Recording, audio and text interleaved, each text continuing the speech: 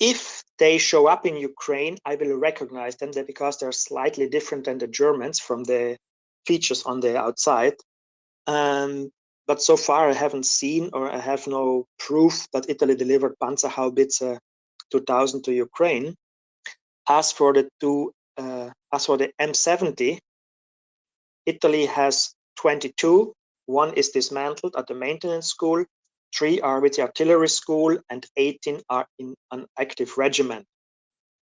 You could probably take 2 out of the artillery school and send to Ukraine, right? But right now, I think Ukraine needs more artillery, a lot more artillery.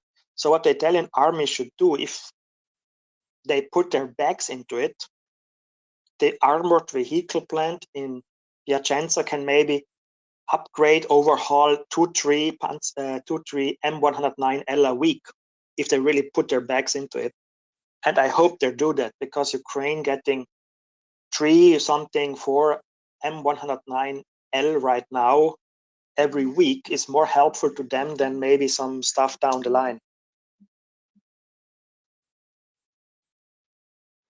No, that's excellent. I will never argue against more artillery myself. With that, we'll go to Kobe, one of our favorite Canadians. Kobe, take it away.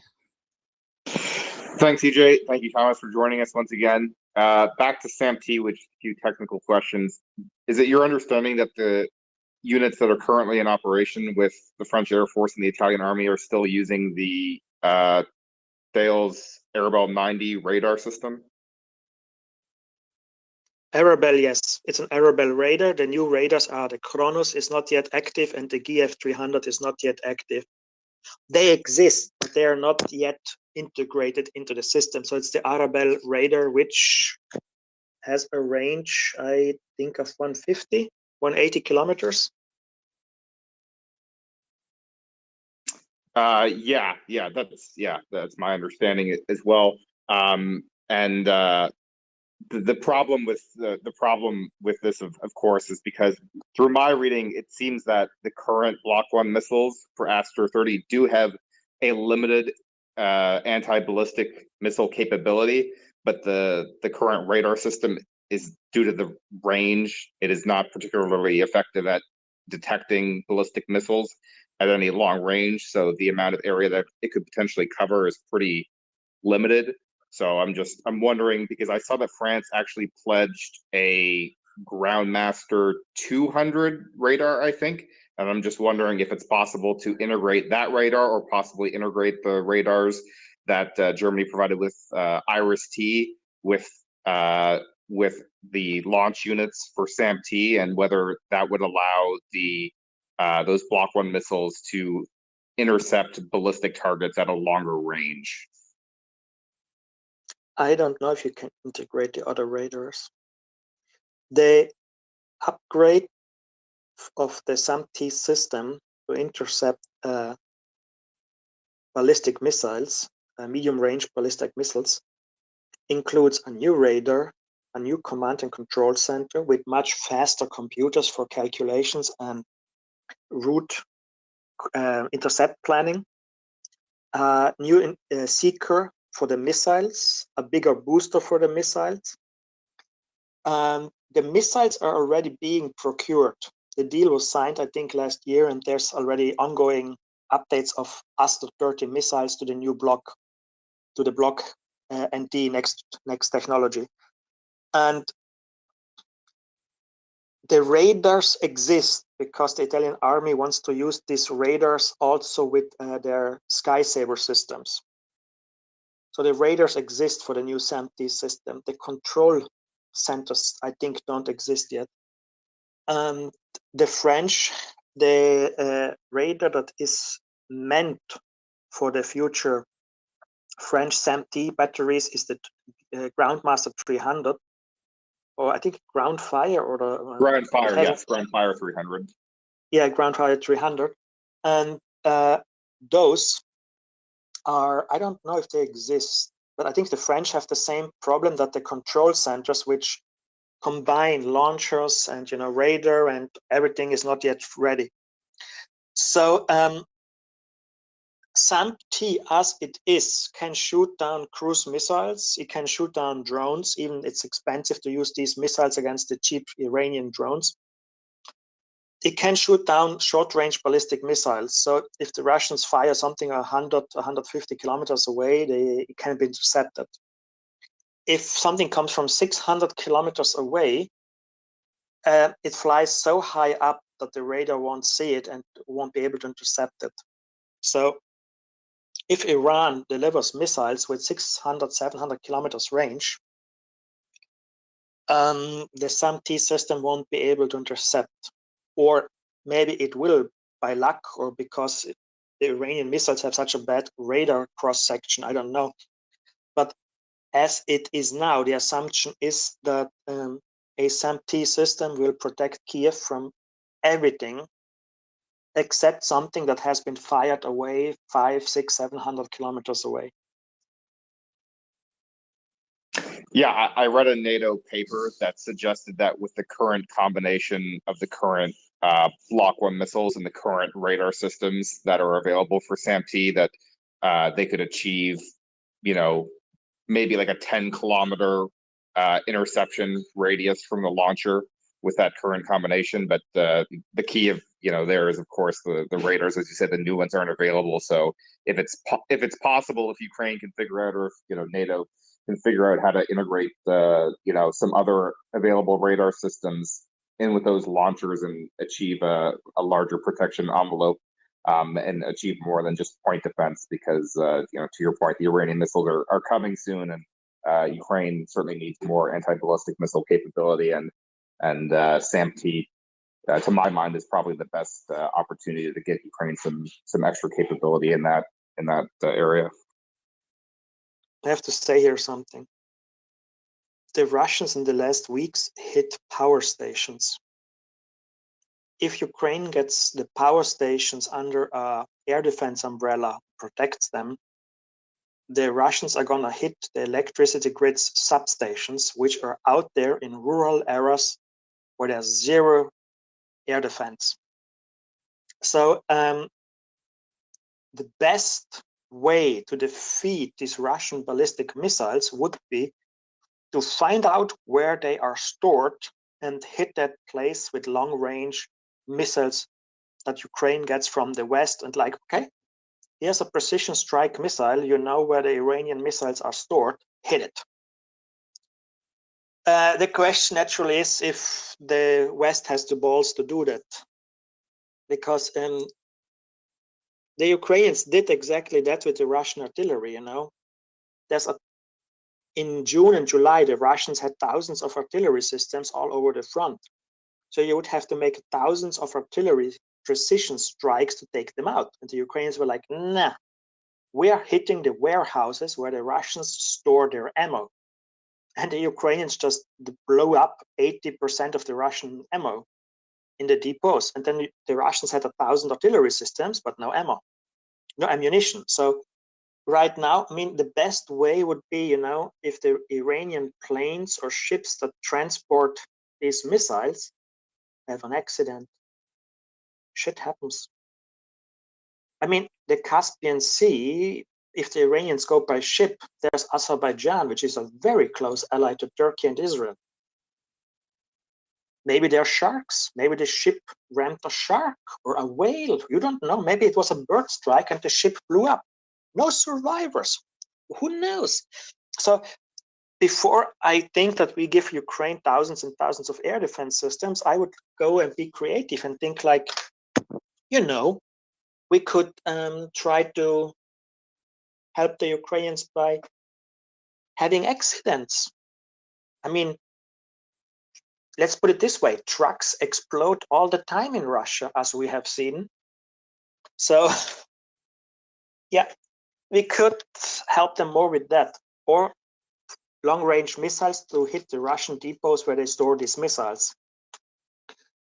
Apart from that, Ukraine is a giant country. I was once driving from Lviv to Kiev, and I was like, this is going to be easy. And I left in the morning and I came around in the evening. I got lost naturally. because everything is flat and looks the same. And yeah, so this is a huge country. You can never defend everything. And since there's power stations and substations all over the country, we also help to give Ukraine the material to repair the substations and power stations, right? Because let's put it this way, if the Russians destroy 20 substations and the Ukrainians can fix them in a day, that helps. If the Europeans start sending electricity to Ukraine, and the Russians will hit substations, but if the substations are destroyed and then fixed in a half a day, it's not a big problem. So we have to be creative, because we can never produce enough air defense systems to cover all of that country. And I think that's what people need to understand as well. Even with these more advanced systems, and the only one I know sort of well is the Patriot missile system, the interception rates that Ukraine are getting are higher than what we would plan off of, because they have a combination of things. Of course, using phone applications. That yes, they're against pretty crappy drones and pretty crappy missiles comparatively, but the amount of success Ukraine has, with basically fighter intercepts and so on and so forth, is due to their incredible skill and their coordination, and more systems would help, but there's still always going to be some that get through. And so with that, Thomas, I want to ask, at the beginning of this week, the Ukrainian government announced that they expect by the end of November, Iranian cruise and ballistic missiles could be coming and could be used against Ukrainian targets. We have a lot of people who are, very concerned about this happening. What are your thoughts if this does start happening, in terms of, I think it's clear what you believe the response should be, but in terms of, do you think it'll change anything significantly in the course of this war? Iranian cruise and ballistic missiles will not change the course of the war. They will just make the life of ordinary Ukrainians much more miserable. They have no battlefield value. It's a pure terror weapon. Putin is like, in Syria, Putin's strategy and Assad's strategy was like this. We can't dislodge the rebels, so let's make life unbearable for the civilians. Because at some point, the civilians will pressure the fighters to just give up the city, and then we put them on buses and deport them all to the border with Turkey. That was the strategy, to make the life for civilians miserable. And there was an idiot who drew a red line, and Assad and the Russians crossed it, and nothing happened. And just today, the Russians and the Syrians again bombed a refugee camp with cluster munitions, because this is still their strategy, to make life miserable for everyone except the ones that are loyal to the regime. That's what they did in Syria, and that's how they killed 1 million people, the Russians and the Assad regime and the Iranians. So it's always these three criminal regimes together. Putin can't win in Ukraine. There's no chance to win. So his plan is now to make life absolutely miserable for the Ukrainians, in the hope that at some point they will give up. And you know what? Mr. Hitler had the exact same strategy with the British. And that's why all the British people today speak German, right? So Putin is going for a strategy that has never worked, except in Syria, because the Syrian rebels never got a single air defense system, which meant they had absolutely no defense, which meant that Assad could fly slow-flying helicopters over cities. Those helicopters hovered over the city, and out of their back, they dropped drums filled with explosives on the city. Give the Syrian rebels Stinger missiles, and Assad's regime would have not succeeded. Ukrainians have air defense. The British 1940 had air defense and the Royal Air Force. So it never works if a country has air defense and an air force. Ukraine has both. So those Iranian missiles will make life miserable for Ukrainians this winter. But it's not going to win the war for Putin. So in short, Putin is like a husband. My wife left me. My wife was happy. I tried to rape her. She resisted. Now I have to kill her. And Putin is at the stage where he goes for the knife. But you know, the wife in this case has lots of male friends, and they're going to beat up the Russians. So it's not going to work for Putin. But the life for Ukrainian civilians will be much more miserable this winter because of Iran. And so any idea that the Europeans and the Americans should sign a deal with Iran about its nuclear programs, this idea was idiotic from the start, because it's again cuddling dictators, licking their butts, sucking their dicks, and pleasuring whatever fucking shit they do. You don't, Western nations pleasuring dictators for a little bit of trade, like the Germans with China, the Germans with Russia, half the world with Iran now, lots of other European countries with Russia. It's stupid, because the dictators, they don't become nice people if you cuddle them. They think you're a fool, you're an idiot, and they can use you. And at some point, they will believe they can drive over you and take over your country and control it. So Iran is in a position to help Russia destroy Ukraine, because America and Europe for the last 10 years looked away how Iran helped kill 1 million Syrian people, helped kill thousands of American soldiers in Iraq, helped in Iraq drive the country in a civil war and in a catastrophe, how Iran turned Yemen into a disaster zone. Everyone turned a blind eye, and now Iran is helping Russia. Iran should have been bombed 10 years ago. But the Europeans and the Americans chose to suck the Iranian dick. And now the Europeans and the Americans are like, oh, Iran is delivering missiles to Russia. Oh my God, but we were sucking their dick so much the last 10 years. Yes, because you were idiots and you made a wrong policy choice. And I'm sorry, I don't agree with Netanyahu on much, but Netanyahu's stick for the last 10 years have been bump Iran, bump Iran, bump Iran, bump Iran. And he has been right for the last 10 years.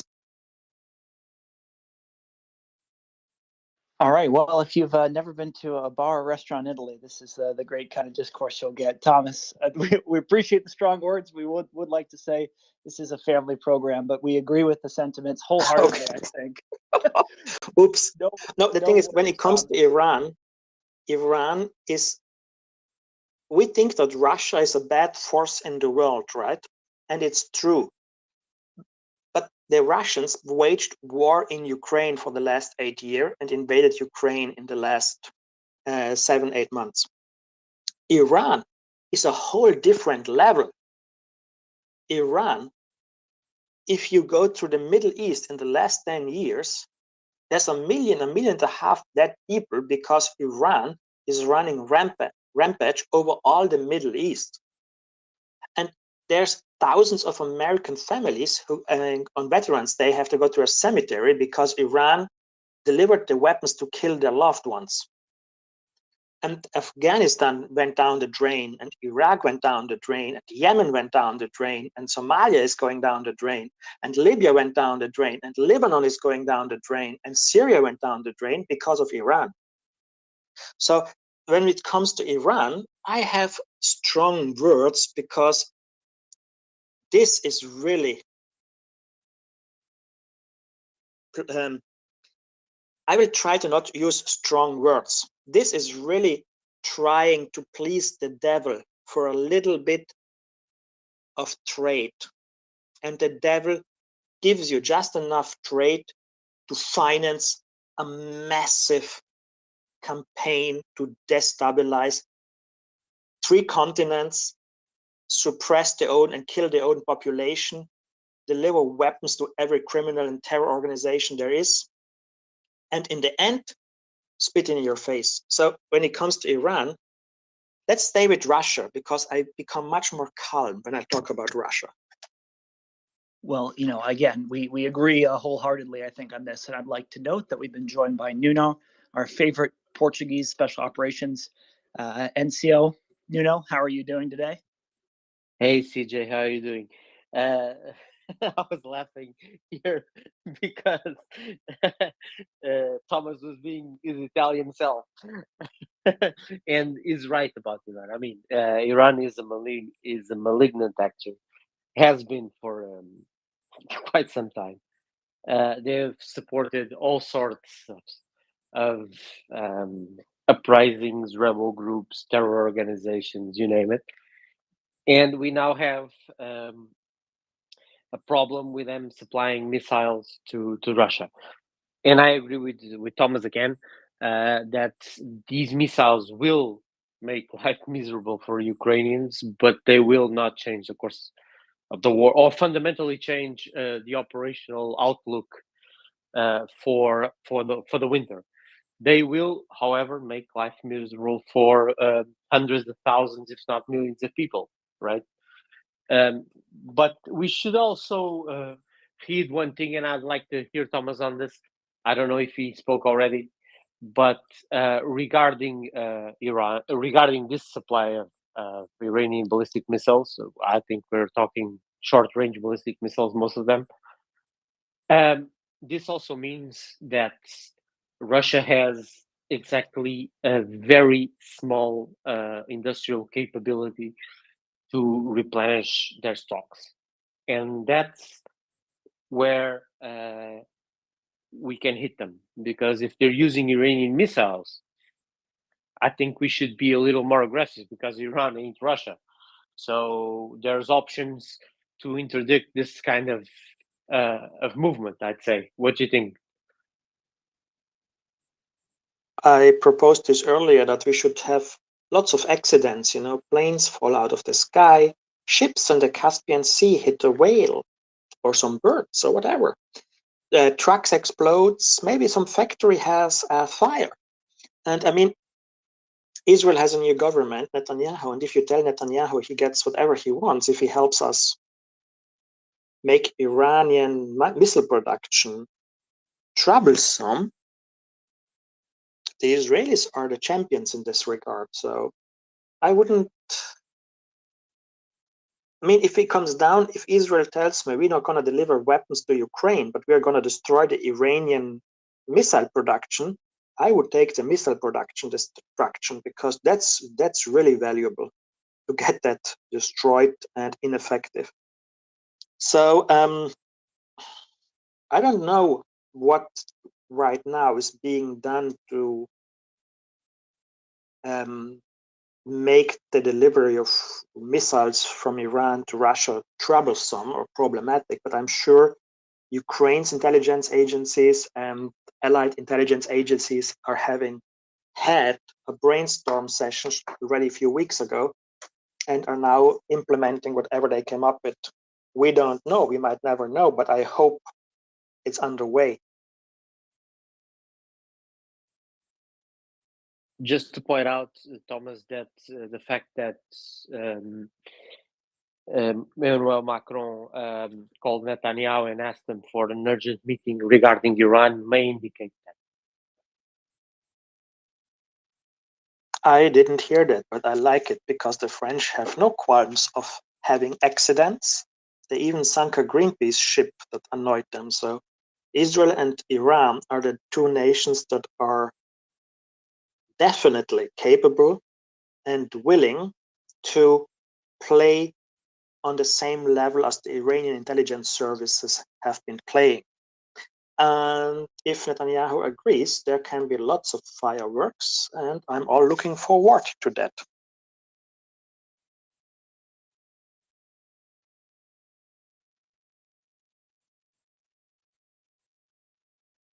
That sounds very interesting to me. We are currently cycling through some people here. We have an incredible amount of requests.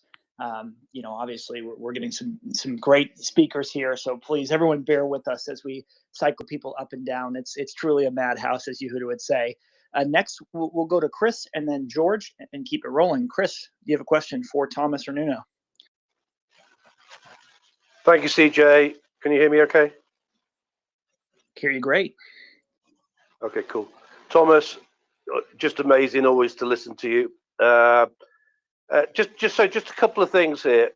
Just observations. I was like looking at the long range weather forecast for Ukraine.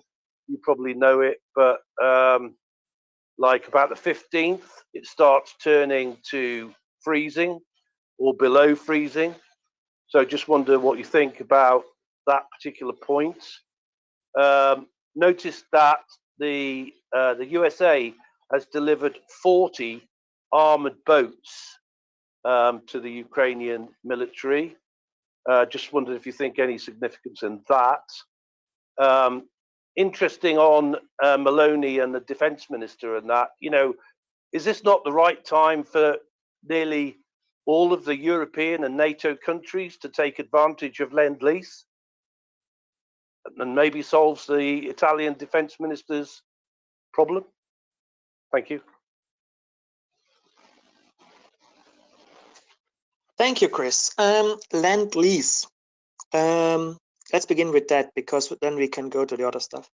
Lend-Lease. The thing is, the Italian defense industry produces almost everything themselves. Why? The Italian defense ministry has a slush fund. In the Ministry for Economic Development, there's $1 billion, nobody knows how much, slush fund for basically, it's something about betterment of worker relations and improvement. So if you look at the name of the fund, you're like, this is kind of some union. It's billions of euros that flow into secret channels to Leonardo to cuddle the Italian defense industry. So Lend-Lease is interesting for countries that want a lot of stuff very quickly and don't have the industrial capacity themselves. In Italy, if the government wants to do something, the Italian defense industry can produce almost everything themselves. And for those things that they can't have themselves, they partner with the US. So basically, the Italian FREM frigates are now becoming the American Constellation frigates. The newest version of the HARM was a co-development between Italy and the United States. So the Italian industry, because it has this fund where basically Leonardo, the biggest Italian defense contractor, says, you know, we really want to develop a new helicopter that, you know, would be able to be sold to militaries. The slush fund is then immediately paying for them to buy 20, 30 something to get development started, and they will find a reason for that, like training helicopters, firefighting helicopters, and so on. And this slush fund has varied from 2 billion to 6 billion a year over the last 10 years. Nobody really knows, because it's about worker relations. They don't have to break it down to you, you know. So that fund means that the Italian defense industry, except for key aspects where they have given up the development of equipment because they say it should be a joint development with other nations, can produce everything themselves.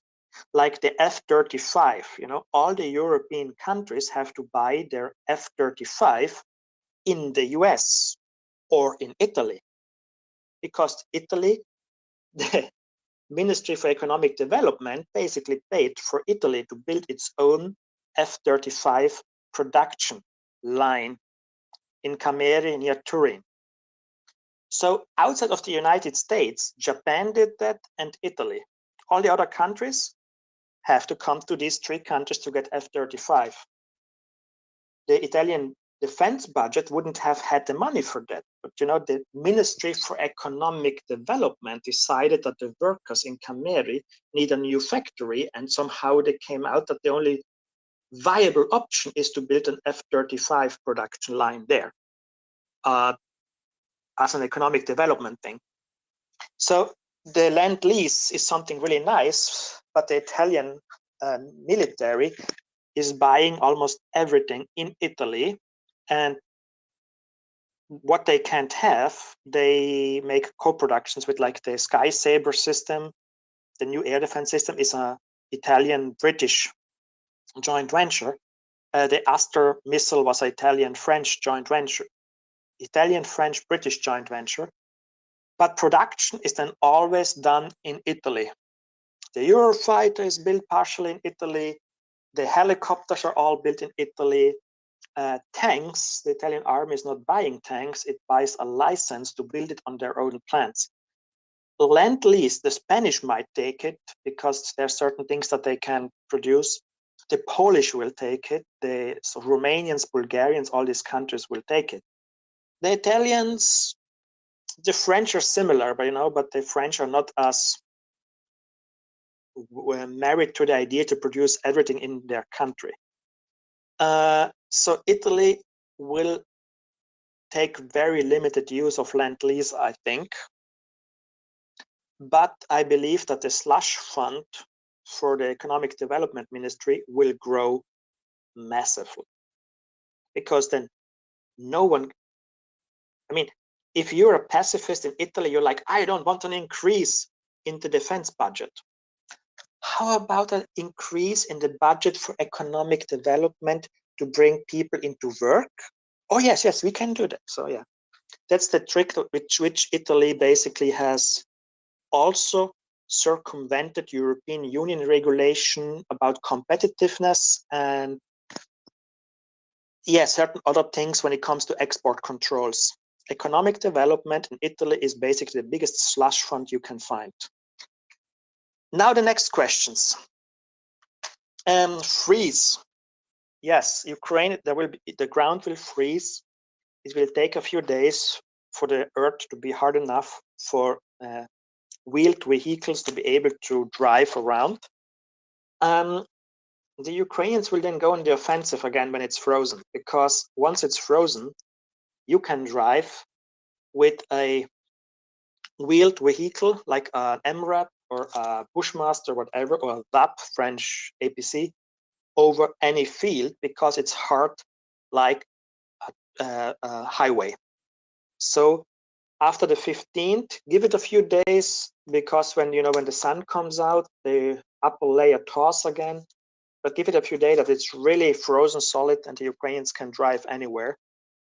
And once they are through the Russian defense line, can just go quickly around Russian positions, deep into the Russian rear, and drive the Russians. I think out of northern Luhansk and out of Kherson will be the goal, to drive them out before the Christmas time of these two regions, because then the Russians are basically down to what they had before February 24th, plus the region south of Zaporozhye. Which brings us to the 40 armored boats. I read that 40 boats, let's say each one can transport 10-15 persons. It's a battalion. You can bring an entire battalion over a river with these boats. Throw in boats that the Ukrainians already got. Throw in boats that the Ukrainians have themselves. Throw in whatever other vessel the Ukrainians can find, and you can transport 1,000 troops over a river. Not tanks, just boats. Now the French will deliver their PGM bridges, which are basically floating pontoon bridges with their own engines. So basically, you can plunk a tank on that and cross a river, and then go back and ferry tanks back and forth. Or you can build a pontoon bridge over a river. So the Ukrainians are clearly getting ready to cross a river. However, I don't think they will cross the river right now. Or maybe not even at all. Because the Russians are fortifying the southern, the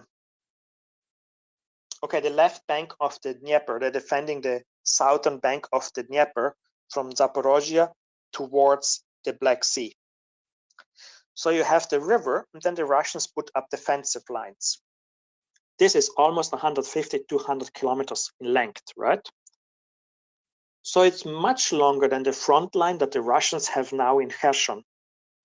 So unless they reinforce this with more troops, the Russians along this riverbank will be very thinly spread. So Ukraine has then two options with 40 river boats. You can make a crossing in force and start an offensive, which naturally is complicating then the Ukrainian logistical situation because you have to transport all the stuff over the river. Or you can use those 40 boats and the thermal optics and the night vision devices you have to just cross the river in 20 positions, 10 positions each night in winter, where the nights are very long and the Russians sit in their shelters or bunkers or tents, and you can cross on a 200-kilometer wide front, the river, and smite Russian positions every night with special forces and light infantry.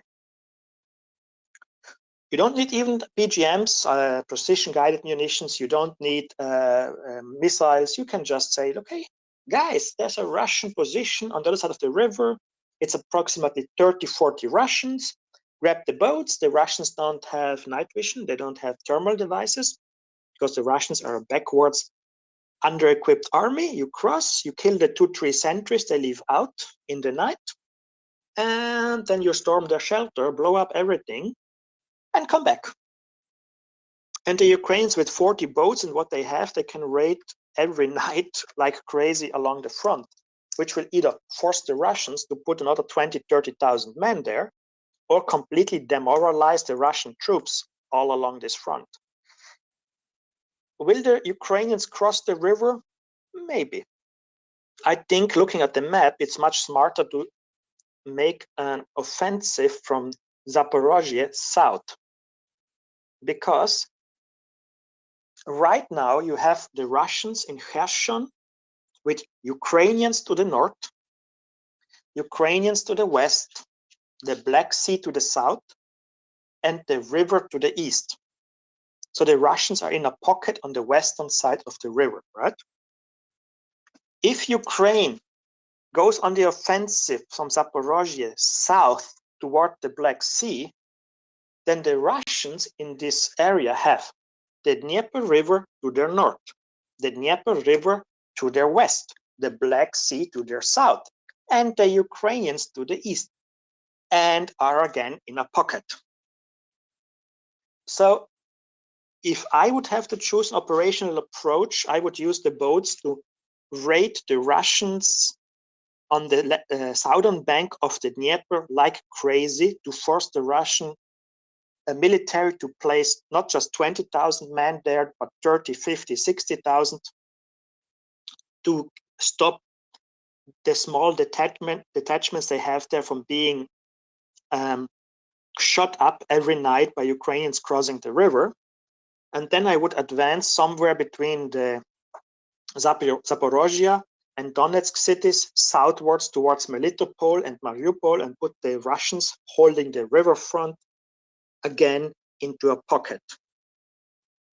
And then slowly squeeze them into a smaller pocket, like in Kherson, until they're tightly packed, and then use artillery to just whack them away. Like, use a weed whacker to whack wheat, and you can use artillery to whack Russians. So it's a pretty simple way to get rid of them. No, that's great. And as we say, cutting the grass is another way to put it, of course. A little bit cold, but in this case, it's what Ukraine will have to do. Nuno, George, Abdullah, Erland, if you don't mind waiting on a second, I'd like to ask Trent Tolenko has joined the space. If he has a question for the great Thomas here. Trent, how are you doing today?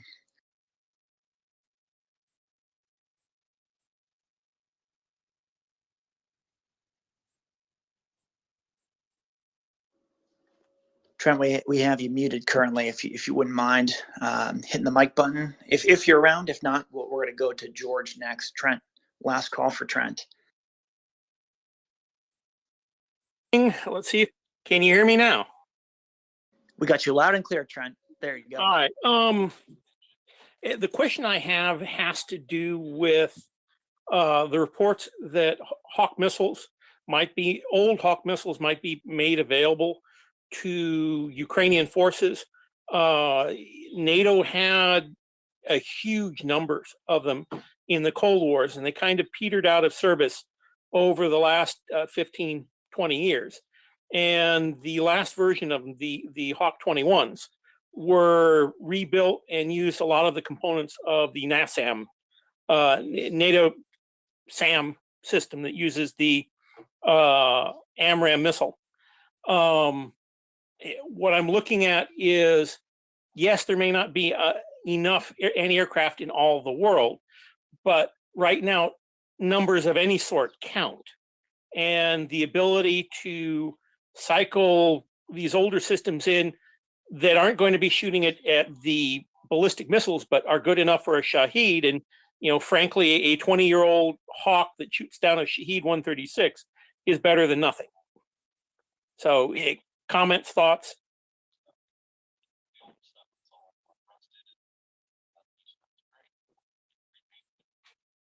Can you hear me? Can you hear me? I can hear you. Can you hear me? Yes, I was for a second there. I thought I was out of it. Okay. I heard your question, Trent, but I couldn't answer first. Okay, the Hawk missiles, yeah. Using them instead of having them in storage makes sense. Still, a Hawk 21 is an overkill for a Shahed, which is basically a lawnmower with wings. So we have to find a cheaper way to shoot the Shaheds down. But in the end, if the Hawk missiles are in storage and nobody is using them, ship them to Ukraine. The Germans have them, the Spanish have them, the Italians have them, the Greeks have them, the Turkish have them, the Danish had them, the Belgians had them, the Netherlands, the Dutch had them. The French, I don't know. They all had Hawk missiles and thousands. So if there's still some around and they've worked, ship them over, because those missiles, they're overkill for a Shahed drone. But if it's just in storage for another 10 years and then it's being dismantled, it's better to use now in Ukraine. That said, the West has dropped the ball on anti-drone defense, because shooting missiles at drones is an extremely wasteful, expensive way. Things like the Gepard, the self-propelled anti-air artillery guns, is the way to go, because a 35mm or 57mm ammo is so much cheaper than a missile. Yes, you need a lot of those, because a missile flies 10-15 kilometers and the Gepard has a range of like 3 kilometers. But the missile is just 100,000, 150,000 a piece. So the best way forward would be for the Europe nation, just grab what the Germans built, this Skynex thing. Basically, it's a box you can slap on a truck, on a tank, on a striker. You can slap it on a building. You can put it on a ship. The thing is self-contained. As long as it has energy, the radar goes on, and in the surrounding 3.5 kilometers, it will just shoot down any drone that comes near, which it doesn't recognize. Ukraine would need these systems. We have way too few in Europe. We have almost none. And Hawks are good to be used in Ukraine now, because it's better to use them than to have them in storage. But long term, the West needs to completely rethink how they defeat drones. We will need to have hundreds of self-propelled anti-air guns like the Gepard on trucks, on strikers, and everything. And what we also need, the active protection systems of tanks that the Israelis developed and brought to perfection can defeat anti-tank guided missiles that come at the tank with 1,000 kilometers per hour. They can defeat artillery rounds that come in. All those active protection systems for tanks, they need to be upgraded to be able to defeat loitering munitions, kamikaze drones, suicide drones, because these are so cheap, the ammunitions that these active protection systems use, that basically if a tank has it and a drone dives to destroy it, the system that can defeat an anti-tank guided missile can easily, if it's programmed to recognize and look for and detect and engage, easily destroy the loitering munitions. So the West really needs to do this, and ASAP. We don't have any moment to waste. And you don't just have to put it on tanks. The Ukrainians lost two M109L, I think it was Norwegian ones. So two M109 GN Norwegian self-propelled howitzers this week to Russian Lancet suicide drones. Every NATO vehicle that is valuable needs in the future to have an active protection system that scans continuously for suicide drones, because you don't see them, you hear them too late, and be able to engage them and shoot them down. Because if your $15 million Panzerhaubitze 2000 doesn't have that system and can be taken out by a $50,000 suicide drone, you're doing it wrong. You need to slap $1 million in active protection system on that Panzerhaubitze 2000 to keep it safe from loitering munitions. Or you have to build a Gepard, which costs not $1 million like an active protection system, but costs like 5-6 million, and put it next to the Panzerhaubitze. But you can't put a Gepard next to every self-propelled howitzer and tank you have. You just have to go for active protection systems.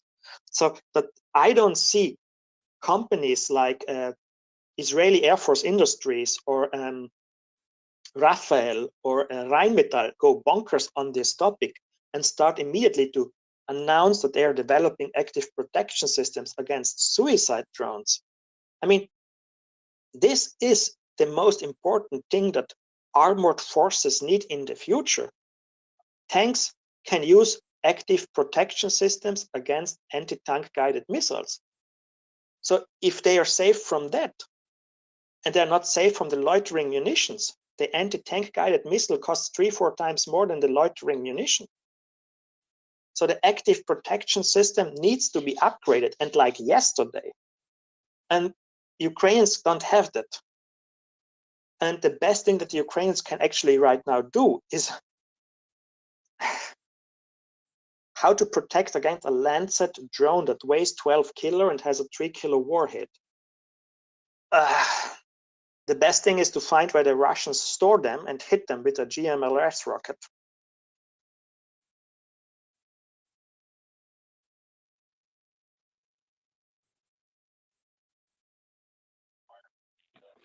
I have very little to add to that other than back when I was plugged into the U.S. military's procurement system, the U.S. military looked very closely at microwave weapons to deal with swarms of drones, and the problem was political in getting them procured. Basically, there wasn't enough money for all the right congressional districts to get that sort of weapon, and it didn't cause drones to go explodey and make a big smoking hole in the ground. So they could not get the congressional staffs in the legislatures here in the United States interested in the weapon. This is pretty much the same weapon that you see at mill standard address being shown as on the back of Stryker vehicles. Microwave weapons work, but you've got to have people willing to invest in them. That is, legislatures, and the ability of Western legislatures to properly evaluate the drone threat has been lacking. So I agree with almost everything you said regards the need for guns right now to counter a threat. And the way I look at it is this: a $3 million Patriot missile buys 150 Shahed 136.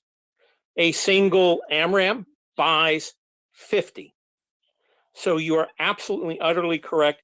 It's got to be guns, and I'll point to microwaves as a weapon, and I'll leave you to the rest of the discussion. Thanks, Trent. Microwave weapons definitely will work. But then we have again the problem that it's on one vehicle, and if that is not near enough to the other vehicles, how to protect them? So I think we need guns, we need microwave and laser weapons, and we need missiles, everything layered to get these drones down. And we need also the active protection systems. We don't need jammers, because I mean, there was a discussion in the Italian military if they should invest in jamming drones. And then someone said, if we jam drones, they lose their connections with their operators. And the moment there's artificial intelligence drones that are just sent into a grid, and then in that grid, look for targets for 2 or 3 hours and have a database of targets that they should just hit, we can't jam the connection anymore because the thing is autonomous. So they think the Italians invest in frying and in guns. So the future, what Italy thinks, is that they will have active protection systems on their tanks at least, and they will have to build, when the army has a program to acquire 679 armored vehicles in the next years, if there's funding. And of these 679 vehicles, almost 150, that's a fourth almost, should be self-propelled anti-tank guns. Because the army has this idea that they will use 76 millimeter naval guns, because those naval guns can also fire armor-piercing shells, high explosive shells, airburst shells against infantry. They can lob high explosive shells 16 kilometers like artillery at high fire rate. And with that range of 8 to 10 kilometers, one of these 76 millimeter systems can take down cruise missiles and anything that flies basically in the radius of the gun. And in parallel, they're discussing also systems with 35 and 40 millimeter cannons, because let's put it this way, if your army has 200 tanks and you lose half of them to suicide drones, you're really, really, really, really at the end. So microwave lasers is a one go, active protection systems is a go. Lasers, I would love to see lasers, because then you can just heat them and fry them out of the sky. Whatever you do, but the lazy approach and the slowness that the European armies are showing, I mean, the lesson was clear after the Armenia-Azerbaijan War 2020. And I guarantee you the Iranians and the Chinese were like, we need to build 1 million drones. You have an American aircraft carrier and there's like 1,000 Shaheeds or something similar coming at that aircraft carrier. Even if you shoot down 800, the 200 will put the aircraft carrier out of service for a few months to fix all the holes, the small holes, but the many that they caused. So there needs to be anti-drone tech, and it needs not to be jammers. It needs to be something that damages them physically. I hope that was enough explanation now, because we could go on for drones for 10 hours, and because it's a topic that in the future everyone will have to face. Well, I'm not going to argue with any of your thoughts here. I'm going to leave it to others to ask questions. I think we've both made and beaten this particular horse, made the point and beat this horse to death. I think we couldn't agree more. This is one of the things people ask, why aren't more air defense systems given to Ukraine? And it's just a matter of that. It's not just an issue for Ukraine. It's an issue for everyone else, sort of wargaming what comes next. And the reality is the future is here now, and it's going to be pretty brutal. So I think we're all on the same page there. Nuno, would you like it to add to this at all, or ask something else? Yeah, just points regarding this. I agree with both Thomas and Trent, of course, on this. And I'd say, and I've said that one of the key takeaways we can now ascertain from this war, because there's going to be a number of takeaways from this war, but it's way too soon for any of that.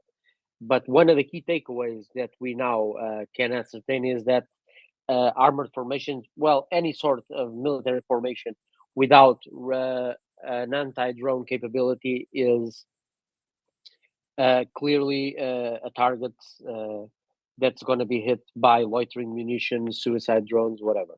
So that's one of the, let's say, one of the bottom line results we've seen from, it's the glimpse of future warfare that we are seeing in this war. Now, I agree with both Thomas and Trent regarding, obviously, that guns is the way, be it the Automalara 76 millimeter, Rheinmetall's 35 millimeters, but guns is the way. We need to shoot down these things in a cheap way. You cannot use missiles to shoot down drones because it's not logistically and economically sufficient. And the reason Thomas points out that no one is looking at this and no companies are invested in this, and this is the point I wanted to make. We need to strong arm defense industrial base companies.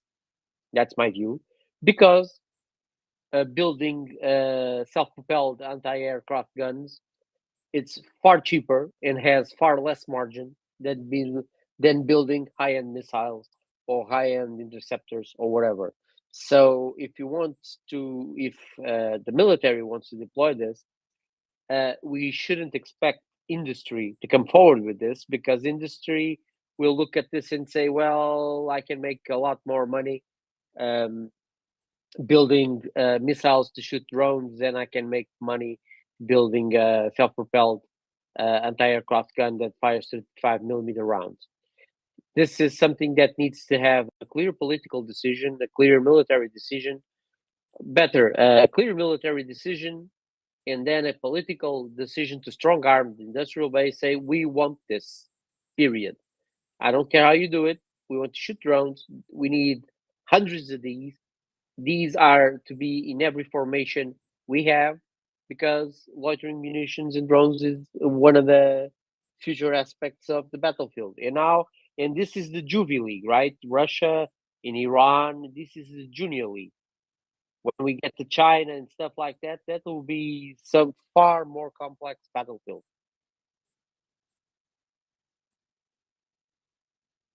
I think we all couldn't agree more, and it is such an important topic and definitely worth the time. But with that, I want to go to George, who's been waiting quite some time.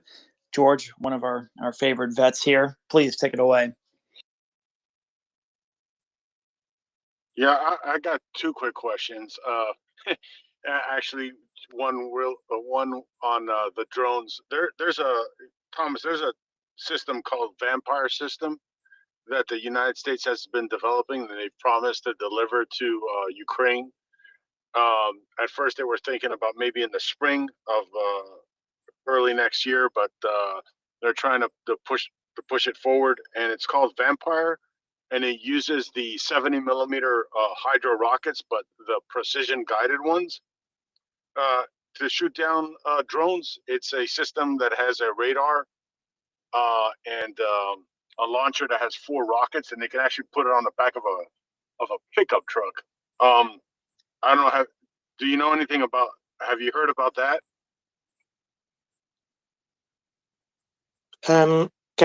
Yeah, I heard about the Vampire system. I think it's a great idea because 70 millimeter hydro rockets are cheap, abundant, and you can use them.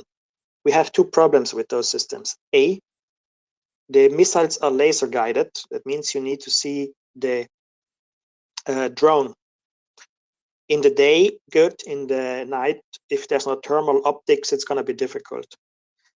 No radar. That means there needs to be a radar in the unit that guides the trucks with the Vampire system to where it can hit the drone.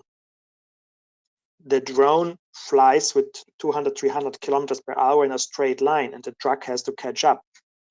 Not that easy. I think the Vampire system will be best suited for point defense. Like this is a power plant. We put on each corner a Vampire system, and in the middle a radar of the power plant, on top on the roof, and protect the power plant with this system. Because out on the battlefield, if you have to chase a drone in a truck and hit it with a laser, it's going to be difficult. So let's say you know the Russians like to attack this power plant, and you put 2-3 vampire systems there, and a radar who tells the operators, attention, there's drones incoming from that direction, they will be here in 5 minutes.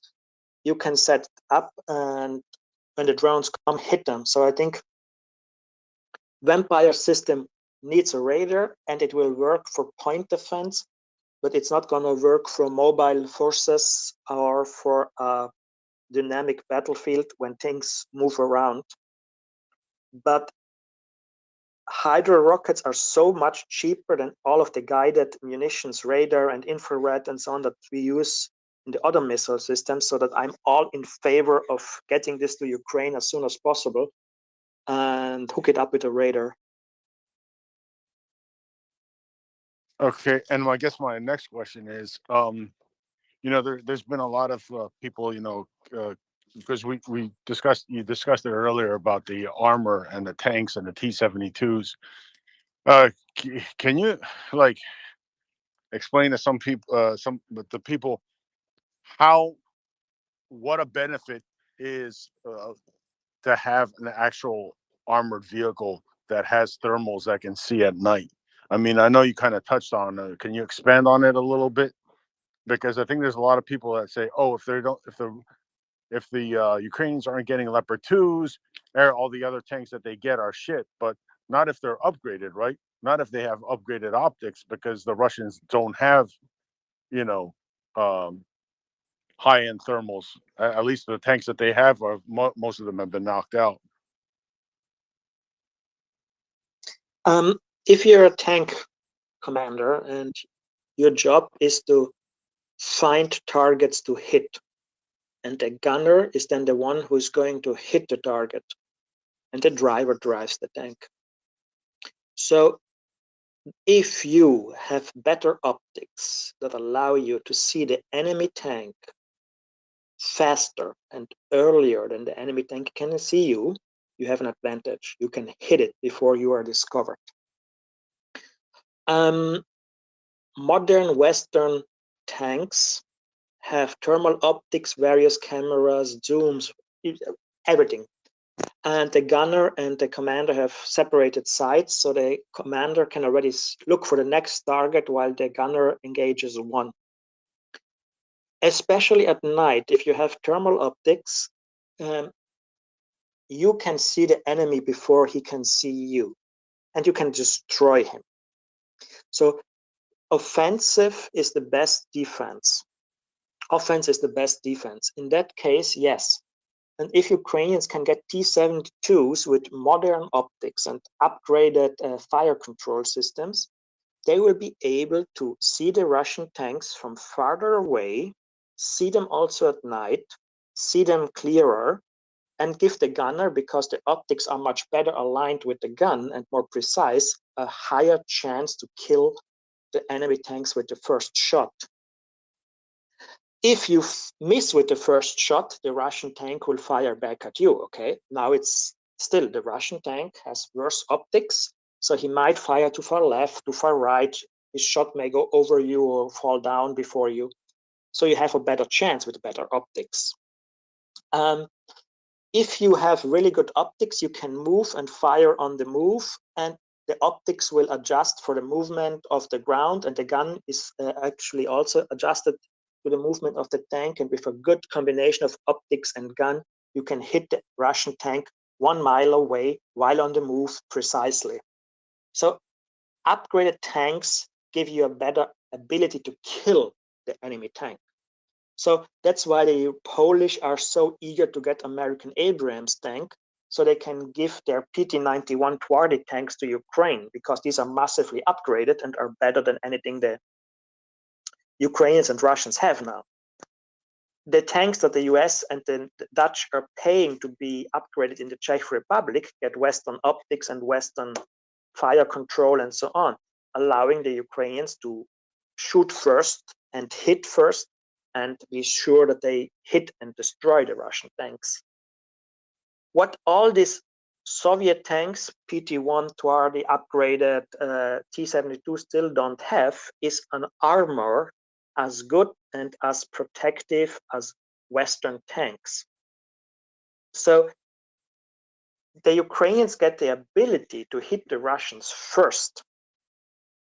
But if the Russians manage to shoot back because the Ukrainian shot misses, or the Russian tank just moves, or a second Russian tank is there, then the crew in the Ukrainian tank is at the same disadvantage of armor as the Russians. Because all the Soviet tanks were built like this. The tank is expendable, the crew is expendable. We just need to build a lot of them and cheaply, because if we throw 50 tanks at the Americans, which have just 10 tanks, even if the American tanks are better and shoot down 40 of the 50 Russian tanks, there are still 10 American tanks against 10 Russian tanks. And yes, the Russians just lost 120 tank drivers and gunners and commanders, but they don't care, because humans. There's a joke about Russia. In Russia, life cheap, toilet paper. In Russia, life cheap, toilet paper expensive. That's how the Kremlin sees it.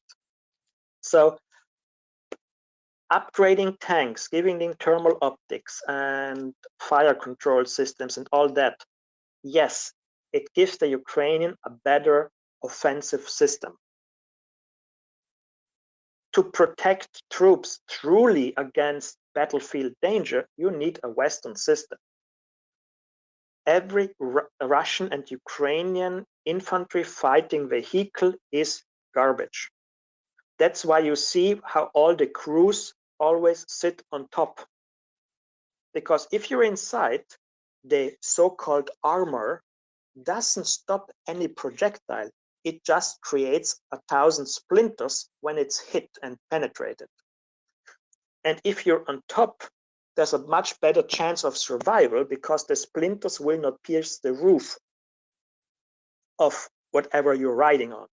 So the Russians and the Ukrainians, you see them, they ride on their BMPs and their BMDs most of the time, because it's safer than inside. If you get a Bradley, a Puma, the new German KF-41 Lynx, or a Swedish CV90, you sit inside, because it's so well protected that, unless you get hit by a tank round point blank range, you're better inside and will survive inside. So what NATO is giving Ukraine now with upgraded tanks is a better offensive weapon. What Ukraine really wants is a better way to protect its troops, because Zelensky and the Ukrainians, they value life. They don't want to see Ukrainian soldiers die. They just want to kill the Russians while preserving the life of their own. The Russians are like, we should kill Ukrainians, and if we lose 1 million Russian men at that, whatever, we don't care.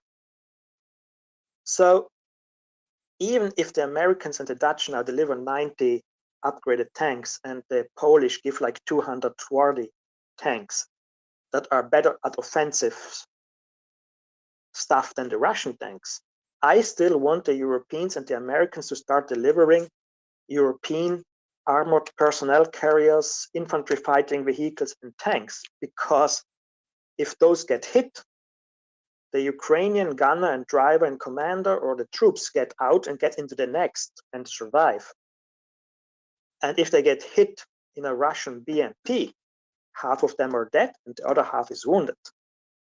That's why I'm so hoping and arguing for Western armored vehicles for Ukraine.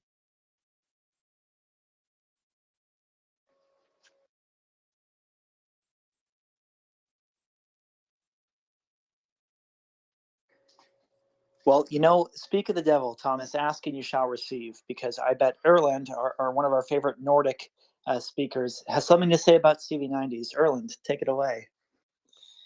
Thank you, CJ, and grazie mille, Thomas, per essere qui con noi stasera. CV90s, absolutely. I've been trying to push a little tweet campaign for the CV90s. One of the reasons is because I know the Swedes are in the consideration phase of what they're going to send. There's been a lot of talk about the Archer. I see the Archer as a great addition, but a kind of a postage stamp thing that the Swedes can send. The CV90s would definitely be what would make the most difference on the battlefield. I've been around the CV90 a lot, and even been inside it, and it's a great vehicle. It supports, as you said, a lot of people around it because of its sensors, because of its amazing sights. Moreover, the strongest gun an infantry fighting vehicle of Western armies have a 40mm Bofors, which would definitely do a lot of damage, especially considering its range and the sights and sensors that it has, and definitely as well the up armored armor that it has compared to any of the Soviet style vehicles they have. We definitely need to break the Scholzing, as we say it here. We need to send modern armor to Ukraine. I'm happy about sending M113s to Ukraine, but that's more of a support vehicle. So it's not an infantry fight vehicle. Anyways, I want to go a little bit back to something that you mentioned earlier. You mentioned Italy and how it's spending its budgets, investing in a second and then a third carrier for its navy. As an army, like I'm a fellow ex-army soldier, and how do you look at the spending when you see spending in such a vast quantity on a navy, which looks like it's being scaled for some kind of expeditionary force, compared to the amount of money that it takes to modernize, for instance, the Italian army? We have the same experience here in Norway. I mean, we had enormous spending on frigates that failed, on F-35s, enormous budgets being spent on that, and cuts, on the other hand, on the spending on upgrading the army, and especially the what you mentioned, the umbrella defense of army units. I mean, the air defense capabilities that an army needs to be able to move around. I mean, we even have our own developed NASAM systems, but we couldn't even afford having extras in reserve, because the F-35 basically ate up all the budgets. But we developed it and it's there, but it's basically we can't even afford sending an extra one to Ukraine without building it from scratch. Unfortunately, we committed to the NASAM's effort by training more than 100, or about 100 Ukrainian soldiers on the NASAM's 3 system. But I mean, we should have sent these things in March, and all these spending on Navy, on F-35s, while being very neglective of army spending. Is it a pattern around Europe? In Italy, is it a pattern, or am I wrong? You're not wrong. The best example is that the UK spent on 2 aircraft carriers, and spent on such huge aircraft carriers that now they can pay for the fighter jets that should be on those aircraft carriers. So they decided that the Royal Air Force is getting F-35Bs instead of F-35As like all other air forces, so that the Royal Air Force F-35Bs will then be the fighters on those aircraft carriers. And then they figured out that those are less capable than the F-35A. They cost even more, so they can't buy as many. And now the British are like, can the US Marine Corps lend us some fighter squadrons? Because, we can't put fighters on the aircraft carriers we basically ruined our military for. So yes, you're right. There's some completely ridiculous spending going on where you're like, the Germans bought frigates and we're like, you know what? A frigate is a warship. And our frigates don't need anything to fight submarines, anything to defend against submarines, and they don't need anything against airplanes and fighter jets, and certainly they don't need anything to attack airplanes. So yes, we put a gun on it and a fitness room. And it's like, they don't even have a diver sonar. So these German frigates, if they're in a harbor, someone can just jump in the harbor, swim, a diver, swim under the water to the frigate and put a limpet mine on the frigate and sink it. So there was a complete nonsensical spending in Europe in military terms for a long time, which is now being corrected. I mean, Sweden didn't have a proper air defense system like until a year ago. It was like, yeah, you know, nothing is going to happen. And now they have Patriot. Hallelujah. Italy is spending on the Navy for two reasons, because the Italian shipyards are huge and they need a lot of deals to keep people in the job. And what the Italians do, it's like, let's build 10 Fram frigates, and then they're like asking around, any country wants one? And as happened now, the last two Fram frigates were sold directly after being finished to Egypt. And the Italian Navy just gets two new ones that are now being built. They will come a few years later than expected.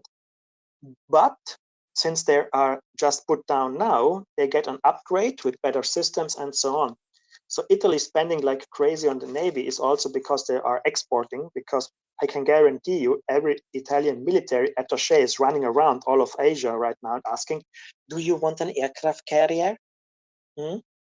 Because if Italy can sell an aircraft carrier to some Asian countries, they will do it and then just start building the next for the Navy. And if no one wants it, then, well, the Italian Navy is going to have 3 aircraft carriers and 3 helicopter carriers and 6 air defense destroyers. And how many frigates, I don't know, because deep down, they want to fight China in the Pacific with the US. No Italian admiral will admit it, but they're like, yeah, that would be fun. So Italy is spending on the Navy like crazy, because to keep people in the work, because the Navy wants to have an expeditionary capability for all the world, and also because they are trying to sell it. And I mean, they just sold 20 Fram frigates to the United States Navy, and that's going to be just the first of many more. They're building them now at the Great Lakes in the US, and they sold to Indonesia, they sold to, I don't know what else. And they're selling to Qatar and to Algeria and so on. Same with the F-35. The Italians were like, you know, we should buy as many F-35 as we can so we can get the production line to Italy. And now it's like the Swiss are like, where do we buy our F-35A? In Italy. And the Finnish are going to buy them in Italy as it looks now. And the Dutch are buying some in Italy. And that's how the Italians roll. They just invest what they can export. And one problem with the Italian military is that the army doesn't want to export. It needs all the stuff it can get for itself. So the Italian army, if they would develop a new tank, they wouldn't export it. They would, like the Israelis or the Japanese, keep them all for themselves, because they need every single one of them that they can build, because the factories have a limiting production capability.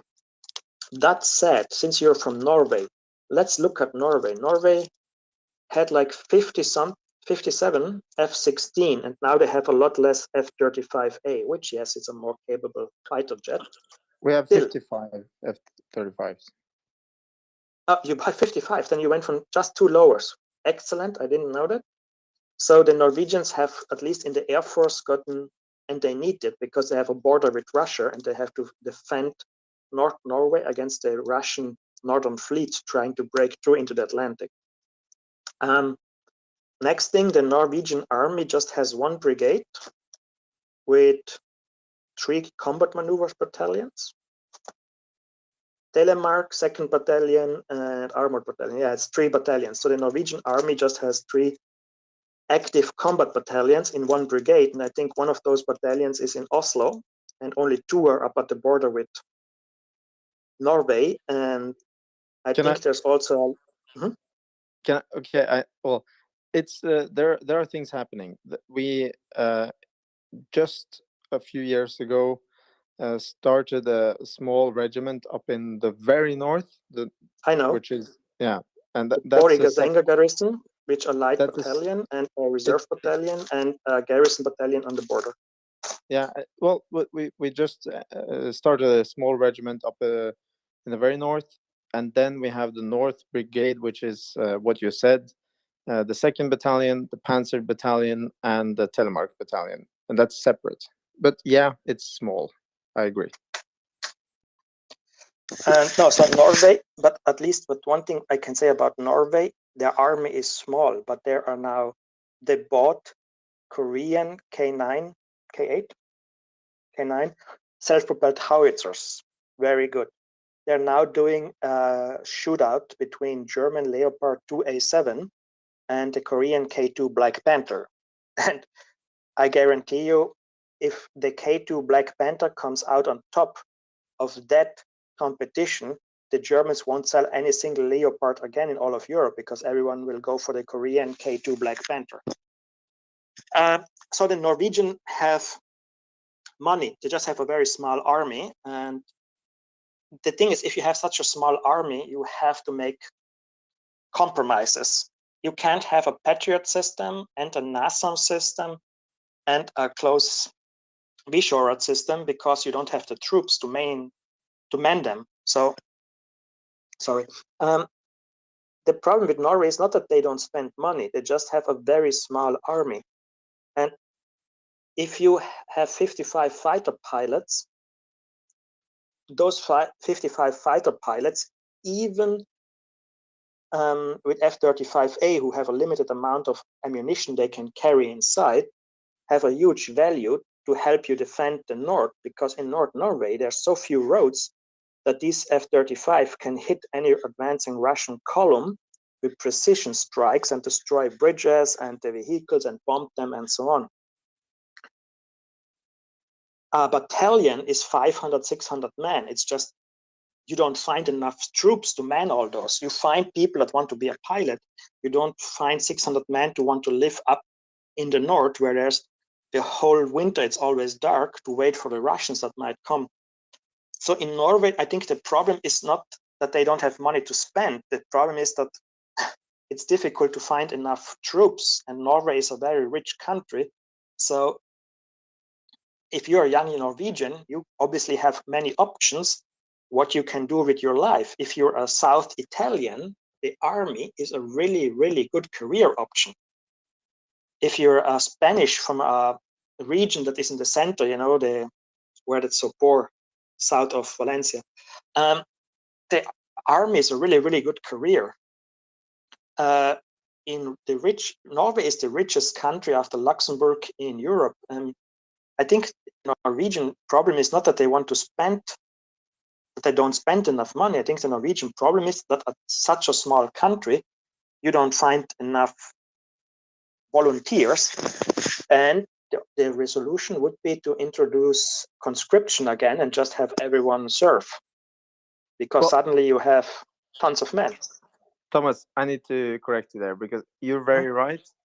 We have a lot of money, but we have conscription service, and basically we don't have enough money in the army to man all the positions of conscripts that are motivated to enter the army.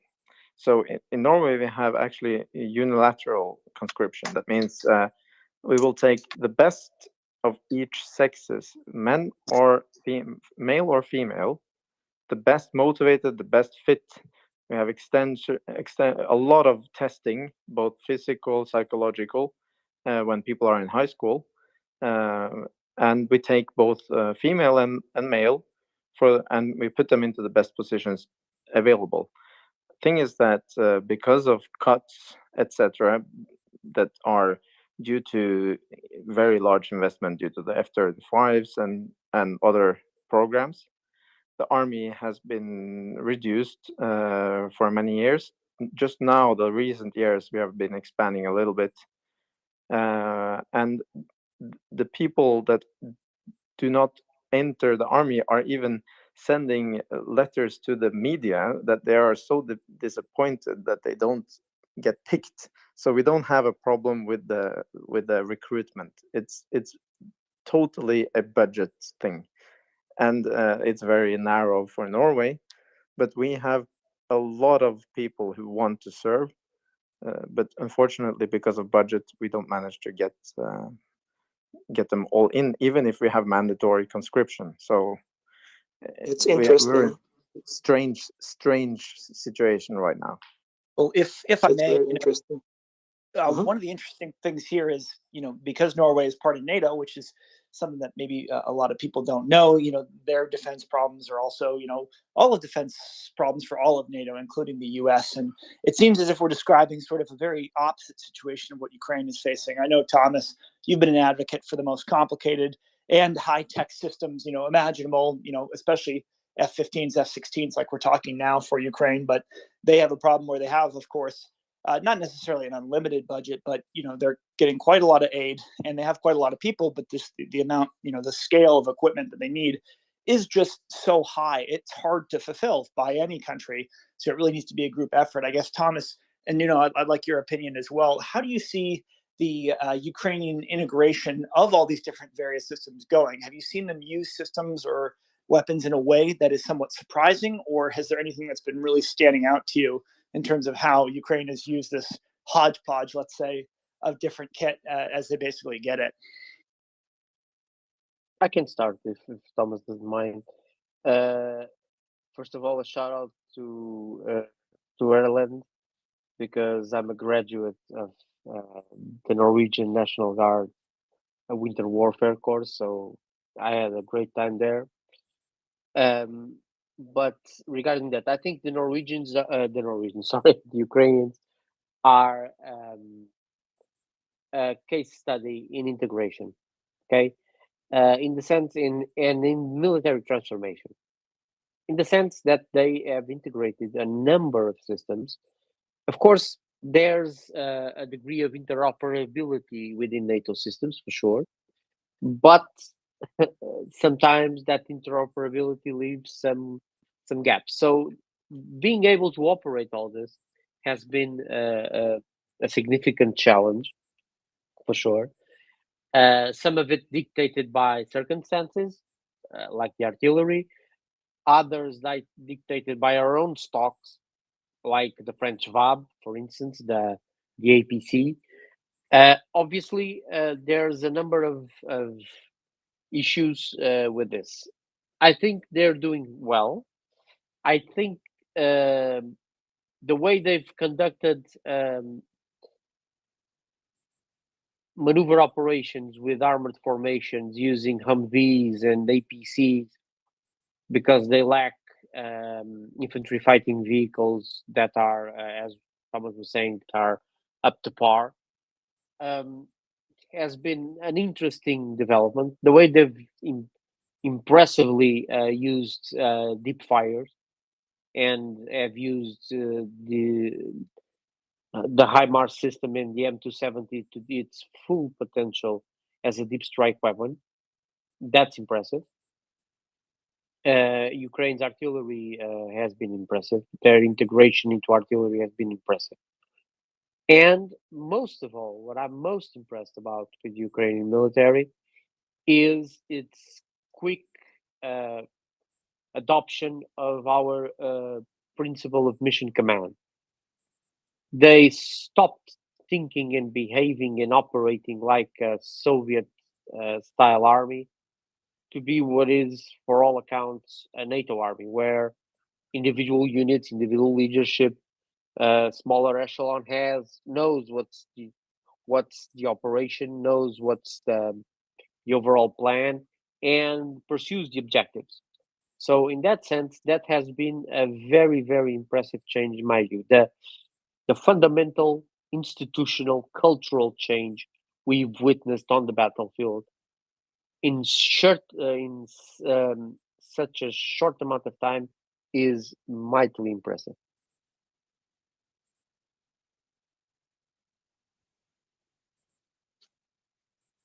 Yes, I agree with Nuno. The Ukrainians have impressed massively by how they waged this war and how much autonomy they give their junior officers to handle options and targets on their own. And the Russians are very rigid. I mean, the Russians do everything by the book, because if a Russian officer can say to the high command, I did it as ordered, exactly as ordered and by the book, he is safe from any repercussions. And in Ukraine, they're giving basically the Ukrainians much more leeway, the officers, to achieve the goals in the time needed for the offensive operation to succeed. So the Ukrainians are very much a NATO army in this regard. As for the equipment, the Ukrainians, I think, kept the equipment more or less together. So they didn't give 6 Panzerhaubitze and 6 Krab and 6 M109 to one brigade or one battalion. They tried to keep that in the same region. So basically, I think the Panzerhaubitze are mostly in Kherson and the Krab are mostly up in Zaporozhye. So they tried probably to keep that a little bit grouped together. The thing is that Ukraine has one advantage. If something breaks down, and they can fix this, they can put it on a truck and ship it to Europe where it can be repaired safely. The Ukraine's got an immense amount of various equipment, and lots of it will break down. That's just the nature of things, because these things are not going on safe roads and nice speeds. They're going over rough terrain and so on. The logistics means that you need a ton of spare parts, you need a ton of different ammunition, and you need a ton of different, for example, the primers for the artillery systems are different, but that can all be managed. Because in the end, it doesn't matter. The Ukrainians have 1 million plus men under arms, and if you're like, okay, so there's different primers, you can put 5 men in an office somewhere in Dnieper and tell them, these units have these primers and these have these, and you guys just drive, because there's enough Ukrainians troops that can handle the logistics. The Ukrainians don't have 1 million something troops on the front. They have a few 100,000 at the front and 500,000 in the back as reserves to protect the country, to guard infrastructure, to fight drones, and 100,000 in logistics. So yes, it would be preferable if Ukraine just got one artillery system and just got one, air defense system.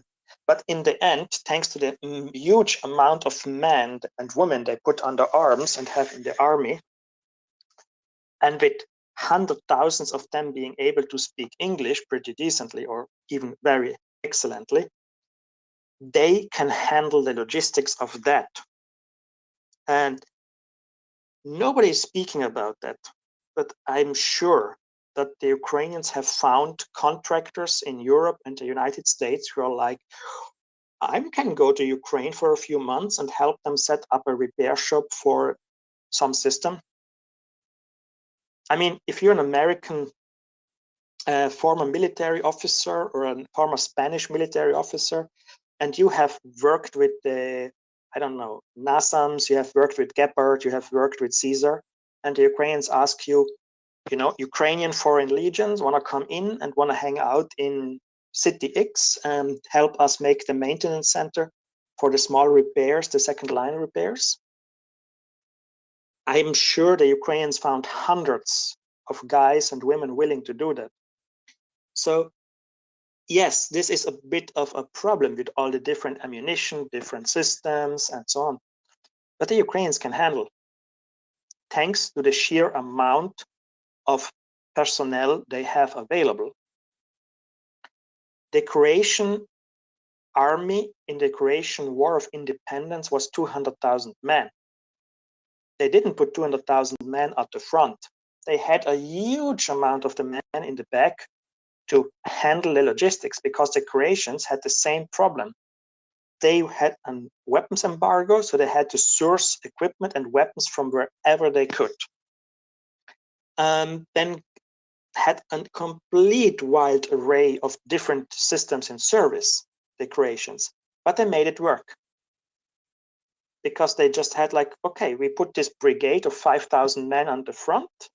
Before the war, this brigade had 500 people in logistics. Now it's 1,000. And with that, they handled all the problems that the diverse systems brought to them. And the Croatians are a beautiful example for the Ukrainians, because the Ukrainians are certainly doing the same. So you have HIMARS. Okay, the HIMARS sometimes breaks down the truck. You don't want to ship a HIMARS because some little thing broke in the engine or in the gearbox to Romania or to the US to fix it. So you put up some repair shop with spares that you have from the US somewhere in a Ukrainian city, in a small garage, in a small town, but the Ukrainians don't know how to fix it. Well, they need one American former non-commissioned officer or officer who was dealing with repairs of HIMARS, and he comes in. And then he can train 50 Ukrainians, and he can train 100 because the Ukrainians have enough personnel for that. So the wild difference in systems, I don't think is a problem. It's a problem if you have a small military. If I have a military of 100,000 men and I have 5 different tanks, it's a catastrophe because I don't have the personnel to maintain all 5 different tanks. If I have a military of 1.3, 1.4 million men and I have 5 different tanks, I can throw 5,000 men as maintainers at this problem to keep them all going. And with each tank they repair, they learn more. At first, they don't know how to fix them well. There were contractors going around in Iraq doing all kinds of jobs, and now you have a much safer job being an instructor on maintaining equipment in Ukraine, and you probably get paid very decently through European or American funds or Ukrainian oligarch funds or whatever. So I don't see any problem here. If you throw at Ukraine another 10 different tanks, they will handle. If you throw at Ukraine 5 different fighter jets, they will handle. Yes, the Ukrainians will have to train their pilots on 5 different fighter jets, and these need to be maintained. Sure. As a Swedish Air Force has, I don't know, 1,000 maintainers, and if they give the Ukrainians the Gripen, the Ukrainians can say, you know what? We get 50 Gripens, we can throw 2,000, 3,000 men as maintainers on this. No problem, because we have the personnel.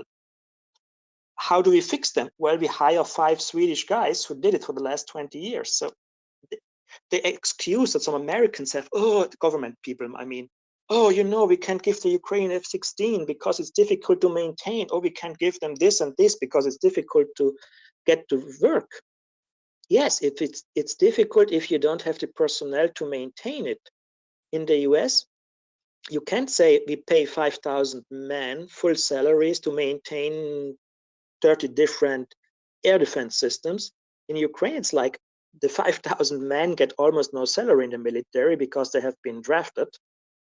And you can even put 10,000 at it because they don't have any high salary, and you can just draft more. So all these are excuses. There is no problem that the Ukrainians cannot solve. We can deliver them everything. We can deliver them an aircraft carrier tomorrow, and they will keep it in working. How about a nuclear submarine? Well, give them some months. They will keep it working. It maintains, no problem. I think I agree, Thomas, that a lot of the barriers or, things that we say would hinder it aren't really actually there. It's more political than anything, as we've seen them use, as you point out, different weapons so well, despite the logistical difficulties of it. But I guess the bigger question, since, you spent so much time in Ukraine and you've also been in a NATO army, if you were in Ukraine now trying to advise the Ukrainians in some capacity, I mean, how do you balance between, basically Ukraine attacking now with what they have and what they've captured versus waiting to get, systems later on, assuming they can, maintain F-15s, F-16s, Abrams, whatever, it's still gonna, no matter what, it will take some time to get there. So I guess, how do you balance that risk of attacking now when, so many cities are still occupied and undergoing such terrible things versus, waiting until they're much, much stronger and attacking later when it's quite clear what the outcome would be? The thing what I would tell the Ukrainians now, if I had any voice there, is you have to attack now, not because you're in the position, the perfect position now to attack, not because it's the ideal moment to attack. You have to attack to keep the Europeans seeing you're winning. The moment there's a feeling in Europe and in the US that the front is frozen and that Ukraine is okay with the front line as is, and this could be something like a new border, the same will happen as in 2014, 15, when the Europeans pressured Ukraine to accept the Russian occupation on Donbass and freeze the front line, which the Russians basically used to prepare for the big war by building Nord Stream. And the Ukrainians have to attack. And I don't say that they have to attack and make the big maneuver and sweep the Russians out. No, attack, especially also use artillery to attrition the Russians and look for a gap. And when you have a gap, push through and advance. Don't do it like the Russians. The Russians are like, we attack tomorrow with 10,000 men and we have to break through. Then the Russians have 10,000 deaths the next day. The Ukrainians have been doing it much smarter, and I would tell them to keep doing that. Basically, send every day small platoons out to attack the Russians and see where there's a gap, where there's a company that is crumbling, where there's a battalion that has been almost annihilated, where there is a unit that is in open revolt. And if you find that, immediately concentrate and break through, because that way you keep the Russians losing troops, you keep the Russians on their toes, you kill Russians, you keep them losing man equipment, you keep their morale down. And when you find the right spot, you have to concentrate and push through. And so I tell the Ukrainians, keep doing that, but at some point when you have just the smallest hint that you can push through, you have to, because the moment you push through, the support for Ukraine in Europe and the US goes up again and stays high. Think like this: Iwo Jima, the Marine Corps raised the flag on Mount Suribachi. The moment that flag got up, everybody in America was proud of the Marines, and the Marines became heroes. And the Marines still live of that moment today as the heroes, as the Pacific victors. Ukraine, every time Ukraine goes into a village and takes the building and throws the Russian flag down and raises the Ukrainian flag, it's on every European TV. And the support grows because the Europeans are like, our money is being spent well. The Ukrainians who can win it, the Ukrainians want to win it. So the Ukrainians cannot wait for better equipment. And they have to go now. But they have to go at it smart to save lives and not lose too many. That sounds like a great answer to me. Obviously they've done incredibly well and they don't need our help, but at the same time, as long as countries keep supporting them and, kind of see that it's obviously a very winnable situation, that should increase support, which will increase the number of wins and snowball in the right direction like it has been. Nuno, do you have any thoughts on this? I believe Erlander has his hands up, but I'll just give a quick one. I agree with Thomas on this because we have there's a political situation here. There's the U.S.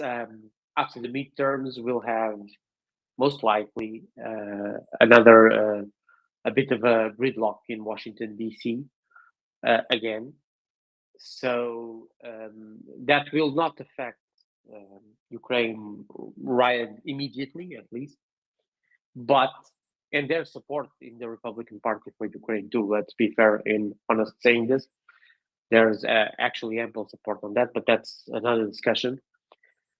The thing is, Europe, the weather has been our friend for now, but that's coming to an end.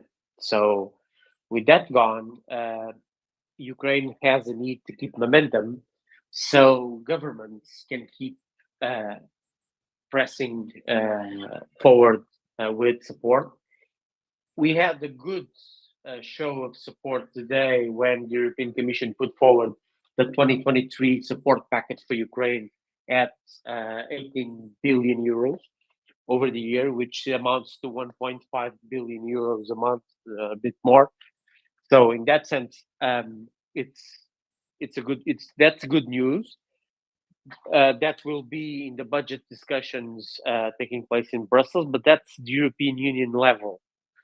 The level of national governments. National governments need something to show their citizens. That's an important takeaway from this. So in that sense, I very much agree with Thomas. There needs to be a win. How to do that? Well, you press. You press and you press. Of course, it would be awesome if Ukraine would conquer Kherson.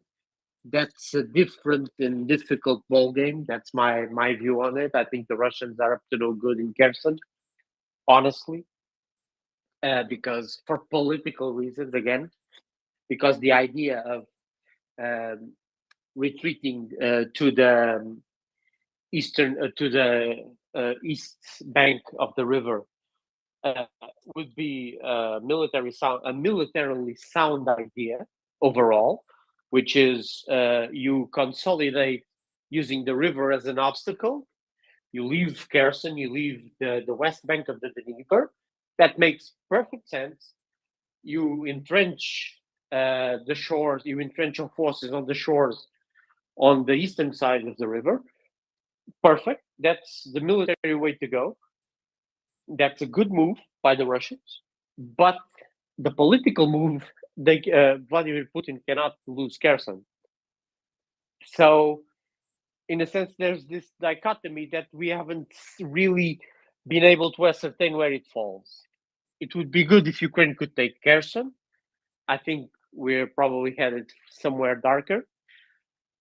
Anyway, that said, Ukraine needs to make good use of the victories it has on several areas in the theater, so it can present itself as a winner, because everybody loves a winner.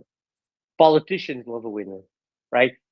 Politicians will snap to a winner because public opinion likes to be on the winning side and likes to see people getting liberated. That's something that's very, very important for Ukrainians to do.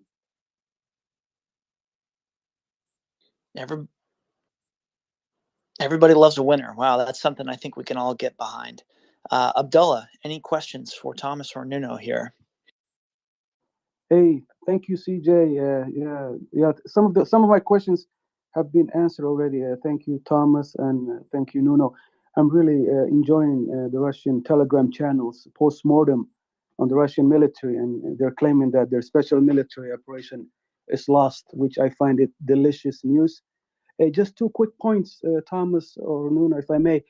I just want to thank you for advocating for long-range missile capability for Ukraine in order to go after the source. This Russian missile depots.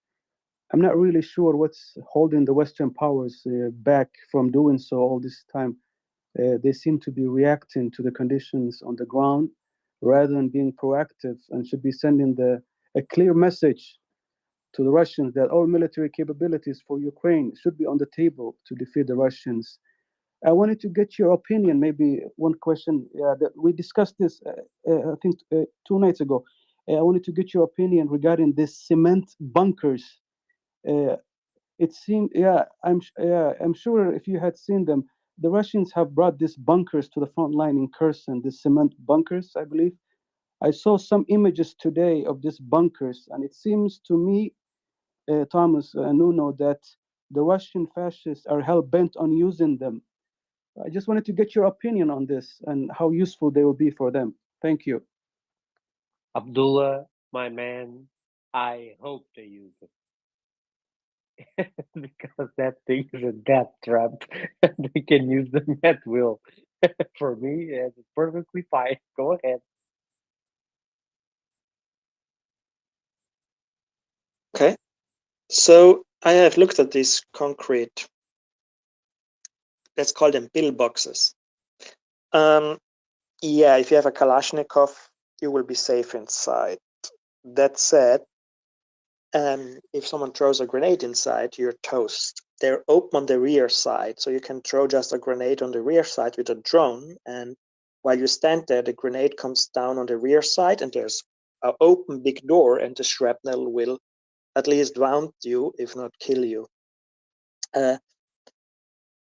This is concrete, so if you have a Browning machine gun or something heavier, I mean, it's gonna punch through. After a few shots on the same spot, it's gonna punch through. You have something like a 35 millimeter autocannon on some boat or on some vehicle, it's gonna punch through. These things are basically some Russian guy knows someone, and this guy knows someone in the military, and they took the military for a ride. They got $15 million for that and delivered to them concrete that is crap material and has no steel for 3 million in the end. And so basically this was probably some other corruption scheme of the Russian military. They're not going to work also because, you know, these are placed on the ground. In winter, the ground is frozen. So yeah, in spring, the ground melts and will become muddy and such things, and these things will sink in. Next thing, if you're a Ukrainian soldier, you see these pillboxes, these concrete things from a kilometer away. Means you can use an 84 or a Matador or whatever else, and law, M-law, or whatever other anti-tank missile you have with you to hit it. Because let's put it this way, if you have an 84, a Swedish anti-tank shoulder-launched missile that can punch through a tank, it can easily punch through this and kill whoever is inside. So the Russians are putting these up. This is like a cope cage in concrete. The Russian soldiers will feel safe inside until Ukrainian troops show up and begin to punch holes in them and kill the Russians inside. So this is gonna be pretty useless. And I think, as Thomas pointed out, they're also have a high profile, right? Unless they bury them in, they are very obvious to the naked eye. And I'd also point out a common tactic used by U.S. service members during the global war on terror was to use a javelin for these types of structures, which, well, Ukrainians have plenty of. So a lot of ways to take them out. I don't think we're too concerned necessarily. But yeah, I think it might have been more of a racket than anything. That and the little tank pyramids on the Wagner line, which again is sort of a similar thing where I don't think it's really doing anything other than making some Russians some money, and that's about it. With that, unless actually Charles, if you're around, Charles is a former U.S. Army engineer. Do you have any thoughts on these pillboxes and what kind of danger they pose to the Ukrainians?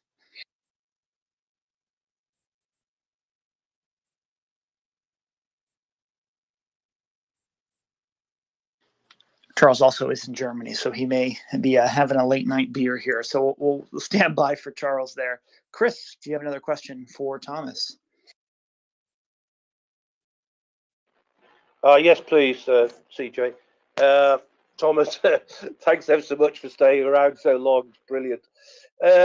Thomas, you know, you were like saying, look, just give the Ukrainians the stuff because they can handle it. You know, whatever it is, tanks, planes. I think you said aircraft carriers as well. But just can you? I wonder if you could just help me out here. Like, so I mean, like I've never been there, so I don't know what it's like. But obviously, I know that the Kharkiv, Malashev tank factory like was a big thing, for many years and that. So I'm just like guessing that there's a lot of expertise in that area in terms of building and renovating tanks. So, without obviously giving anything away, are you able to put any meat on that for me? I lived in Ukraine for almost 7 years, so I traveled all over the place. So first, it's a beautiful country. Second, it was a high-tech bet in the Soviet Union for weapons equipment. So in Kharkiv, they made the tanks. In Dnipro, the missiles. All the nuclear missiles came from Dnipro. The biggest Russian ships were built in Mykolaiv, the aircraft carriers and the cruisers and so on. So there's an immense amount of military production expertise in Ukraine. They can build anything. The Ukrainians somehow managed to build a factory for artillery ammunition in the middle of the war, which the Russians haven't found, and the Ukrainians are sure there's put it somewhere the Russians will never find. And I'm pretty sure the Ukrainians not just say that, but they know that the Russians will never find it. So the Ukrainians, helicopters, Motor Siege in Zaporozhye is one of the key. The new Bayraktar and the new Kinshi drones from Turkey fly with rotor engines from Ukraine. The Russians can't fix their battleship, their cruisers, because the engines came from Ukraine. The Antonov is one of the key suppliers of military airplanes for the third world. So the Ukrainians, given more money and given some time, they can build a ton of stuff themselves. They can maintain a ton of stuff themselves. So the Ukrainians, if you say the Ukrainians, they need engineers to fix fighter jets, we give them. Well, Antonov and Motor Siege has like 1,000 engineer employees. The Ukrainians, if we give them some parts, they can build their own missiles. Yes, they can.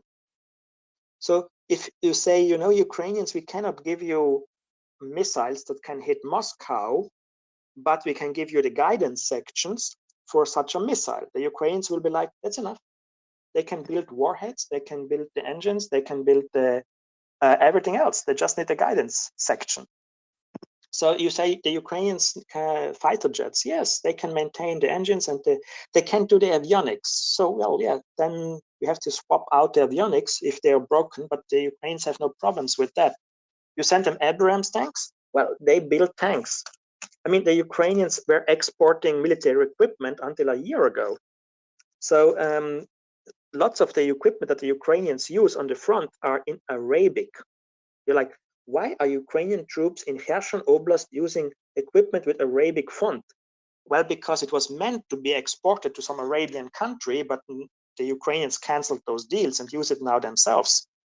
So armored vehicles, helicopters, planes, rockets, missiles, guns, boats, ammunition, the Ukrainians can build anything, The problem is that this was a peace-loving nation until 2014. In Ukraine, all the time I was there, I saw twice a fight. A drunken Russian not wanting to pay for the parking meter, and a drunk Russian thinking he can walk out of the shop at 3 a.m. in the morning without paying for the vodka. This was a peaceful nation. They don't wanted war. They didn't invest into this stuff, but they have the knowledge. And after this war, as Zelensky said, we are going to be a big, gigantic Israel, which means lots of troops and a weapons industry that is going to put out an immense amount of efficient, highly modern weapons that Ukraine will export and use to keep Russia in check.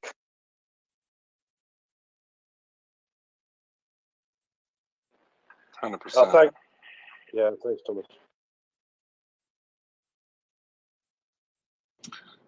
Hi, Thomas. Sorry, I had to run off again. I'm missing most of your talk, but I'm going to have to listen to it again. Thanks for coming. Really appreciate it. Excuses, Yehuda, excuses. I know. I actually had an exam today, and that's why. I met a strange Swiss person who started talking to me about the Freemasons and how he's pretty sure he knows someone whose ancestry goes back to Nimrod in the Bible. I thought that was a little, threw me off guard. I thought of Thomas, not because of the conspiracy, but just because of the accent. He was a Swiss German who spoke Italian. So similar to where you're from, Thomas. Okay. Swiss Italians are just over the mountains a little bit further there. I think Joseph and Erland have some questions. Yes, right? yes. Let's go to them. I just wanted to say hi. Okay. Welcome back. Thank you. Go ahead, Joseph and Erland. Hi, Thomas. Thanks so much for coming back. We really appreciate you every time you come. So I guess along the lines of your earlier point, I think as you said, the Ukrainian arms industry will be a major force, I assume, in the near future once Russia is driven out of their territory. But looking at the current state of the Ukrainian arms industry, what do you think are their strengths? What have they gotten right, and where will they need to invest significantly to build like new capabilities? The Ukrainians never invested in fighter jets. That's a weakness. The Ukrainians gave up on their missile programs in favor of rockets and stuff for space exploration. So the Ukrainians, because when you think about war, they didn't think that they would need fighter jets to fight against not a peer level enemy. They didn't think they would need missiles that can fly 1,000 kilometers. So the Ukrainians gave up in these two. They can rebuild that knowledge themselves. Fighter jets, they would have to get avionics and stuff from Europe because they just have a gap here. But helicopters, no problem. Tanks, armored vehicles, artillery, they can have it do themselves. Right now, they can't because most of the workers are at the front maintaining equipment or fighting, and the factories have been bombed out and destroyed. Except for Motor Siege, which has not been destroyed. And as it turns out, the owner was still selling Russia spares and equipment until like 2-3 months ago, because obviously that was the price for the Russians not destroying his factory. So the Ukrainians arrested him now. So the thing is that the Ukrainians are still proceeding with building a factory with Bayraktar together to build combat drones. So I think the Ukrainians would be advised not to develop their own fighter jet because that costs so much money, but just look at their strengths and say we developed everything where we have already a strength. So corvettes, helicopters, transport planes, tanks, armored vehicles, missile tech, rocket launchers, artillery, and the fighters we just buy from the Americans, like the Polish, to deepen our defense relationship with America. Don't buy it from the Europeans because the French with the Rafale are annoying and the Germans will not give you the Eurofighter. So yeah, no, the Ukrainians, I mean, they have an IT industry, one of the most vibrant in the world. So the technology level in Ukraine is extremely high, When I was there, when I saw what the Ukrainians basically learn at university, the level of education, I'm like, yeah, this is much better universities than, let's say, the average European university because their demands at the students are much higher, what they have to learn. I mean, Ukrainian students after 1 year of university spoke fluent Germany without an accent, and you can barely get an Italian or a French to speak German properly after 4 years, 5 years of university. And the Ukrainians, they just were pushed so hard. So the education level is high, the people are friendly, the country is energetic and young. Obviously, Putin had to invade that place because it's the opposite of Russia, which is old, disgusting, and incompetent, and the people are dumb and uneducated. And a Slavic country that is so successful and the people are so, I mean, if you go to Berlin and you look at the culinary scene in Berlin at the restaurants, it pales in comparison to what Kiev offered you a year ago in restaurants and bars. The level was just absolutely mind-boggling, the quality and the level of creativity. And the Ukrainians moved with light speed away from this Russian government model of the Tsar knows best and you just have to toil until he needs you as cannon fodder. Yeah, I mean, the Ukrainians, given when the war ends, will rebuild and will be a very prosperous, highly educated and country that everybody should visit because it's beautiful and stunning.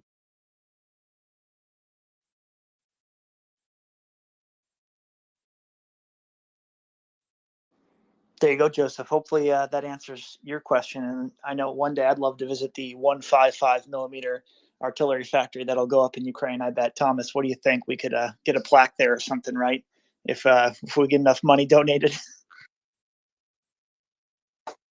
If I go back to Ukraine, I will go first to Crimea, you know, because I haven't been there since the Russians moved in, and I'm gonna party there and spit every 5 minutes towards Russia to remind them that they're not welcome here anymore.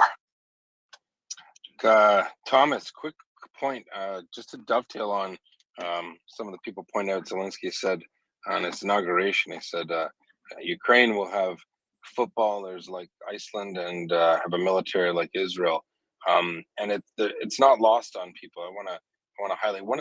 I want to circle to 2 points. One, you didn't discuss munitions, because I think it'll be a big future for munitions, artillery especially in Ukraine post-war. But a lot of people aren't aware.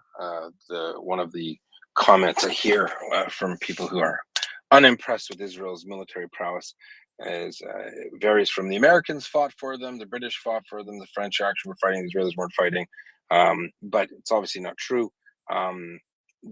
What's interesting is knowing up until 1967 what equipment the Israelis were using, they were very much kind of like the Ukrainians, using what they got, improvising, refitting World War II Centurion and Sherman tanks in order to meet their needs. But yet, once Israel showed the world that it was in it to win it, and it was competent, and they could fight, and they had cohesion, and mission command was strong, you saw a lot of Western countries, especially the United States in particular, open up and let that flow of, say, avionics and things that couldn't be built internally to be done. I suspect, and I'm sure you do too, that after this war is won, you're right. They're not going to invest in avionics. It's just the gap is too great for them to make up at this point.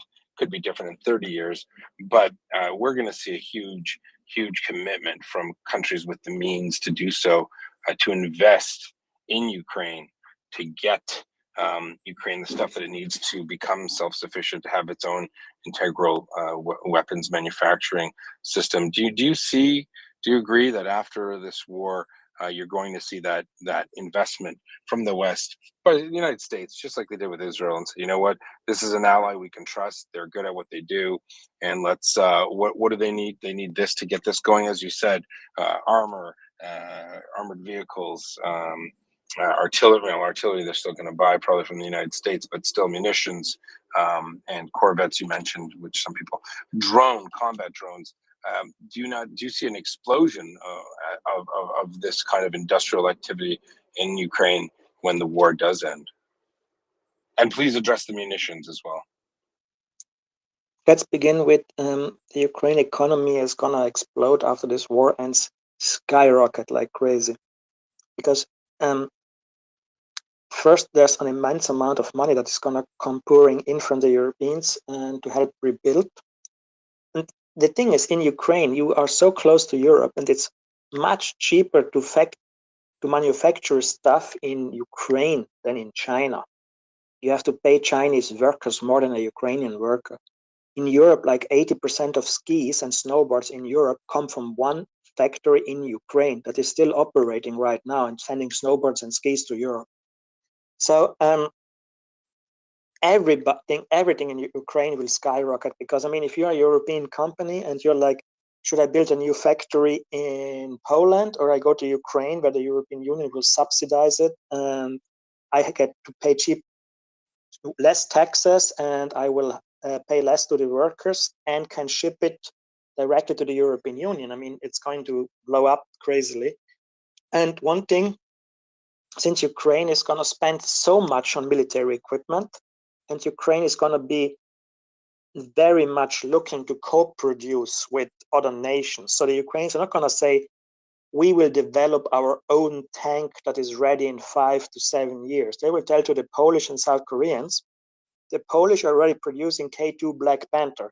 Dear Polish guys, let's divide the production. You produce half of the vehicle and we produce half of the vehicle. And each of us gets a production line where we then finish the two halves together and finish the vehicle. So the Ukrainians are going for the co-productions. which means that all the European defense contractors are going to pile in and try to get a piece of that and share production and so on.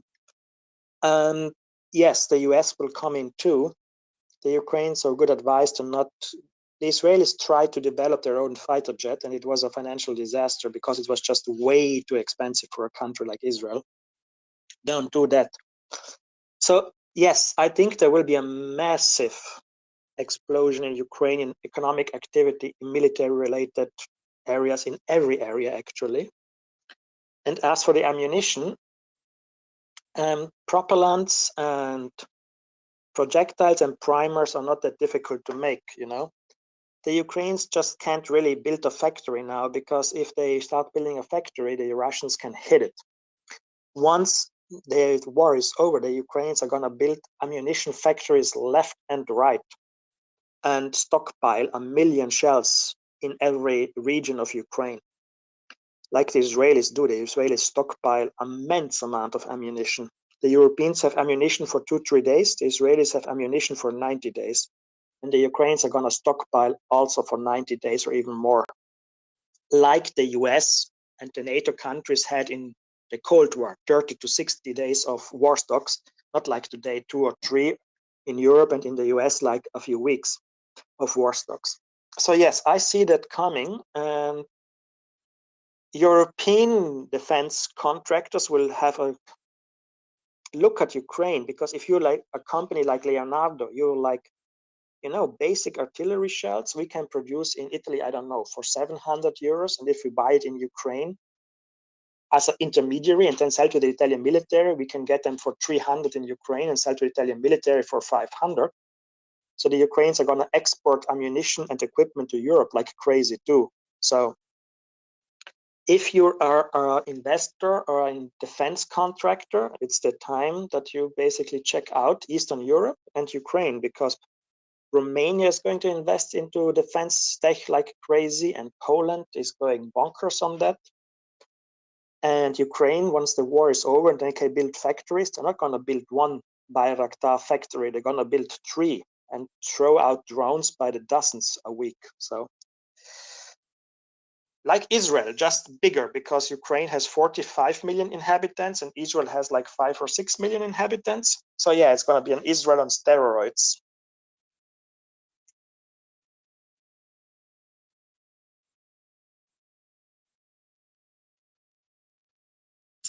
Thanks so much for that, Thomas. So we'll go to Erland and then Phil. Yeah, Thomas, I'm a little bit sorry that my question deteriorated into being a Norwegian conscript theme, but well, what I wanted to get into is more of the we spent in Europe a lot of money into the navies and a lot of money into the F-35s or other programs, and basically what we see now is armies all over Europe ribbed for investment. No supplies, as you said. We have maybe a couple of weeks of javelins, artillery ammunition, etc., in our storages, and to what effect that has kind of impacted on the Western European armies' contribution to Ukraine. And yeah, well, for me, it looks like we overinvested in one field, and this is impacting what the Western armies are capable of delivering to Ukraine. What should we learn from that? Are we learning? Are we seeing movements in Europe where people are, or politicians are actually understanding that we didn't prepare in the right way? And yeah, I totally agree. By the way, let's license, you know, Excalibur artillery rounds for Ukrainian manufacturer. I mean, they're probably gonna manage to create that in a couple of months if they want to, and it would be a boost for their economy. So yeah, I'm totally in the same line of thought when it comes to Ukrainian military industry in the future. Okay. So about European ammunition production, if you're a government, investing in F-35 is sexier than investing in basic artillery shells, right? So in the Cold War, the Italian army had its own complete manufacturing system for basic items. Why? Because, for example, the Italian armies had a manufacturing group of companies in southern Italy dedicated only to artillery, shells, fuses, charges, primers. That means also the metal parts, and that meant also the filling, the TNT filling, and the composite B filling of the shells, and so on. The Italian army had these factories not because they wanted them, but because they were like, we maintain these factories with 10, 15 parallel production lines, even though in peacetime we use just one or two. A private company cannot say we built a factory and have 10 production lines and 8 are idle until we need it. They just build as many as they need. And so the Italian army always had the capacity that if there's a need, it can produce over 2 million artillery shells in a year in its own factories during the Cold War. Today, these factories exist, but they are now a government-owned company, and they have begun to reduce the number of production lines. So European governments need to go back to this unsexy stuff of owning key military plants for the basic stuff: bullets, hand grenades, clothing, bulletproof vests, artillery projectiles. The Americans are doing that right now. The Pentagon is spending $500 million to build an ammunition plant for artillery shells. So the Pentagon is like, we can't wait for industry. We're just gonna build our own factory to fix that bottleneck of not having enough production capacity for artillery. And the Europeans have to follow suit. Now, a country like Norway has Nammo, which can produce it, but it's a small company. They cannot produce 100,000, 200,000 shells a year. They will have to get together with Sweden or Finland to create, to pool it. And we need to get back into this unsexy stuff of artillery production and bullet production. And so far, I don't see it, because the Europeans are giving it out to private companies, and the private company is pretty happy right now to take money and run its production line at full capacity. But if the war is over, if they build more production lines now, the war ends, they have production lines they don't need. So private companies aren't going to expand production unless the government tells them we will take as many shells for the next 5 years. So the production line will be going. Or like in the US, the government is like, we paying for the extra production lines. So far, European governments aren't doing it, and this is a problem, because I just saw today a Pentagon official say the Ukraine war has given the Pentagon a wake-up call in one problem they didn't know they have. And that problem is limited production capacity. And the Pentagon is now looking at everything, how to fix that and increase production. And the Europeans aren't doing it yet. So yes, you're right. The Europeans have to get off their asses on this and start to say, okay, we as government of Germany, or we as Benelux governments, or we as the Scandinavian countries agree, we built a new ammunition factory, and if there's no war, it will sit idle, but in working conditions, so it can be used immediately if there's a war. And like the Italians in the 80s, they didn't just have these factories with a lot of production lines that were not used. Outside these facilities, they stored the material for 1 million artillery shells. Like there was bunkers with 10,000 of tons of TNT, just that when the moment comes, there's TNT to fill the shells. Yeah, well, to be just very short reply to that, Nammo asked the government here, because Nammo is a government-owned private company. They asked for more or less €1 billion in order to do exactly what you said, and government said like, yeah, well, whatever, you'll get bread crumbles, and we don't understand why you're asking for this. You're making a profit right now. But the problem is that the orders they get are so high that they need to pay enormous amount of money for the supplies years ahead. So they need to acquire enormous amount of explosives, etc., years ahead, and pay for it in order to fulfill their orders, because they're having enormous contracts from the US, from European countries, and from the Norwegian army. So they don't have the capital to expand like you mentioned. Very short-sighted of the government, and I hope they change that. And if not, then let's go for the next question, because it's 11:15, and I think in a half an hour I want to go. So there was George, Mark, and Captain America. Who is this Cap? Who wants to ask a question? Before we move on, Thomas, just on the topic of European ammunition production, because Axel has wanted us to ask you this question. Do you think that there's some capacity in Italy's defense, among Italy's defense manufacturers, to produce the 35 millimeter ammunition that the Gepard would need, specifically like high explosive incendiary or other airburst rounds that would be well suited to destroying the loitering munitions? The thing is, let's put it this way.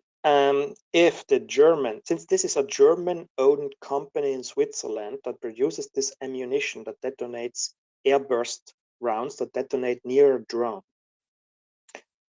if the Germans are willing basically to hand over the design of these ammunitions to Nammo in Norway, to Italy and Leonardo or whatever other company, it will take a month or two to get the machinery in order to produce that. But then they can churn out 10,000, 15,000 shells a day. It's no problem. The thing is that the Germans are asking the Swiss, and the Swiss refuse, and the Germans ask the Swiss again, and the Swiss refuse again, instead of just saying, you know what, we just take our intellectual property as German company and produce it somewhere else. I mean, there's companies in Germany, France, Spain, Britain, Sweden, Norway, certainly also Poland, certainly Czech Republic, Italy, Greece, Turkey, USA, Canada that can produce it. If you want it, you can do it. It's just the Germans maybe are even happy that the Swiss refuse. I don't know, but I mean, if there's some urgency and some will, you can get it done. Thanks, Thomas. Okay, Phil, then George. Thank you, Colby, and thank you, Thomas, for all this wonderful discussion. I had a simple question. Seeing the state of the war as it is right now, what is one thing that you think that Ukraine needs? It doesn't have to be, a weapon. It could be a weapon, but something that can, help them achieve what they need to get to victory. What's the one thing, that you think? It could be like more satellites, internet, more loitering munitions. What do you think is something that right now can change the tides and help them along the path? And thank you for all your wonderful threads. Thank you, Phil. Okay. What do we have now? Winter. What is a feature of winter? Very long nights. What does the Russian army have not? Night vision. If you drop 100,000 night vision devices into Ukraine right now, you give Ukrainians the ability to fight all the battles in the night. Where the Ukrainians see the Russians 500 meters away and can shoot them, and the Russians 500 meters away don't see the Ukrainians, don't hear them, and then they drop dead. Night vision. At this stage, if I could, I would tell the Ukrainians, you're getting 100,000 night vision devices for all your infantry units. Every Italian soldier has his night vision device, every single one. There's 100,000. Because even in Iraq and Afghanistan, if you go into the night, the Taliban, they don't have night vision. The insurgents don't have night vision. You fight them in a city, okay, there's light. You have an equal playing field. You fight him out in the nature, you see him. He doesn't see you. Ukrainians in Kherson with night vision, it's 5 o'clock in Ukraine, it's dark. It's 8 a.m., the sun goes up. You have 12, 14 hours a day where the Russians are blind. My tip to whoever's in charge in Europe, grab every single night vision device you can find and send them to Ukraine right now. Thank you so much. That was very enlightening, so to speak. Thank you for You're that, welcome. Thomas. George? Yes, Thomas, throw in 10,000 thermal sites and we definitely have a deal. I was going to say thank you for, I just was listening when you were talking about the economic outlook for Ukraine, because that's where I want to retire to. So thank you for keeping that dream alive for me. And thanks for all your threads. And like I said, you know, if we can get, like what you say, 100,000 night vision devices and some thermals, that this war could be over by February. Exactly. Night vision thermals, more drones and artillery ammunition. And I mean, Russian mobilized men are overweight and untrained. They don't see the Ukrainian commies and they're too fat and too old to run away. So either you have 1,000 prisoners after each night, or you have 1,000 dead Russians, or you have both. The question is, how many night vision devices can we deliver? 10,000 is good, 50,000 is better, 100,000, I'm really happy.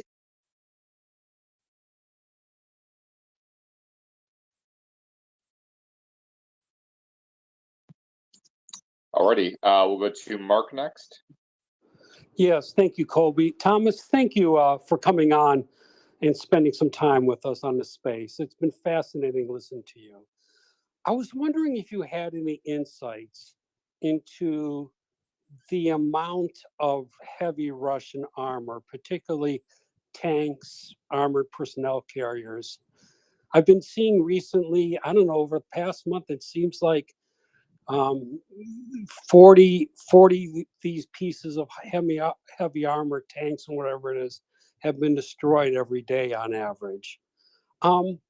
What's your best guess as far as the remaining amount of tanks, for instance? I mean, I know a few months ago they were sending in T-62s, but is it a possibility that come springtime that the Russians may not just have any tanks left, or very few of them, to be effective?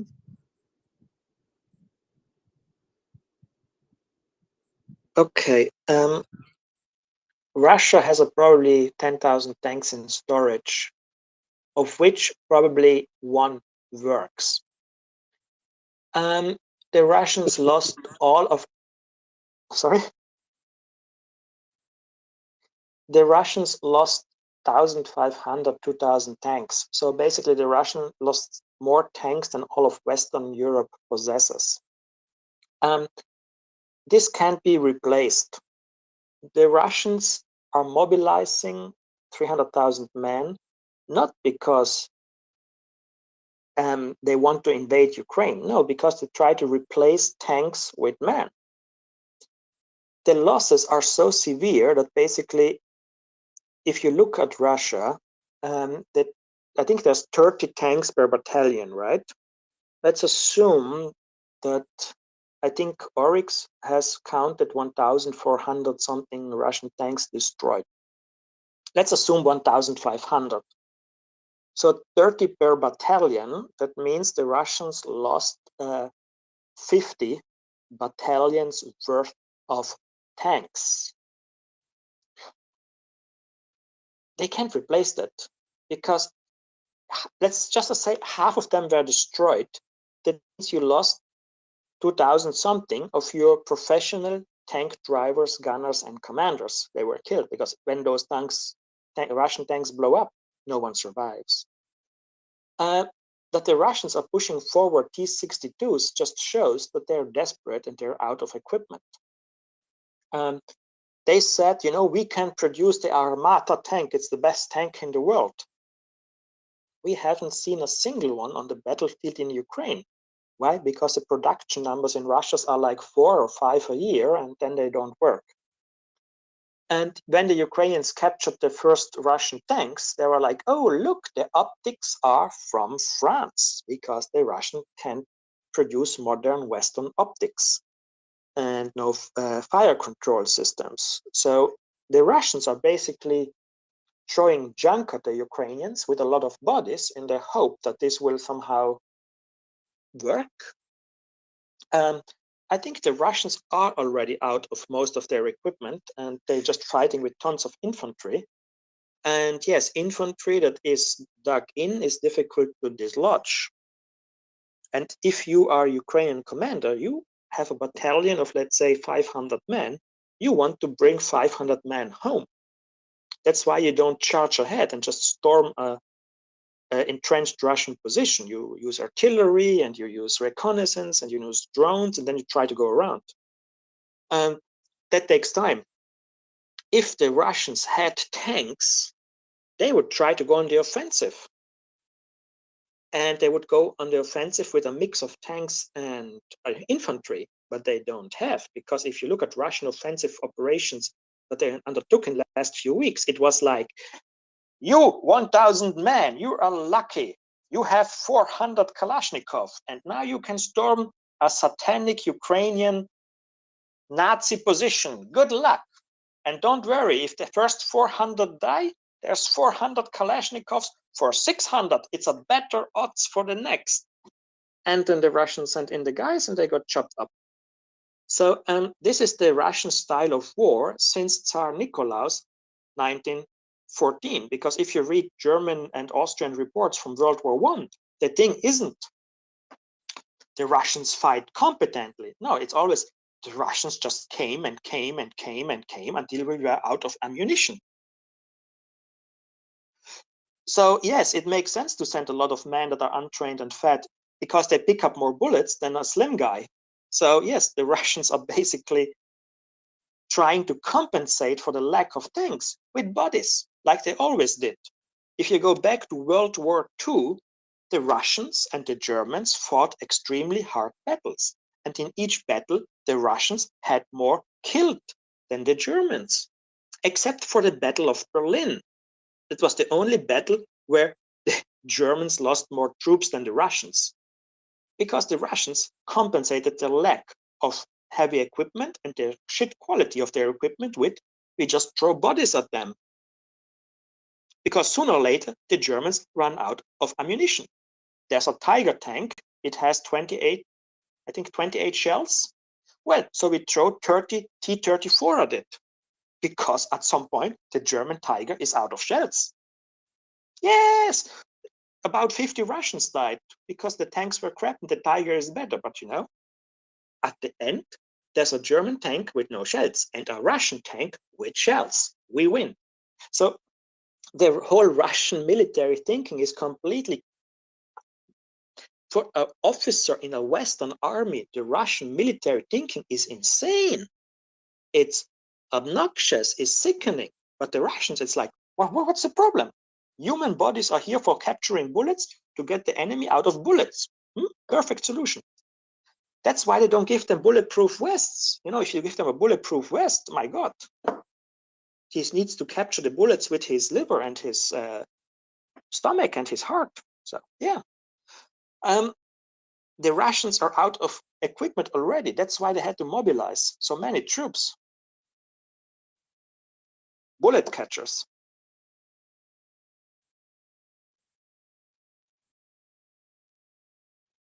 Alrighty, thank you, Thomas. Capdown, you're up next. Hey, good afternoon. Can you guys hear me well? I'll take it A up, little bit muffled, but go ahead. Is this better? All right, I'll just go ahead. Thomas, thank you so much. I have a two-part question that is super quick. It's regarding the Spada and Aspide systems that the Ukrainians were training on in Spain. I believe the Zaragoza training location. I know it's a relatively old technology from the 80s or 90s, and it's mostly like a land version of a naval missile. But I wanted to see, to probe you on that. What is the status of those relatively older air defenses in the Italian army? That's number one. And number two, my understanding is that the missile is sort of a development from the Sparrow. Can that missile battery use Sparrow, which I believe NATO has huge stocks of? Thank you. Okay, thank you. Aspide and Spada is the same. The Aspide is the missile, the Spada is the system. The Aspide is correctly a development of the Sparrow, and it was used in Italian Navy ships since the 80s in launchers of 8. The Army got a system, Italian Air Force got a system, and it was sold to Spain as a point defense system. The Italian Army and Air Force want to replace it for years, so they didn't update it. So the radars are, I think it's 2D radars that are pretty outdated. So they should be good against slow-flying cruise missiles and helicopters and planes, but I don't think ballistic missiles can be intercepted. I think the Shaheeds can be taken down. The Italian army and the Spanish army have tons of those missiles lying around because they bought thousands for their ships and for the land systems. I don't know if the Sparrow can be used in the Spada, but I know that Leonardo in the 2000s updated the missiles to Aspide 2000 with a new seeker and a better engine. So the missiles are pretty good. That said, the Italian Army's radars are bad. The Italian Air Force radars are bad. If I'm not mistaken, the Spanish paired their Aspide system, their Spada system, with a much better radar. What's the name of the Swedish radar? Griffin, I think. So basically, the Spanish, the weakness of the system is the radar, and the Spanish fixed that by using a more modern radar. So what the Spanish are delivering is more useful than the Italian batteries, which are basically very useful against helicopters, planes as point defense, cruise missiles, but not against ballistic missiles and so on.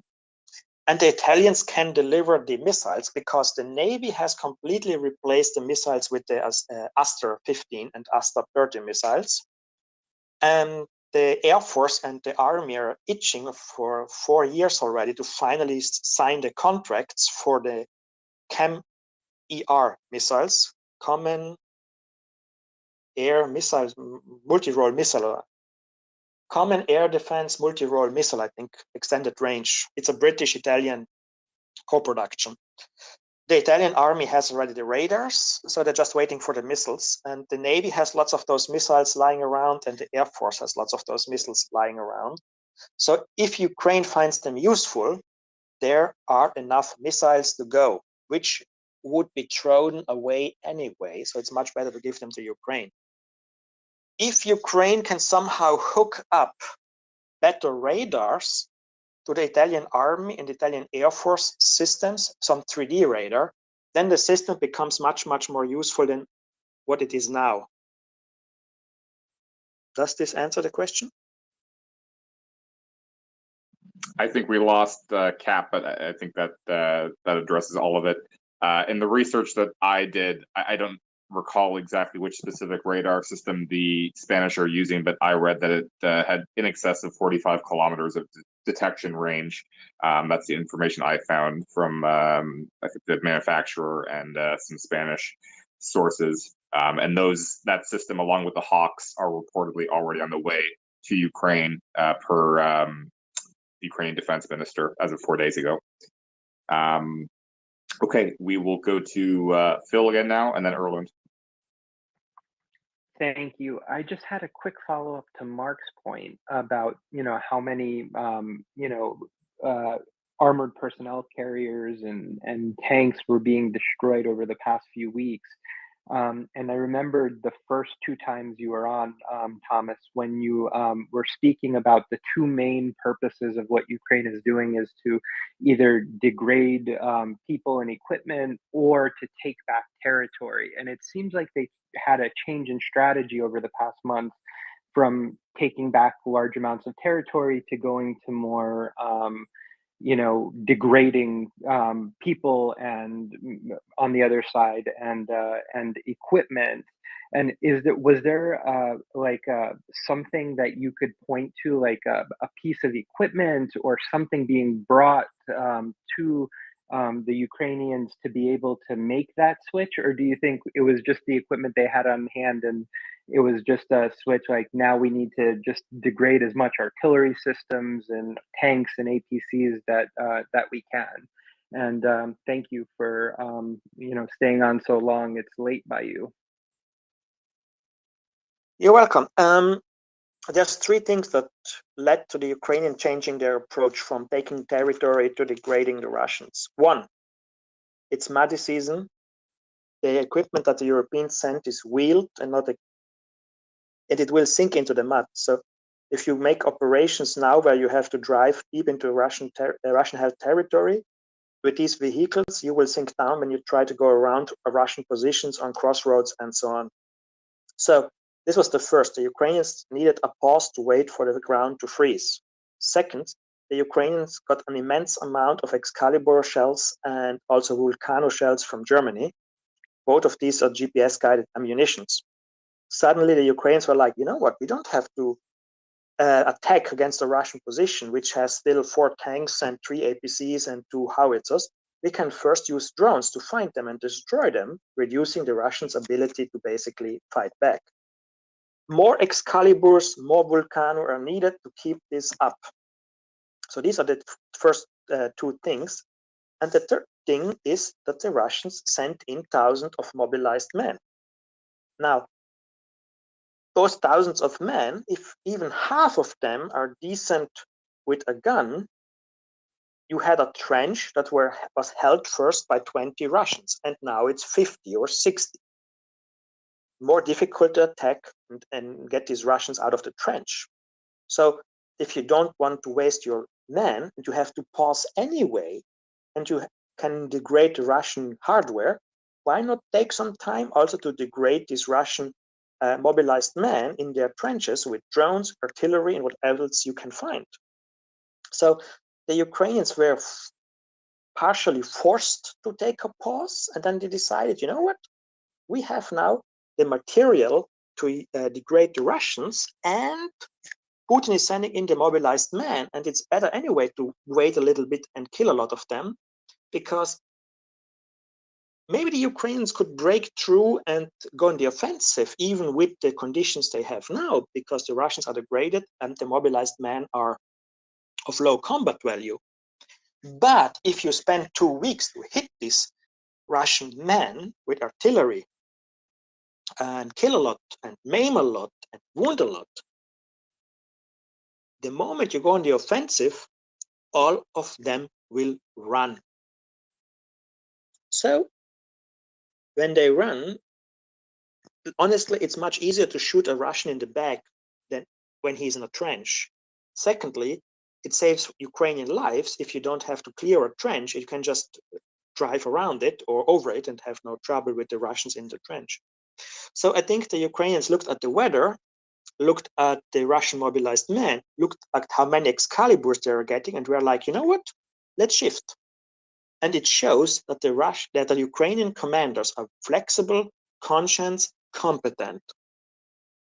The moment the ground freezes, they might go on the offensive again. We don't know.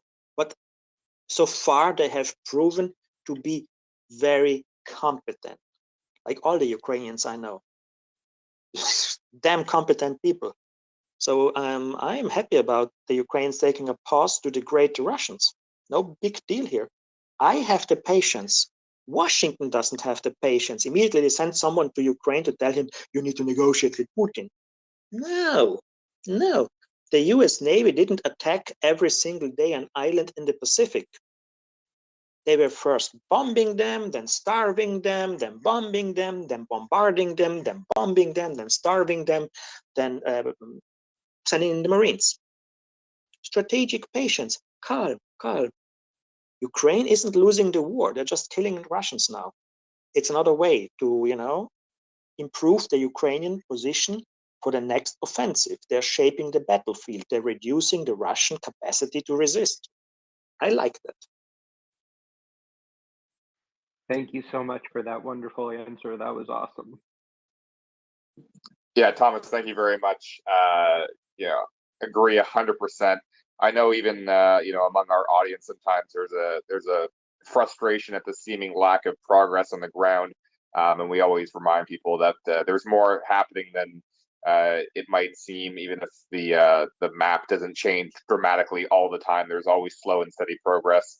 Slow and steady wins the race.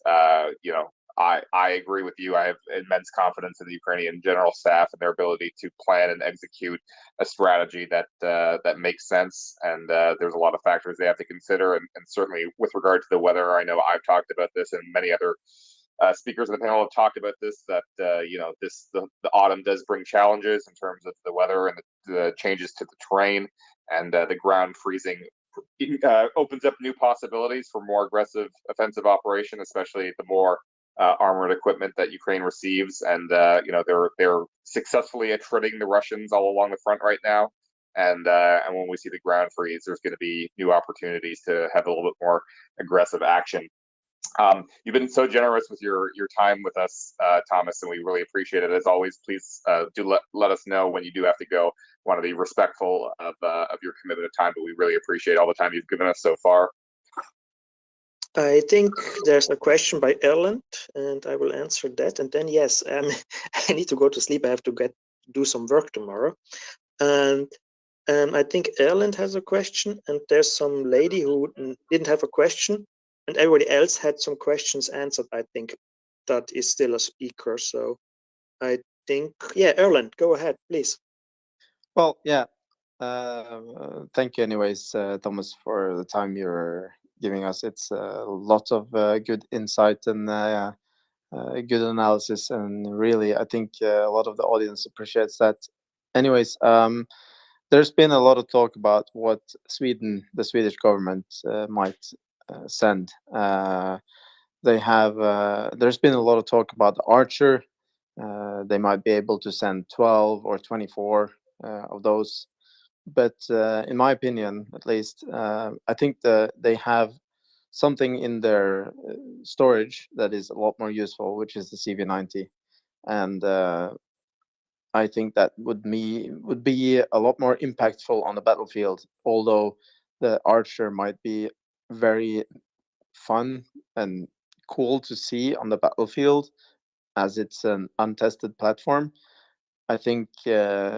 And I believe that sending the CV90s would be kind of a message as well to the rest of the European defense policy, and also the Americans, which didn't send their Bradleys yet, and the Ukrainians seem to really need that.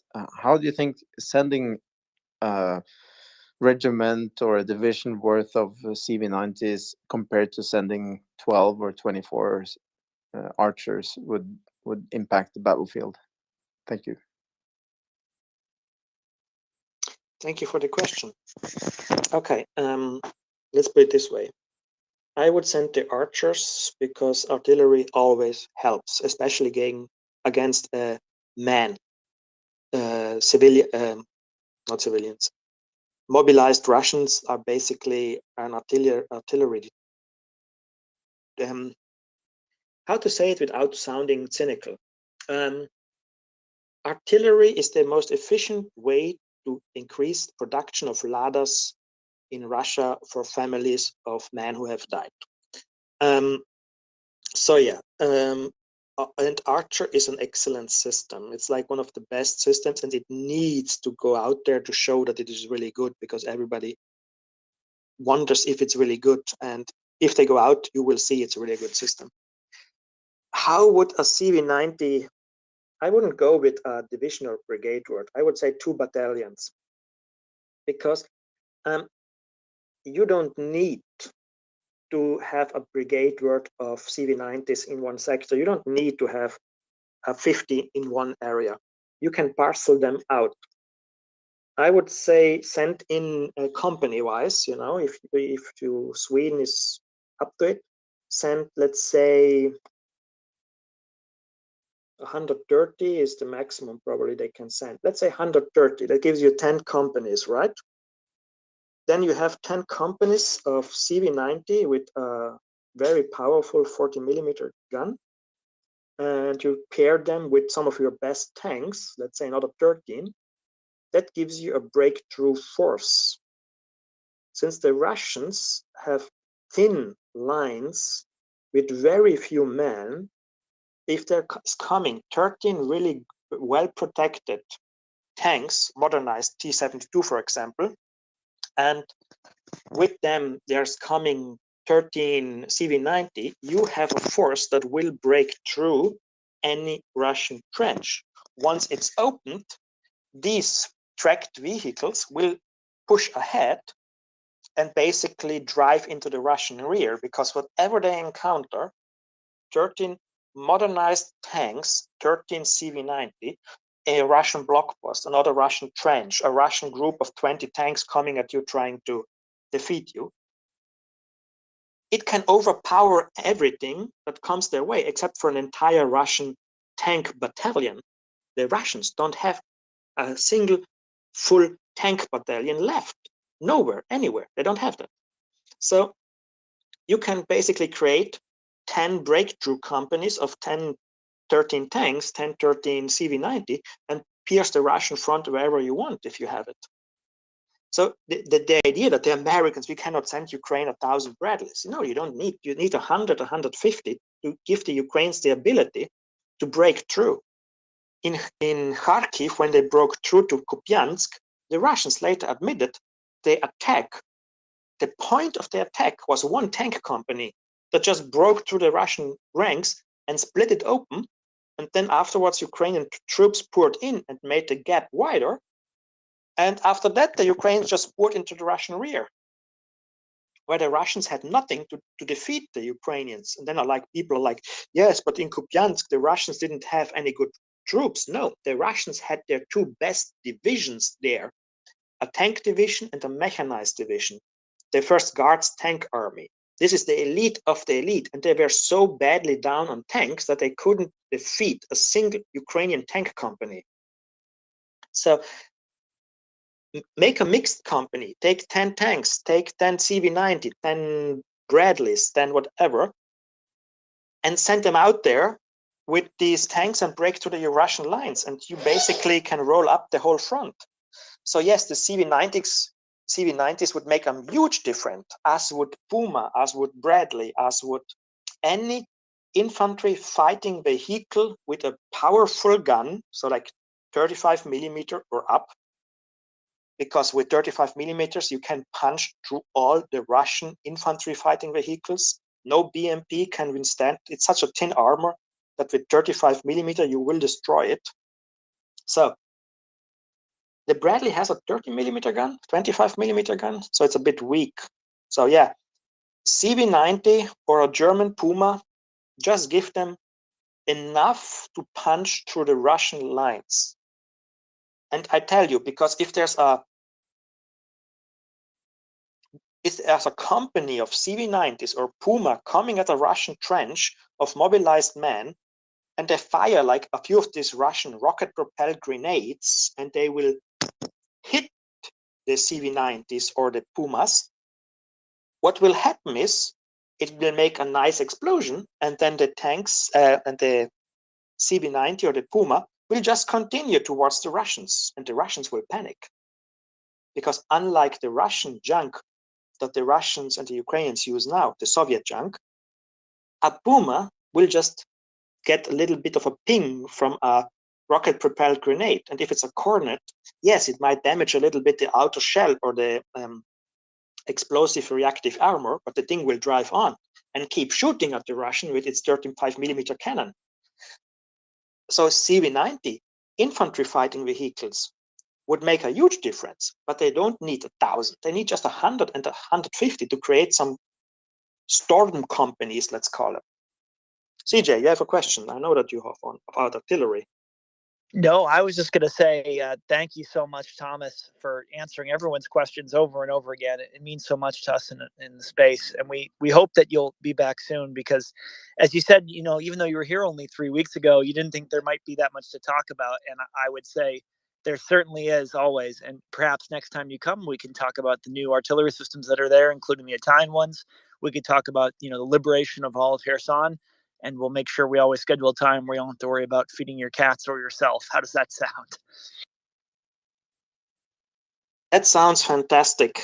It was in almost 4 hours and the time flew. So it was really nice to speak to all of you. Dan, if you have a question, quickly, I have some more minutes. I see Dan has a question. Yeah. The U.S. has some brand new laser striker systems that are built to kill drones. I think like the first 4 of them are being delivered this month. Somehow we need to round those up and ship them straight to Ukraine. They also have a new SHORAD striker with mounts both a gun and a missile and a radar. And every one of them needs to be rounded up and shipped to Ukraine. It's just everything you said about what how the Ukrainian drones can hammer the Russians. To whatever extent the Russians' drones are flying, they can do that too, and there just need to not be any. I mean, it flies, it dies. Needs to become in Russia. It needs to become a very common saying. I agree with you. The question is just, the Ukrainians, for doing that, they need hundreds of systems, and nobody has them right now, and nobody can produce them right now. There should not be a single one sitting around in the Western world. This is the war that's on. Take notes and order 5,000 of the bleeping things. But in the meantime, ship them. What I would do is I would tell the Romanians, who have about 40 Gepard self-propelled anti-air guns, that they will get some Patriot batteries or whatever other system they want and ship these 40 modernized Gepards to Ukraine right now to give the Ukrainians 70 to 80 Gepard systems, because that would really help right away, because every single one of these Romanian 40 Gepards works. It can just be started and go.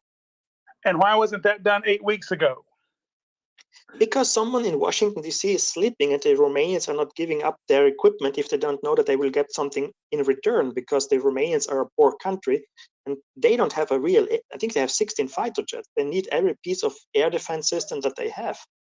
And if the US is like, don't worry, we give you more Patriot and we will place 16 F-16 into Romania for 2 years, the Romanians will be like, yeah, we can give now everything to Ukraine. It is just incomprehensible that that's not happening. And these are the most purely defensive systems on the planet, to whatever extent that phrase has any meaning. Yes, I agree with you. But the thing is that if you have an academic as national security advisor or a children's rights lawyer as defense minister in some countries in Europe, these people don't understand that stuff. You need, like in England, a former infantry captain, or the US, a former paratrooper general, to go out there and understand these things. But too few people understand them, and we have a reach of 1,000 instead of us being on the BBC or on CNN and reaching 1 million. I'm gonna make haunting Jake Sullivan my single-minded goal for the rest of my life. But anyway, thank you very much. You're welcome. And with this, I'm going to see if the cat has destroyed the house or if she was a good kitty. He has destroyed the house. Come on, it's a cat. You have no idea what kind of claws this cat has and how much she likes to scratch at my wardrobes and at my chairs. Okay, guys. You can have furniture. You got to decide in advance. Okay, guys, thank you for the evening. All the best to you. And it was a nice 4 hours. And yeah, and I hope I see everyone soon. And if there's questions, hit me in my replies on Twitter. I will try to answer them. And if something really interesting happens, we see each other next Sunday evening. Perfect. Thank you so much once again, Thomas, for joining us for such a long period of time. It's deeply appreciated by all of us here at MriyaReport and the audience, as always. And we look forward very much to speaking to you again very soon for another episode of Between Two Heimars with CJ Drew Artifan. Another very successful conversation we had here together. Just fantastic as always.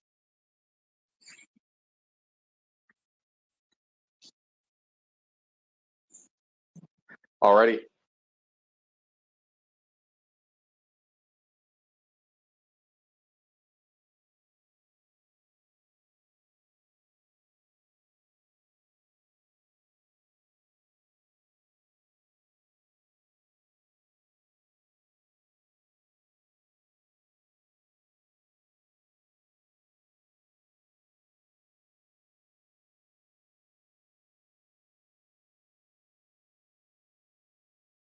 Wonderful information shared, great conversation.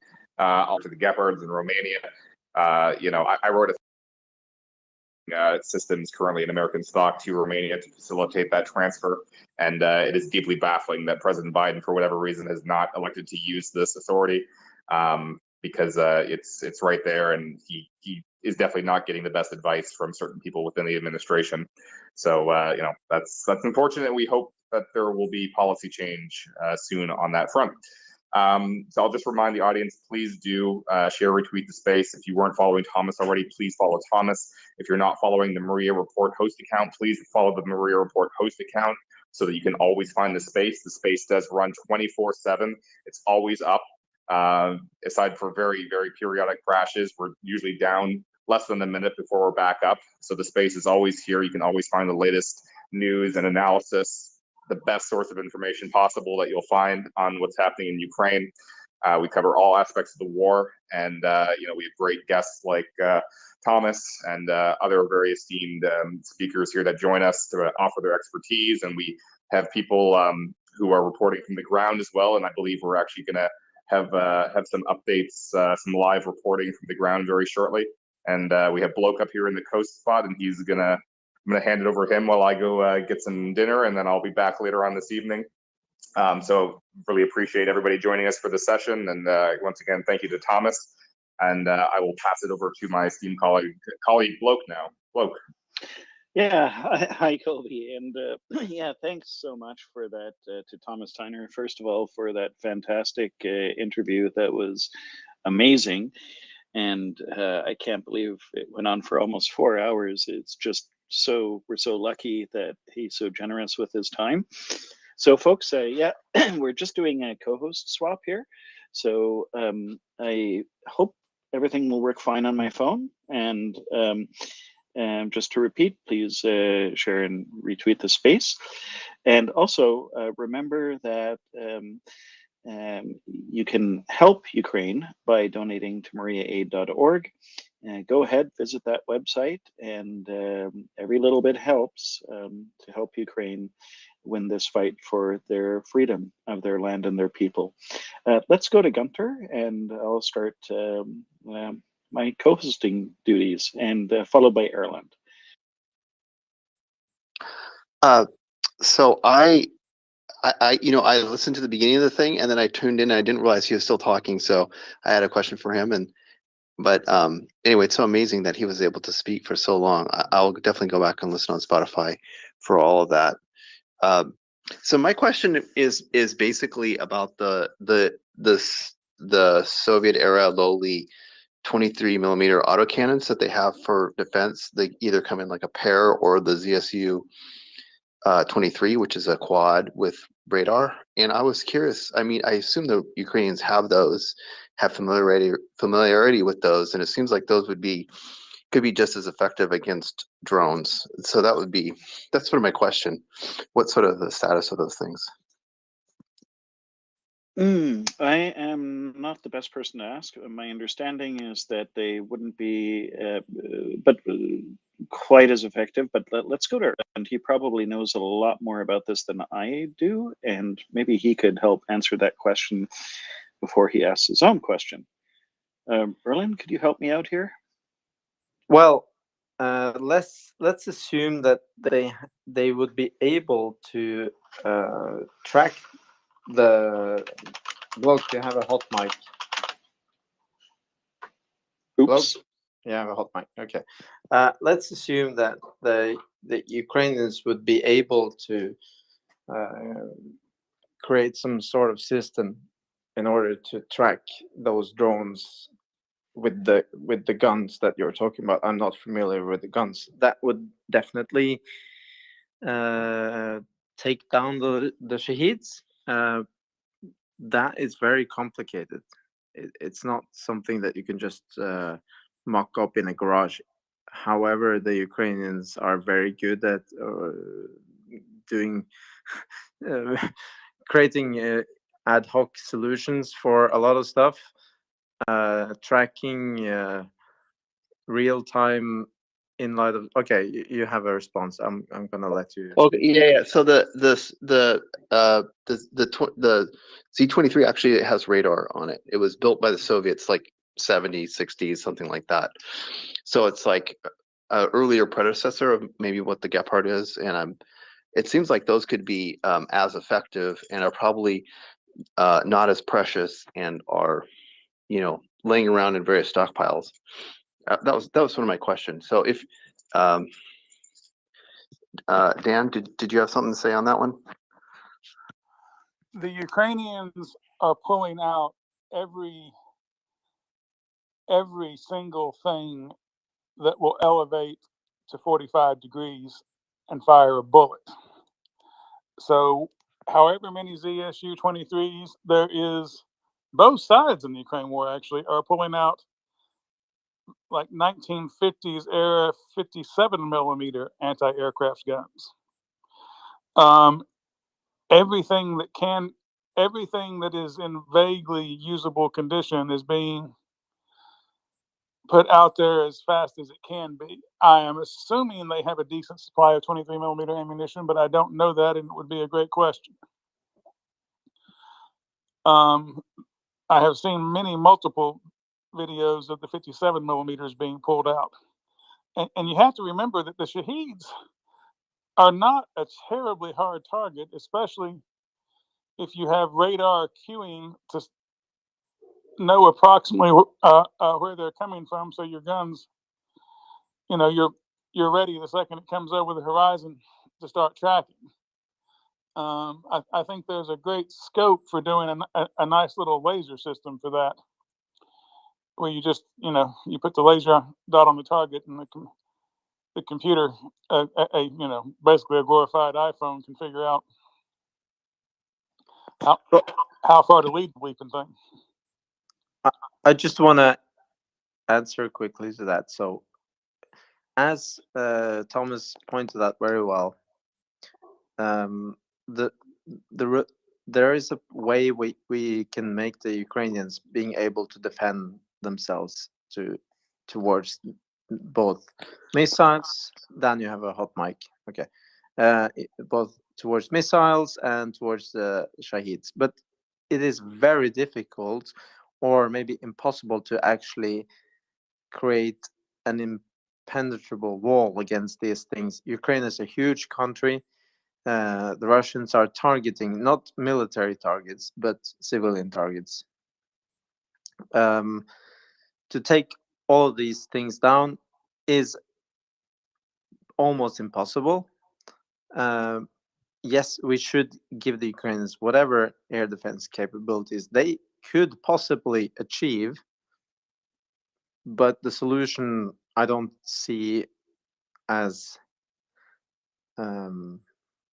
I see the solution as Thomas lined out. It is to strike wherever these things are being launched from.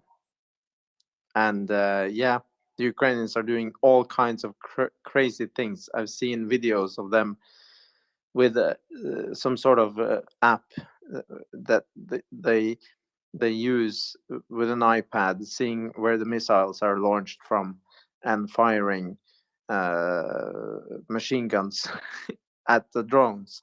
And they're already doing this stuff. Probably they're soon gonna have augmented reality goggles showing where the drones are from the radar data as they're shooting at the drones. But creating a automated system is a lot more difficult. It's not just about the radar, it's about a lot of machine capabilities that comes with the firing of projectiles from a machine gun, and it's not that easy to just create a anti-air defense system from a Second World War era kind of machine gun that you kind of have seen that the Ukrainians have been putting in some positions.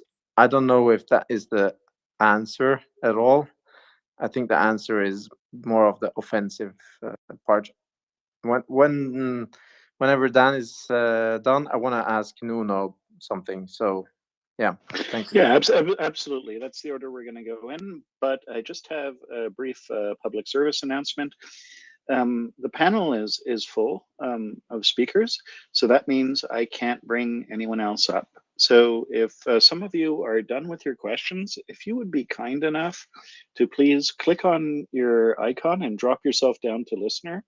You're more than welcome to come up again, but right now I can't bring up anyone else. And there, as usual, after a very lengthy interview with Thomas Tyner, we have absolutely tons and tons of requests, and I appreciate everyone's patience. So yes, Dan, if you want to follow up, and then we'll go to Nuno. I agree 1,000% with what he just said. That, I mean, they're never going to be able to stop them all. You just have to try everything at once, essentially. Getting back to the lack of will every place west of the Polish border, the U.S. is starting to take delivery of the successor to the ATACMS. It's called the Precision Strike Missile. Has a range of somewhere north of 700 kilometers, and it comes two to a pod instead of one. So a HIMARS could fire two missiles at once. And there's absolutely no reason except the fact Jake Sullivan needs to be fired, while they aren't shipping straight from the factory to the air base in Poland and on to Ukraine. And every precision strike missile that kills 50 or 100 Shaheeds in a truck or on a rail car is 50 or 100 you don't have to hunt down one at a time in the Ukrainian sky. But it's just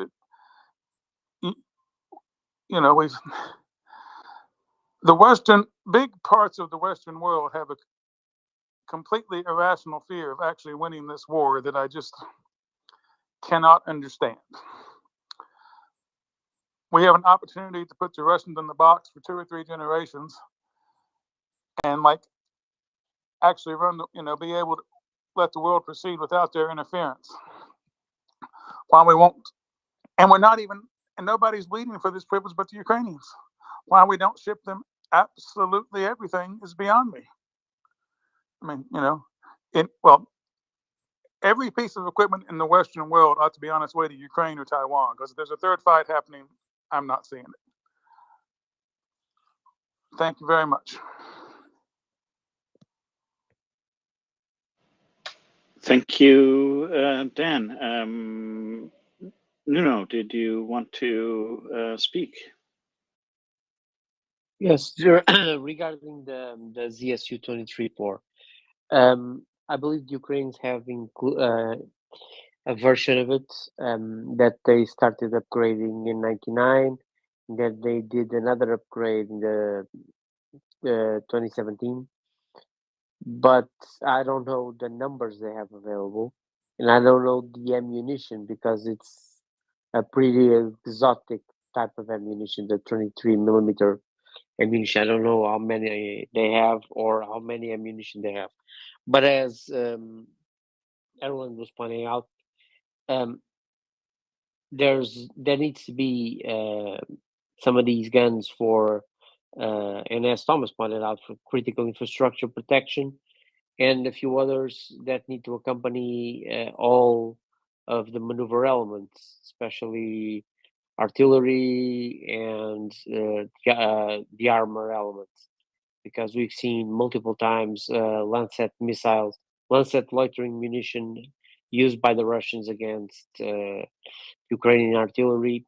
So self-propelled anti-air guns are in great need in theater, both for critical infrastructure protection and for maneuver element protection. Another issue Dan was mentioning here, the PRSM or the precision strike missile. Well, it's like this. The precision strike missile should go into the US stocks as it's meant to. And there's quite a few stocks of ATACMS around to supply Ukraine. We don't really need to send Ukraine the PRSM because, yeah, it would be a good field test. I get that. It would strike targets deep within Russia. But let's not try to send them a missile that can strike Moscow or St. Petersburg, right? Well, it can strike St. Petersburg, but it can strike halfway to Moscow, more than halfway to Moscow. So let's not do that. For escalation management. And I know people are not very fan of escalation management, but, well, we have to do it anyhow. But that said, of course, we should supply Ukraine with the means to strike deeper within Russian lines, especially at the air bases, and especially in Crimea, as they already did. So some more ATACMS would be a very welcome proposition. I think Jake Sullivan is one of the issues with that, probably in the US. There's other stakeholders who may have different opinions, but for now, obviously, the National Security Advisor has the ball.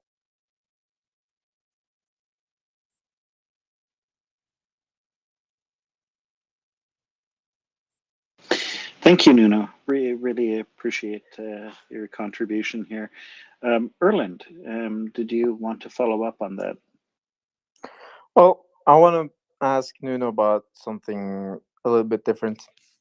So we've seen a lot of talk about Kherson, Ukraine liberating Kherson for a long time now, and my confidence is purely with the Ukrainian army and their decision making and about the way they're conducting their missions everywhere in Ukraine, and especially when people are saying why are we not seeing more push about Kherson, I'm like, yeah, well, let's see, let's not push for this. But what is for more value? Is it for liberating purely Kherson, or is it for pushing the front in Kherson until the Ukrainians have fire control over the Dnipro crossings that they need to, and then maybe projecting their push more towards the Melitopol direction, which, in my opinion, on the map, it looks a lot more.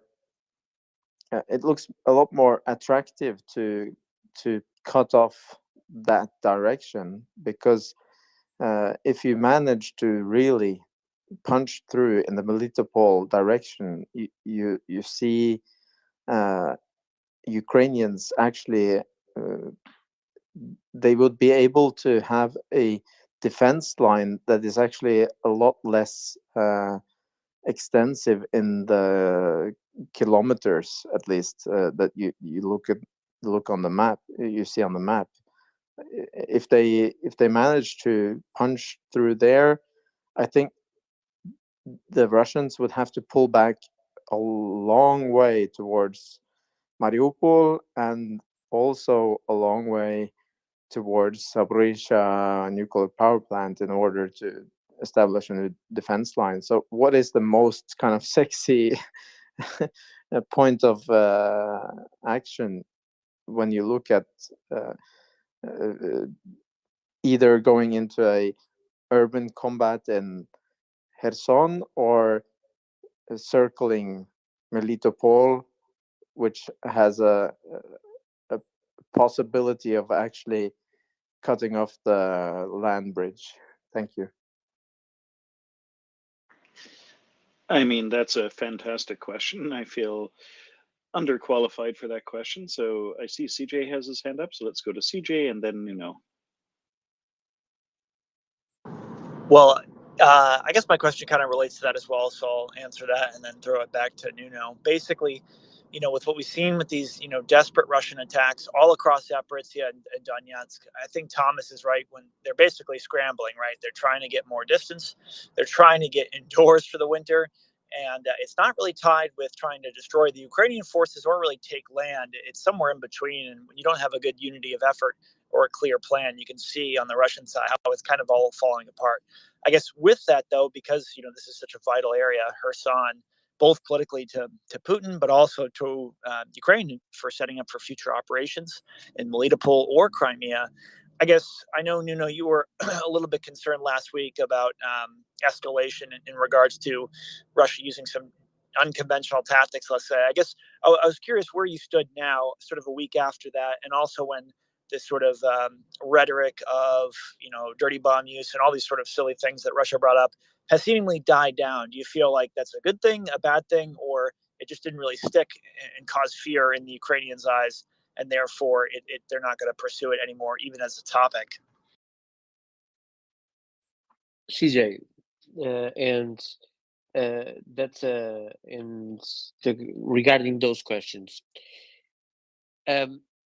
I'm still concerned about Kherson, CJ, and that dirty bomb business scared me or concerned me because of this. The moment we have Russia always has, as we've seen throughout this war, multiple narratives, which translate in roughly some of their options that may be used or not used, but they set up a few narratives, and most of them go nowhere.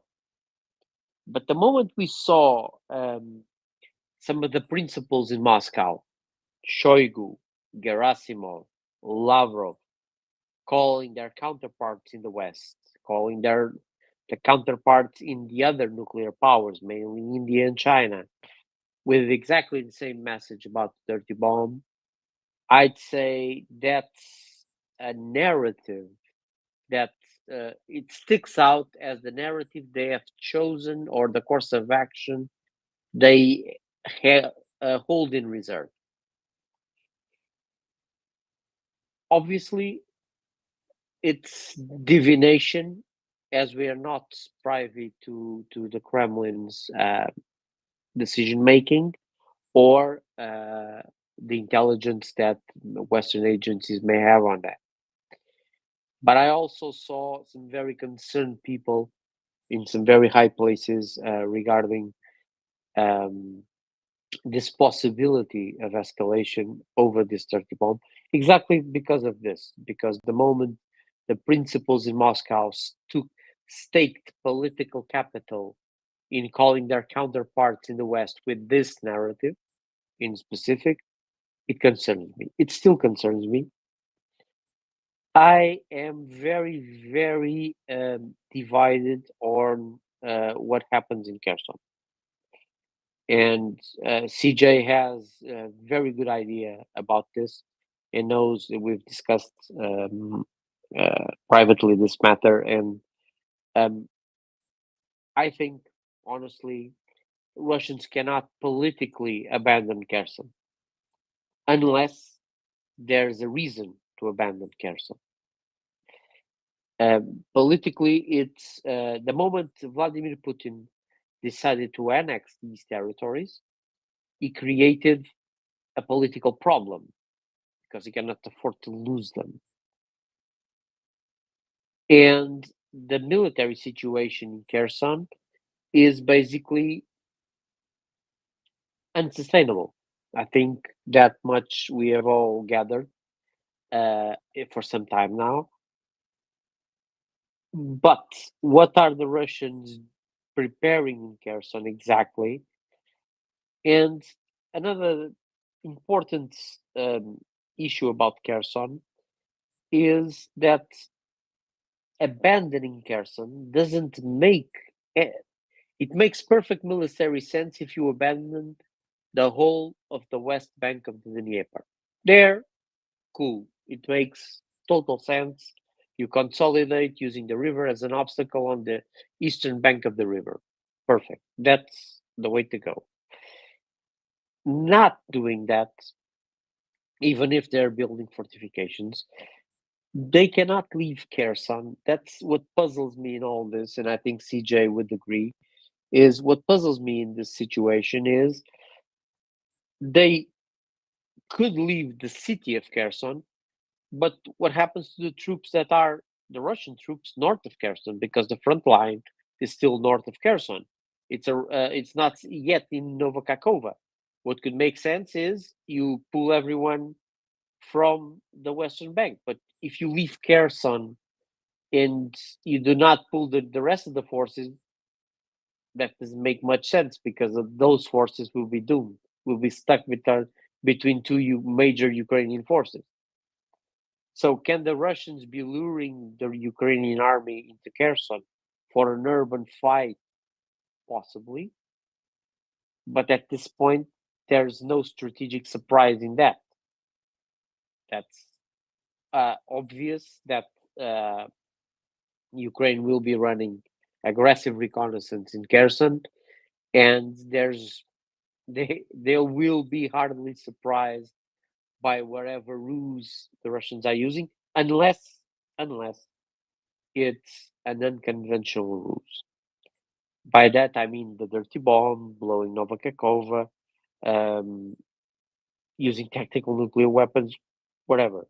There needs to be a political reason. There needs to be a reason that justifies abandoning the West Bank of the Dnieper, because they cannot sustain it. That's one. The other issue, I'd say, in regarding the question about what's the sexier objective out here.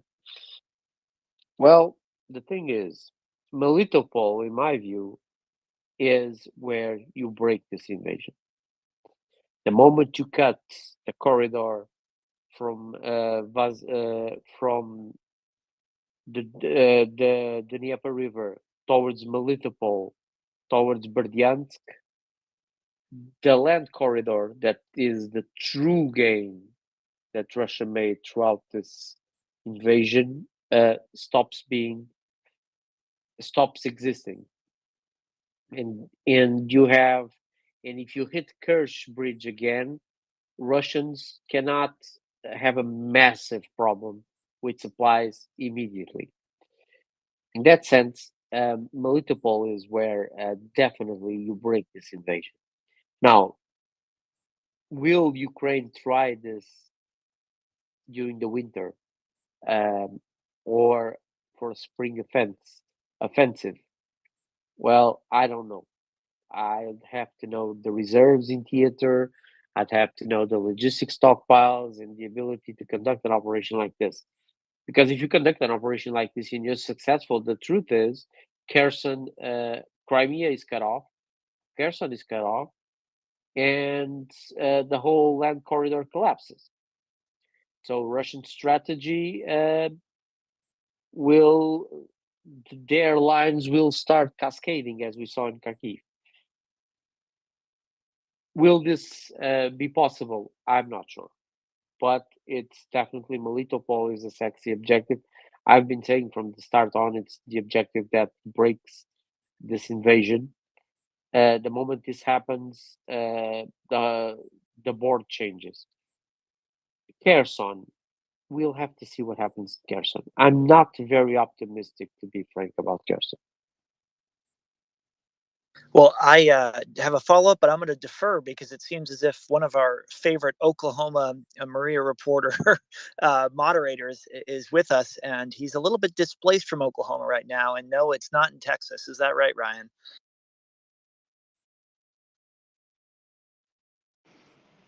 Yes, indeed. We have Ryan and Tim joining us with some important news. It looks like Ryan doesn't quite have his hand up yet, but Tim appears to be ready. So sorry for the interruption, everyone. This is going to be some great news, hopefully. Please go ahead, Tim.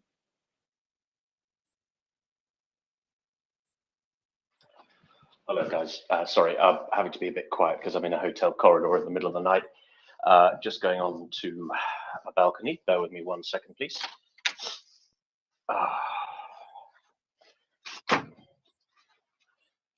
Okay, that's better. Can you all hear me? Loud and clear.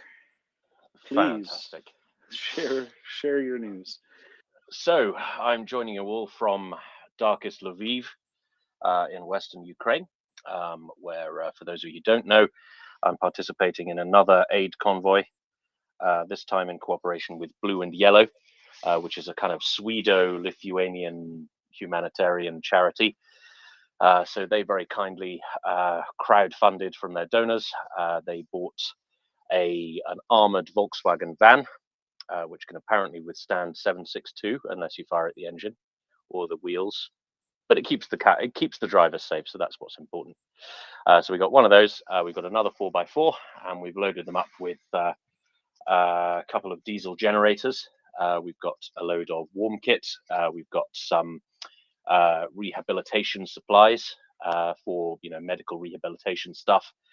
And interestingly, we've got a coffee machine and a load of coffee. So we've got a job lot of coffee. This was requested specifically, this stuff, by the government of Luhansk Oblast, who is in the what would you call him? Not a mayor, the Lord Lieutenant. Let's call him the Lord Lieutenant of Luhansk Oblast, Sergei Haidar. He is tight with the management of Blue and Yellow, and so he specifically requested a number of items, including the generators and medical stuff for their military hospital, and an armored van to do casualty evacuations in high risk parts of the country. And so we bundled that all together, and I've been driving since a long time. So we set off from Frankfurt yesterday morning. We arrived in Rezhov late last night, and this morning we set out to the border, hoping it would be a nice, easy day, and we'd have a chance to go and hang out in Lviv a bit. But it turned out the border crossing took us 11 hours, which was absolutely horrible. Weirdly, the most difficult part was getting out of Poland, because we had issues with our vehicle registration because one of them had never been registered in the EU, and so the Polish government didn't like that, and so we had to go back to another city in Poland and get paperwork and things like that. So that was a nightmare. So it took us 11 hours to get across the border, and we just arrived in Lviv about half an hour ago, and now we're having a very cheeky beer before bed. And we have a very early start tomorrow morning because we're driving all the way east. So we're going to have another 14-hour drive to get to where we're going, which I will keep quiet about for obvious reasons. But it's somewhere in the east of Ukraine. So I'm just going to finish up my beer, and I'd be very glad to take any questions anybody has. Yes, by all means. So, folks, please, if you have some questions for Tim and Ryan, by all means, please come up, raise your hand, and let's get things rolling. I do have a full speaker panel, so please be patient. But let's go to Nuno, then Phil, or Phil and Nuno. Phil just put his hand down, so let's go to Nuno now. Tim, how's the traffic from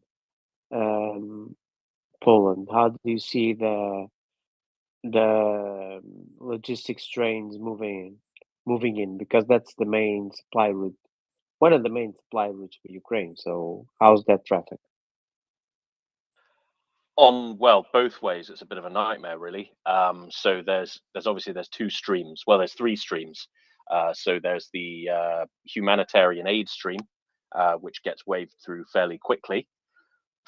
There's the normal civilian car stream, which is kind of medium, and then there's the commercial vehicle stream, which is just absolutely enormous. I mean, we drove down a motorway for about 15 minutes, going at about 140, and there was just lorries parked end to end along both sides of the motorway. It was just absolutely jam packed with lorries trying to get into Ukraine, or well, waiting to get into Ukraine. And we saw exactly the same thing on the other side. So as we drove away from the border point, there was several miles of lorries parked end to end leaving Ukraine. So these supply routes, they're functioning, but I was driving past it. I was just rather glad I'm not a lorry driver, because that looks absolutely soul destroying. So yeah, I mean, the normal civilian stuff is running smoothly. The aid seems to be running fairly smoothly. We got caught up in a paperwork issue with our cars, but that was more our fault than theirs. Yeah, but the commercial logistics, it's very busy, put it that way, Nuno. Okay, that's good to hear. And are you seeing a lot of military hardware or mostly commercial stuff? I didn't see anything military. I mean, there was an aid convoy driving, those Unimog vehicles, which I assume they were donating. I'm not sure where they were from, but I didn't see any military hardware. Interestingly, there was a lot of agricultural stuff going in. So we saw a lot of lorries with, loaded up with tractors, loaded up with combine harvesters and all sorts of, machines that I don't quite understand, but that are obviously agricultural. So there did seem to be a lot of that, but I didn't really see any military stuff. No, I'm not sure if the military aid uses the same checkpoints though, because obviously that's intergovernmental, and one doesn't imagine they would have to go through customs in the same way. But I'm not really sure, to be honest. Thanks, Tim. Thanks. Thank you, Tim.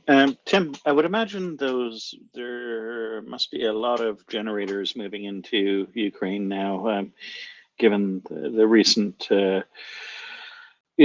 Russian deliberate targeting of civilian infrastructure. Did you see a lot of evidence of that? Not directly, but the chap who was organizing the aid convoy said, be very careful with your generators, because last time they sent a load of generators in, they were confiscated by the customs people on the Ukrainian side. So it seems that apparently an order has gone out, that if you find any civilian with a generator, take it off him, because the government needs it more than he does. So that seems to be a bit of a thing. So we were told that if they try to take your generators away from you, which they might, you tell them very firmly that they belong to Luhansk Oblast, not to an aid agency. And if you want to talk to the Lord Lieutenant of Luhansk, then I've got his phone number. So yeah, we were told to be quite careful about that. Fortunately, we didn't have any problems. I didn't see any other stuff like that, but honestly, I wasn't really looking for it. And obviously, you're not looking inside lorries or anything like that. But yeah, generators are obviously a bit of a hot topic at the moment. We were told that you have to be a bit careful because they have a habit of being requisitioned. Thank you, Tim. We have questions from Erland, Clyde, and Victoria, I believe. Yeah, well, I just wanted to ask, in general, how did you feel that the Ukrainian side of the border control was handling the situation? Did you feel that this is like a welcoming thing, that they want to get through as quickly as possible in order to help any efforts? I know that you had some paper problems, and that's understandable, but did they help you to kind of direct you into what you needed to sort out in order to get those problems sorted out quickly? Absolutely, yeah. As I said, our problems were all on the Polish side, and they were largely our fault because we didn't have the correct paperwork for our vehicle, because we weren't told that it had never been registered in the EU. So we had to get a special export license for it, and we had transit number plates on as well, which is an immediate red flag at borders, because it means that it means something complicated to border officials, and that they tell you to do lots of things. I'm not quite sure I understand it, but we had to do lots of things. But that was purely on the Polish side. The Ukrainian side was absolutely brilliant, and we were told to expect a nightmare, but the nightmare never arrived. We got there. The way the procedure works is they give you a little piece of paper. You have to get 3 stamps from 3 different places on the piece of paper. One from the guy who cares about cars, the other from the guy who cares about passports, and the third from the guy who cares about goods. And you show that piece of paper to the chap at the end of the line, and then he lets you out of the customs area if you have all 3 stamps. So it's very straightforward. It's very easy. It's difficult to screw it up. We arrived. The passport control was very straightforward. The vehicle check was just literally check the VIN on the vehicle, check everything matches up. Presumably they run it through a database of stolen vehicles or something like that. And then we were on our way. The customs was really easy. It's a really small piece of paper that you have to fill in. You have to, you have to say what's in your vehicle. You have to say how much of it. You have to say how much it weighs roughly. And then they weigh your vehicle, and to make sure that you're not drastically underestimating the amount of stuff you have. And that was it. I mean, I would say on the Ukrainian side, we were done in about 40 minutes. It really didn't take very long. We had a youngish chap, he must have been in his 20s, who was our customs officer. He spoke perfect English. He was really, really helpful. The Ukrainian side was just really, really accommodating. I was really quite surprised because we were told that that's the difficult bit. Is the Ukrainian side. It's easy to get out of Poland, difficult to get into Ukraine. We found the exact opposite. The Poles just didn't want to let us go. But no, the Ukrainians are really, really helpful, really welcoming, and it was just dead easy. Yeah. Great to hear. By the way, I understand Ryan is there as well. So Ryan, anytime you want to jump in, feel free. How are you? I'm well. Good evening or good morning, wherever you are. I guess it's good morning to me already. What is it, 1:30 here? Apologies. I was sitting here talking with one of the Renegade Relief Runners.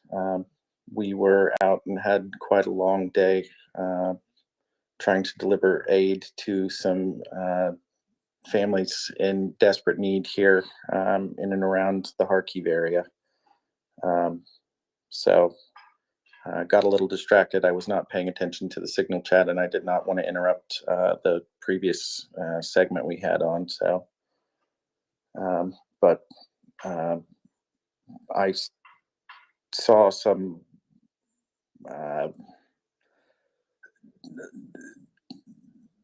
devastation on a scale that I don't even know that I have words to express at the current moment today.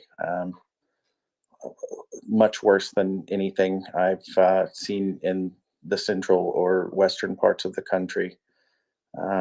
Small villages and towns that were pretty much just destroyed. And we had to make our way around a couple of different directions today, trying to reach a town or a village. Actually, it's an apartment complex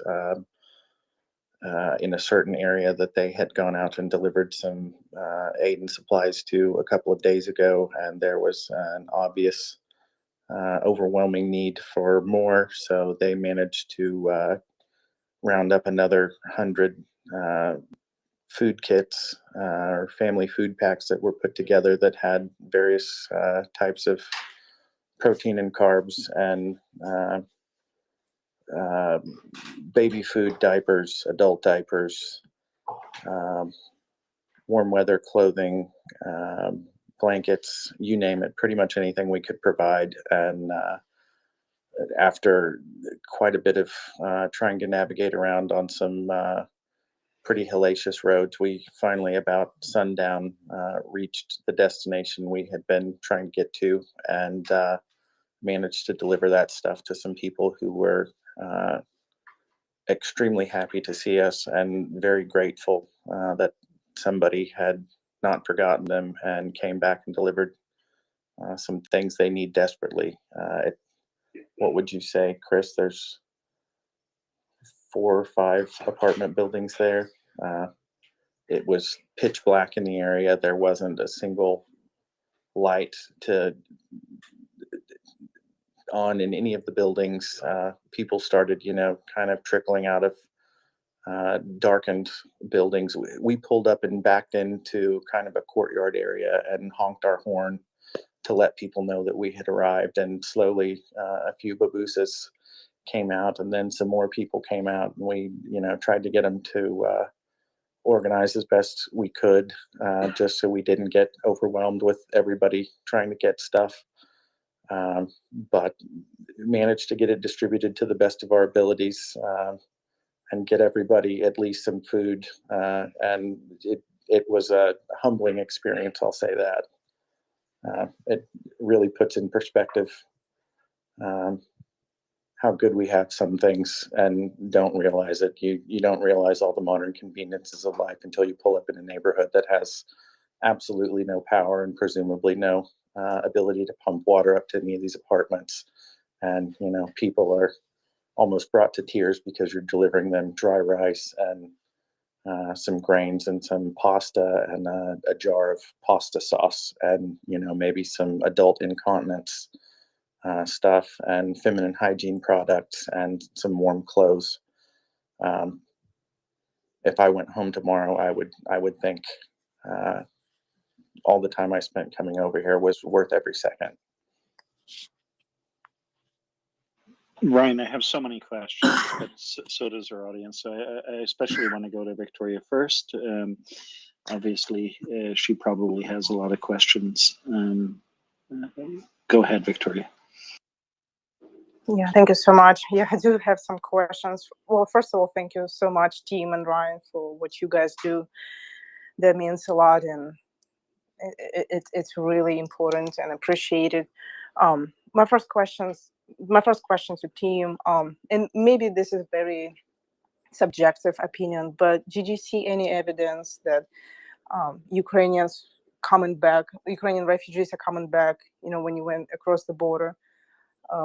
Maybe did you have any interaction? Did you see any people coming back to Ukraine? And for Ryan, I'm speechless here and almost crying. So my first question is, did you work with Roman today? Did you meet him, and how did it go?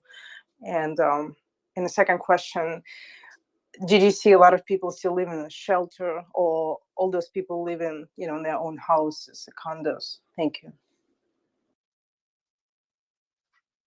Thank you, Victoria. Absolute pleasure and an honor to be helping Ukraine, even in a very small way. Yeah, there were loads and loads of Ukrainian plated vehicles going back in. I mean, I wouldn't like to say if they were returning refugees or not, but yeah, there were a lot of Ukrainian plates going back in. I would say that nearly all of the civilian cars we saw on the border were Ukrainian plates. We did meet a lady who lost her husband earlier on in the war, and she was returning from, I think it was staying with relatives in Europe. Peter, was that correct? Yeah, she'd been staying in Poland. Right. Yeah, she'd been staying in Poland. And her daughter in the United States of America. Right, and her daughter lives. One of her daughters lives in the US. She had 2 young children with her as well, who are assumed 3 young children with her as well. So she'd been staying in Poland. She lived just outside Kiev with her husband during the early stages of the escalation. Their house was hit by Russian fire. Unfortunately, her husband was mortally wounded and died a few days later. The family left the country, and they've been staying in Poland. I'm not sure how regularly they've been returning, whether this was their first time returning. Beyond that, loads and loads of Ukrainians crossing into Ukraine from Poland. Wouldn't like to say if they were refugees or not, but yeah, returning Ukrainians does seem to be a thing, certainly, Victoria. Thank you so much, Tim. To answer your initial question, Victoria, no, I did not meet with Ramon today. I did spend a couple hours with him on Saturday. I met him for the first time Friday evening, and we made some plans to hook up at the fire station the next morning. After I spoke with him for an hour and a half or 2 hours, he mentioned in passing that it was actually his day off and he hadn't gotten much sleep the night before. So I immediately told him, meeting's canceled. I'm, not gonna take away from your R&R time. I don't know why you're even here at the fire station meeting with me today.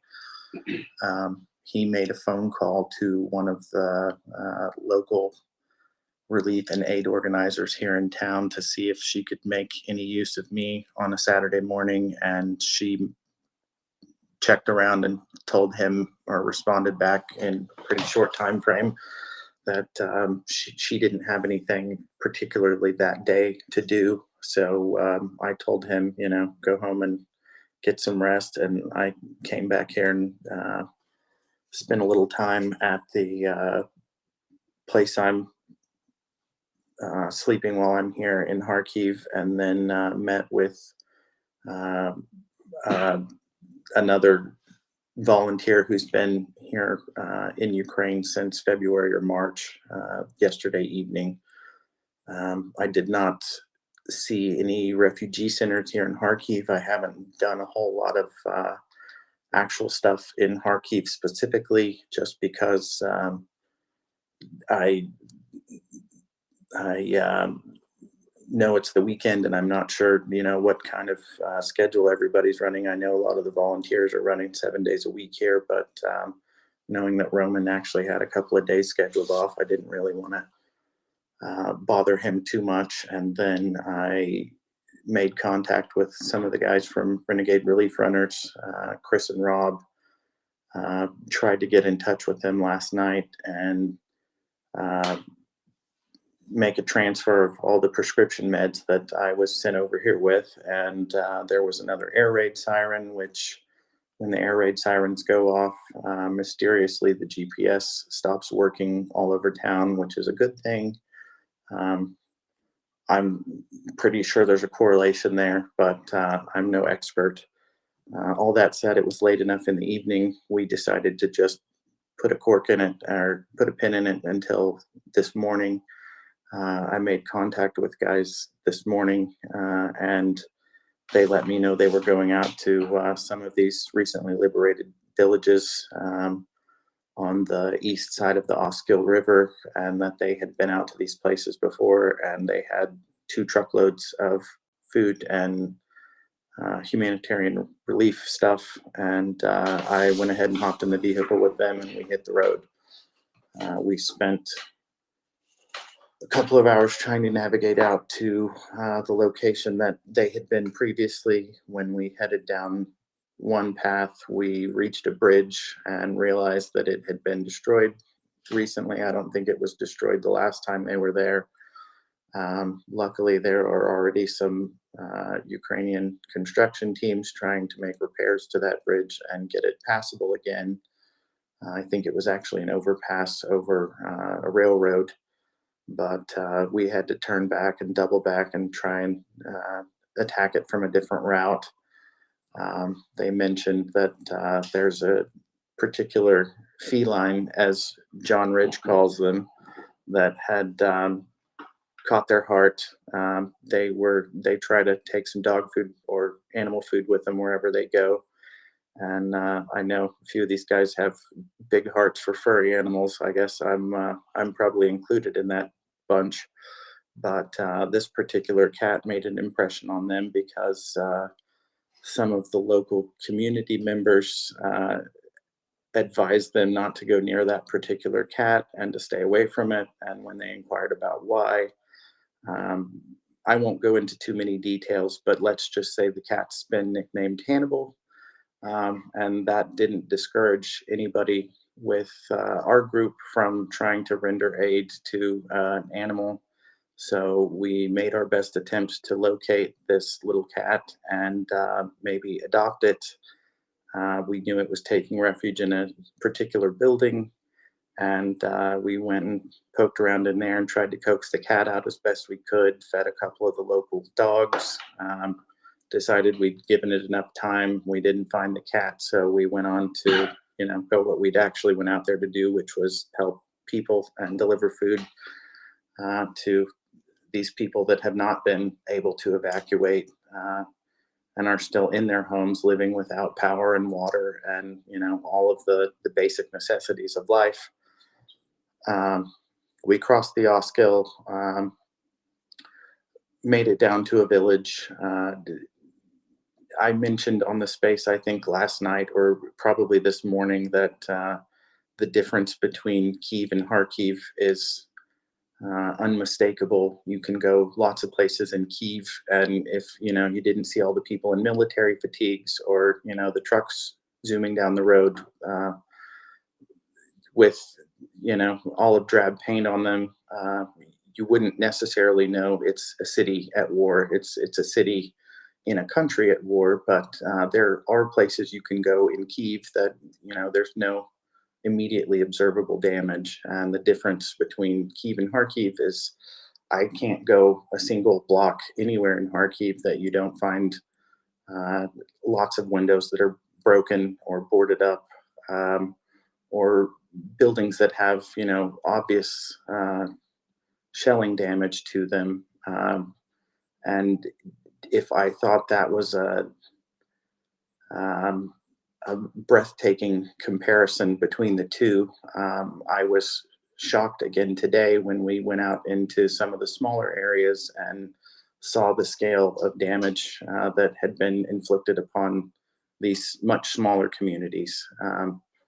I was frankly not expecting anybody to come out of these apartment complexes that we delivered food to today, just because we arrived right about sundown, and I couldn't fathom that people would be living in those buildings when we had gone by so many other buildings in similar states of disrepair or damage. And much to my surprise, the longer we stayed there, the more people came out and were trying to figure out if we had things that could help them.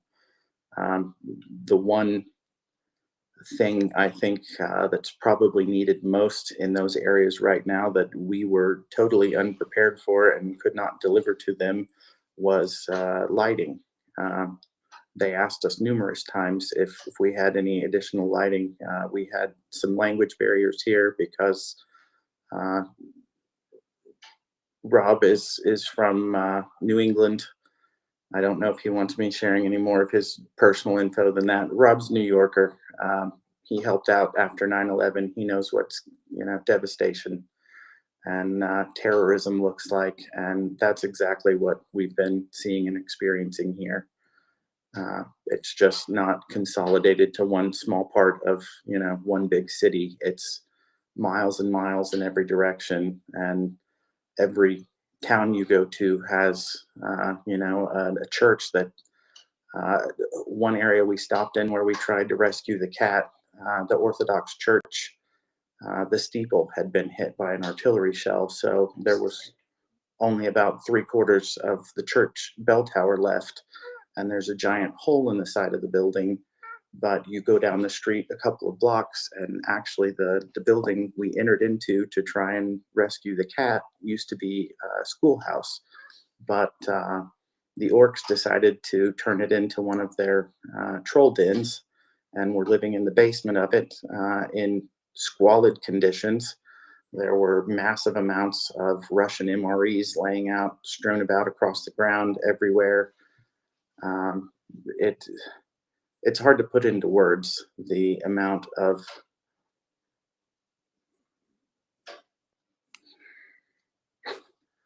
sorry, my words are failing me. It's take a break, Ryan. That's okay. I'm fine. It's just it's hard to really encapsulate the damage that's been done here and all of the communities that it's been inflicted upon. I mean, I've seen whole neighborhoods wiped to the ground where I come from tornadoes, but those are natural disasters. Some horrible fucking people did the things that have happened here. And none of this had to happen. None of this was, an act of God. It was evil. It's how anybody can do this to another human being, or people who, none of those people were armed fighters. None of those communities were deserved any of the damage that's been inflicted upon them. And there are still people living in all of those communities. I didn't think anybody was in the area that we went to go and try to rescue the cat today. We spent maybe a half an hour there looking around for the cat. And as we left to pull out of that area, I see a guy, come out of a house and hop on a bike and ride down the street. And I thought it had been totally abandoned.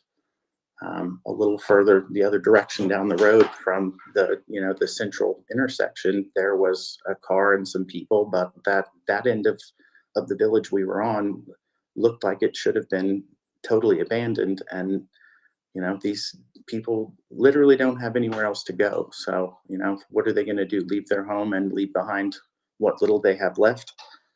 But as I said before, I don't want to be all doom and gloom. I know we did some very real, tangible good today, and all we did was drop off the most basic necessities of life. But those people were overjoyed in what little amount of stuff we managed to deliver to them. And, I'm happy to have been able to do it. I guess on a slightly lighter note, we also so when we came along the bridge that had been blown out, we noticed that there was another British volunteer. I don't know if he was just out here on his own accord or if he was with some organization, but he was trying to deliver some equipment to some guys on the front line. He had, some gloves and some eye protection and just, basic PPE stuff that guys who are sitting in a trench or living on the front line could make good use of. And he knew we were going to be out, and we went ahead and took it off his hands and delivered it to some of the International Legion guys. I think a couple of them were French and one of them was Swede. Yeah. He was an American expat that's lived in Sweden for like 30 years, but some guy who just couldn't stomach what he had seen. I don't know when he came over here. I don't know much of his backstory, but we helped some civilians and we helped some guys who are trying to defend those civilians today. And I'm humbled to have seen what I did, and I'm happy to have helped in whatever small way we did. Thank you so much, Ryan. We have some questions. Is it okay if we get to those questions now? Sure. Sorry, I rambled on a little long on that one, but I not at all. Take care, brother. Clyde and then Erland. I'm not sure this is the time. I had a question from earlier about what people thought that were there, and Thomas brought it up earlier. And then I read the article about it, about Jake Sullivan's visit and the idea of negotiating with Putin. But I'm not sure, given what we're currently talking about, maybe that it's okay if you want to address it now, but at some point it would be good to have a discussion about that approach and what that may mean for our support. Let's save that for later, because right now we're really focused on the work that Ryan and Tim are doing, if you don't mind. Erland. Yeah, sure, that's fine. Well, yeah. As far as I understand, your initiative is kind of a part of a smaller private one.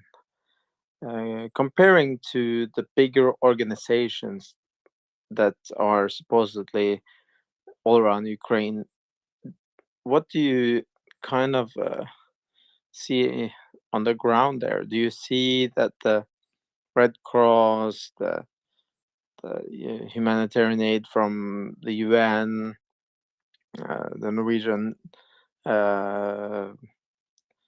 refugee aid, do you see these people on the ground providing aid when you're in these locations, or do you see mostly small private organizations like your own providing the aid needed in these devastated areas? And to be honest, I'm devastated hearing your witness recounts. It's really difficult. I wish I could help more, and thank you very much for what you're doing. Thank you.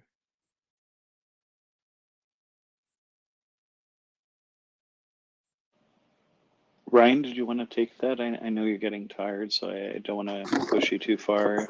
Are you okay? No, I'm sorry.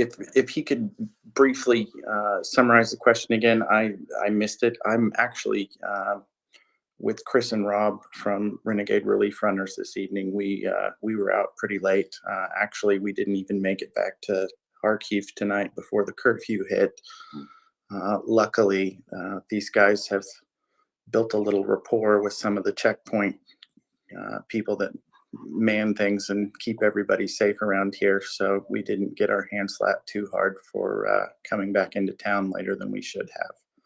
But, you know, a bunch of them have seen these guys going out and delivering stuff in weeks past, and you'd be surprised how far a pack of cigarettes or a candy bar will get you to some guy that's been standing out in the cold all night long or all day long, or I don't even know how many days they work checkpoint before they get some time off. Yeah, gonna make some really happy checkpoint soldiers.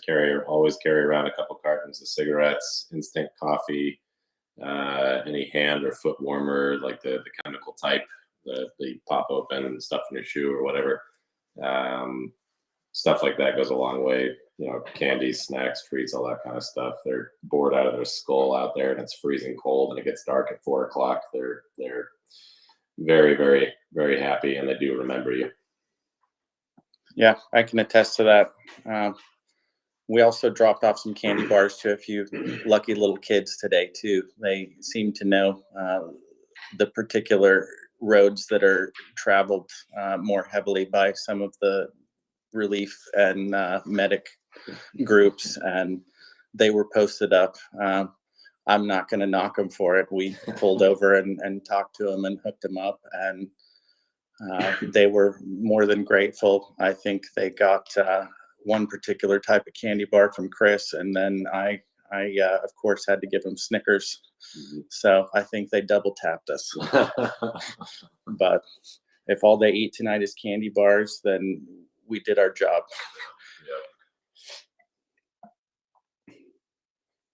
Well, Ryan, my question was, well, do you see any of the big organizations like Red Cross? God, no. Red Cross Norwegian... wouldn't cross the Oskill River if somebody paid him $100. Okay. And I'm not going to them too hard. I haven't seen a single Red Cross vehicle since I left Kyiv, to be quite honest. I'll call a spade a spade. They might be hanging out and talking a big game, but I don't think they're allowed to come out here. And frankly, for them to hold themselves out as an aid and relief organization and then not go where aid and relief is needed is, excuse my French, chicken shit. So no other big aid organizations like... I have not observed some. I saw some World Food Program boxes here in Kyiv. Those are being delivered by other organizations. And yeah, and that stuff's being delivered the last mile by other organizations. I mean, like these Renegade Relief Runners. I didn't see anybody with obviously identifiable markings on their vehicles. We passed countless aid vans probably, or they may have just been medic vehicles. There are people out here doing the good work as best they can, but as far as Red Cross is concerned, as I told you, I haven't seen anything with a Red Cross on it since we left Kyiv. That is simultaneously shocking and infuriating. I can't imagine how that must make you feel, Ryan. I want to say I think that is enormously infuriating for me and for a lot of other people, considering the amount of money that, for instance, my country has spent on aid to Ukraine. If it's possible, Ryan, I would love a written account about that, because I'm involved with some political push in my country, and we're spending billions to Ukraine. And if the aid isn't going to where it's needed most, it is, well, yeah, I'm pissed already. So yeah, what you're telling me is, well, Red Cross, I'm not surprised, but at least some other aid organizations I would expect that you encountered. Well, and real quick qualifier here, and then I'll let Rob chime in for a second, because he's sitting here with me, or Chris rather. Sorry, didn't mean to put Rob on the spot. I don't think Rob wants to talk. Rob's eyes just popped out of the thing. All I can tell you is that Red Cross has been a farce since 9/11. I was there. I watched what happened after that with Red Cross and everything, and they've been a farce since 9/11, in my opinion. So my one quick qualifier is I do remember seeing some, at least a couple of large Red Cross vehicles somewhere around. I don't know if I was in Kyiv, like I'm talking a big rig truck. It may have been somewhere between Kyiv and Dnipro when I was traveling, but I have absolutely not seen any Red Cross folks or their vehicles or any of that since I arrived in Kharkiv, and I certainly haven't seen any down around near the Bakhmut area, where the most intense fighting has been going on, from what I understand. And I'm woefully ill-informed at the current time, just because I've been traveling and out of communication range from you guys. I haven't really had any daily updates, haven't been able to hear Yehuda or language or anybody else. So I'm, getting my info here on the ground instead of from the space, but I can say with absolutely no uncertainty that I have not seen a single person from Red Cross out here in and around the Oskill, or the places where people desperately need their help. We could have probably had 100 more meal kits prepared and still given all of those out today. I have no idea how many people were in that neighborhood or in those apartment buildings that either didn't hear us or maybe didn't have the lighting to get down the stairs. It was mostly elderly men and women, but we did see some children out there today. A bunch of the babusas were unusually interested in some of the diapers and child stuff, and after having talked to them as best we could with our somewhat inadequate language skills, we assumed that they were probably taking care of some of their grandchildren, or possibly knew their daughter has a kid. It wasn't really our place to judge or nitpick why they needed that stuff, and it's not anything we needed, so we were more than happy to turn it over to them. And I will say, like, we went out there with a bunch of baby formula, and there were a number of people that took some baby formula.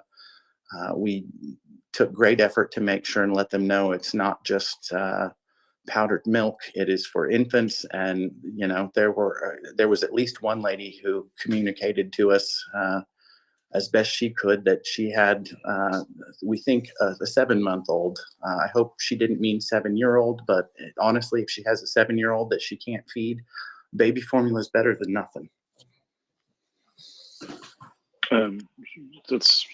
Ryan, are you okay on time for a couple of questions from the audience? I'm good. I'm kind of pissed off now that you asked me about the Red Cross. Just So really quick, like I'm five. Oh, just if you 5 wouldn't seconds, mind. really quick. I can completely corroborate with Ryan's story. I haven't seen Red Cross where all of the evacuations happen. I have not seen any hint of Red Cross. I can completely corroborate. Ryan's absolutely right. Thank you, Safiran. Chris wanted to add a quick remark about Red Cross, and he's been here doing this stuff much longer than I have, so I will defer to him if he wants to add his 2 cents. I'm more than happy to let him take the mic for a second. So this is Chris from Renegade Relief Runner. That would be great. I just want to do some quick housekeeping before we go there. Folks, please share and retweet this space. We are speaking to Ryan, and well, Tim was here earlier. They're delivering much needed humanitarian aid to Ukraine. They're describing their experiences, and we have a new speaker, a photographer, Safran Shikazi. Safran, if just the order we go in here is we raise hands, just for your information, and thank you so much for your insight. Ryan, I have a DM from a listener, but let's go to Chris first, and then we'll circle back to some DMs that I have coming in from listeners. This is Chris. Go ahead. Sure. Thanks. Just briefly, just a kind of a note on the Red Cross. I totally 100% in the time that I've been here since April. The time that I've been here, I haven't seen any Red Cross vehicles especially that far out east. We have been a few places on occasion where the Red Cross has made large dumps of supplies, but yeah, bulk dumps in green zone areas. The caveat to that statement, however, is that every time I go to one of these places and I'm like, oh, the Red Cross has been here, one of the people from the center is like, well, no, not exactly. It's the Ukrainian Red Cross. It's not the international or the major organization Red Cross. So the Ukrainian Red Cross out here is delivering a large amount of aid, is doing a decent amount of work. But again, to Ryan's point, you do not see them in gray zone areas. You do not see them on the front line. You do not see them in dangerous areas. It's they are bringing in large truckloads of stuff, and they have dumped them off at organizations and in places that we have worked with in the past. But Zolochiv and Kharkiv Oblast is a place that we've worked with quite a lot since pretty much the beginning of the war, and they did not start receiving aid from the Red Cross in any shape or form until about late July or something like that. So it's taken them a long time to gain any sort of footing in any relatively eastern region of the country, and they've got really nice vehicles. I'll give them that, but you don't see them even with their snorkel caps and flashy paint jobs. You don't see them out in the danger zone, so to speak. So, and then just give you a perspective on these meal kits that we're putting together that Ryan was delivering with us today. They're about 5 kilograms a piece, and we build them by hand. Rod and I and Pete went out last week and purchased about $3,500 worth of supplies that are going to make enough meal kits to support at least 500 families. So we went out, we built 100 of these to kind of do a test run out to this region this week, and we were working in tandem yesterday with the Kharkiv Humanitarian Center to help them deliver some of their aid as well, because they are actually extremely lacking vehicles that are capable of doing these deliveries. So we've been helping them out. And today we went out on our own and delivered the packages that we had put together. So you're talking, I'd done this math earlier, and if it doesn't check out, I'm sorry, but it was in my head. It's about $6 per pack or so, give or take, depending on what we put in the pack to supply a family with enough dry goods to basically last them a week. And that a lot of the other aid that we had given out today, food goods and personal care products and all of that kind of stuff was donated directly to us through our Polish foundation, Lotor, which is run by Julia, by Biedronka, the grocery store chain. So that kind of is what comprised most of our load today. Outstanding. Thanks for that update, Chris. I have a DM from one of our listeners. First of all, he thanks you all for the work you're doing. He says he doesn't want to come up to speak because it's really touched him. He's asking, what about all the faith-based charities? Is there any evidence of them providing aid in Ukraine? Do you see anyone else, or and if someone could speak to that? I noticed Saffron just raised his hand, but let's start with Chris and Ryan, and then go to Saffron, and then we'll go to Wendy and Alan.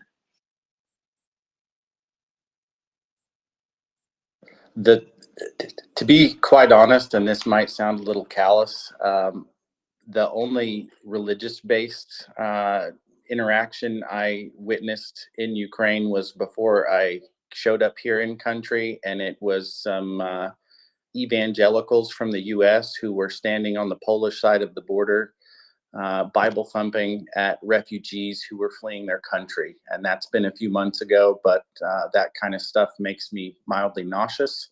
And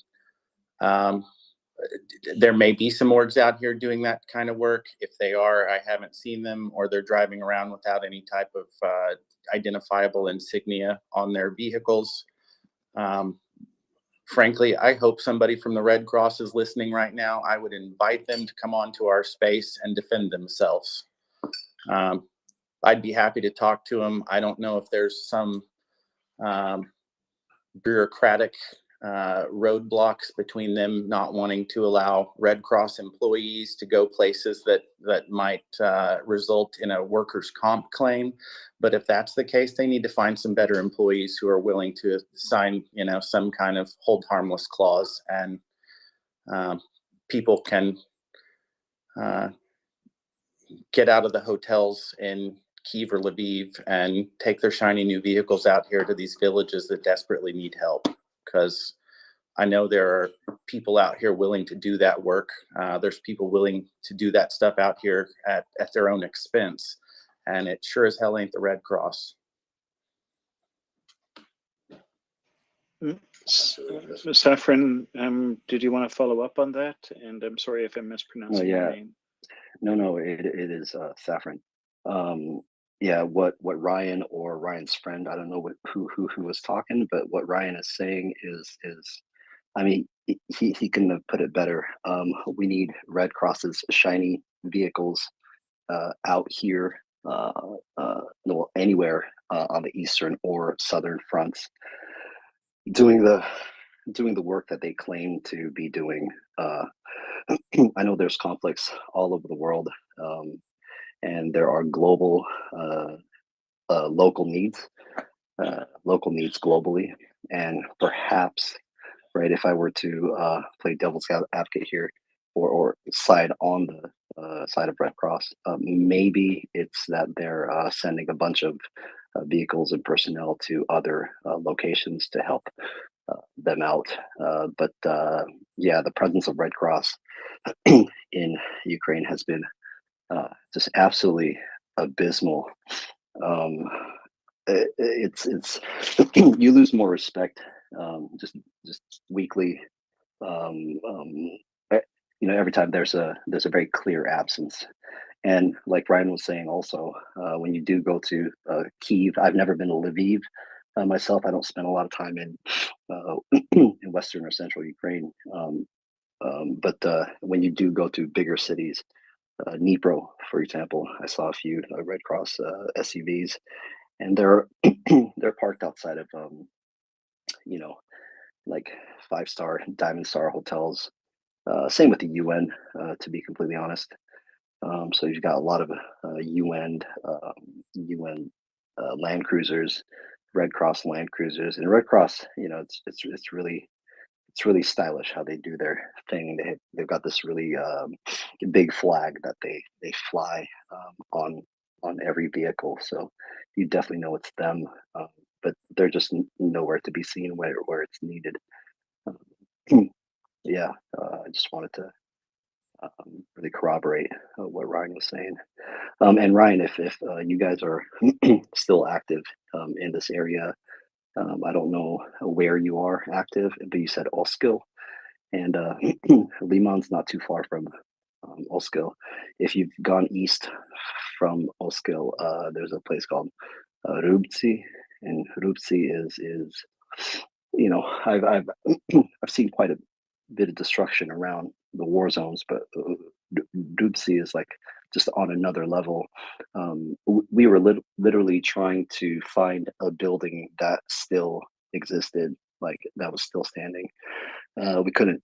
It's just a graveyard of homes, houses, quite detrimental. But there is a humanitarian aid drop off point in Liman. I will text you the coordinates after I get off of the mic. But Liman, there's an area, maybe you've been there, where all of the villagers gather, and they wait there for large humanitarian aid drop-offs. So that's a really good place. The second point I kind of wanted to make about religious organizations being active in Ukraine, they are in fact very, very active. And perhaps the reason that foreign volunteers haven't really seen any of these organizations is that these religious organizations within Ukraine are very connected already, and they sort of have all of the connections that they need, and therefore they don't really need to go out of their way to connect with international volunteer organizations to be able to do their work. And a lot of these organizations I have worked with. One is a global one, in fact, and they're called Word of Life. And Word of Life was delivering humanitarian aid to places like Siversk, and Siversk is just north of Bakhmut. It's a waypoint into Lysychansk and Severodonetsk. And Siversk was getting pummeled for a while, and probably still is. But yeah, this organization, Word of Life, they go into places like this. Save Ukraine, also a religious organization, very active, very Ukrainian, very local. Save Ukraine, if you were to work with them, either as a photographer or a humanitarian aid volunteer, they're not. I don't want to talk too much trash, but there are some characters in the group, so that might not be the best experience. But Save Ukraine is one. Another has a very difficult and unattractive name that I can't remember. It's called like personal development and collaboration or something like this. And apparently, the name of the organization, it sounds a lot cooler when it's in Ukrainian, but when it's translated, it sounds like a department of a company rather than an organization itself. But they're a church based out in Dnipro. If you want to connect with religious organizations, Dnipro would be the best place to do it. The church network is extensive, and they send. Part of the reason you don't see them often is, they already have a base in Ukraine. Their church or their local communities, and so they'll often base out of there.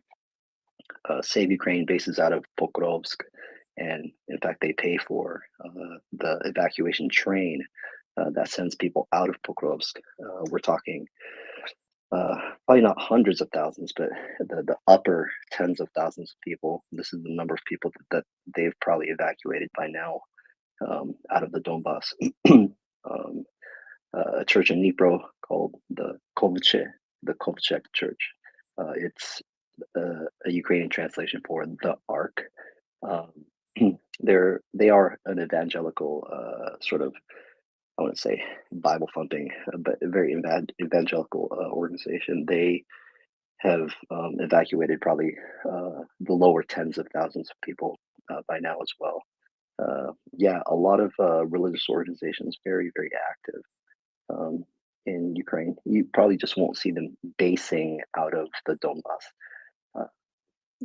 The main reason being that they already have a pretty good base in Dnipro. Yeah, that's about all I want to say. Thank you, Saffron. So Ryan, are you still good on time? Yeah, I'm golden on time. I would like to go and thank you for being devil's advocate there. I'm a little jaded with respect to some of the religious orgs that I saw show up in the first weeks, just because I thought their approach to dealing with these people who've lost nearly everything and were fleeing across a border to try and avoid genocide, it totally made me see red to see people standing out there Bible thumping at people running for their lives into Poland in the first couple of months of this war. And, you know, maybe I got a bad taste in my mouth over that. Chris mentioned while we were sitting here that there are some local Ukrainian religious orgs and churches that were helping evacuate people from some of these smaller communities after they'd been liberated. So I'll walk back my callous remarks just a little bit, but I also want to let Julia cut the line. She is one of the folks that's working really hard with Renegade Relief Runners, and she had some contact with me as I was traveling into the country. I know she knows Chris really well, and she's got questions or comments, or probably both. I doubt she has questions. She's in touch with Chris pretty close, but anyway. We're texting right now. Yeah, we are. Hi, everyone. Well, I don't have much to add after the previous speaker, other than I know a lot of church organizations in Poland who are sending help to Ukraine. And we actually received packages that were donated by Caritas Polska, Caritas in Poland, some food packages. It wasn't an official cooperation, it was just helping out through a church that we know in the eastern part of Poland. So I know they have been very active and have been sending a lot of aid that has been distributed in Ukraine by Caritas Ukraine, because they are an international organization.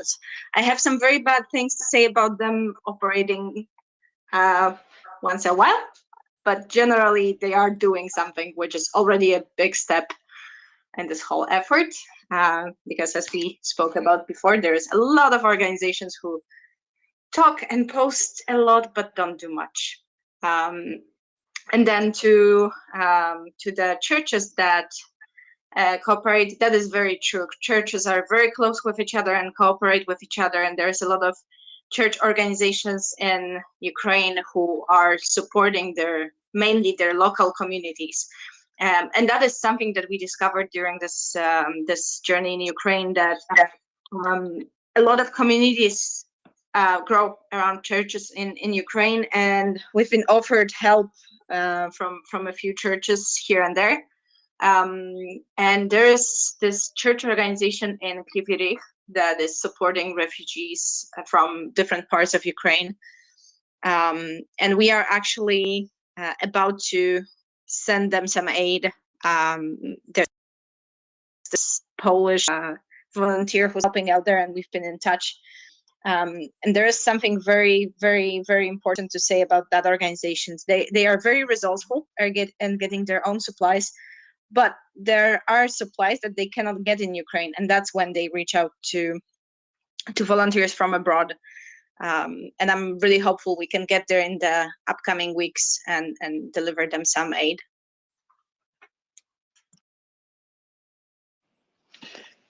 Thank you so much, Julia. I'm really happy to hear you and Chris in the space again.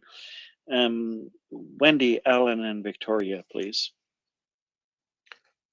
Hi, Ryan. I'd like to ask you a question, hopefully on a lighter note, because I think we can all tell you've had a long day and seen many difficult sights, and good questions have already been asked. But before I do, can I say thank you for what you are doing with your time? Thank you for what you and your team are doing with your energy and physical presence of being there. Thank you for your testimony of the tragic destruction of once thriving places in Ukraine that you have visited. My likely inadequate attempt of a lighter question is this: what music has accompanied your journey, either in your car or you've otherwise heard? Um, the famous song, it's the Ukrainian anthem. I'm not going to sing on this space, I promise, but I can't, I'm at a loss for words on the name of it, but some of the music that caught my ear and I found myself humming it in the car as we were coming here was the song everybody knows. It's, it gained worldwide recognition in the first couple of months of the war. Yeah, that one. I heard it playing in restaurants, even in Kyiv, kind of low tone, background noise, but I actually downloaded Spotify or installed Spotify and paid for the subscription version or the trial so I could download a whole bunch of music and have it available offline if I couldn't get decent internet connectivity and stream anything. A good friend of mine happened to put together a particular playlist with a 4-letter word that starts with an F, and the second word in that playlist was Russia, so F Russia, and has a number of choice songs of both classic rock and a few other options. I listened to it on the plane coming over here, but frankly, I've been so preoccupied either talking to the very gracious Ukrainians who went out of their way to make sure that I arrived safely in Kharkiv, or meeting and networking with folks and talking to people since I've been here, that I haven't spent a whole heck of a lot of time listening to music, and maybe I should do a little more of that. Music does lift my spirits, but usually you're trying to keep your eyes and your ears peeled, especially depending on what part of the country you're in. And I honestly have not listened to any of my Spotify stuff since I got here. But I'm gonna play this for you. Yeah, sounds like Chris and I are going to share some playlists now. Yeah, please do. I'd be happy to throw those in the nest for you. Okay. Understood. Thanks, Ryan. Thank you for everything you're doing. Alan, you're next. Thanks, Bloke. Ryan, knowing just a little bit of what I do from what you've shared of your decision to go to Ukraine, you have my utmost respect. I think one of the reasons so many of us spend so much time here at the MriyaReport is to listen to inspiring voices, and yours is among the most inspiring. I have a couple of quick questions for you. One, I mean, you're traveling near former front lines. Have you seen minefields? Are they well marked? Have you been warned about them? Anti-personnel mines are a plague that outlast the war. Long after Ukraine defeats Russia, there will be casualties because of mines. And my second question is, what are Ukrainians themselves telling you about what they know about the war and victories of Ukraine? Do they know that Ukraine is winning? To answer your first question, I was warned in advance of arriving around the Bakhmut area by some foreign volunteers who are here actually doing some of the trigger pulling type work before I got over to a particular area, to be very cautious if I, ended up out of the vehicle, to watch my step anywhere I was off the pavement, because he knew of about 15 people in the last month who had unfortunately been injured or killed due to landmines. Yes, I have seen marked landmine areas. I guess today was actually the first day that I was in an area that had identifiable landmine signage in and around it. I didn't immediately notice it myself. One of the guys I was riding along with pointed it out to me.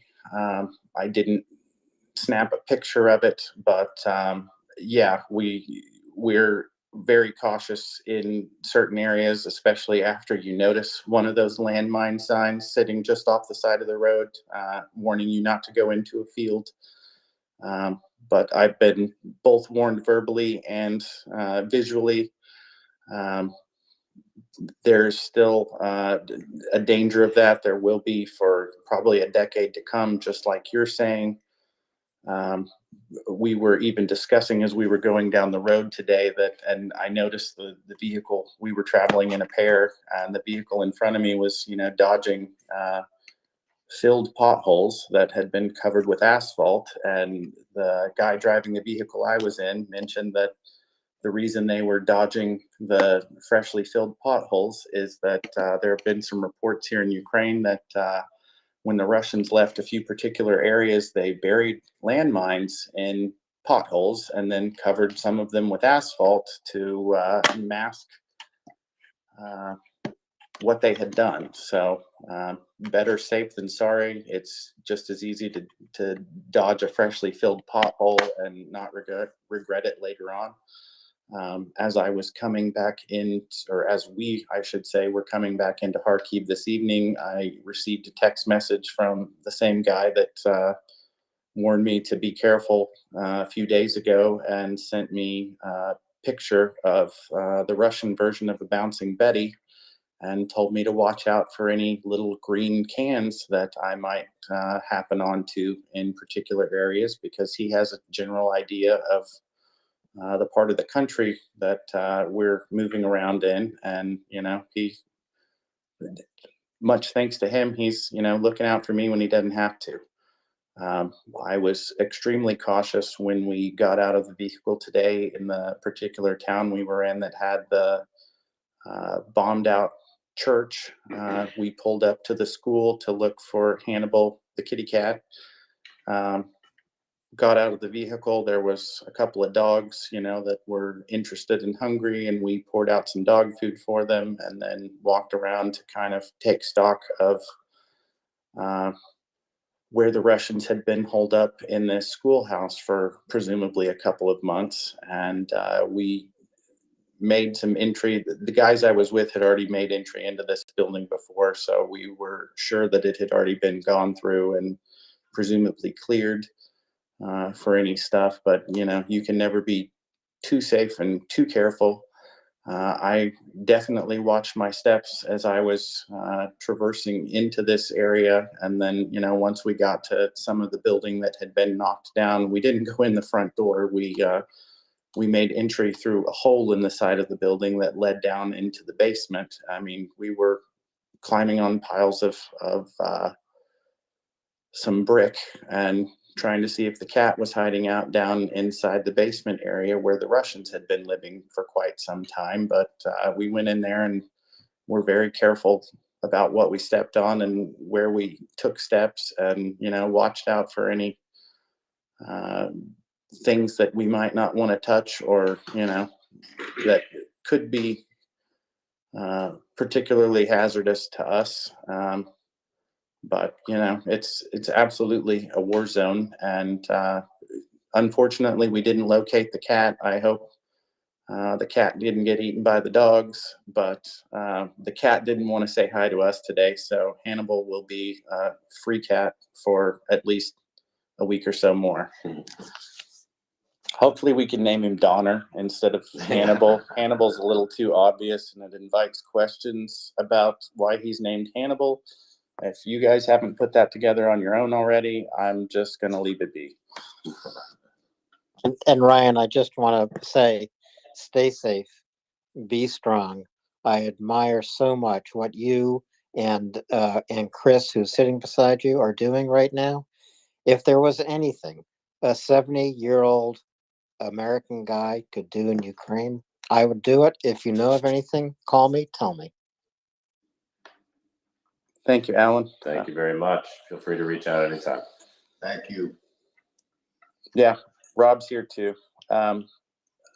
Frankly, one thing I think that is desperately needed, and these guys have already tried to source them. I know they are readily available all across the U.S. They are almost required personal safety items in my part of the country because we have natural disasters all the time that cause us to lose power, is a small flashlight. Like I said earlier, we delivered food, some dry goods and some canned goods, some potted meat,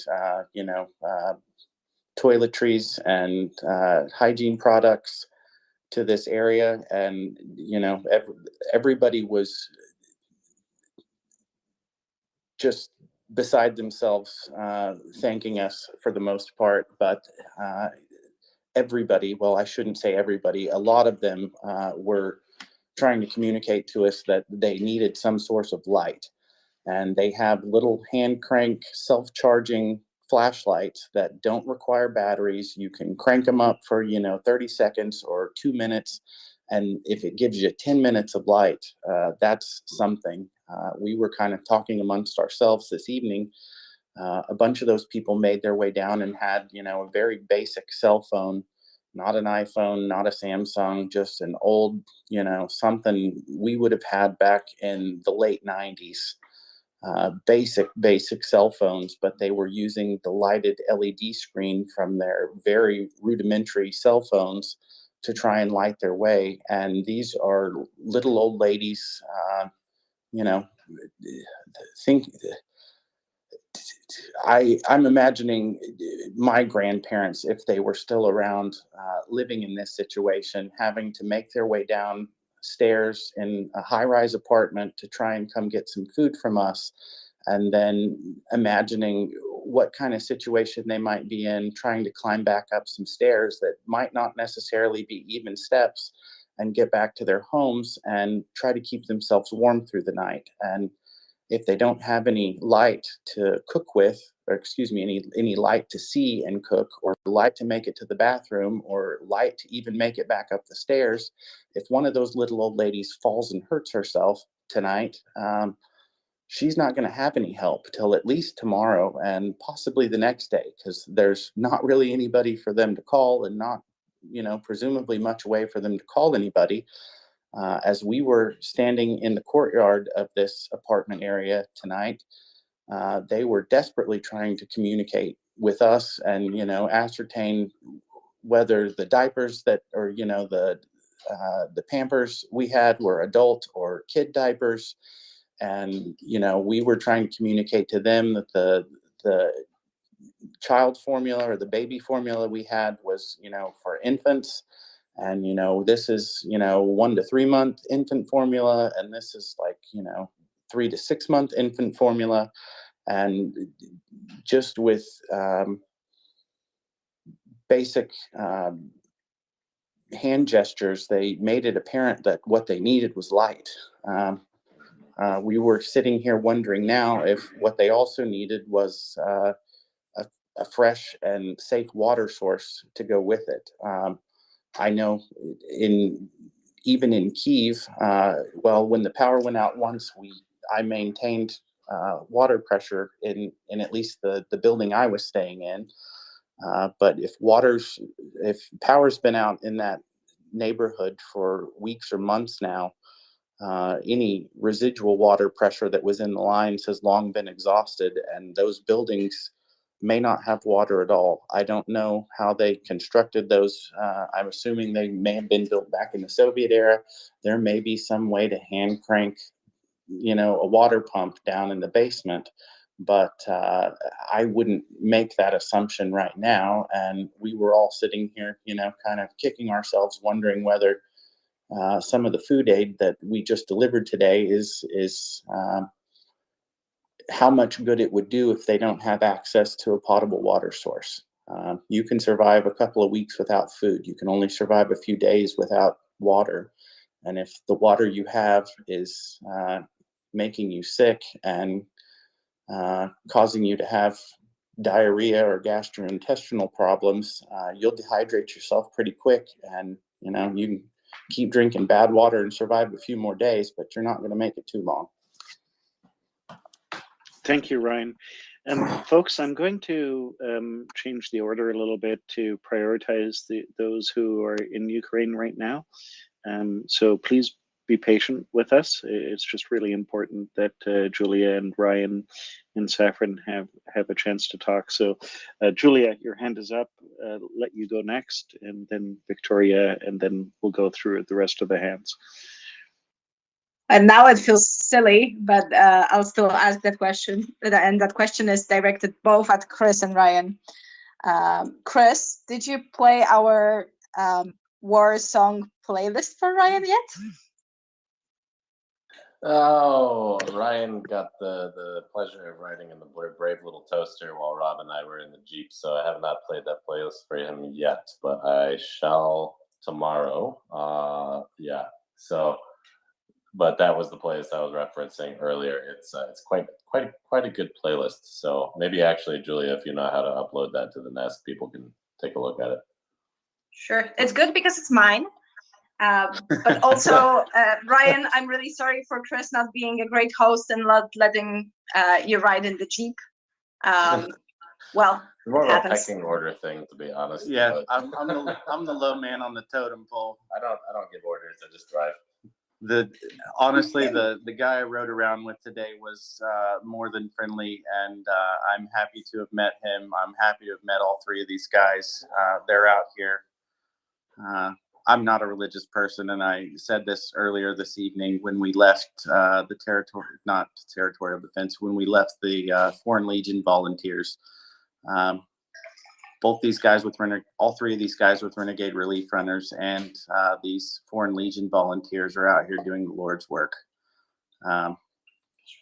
This is the most blatant and obvious battle between good and evil as I've ever seen in my life. Lots of conflicts are, gray, and people have different opinions about them, but having seen what I've seen today and what I saw in Kharkiv the last couple of days, I'm going to walk around with a chip on my shoulder with respect to Russia for quite a while. This is pure, unadulterated evil that they have been inflicting upon these people for months since the invasion in February and years in certain parts of this country. And I will have absolutely no stomach for any Russian apologists or whataboutisms or any of that crap moving forward. I hear you. Similar feelings here. I'll get back to the topic of water really quickly, because this is something we discussed with Chris extensively so far. And Chris just had an idea, but we've been speaking about this for quite some time. We just purchased those industrial filters, and they just arrived. We are waiting on some more extensions for them to make them more efficient. But what Chris's idea was right now, and it's a really great idea, is to roll out with those filters to those villages on like weekly, bi-weekly basis, to be able to facilitate drinking water for them, which is amazing. Liz, who is our volunteer, has been also working on getting those filters that you can screw on the tap for households and for like institutions like cultural centers or churches, which could facilitate some drinking water for others as well. So I'm really hopeful we can work on this in the upcoming weeks, and that is going to be one of the bigger projects for us soon. And real quick, just to dovetail on that, the screw-on filters for the taps will be good in areas that have adequate water pressure. But as you were saying that, I was thinking something I witnessed just in passing as we were flying down the back roads in Ukraine today. We passed by some intersection, and I couldn't even tell you where it was because we covered a lot of ground. But I saw somebody out hand pumping water from an old school well, old hand jack pump, something you would have seen, that's 100-year-old technology. It was the local community water source, and the guy was pumping water into a bucket, and I think he had a couple of, 1 or 2 gallon or, 3-liter water jugs.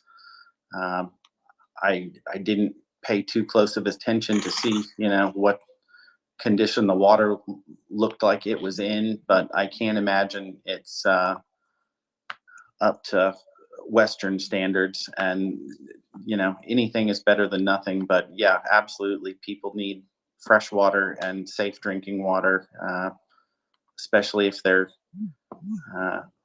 using it to feed their children, and even their adults. Everybody deserves fresh, clean water. That's a basic human necessity. And I think the idea you and Chris are kicking around, I know you guys are texting each other, but delivering water, work never stops. Yeah, delivering water to these areas is equally as important, if not more important, than the food that we're providing, that you guys are providing, and I helped unload. Ryan, if you don't mind, I will just quickly ask Chris to say something about the wilds that we've been experiencing, because this is something that is not spoken about, and I don't know if the listeners of the space have been at the previous one. So Chris, if you could quickly mention what's the situation on wells and how people deal with that right now, and why it is so important to also bring filters to that areas. Certainly. So I'll start by saying that we had primarily raised funds.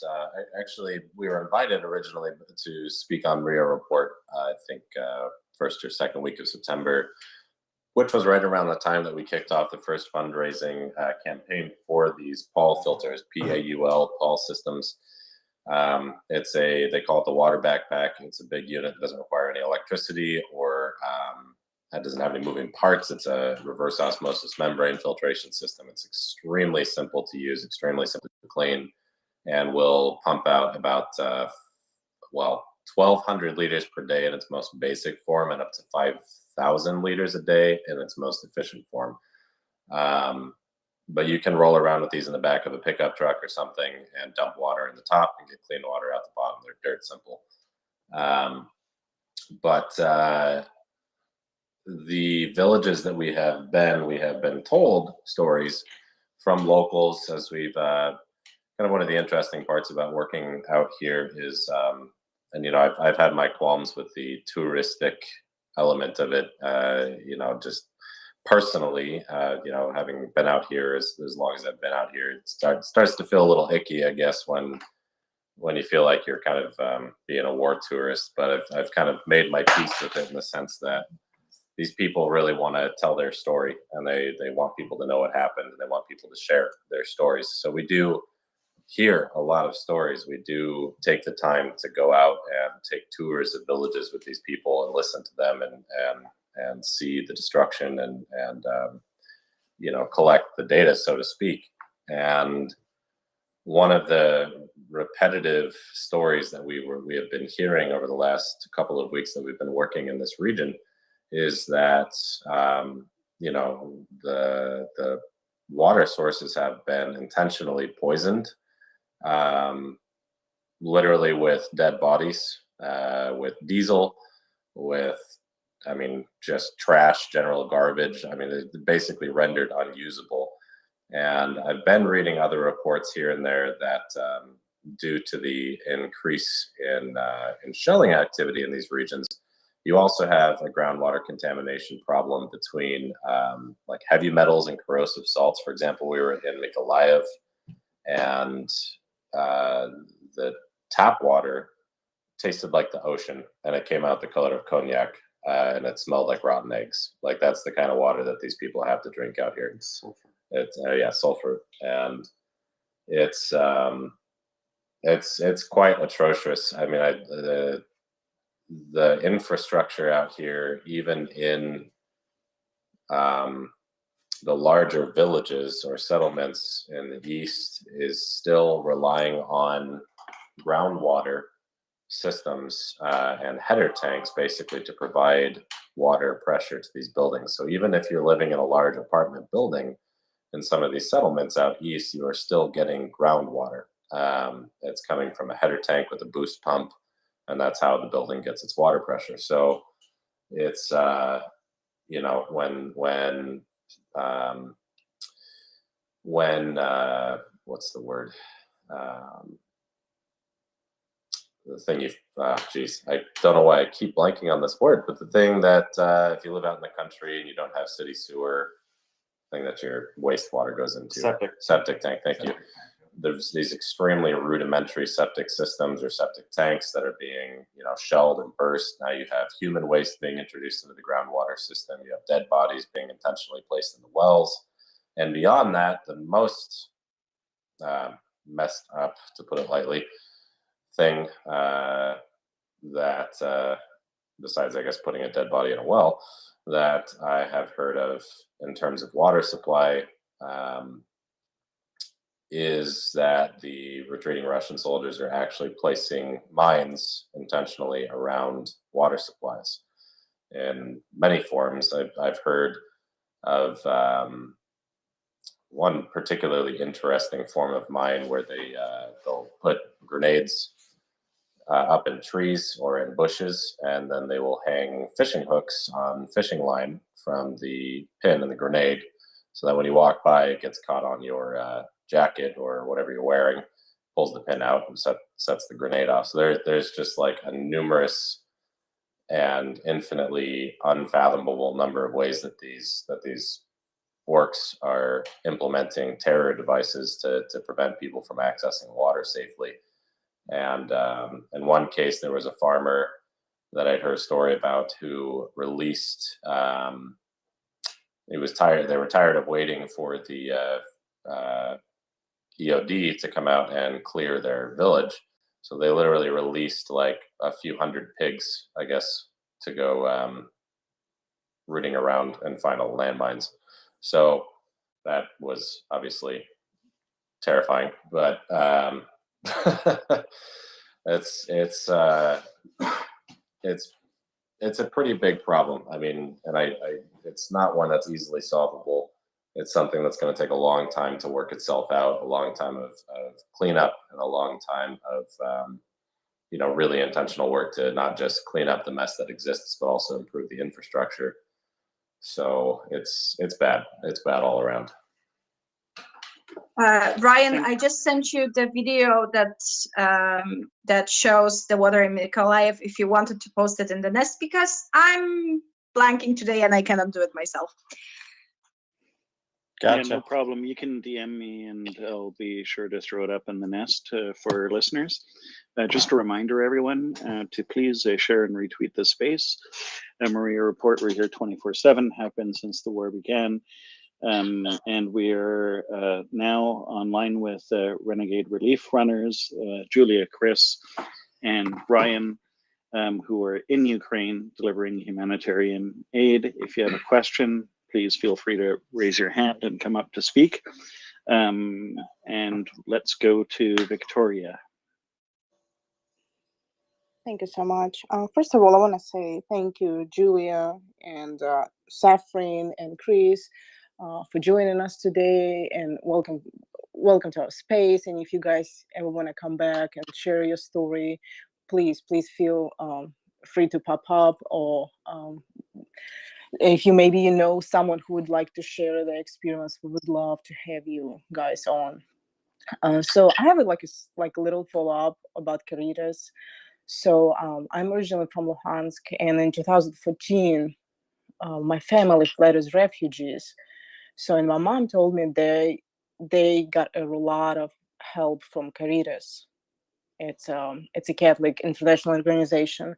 So in March, one of my local Catholic colleges, they contacted me asking how they can help Ukraine, and they wanted particularly help through some Catholic organization. And I recommended them Caritas, and I know they raised like some decent money for Ukraine. And it's almost painful to hear that there's some issues for them, and they don't work as much as I would expect them. So I just hope it's it's gonna get better. And also, Ryan, I just want to say my special thank you for the cat and for helping all those animals. I just it's just so painful to see those creatures. They're so innocent, and I expect you to come back to the United States with a few cats. And I mean, so I actually have a question. How's the situation with flu? Is it readily available in Kharkiv Oblast or no? The situation of what? Gas, like get fuel. Oh, fuel. Yeah, I think it's pretty readily available if you can afford it. And I think more importantly, the problem is transportation from some of these areas. The place we went on the other side of the Oskil, we all know what the Russians were doing, looting these communities when they took possession of them months ago. And when they fled these areas, they were holding people at gun. They were pulling that stuff in Bucha months ago. If Russians are willing to steal washing machines and clothes washers and dishwashers and microwaves, you can sure as hell bet they stole any car they could get their hands on. And some of these little old ladies and old men and even the children live in such a remote area that they're hard pressed to get to an area that they could get fuel for cooking. We delivered some fuel today to some of the guys who are fighting on the front lines because they're too busy and they're hooked up. I don't know what the triage situation is there, but obviously we got to take care of the guys that are actually trying to hold back the Russians. I don't know how readily available it is, so I'll defer to Chris and Julie on that. They've been here longer than I have. It's a lot better than it used to be. I will say that. The concerning thing to me is I'm noticing a lot more zeros on fuel station signs than I was about a month and a half ago. But that's pretty scattered, and I would say generally speaking, fuel is available pretty much everywhere that you can get to at this point, with the exception, of course, of these gray zone areas. And the big picture is that once you get within about 50 kilometers of the front, especially in this region that's been liberated, there really is nothing left.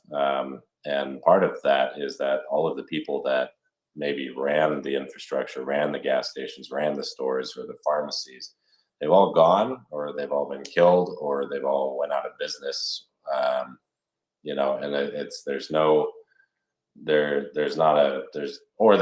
simply no electricity to keep a shop open, for example. There's no electricity to run a gas station. So that's kind of the biggest issues that are facing those regions as far as fuel availability. In a cooking sense, yeah, there's some areas that still have gas availability.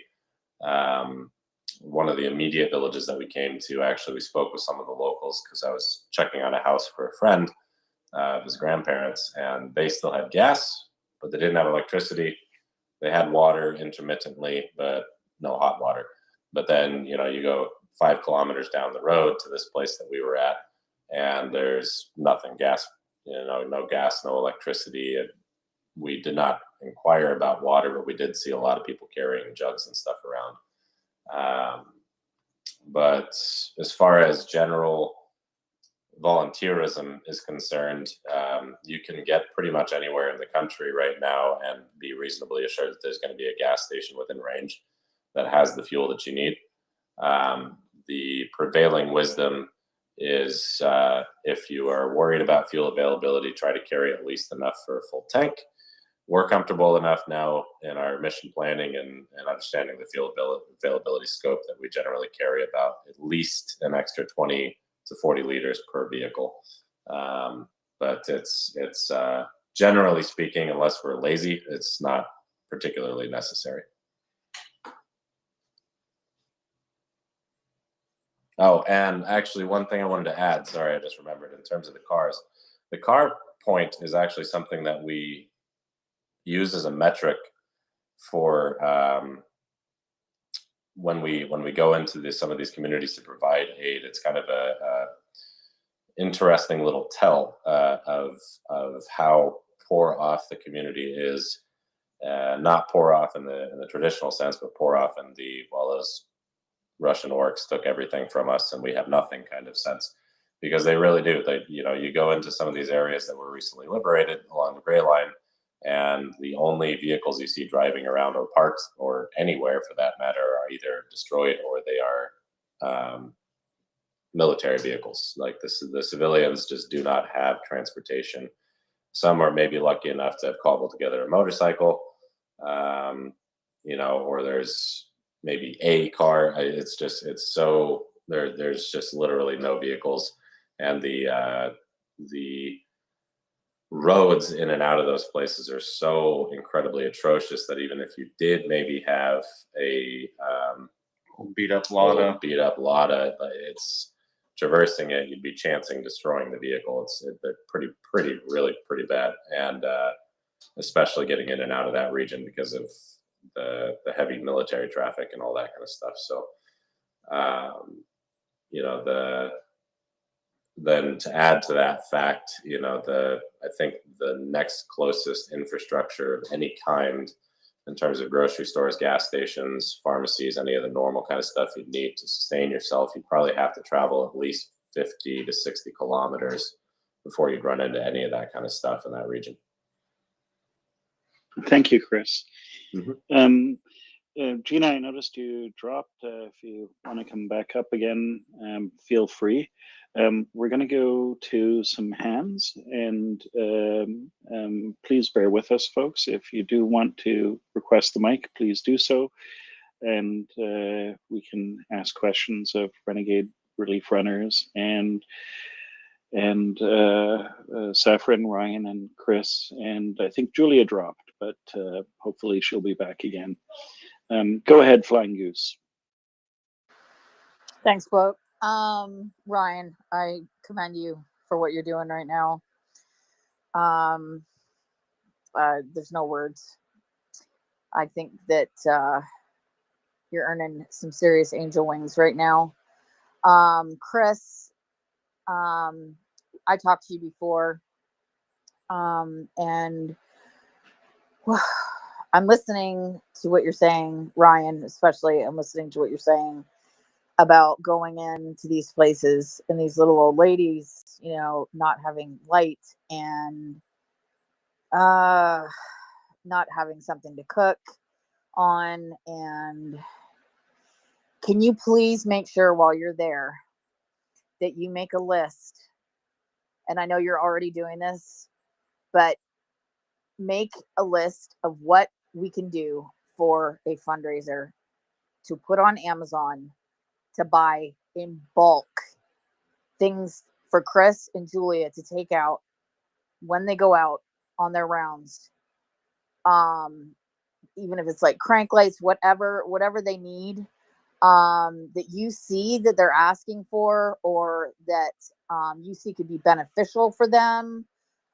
With you being on the ground there, this is, pure opportune for us to be able to come together and really get them some stuff that they need for the winter that's going to help them tremendously, I think, if we can just come together to do it, right? Like, I can't, it makes me sick to my stomach to think about these little old ladies out there. Fuck Russia, man. Fuck Russia. I'm so sorry. If we could please I'm sorry. Yeah, I'm sorry. But man, wow. Just wow. Ryan, good on you, man. Good on you. Good on you. And Chris and Julia, if you're still there.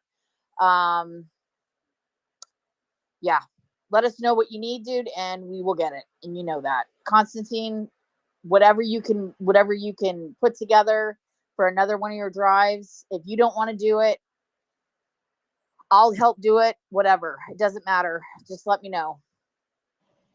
Thank you, Goose. Yeah, and by all means, if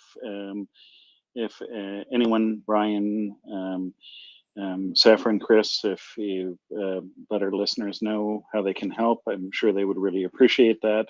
I do have a DM from a listener asking if water purification tablets are something that they could donate. People are looking for ways to help, so please feel free to speak to that for our audience. And go ahead. Real quick, we had some water purification tabs with us today, and I originally wanted to distribute them out to the people that we gave the food and medical supplies and the clothing and stuff to. And it dawned on me that there was such a language barrier between us and all the people living there that if we handed that to them, they probably wouldn't know what it was and wouldn't know how to properly dose it into the whatever water supply they have. So without us having any way to communicate to them what they needed. And that's the other thing. The cell phone coverage is spotty here, depending on where you are and how close to the front line you are. As I stated earlier, depending on if you're here in town and there's an air raid going on, GPS drops off the map just instantaneously. We were in an area tonight, not near any big town, that we were traveling down the road, and all of a sudden my GPS just kind of went on the fritz on me. I don't think that's accidental. I think it's a preventive measure or mitigation from airstrikes. Maybe if they detect something in the air, they're turning on some kind of EW technology, presumably on the Ukrainian side of the border or the Ukrainian side of the contact line. As a defensive mechanism, I think whatever they're doing seems to be working here around Kharkiv because although I've heard air raid sirens probably every night that I was here since I arrived, I have not heard one explosion here in the city of Kharkiv following those air raids. While we were out tonight, we heard some artillery. We were talking about that on the back channel when I first tuned in and let you guys know I was here to give an update. And just to clarify, it wasn't. I grew up in Oklahoma. Fort Sill's one of the top 2 artillery bases in all of the United States. I was a kid, went down there all the time. I remember hearing artillery shells going off. I know what that sound is. But the difference here is, like Chris pointed out, if you listen closely, depending on which direction the fire is coming from, or who's lobbing the shell, you hear the fire, and then you wait about 6 or 8 seconds, and you can hear the explosion off in the distance, or the explosion, closer to where you're at, depending on who's lobbing the shell. As far as things go and potential fundraiser that could be extremely useful and beneficial, those hand crank lights are abundantly available in the U.S. I think Chris and the folks here have made their best effort to source those within Ukraine, and they're pretty much all spoken for. They've already been bought up. I don't know if they're used or if they, were in short supply to begin with. I'm sure people are, trying to make a little bit of money. Even candles they can't find here. The most basic way to have some source of light at night. Ryan, I want Yep. to bring someone up to the panel. Sorry to interrupt you. We got a new speaker going to come up. Below, can you add Alyssa? And I wanted to meet Constantine. Will do. 1 second. Thank you. Do you see her?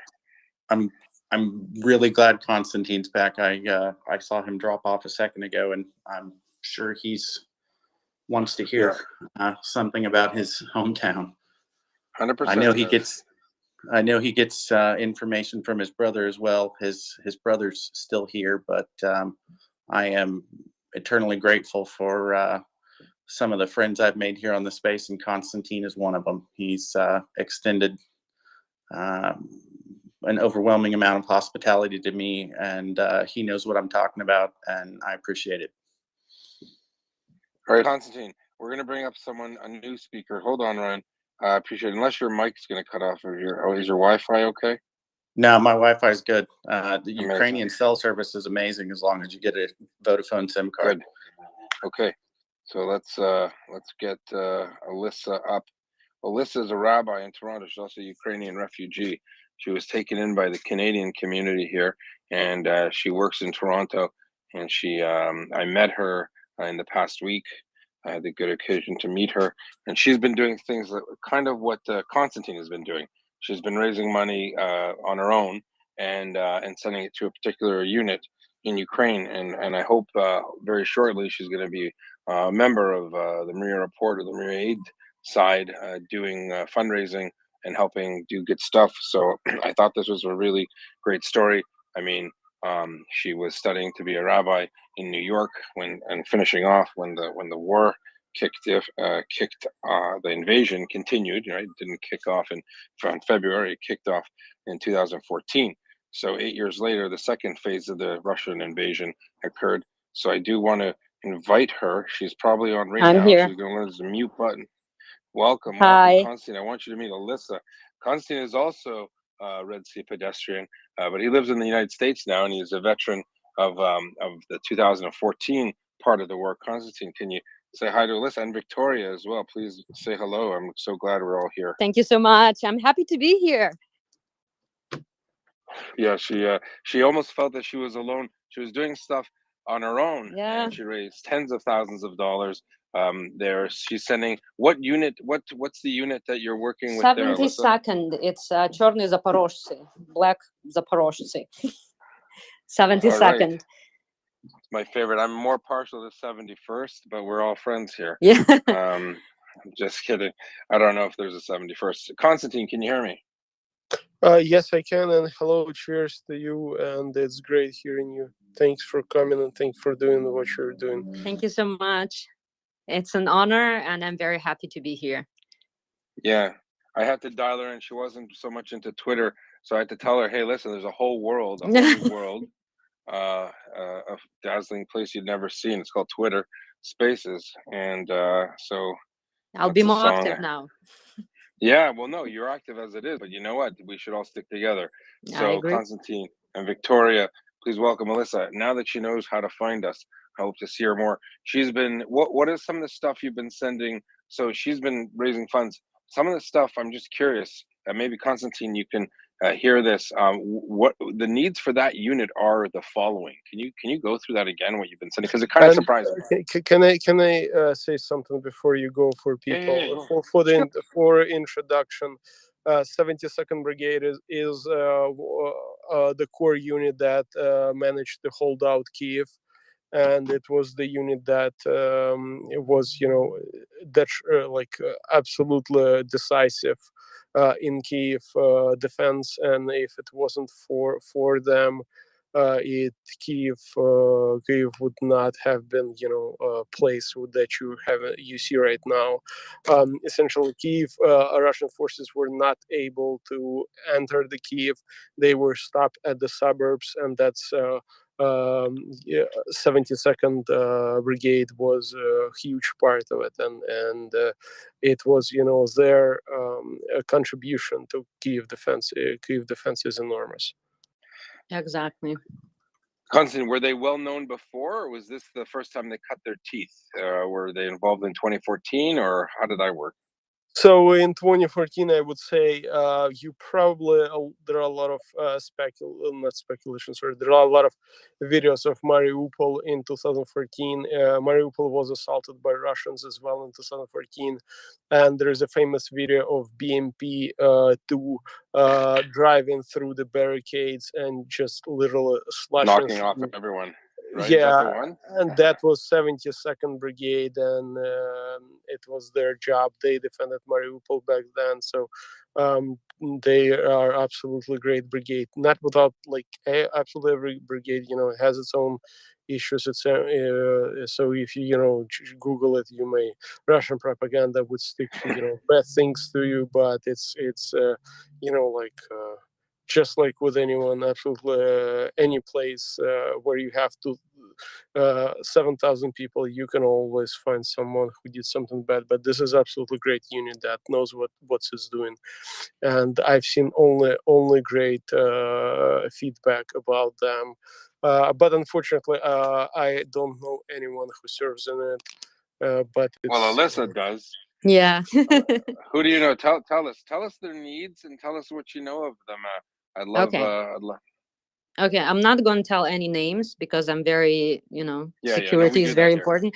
But well, they need everything, and I'm telling you, from starting from shoes, from winter clothes, all of that. Food, we often send the food because they don't have food.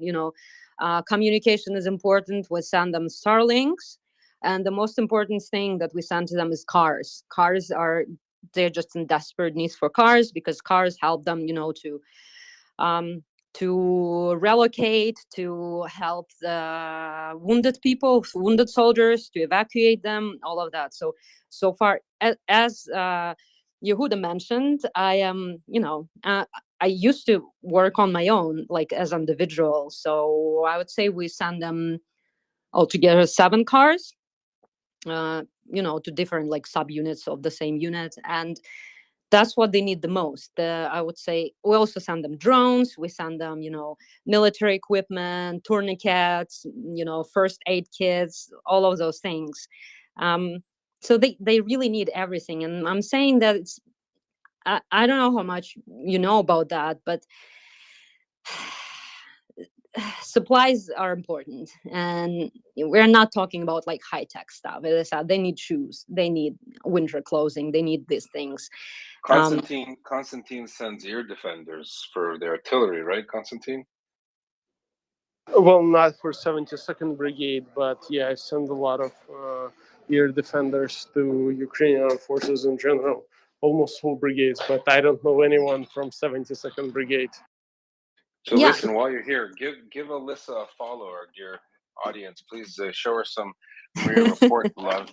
I'd like, because now that she knows this place is here, she's going to start being more active on here. And she's also, you don't mind us, you're a local rabbi in Toronto, and so you've been doing a lot of work in the Jewish community, but you also do interfaith with churches and stuff. So that's really I good do that news. too. Exactly. Yeah. And I'm just being cautious because I don't want to reveal information that is shouldn't be revealed.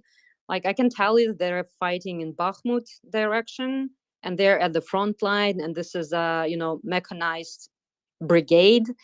So they're really with everything, with Stugnas, with tanks, and it's it's a front line. So they're there.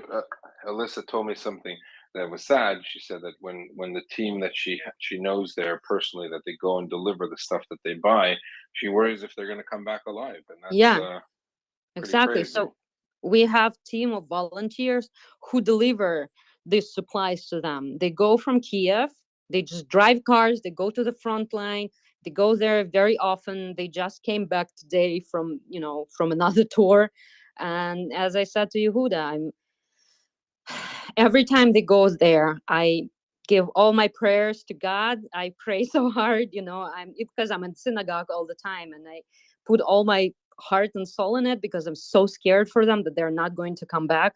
But today they came back, and I already have new pictures, new photos, new, everything. So they're safe now. They're in Kiev. But what they do, they're just normal family. They take all of the supply that we collect, all the things that we bought, and they drive them to the front line, and then they unload it there, and they give it to the soldiers, and then soldiers can use it.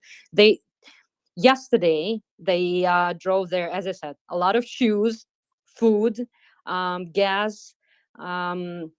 What do you mean by food? Well, is it pre-prepared food, or are they rations, or what? Like canned food, if we can. We also buy them like some sweets, I don't know, some chocolate, just to support them like emotionally. But it's just food, canned food, because they don't have food. I'm telling you, it's I don't want to say anything bad Well, about they have food maybe, but they run out quickly, is what you mean? Or? Yes, yeah, they run out quickly. And again, I'm not so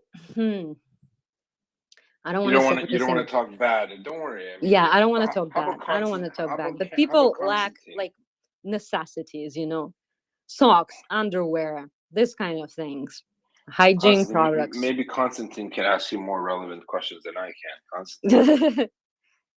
I'm here. Whatever questions you have. So I don't have that much questions because we do almost the same thing. But I will comment on the food part. So people understand, there is I've served myself in the mechanized brigade as well, 92nd. Right now there is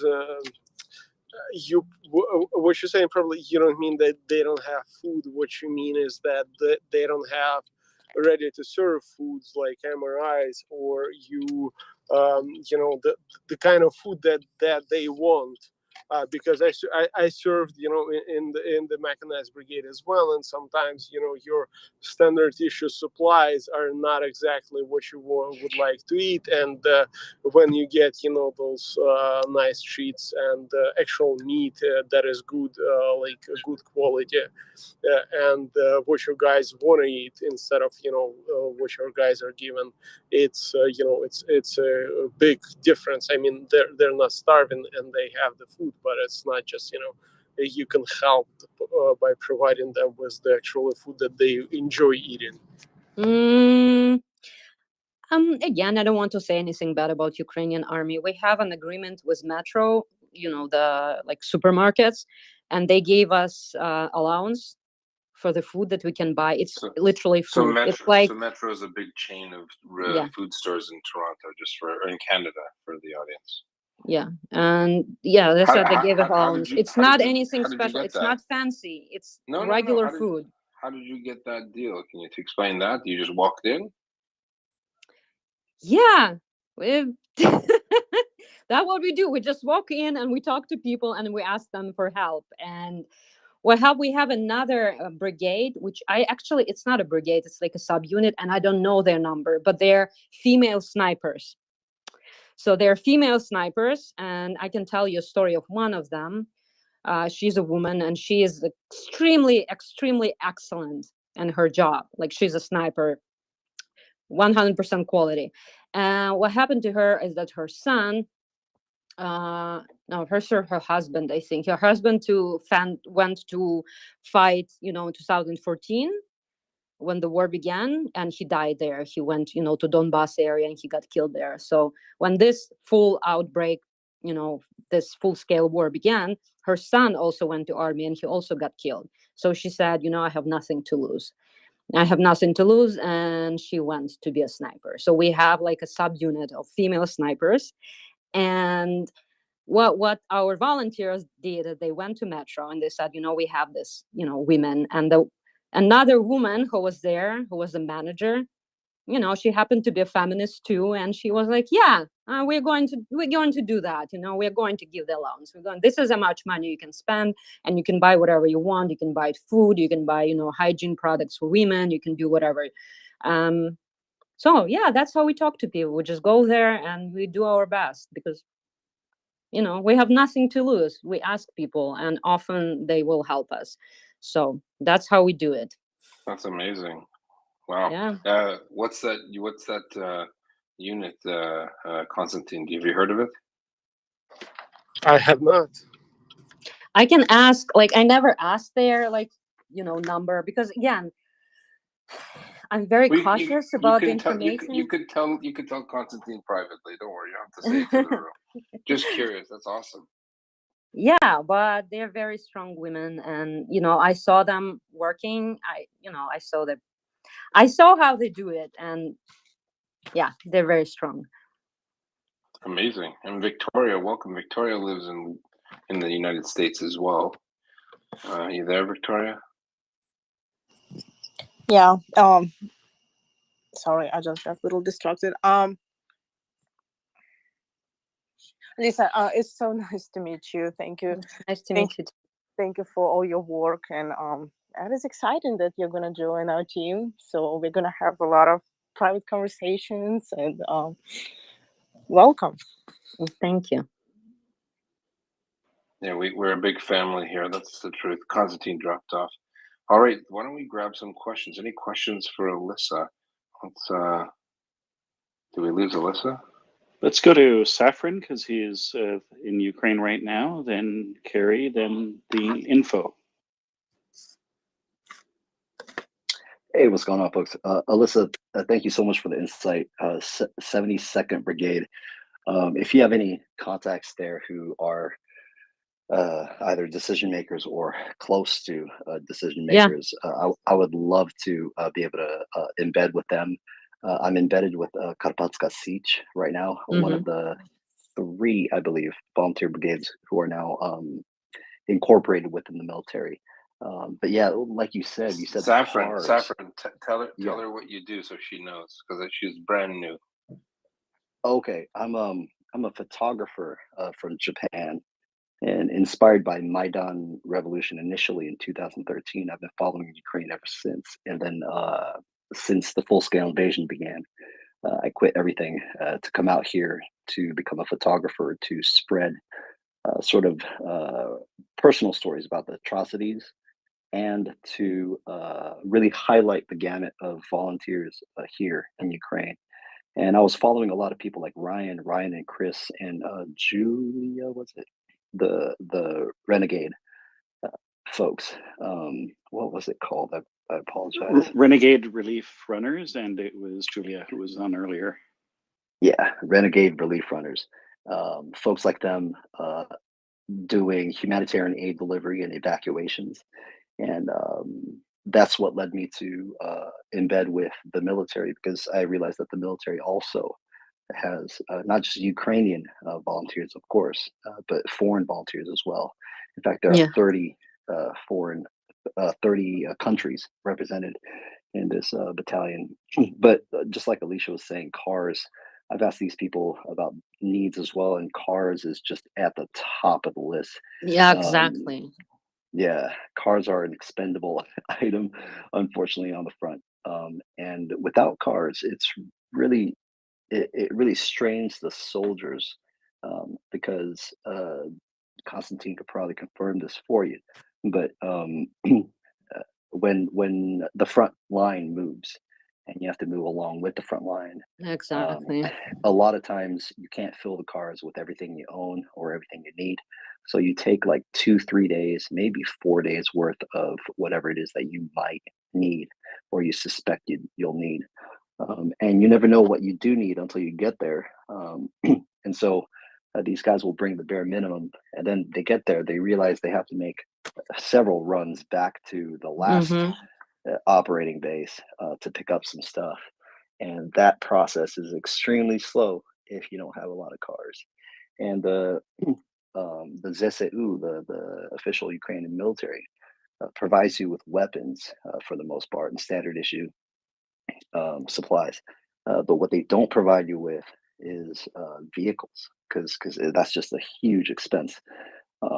And so a lot of these folks, especially the volunteer brigades, they and I'm pretty sure this goes for the 72nd as well, but a lot of these vehicles, that they use are donated by families and friends, etc.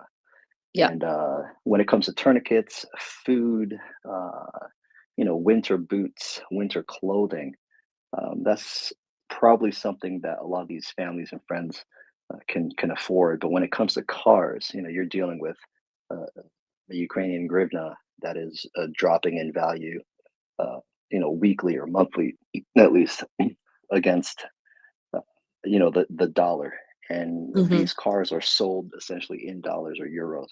And so it becomes increasingly harder for these friends and families to supply their soldiers with cars. And cars, definitely huge need. The second need I know of, and I would agree with this personally, is just waterproof winter sleeping bags that can sustain like -20, -30 degrees Celsius, that are waterproof. Because no matter how warm your sleeping bag is, uh, snow does melt in the trenches, and before you know it, you're going to be sleeping in a puddle of mud. So on the front line, I think it's cars, waterproof sleeping bags, and winter boots, because you don't want soldiers uh, losing their toes from hypothermia, etc. Um, I think Ryan was talking about some of the needs in villages, civilian needs, and he was talking about candles. Candles, believe it or not, just they're gold. If you have a pack, even I hate to talk shit about some of our guys, but I know them very well. Uh, if you leave a pack of candles out, it will go missing like immediately. So candles, lighters, things as simple as lighters, that's a huge thing. I haven't had a lighter in about 4 days now. I've given a lot of them away, and I've lost a lot of them just because I, placed them next to my cigarette pack. Believe it or not, my cigarette pack doesn't go missing, but the lighter does. Um, so any kind of fire related material. If you're going out to villages, as Ryan and Chris and them are doing, brilliant work. If you're going out to villages, I think firewood is huge, especially firewood that's chopped up into small enough pieces where you can just easily stick them in the stoves. That's huge. And then when it comes to apartment buildings, those big Soviet apartment buildings, the places like Siversk is chock full of them. Those people need some sort of some source of electricity. And you guys were talking about light, flashlights. Flashlights are great, but headlamps are even better. They open up both of your hands so that you can cook, dinners over the firewood outside of the building. A lot of these buildings, on the first floor, there'll be a frying pan, and they'll be cooking their stuff there. And if they have a lantern or a headlight, they can use both of their hands to cook.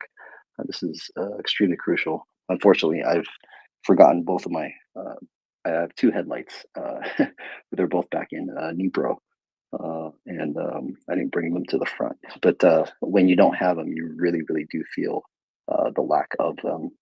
So I think, just to recap, it's cars first of all for military, and then winter sleeping bags, waterproof winter sleeping bags, and then the winter boots.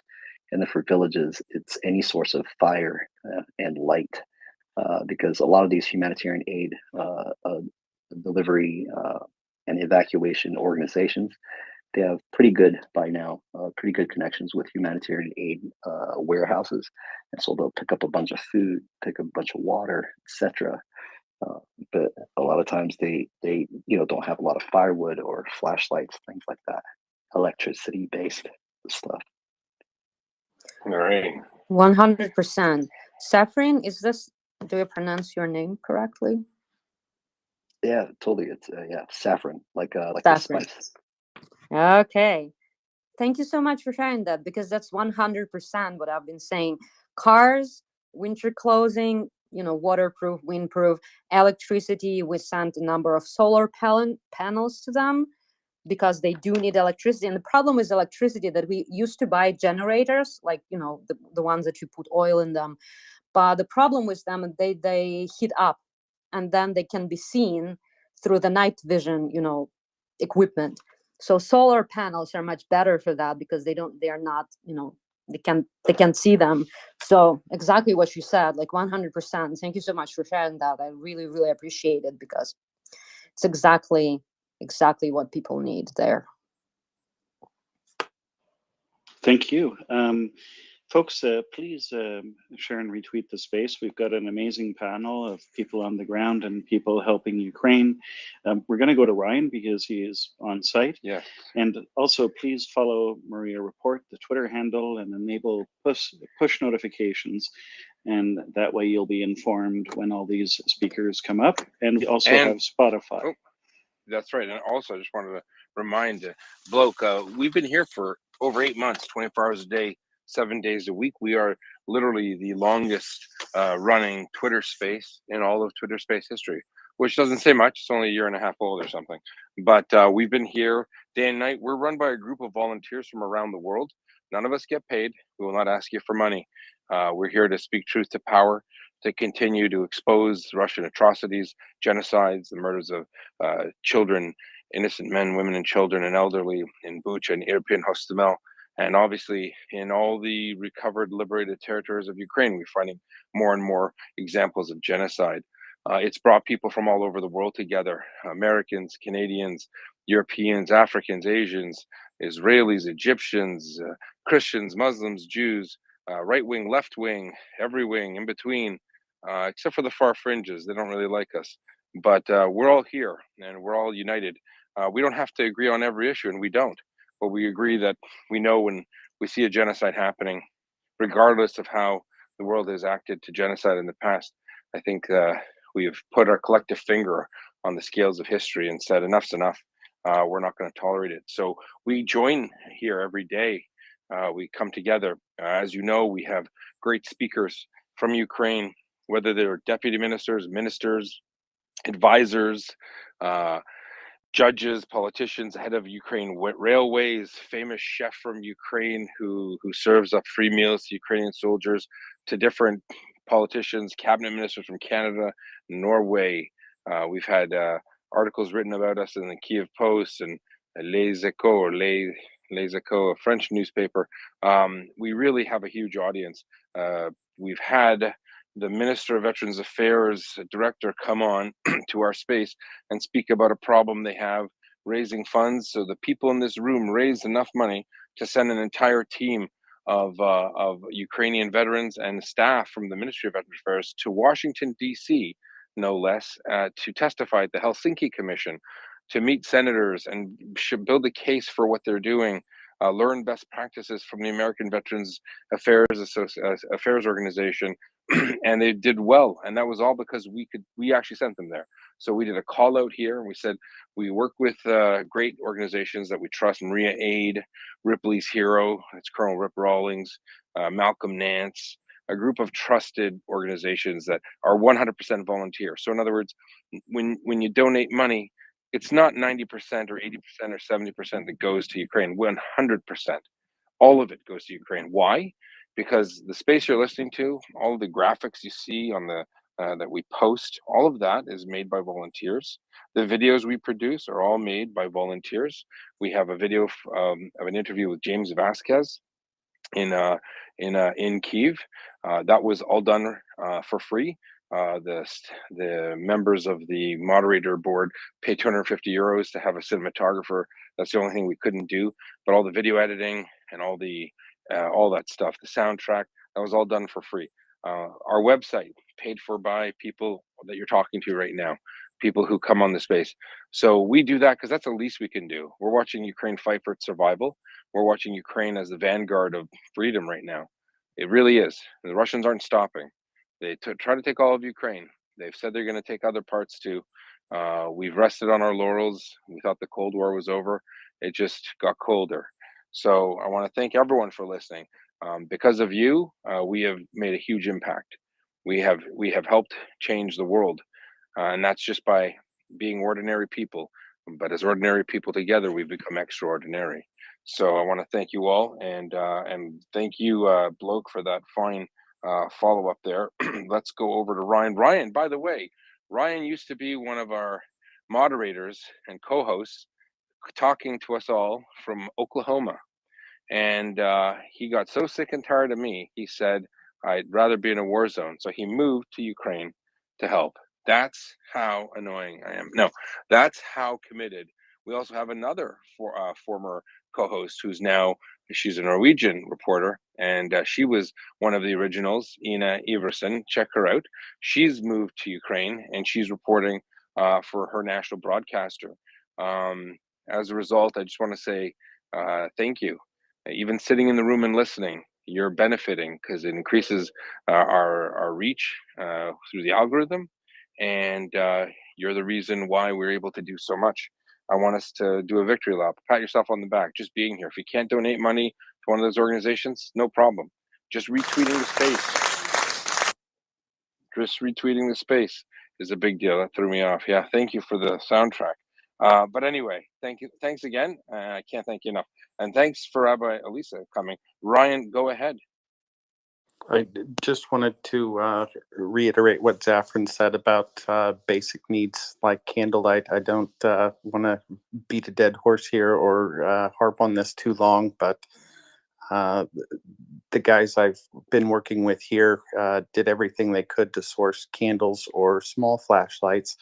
And if you're somewhere further west, like Kyiv, you can go into a store in a mall, or you can find somebody selling things in an underpass beneath one of the major roads, and they have, these tactical flashlights, and all this stuff is available. But you get out here much further east, and you can't even find candles in grocery stores. They're just not available. They're in such high demand. It's hard to get. So 100% headlamps are good. I mentioned the hand crank flashlights because they don't require batteries. If we can bring somebody a headlamp that they can cook with for a few days, that's excellent. But if it's something that they need batteries to add to and they don't have any money, and these people are so desperate, they're they're needing food and basic stuff. So if the reason I brought up those hand crank flashlights is because I know they'll work anytime your fingers are still working. You can generate yourself some light after dark, and people who are old and frail, who obviously couldn't evacuate from these frontline areas when the war, or I shouldn't say the war, when the invasion in February that escalated this war happened. If they can't get somewhere to buy the basic necessities of life, a headlamp is not going to do them any good once the batteries go dead. Okay. But Ryan, we got to make sure though that people, if we're going to have to speak to the groups that we work with and tell them, let's try to make a list of these things, because having people willy-nilly send stuff is probably not the best solution. It might be absolutely temporary. no, and So, that's exactly where I was going with that. If we could source something like that in bulk, it would be much better, and to be able to send it here rather than buying one or two on Amazon, that's just not going to cut the mustard, so to speak. Yeah, well, maybe that's something when Alyssa's doing a lot here. I'm sure that through the groups that you work with, Alyssa, maybe we can, in conjunction with MriyaAid, and I'm situating the estimate, but maybe we can ask them if we could do a drive for those type of things and get someone, maybe a store owner, to donate 100 of them, and then we send it over with one of the shipments with MriyaAid, and we can get it to guys like Ryan or girls like Victoria, and help that way. So that's definitely promising. We already do a lot of stuff, or MriyaAid does rather, where they collect a lot of different goods that are specifically required for certain units, and that's kind of the best way to do it. We have to kind of go through units because that's the best surefire way that it's going to get to an intended recipient. But I think this is great to talk about some of these needs because a lot of people don't know them, right? We're hearing about HIMARS and big weapons coming in, and the Ukrainians are obviously going to fill in the rest themselves, and that's where we come in. We can't deliver HIMARS, obviously, but we can deliver all the stuff that makes life bearable. Alyssa. Yeah, I just wanted to second that. We do have lists of what, if you saw this, they're like written by hand, like on a piece of paper. It's heartbreaking to see them. because they like write it in the trenches and they like say what they need. So I have those lists. Definitely I can share that and tell exactly what they need directly from the front line. Excellent. Balok, who is next? Carrie, followed by the info. And just a note to all our listeners, when you come up to speak, please raise your hand. We try to go in order, and I can't tell if you want to speak if you don't raise your hand. So go ahead, Carrie. Hi, this is going back to what Ryan was saying earlier about the remote communities that have been sort of really devastated, have nothing. So I teach product design in the UK to young people, and I was sort of thinking through what products would suit that scenario, what could be really helpful. And I could think of 4 things. So one is a product called, so I'm thinking about situations of things that already exist that get used in famine situations and for remote communities. So there's a product called a life straw, which is something that an individual can carry, or it could be shared by a family. And it literally can get put into a puddle. Like literally, it's been designed to work to decontaminate water. So if a person was able to collect rainwater or be confident enough that they can see a source of water that they know has not got metals in it, so something that's, you know, relatively fresh, even if it isn't, it doesn't matter. But I'm thinking about what you were saying about the wells and the metals. So you can have a really extreme, you know, dirty, contaminated, potentially some level of bacteria, but the life straw is one of the things that's been developed for the developing world, for places where people would have to walk miles and miles and miles to get to a water source. So that is a thing that already exists, that literally an individual person can therefore not have to rely on any other more complex scenario. They have got on them a handheld small thing. It's about half the size of a bike pump, and that could literally ensure that people are able to avoid dehydration. And then there's another product I've got, which is, it's a hat. It's literally a woolly hat that has like a little tiny torch within it. It's very small. It's LED based, so it's cool. So you're not going to really pick it up on any sort of heat seeking. And it has a USB portal in it. So you literally pop out this tiny light and it can directly go into a USB charger. So you haven't got issues of batteries. It's very small. It's a lot less complicated than a head torch. Again, an old person would feel comfortable pulling it on their head. The button is in the middle of the part that gets charged. It's tiny, but it absolutely gives you sufficient light. It's very easy to work with. You stick it on your head and then your hands are free. And I think it would be something that older people would feel comfortable using. And then solar panels. If a community can have a solar panel, a portable solar panel, either direct charge or one that has some level of, you know, battery storage, a whole community could manage powering, you know, your absolute basics, the head torches, the mobile phones. Again, that would be something that would be really valuable. And then even when it comes down to extreme food scenarios, there's a product called a RUTF, RUTF, which doesn't have to be heated. It's very lightweight.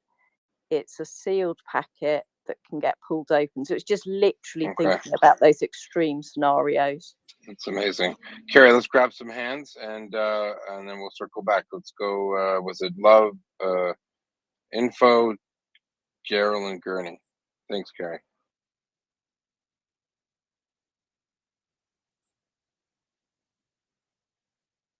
Info, go ahead.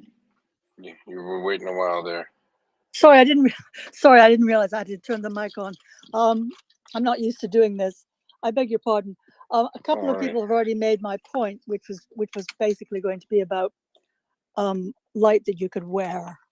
And as an older person myself, who's also using an elbow crutch and a walking stick, and in a country like the UK, where we're looking to have blackouts this winter ourselves, I've been looking into some of these things myself of how I'm going to tool up so that I can be safe when there's a blackout. And wearing stuff is really important when you're older, because you need the two hands to be free for safety, because you don't have the same muscle and balance strength as you did when you were younger. And if you're at a war zone and the kind of problems that people are facing with footing over there, it's even more important that they have hands free, something that can be worn. And I'm thinking also, as well as what Kerry has just suggested, these woolly hats with little lamps in them, I still think it's possible to have headlamps that you can wear. It doesn't have to be like those big industrial ones. It could be the kind that cyclists wear, and they can probably be picked up quite easily in Kiev. And the thing is, 100%. yeah, and the thing is, I'm thinking too of things like little pen lights that you can stick in a pocket.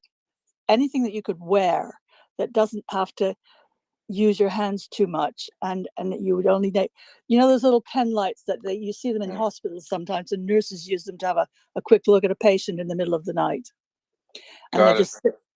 they look like pens, but they sit in your pocket. Like pen But lights. also there's like little reading lights.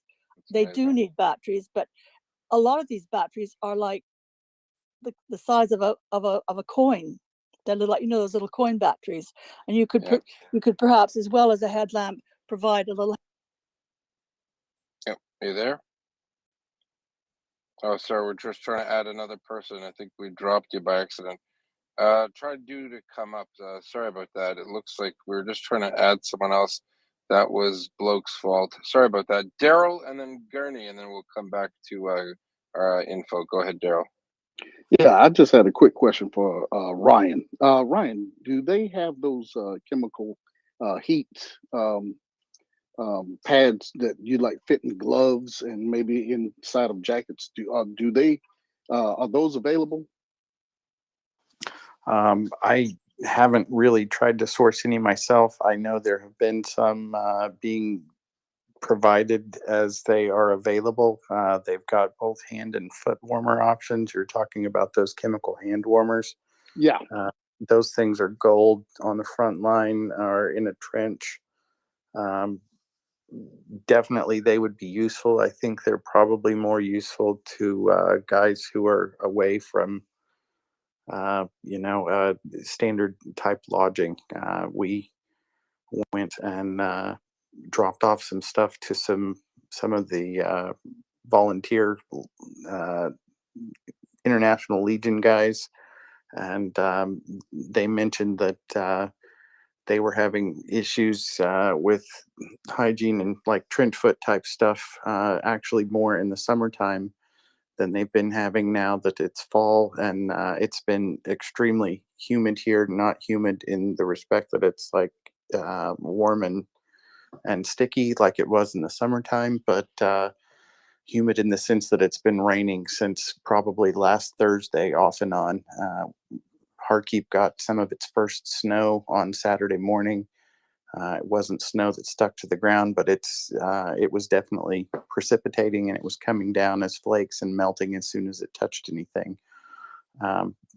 Back to the hand warmer stuff, a couple of those guys that we talked to today who are actually doing the fighting and out, every night and every day, actually much closer to the line of conflict, mentioned having some foot warmers and those things being really useful to them. They'd also mentioned that, they were having to, that one of the guys that works with them, he's kind of their logistics person, and make sure that the resources they have are allocated properly. Mentioned that he was, having to stay on top of all the guys and make sure they were taking care of their feet in months past, but that seemed to have flattened off a little bit now that things cooled off. So I think sweaty feet were as much a problem as cold feet are going to be in the months to come. But So wool socks is going to be more important than maybe the warmers. I can't speak for everybody in every group and every unit.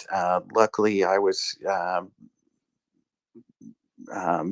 happy to hear that he mentioned they did just get a delivery of good warm wool socks, and they had enough socks being delivered to the front lines, at least in that particular group. So I don't want to speak for everybody and say that the needs are met. I'm sure they're not. I'm sure there's plenty of people here that need more cold weather stuff. In the small community we were in today, everybody was happy to get the food that was being delivered, but when we pulled out a couple of boxes or trash bags with blankets in them, people went nuts trying to get nice clean blankets to keep themselves warm. So there's a need for almost anything and everything you can imagine right now. The scale of devastation that these areas have seen is unfathomable. Pictures don't do any of this stuff justice. If I were to post a picture of some of these things, it really doesn't encapsulate how much devastation has been inflicted upon these people. And for people wondering, sorry, Ryan, you got to jump in there. For people wondering, Brian was a co-host here, and he's volunteered to work in EMS or wherever he can fit in. And so what you're hearing is pretty much shock, because for the last 7 months, 8 months, he's been in the comfort of his homes like we are in North America and Europe and Asia, and he is now seeing the front line, and obviously it's pretty shocking. Is that about right, Ryan? Yeah, it leaves me at a loss for words. It's heartbreaking. No, totally. Yeah, no, we're with you, man. We're with you. We're honored that you're doing what you're like. I'm honored to call you a friend, that you gave up your very cushy life in the United States to go and see what you saw, and I think it's caught you off guard, if I'm not mistaken. So thank you for what you're doing. I did. I wasn't completely caught off guard. I expected some of this, but the further I moved east, the worse the situation seems to be. And then you get out to some of these smaller satellite communities. They're villages. They're not even towns. Some of them are towns. Some are villages. Some are giant apartment areas. There was what appeared to be a giant poultry factory that looked like it was completely abandoned, and it probably received any and every type of fire, rockets, artillery, small arms, you name it. But you get out into some of these areas east of the Osskill, and I mean, it's just commercial cars, just personal vehicles are wrecked and in pieces, pushed off to the side of the road. Presumably they were sitting on the road and were blown up by Russians as these people were trying to evacuate. It's unfathomable. It's a crime scene. It's a crime scene on an epic scale. It goes Ryan, miles and miles. Ryan, I don't want to upset you, but I'm gonna ask you this. You and me, we've sat on this phone sometimes for 12 hours a day for months and months, maybe not all at the same time. And often we get the occasional, naysayer, maybe an American, maybe a Canadian, maybe just a troll from wherever. How much more angry are you now? I mean, we laughed about it, but it's not a joke, is it? Right? Yeah.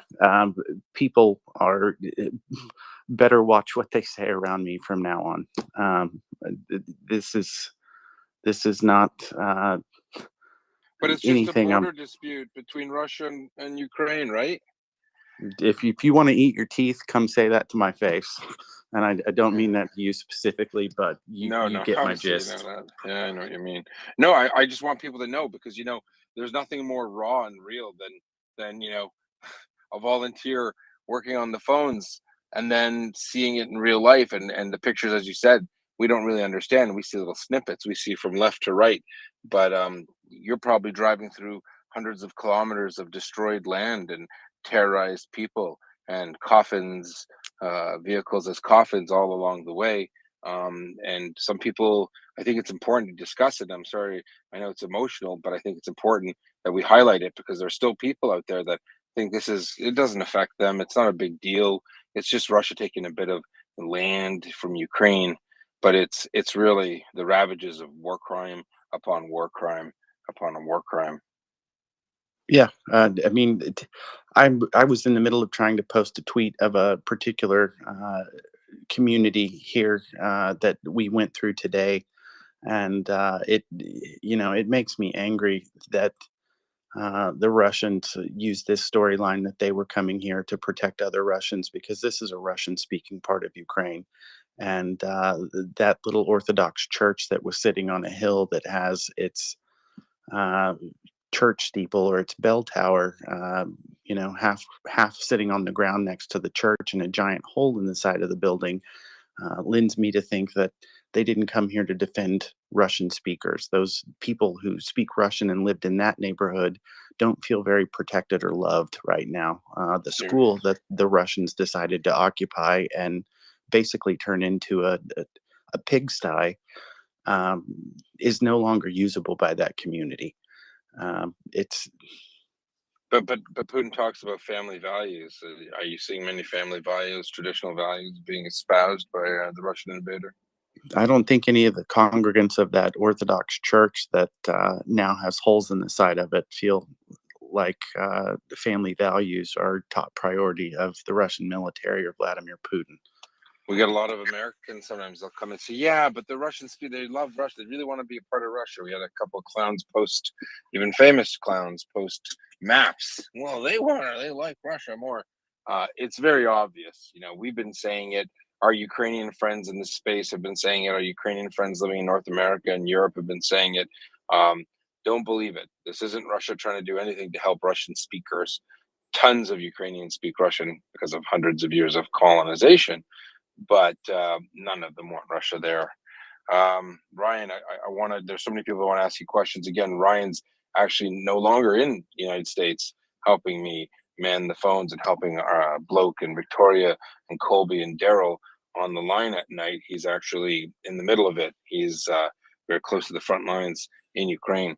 So we're going to go to Gurney, a longtime listener and supporter and speaker as well. Gurney has a question for you, I think. Gurney, go ahead. Hey, thanks, Yehuda. I almost forgot how to unmute the mic here because I haven't spoken in a while. Ryan, good to hear you. Great conversations tonight. I heard a few bits of info for different logistics things, and I just wanted to add some context myself here. Look, economies of scale matter. I know decisions aren't being made tonight, but look, there's a long winter ahead.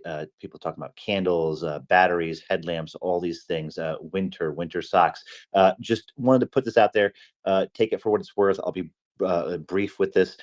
Look, candles are king. The BTUs you can get out of the weight of the candle for transporting it, you can get hours upon hours of light out of it and a little bit of ancillary heat. So when we talk about things, just be conscious of the situation. It's easy for us if we're in the West and we haven't used something ourselves, or we haven't used something for long periods of time in austere conditions, that in situ, in environment type things are much more worthwhile without depending on transportation or single points of failure. So just a couple things that are coming to my head right now tonight. Candles, they're amazing, but here's other things that are very easy and in situ. Ukraine has sunflower oil and some other oils. Okay, those are precious, not just to sell, but in the current environment. So long as you can come up with wicks are much lighter to transport, so you can import wicks or make wicks, cotton wicks, materials, different things like that. you can make candles out of oil, and essentially instead of just it's not a beeswax or hardened wax, right? But you have the same thing. The BTUs out of oils are great to use. It's multi-purpose, right? That sunflower oils can be used for a bunch of different things. I'm just going to hit this real quick. Batteries, forget them unless you can rely on recharging in a supply chain. They're great, but unless you know that your supply chain is top solid, I wouldn't rely on them. Firewood's great, multi-purpose. You can cook on it. You can give yourself light, right? They don't want to cut their forest down. They're using them for cover. So it's heavy by weight, but it's pretty cheap. Relatively considering as a commodity. The other thing Daryl mentioned real quick here, socks and stuff. You're going to sweat from the inside, even if it's cold outside. I said this before about Mickey Mouse boots and some of these bunny boots, right? No matter what you do, the biggest thing is either to have a pair of liner socks or a vapor barrier on the inside.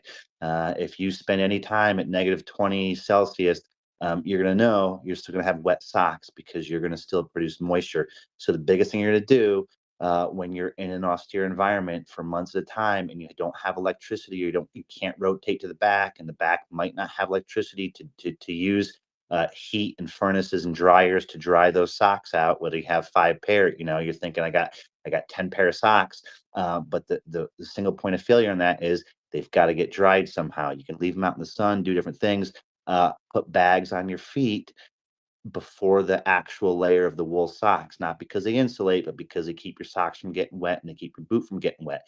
And if firewood is low and you're using to cook and you're using to heat yourself, you don't want to sit there and dry your boots out for another 24 hours over the fire. So just simple things, keep it simple. I heard Life Straw. People think they're great. Well, they kind of suck. I'm just going to say it right out. If you ever use a Life Straw, maybe if it's an apocalypse, but they suck.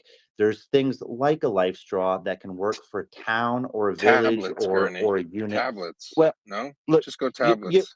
Yehuda, tablets are good, but again, it's supply chain. Because if I give you a membrane filter that can work through gravity for to support 40 people or 4,000 people, it's just economies of scale. You can just use gravity to drip through the water, and you don't have to rely on a tablet. I'm not saying tablets aren't great; they just got to be transported in. It's more right? of a military thing too, right? So I'm just thinking for us it's tablets, but you're right. I'm not an engineer, so I don't know how civilians should should be doing it. And if Good you point. imagine if it's one, every tablet's different, but if it's 1 tablet per liter, that's still a lot of tablets you got to bring in because you're going to do Yeah. millions And it's still of liters. gross.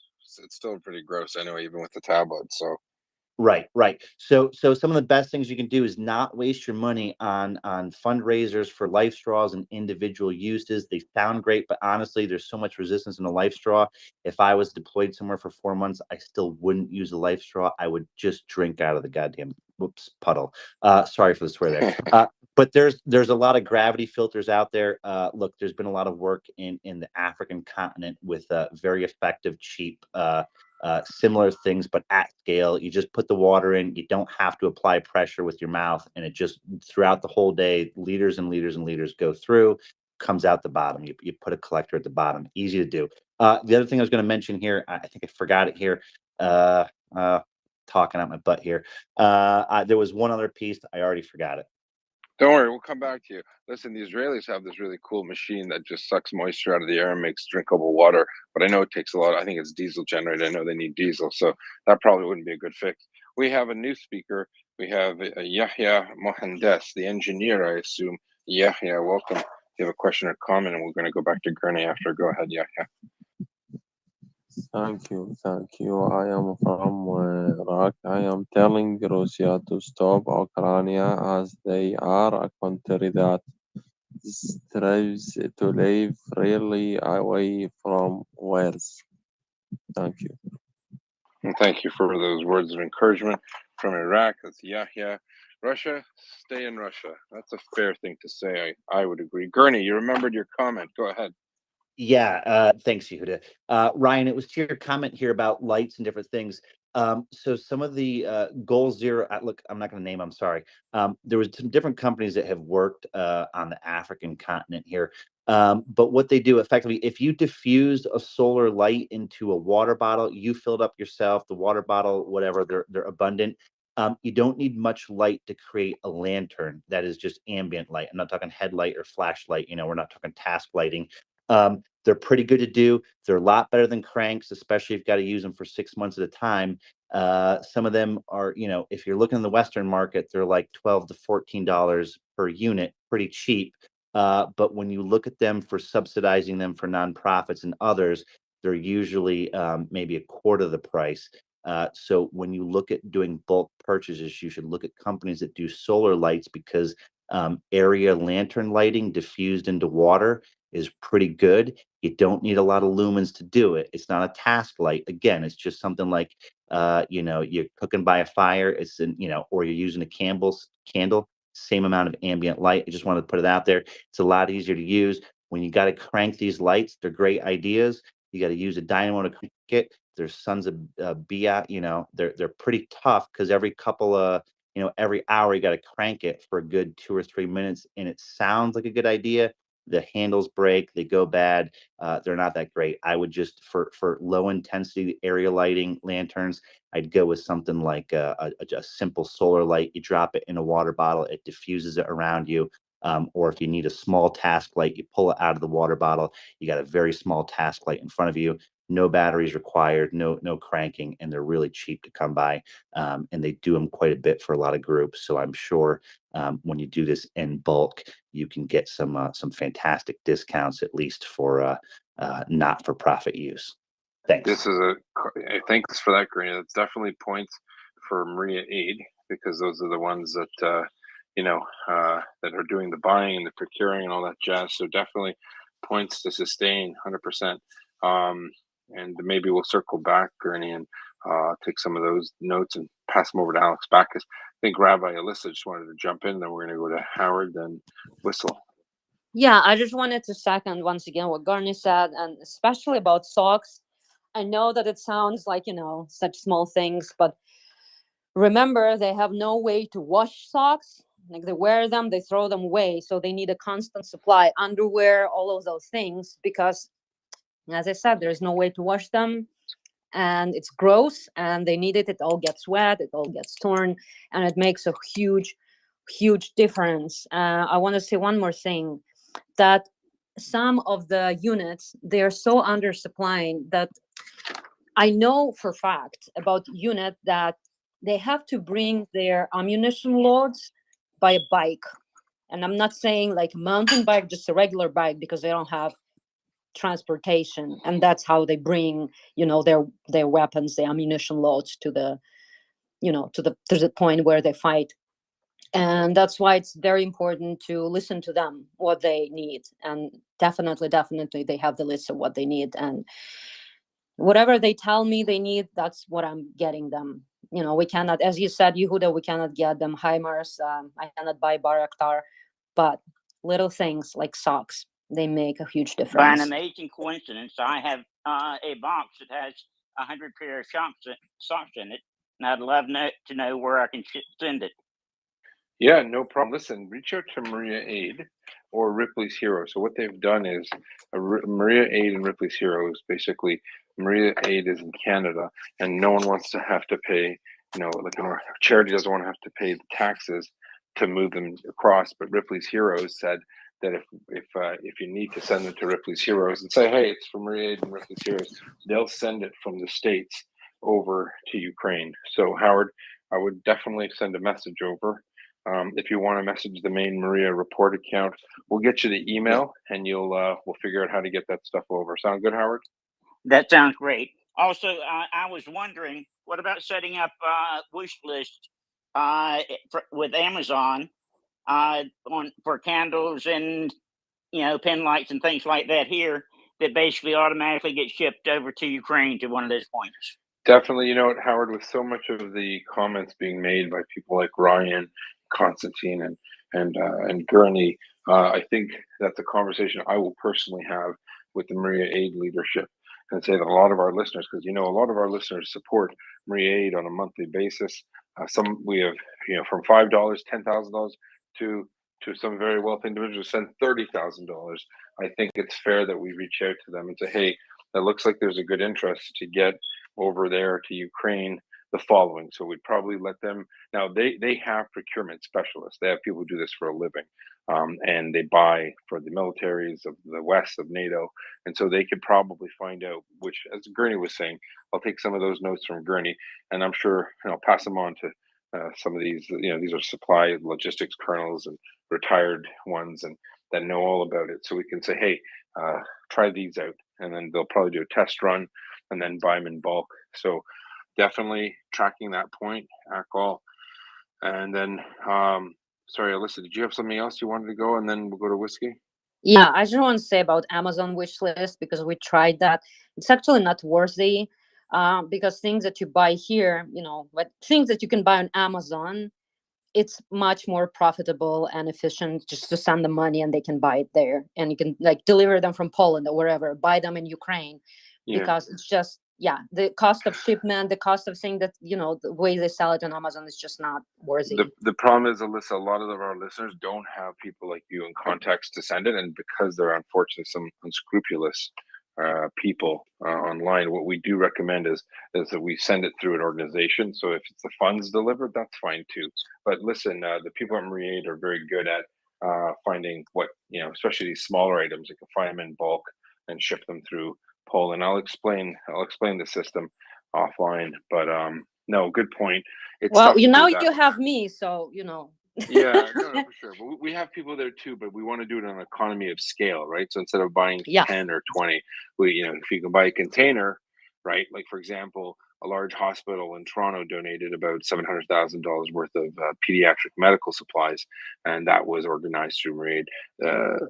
Definitely, intent is there. We totally, it's great, and I know a lot of people. I think at the beginning of this most recent invasion of Russia, a lot of people were just sending onesies and twosies, and although well intentioned, I think Gurney was mentioning it. Economy of scale is super important, and I think since we have so many competent and really switched on people in this space, I think it's important that we put our heads together, or they put their heads together, because I'm not that switched on, and they figure out, hey, here's the need, here's the product that can meet that need and to provide that effect, and how do we get the most of it and the most bang for the buck. So I think that says a lot. Follow up from Gurney, then we'll go to whiskey and saffron. Thanks, Yehuda. Yeah, just to reiterate your point here, just to maybe use this as a visualization for people. So we saw very early on Ukrainians not knitting, but they were quilting together and stitching together camouflage nets, right? Something they could do, they could control. The materials were in situ. It was necessary at the time.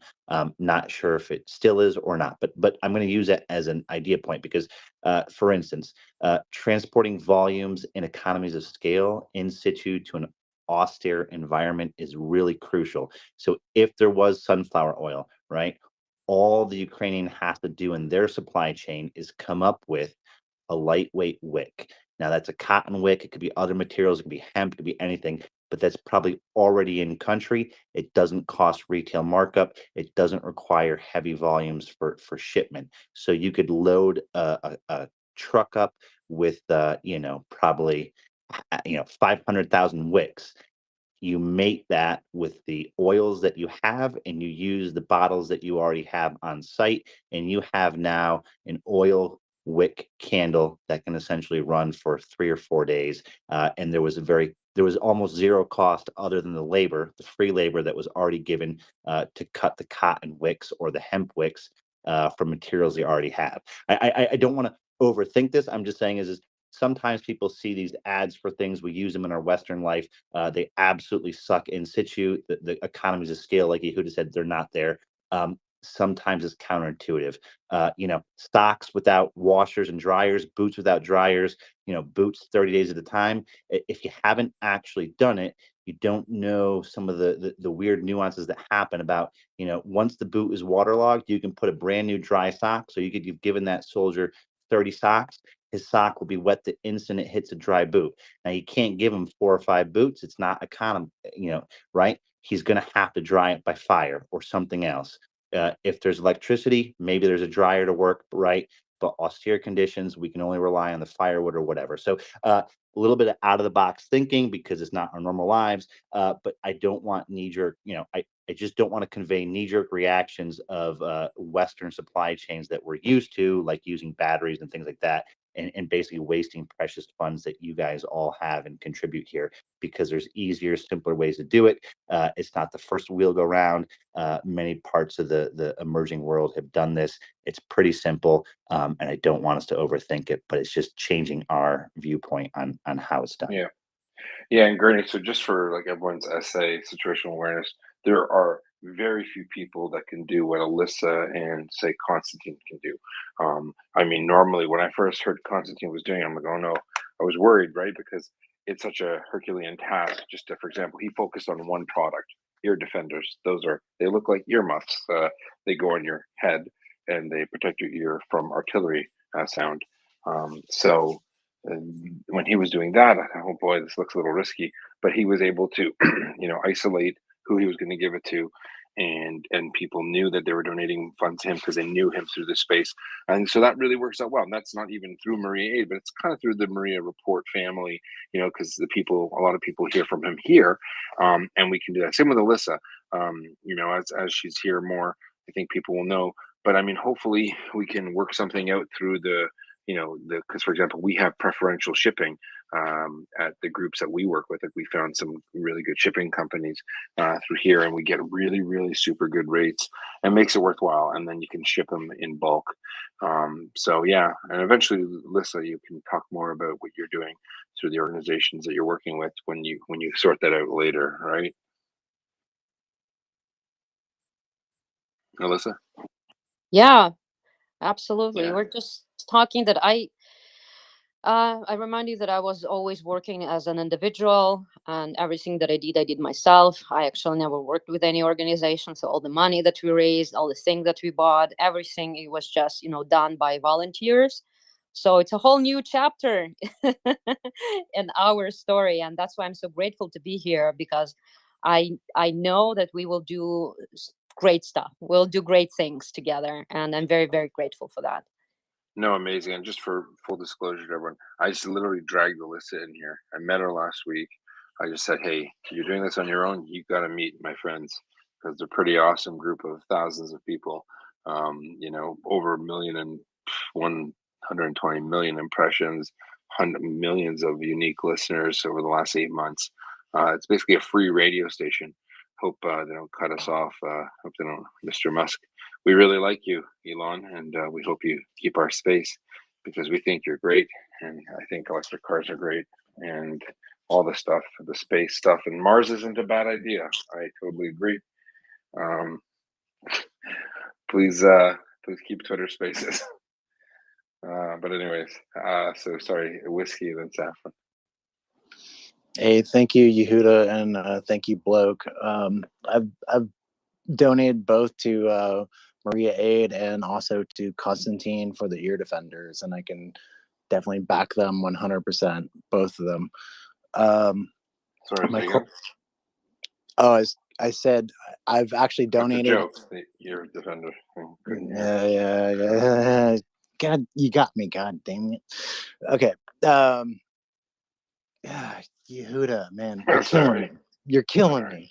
Oh, Alyssa, I'm famous for my dad jokes. That's the thing. Infamous is the word. Infamous. Alyssa, do you know when a joke becomes a dad joke? When you say it? No, when it becomes apparent. Yeah, and I like he just dad jokes so much I went to a war zone. That's actually the reason why he left. It's a dad joke. Yeah, and he just set me up, and I just totally fell for it and walked right into that. Thank you. You definitely did. Okay.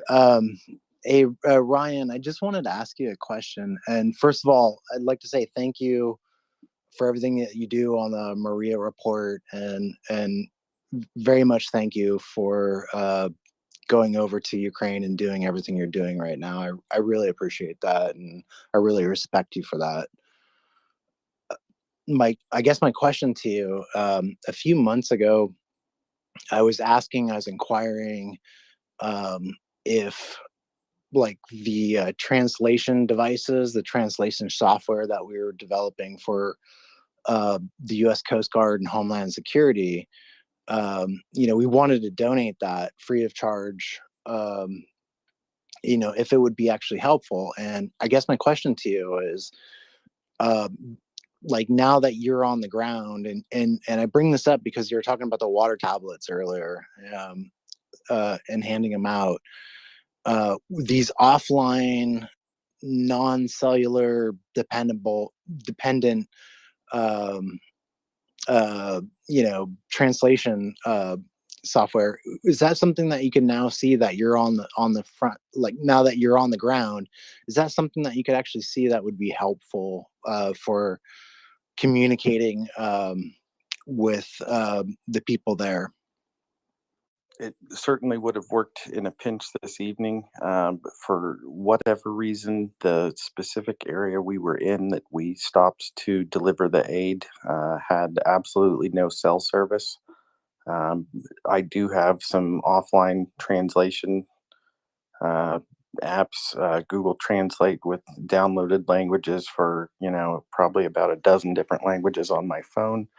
One of the guys here mentioned that the offline functioning of that seems to work a lot better if you turn your phone into airplane mode so it's not searching for a cell connection.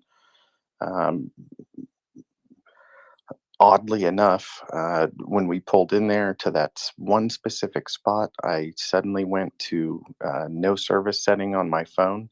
And then as soon as we pulled out of that area, it was working just fine again.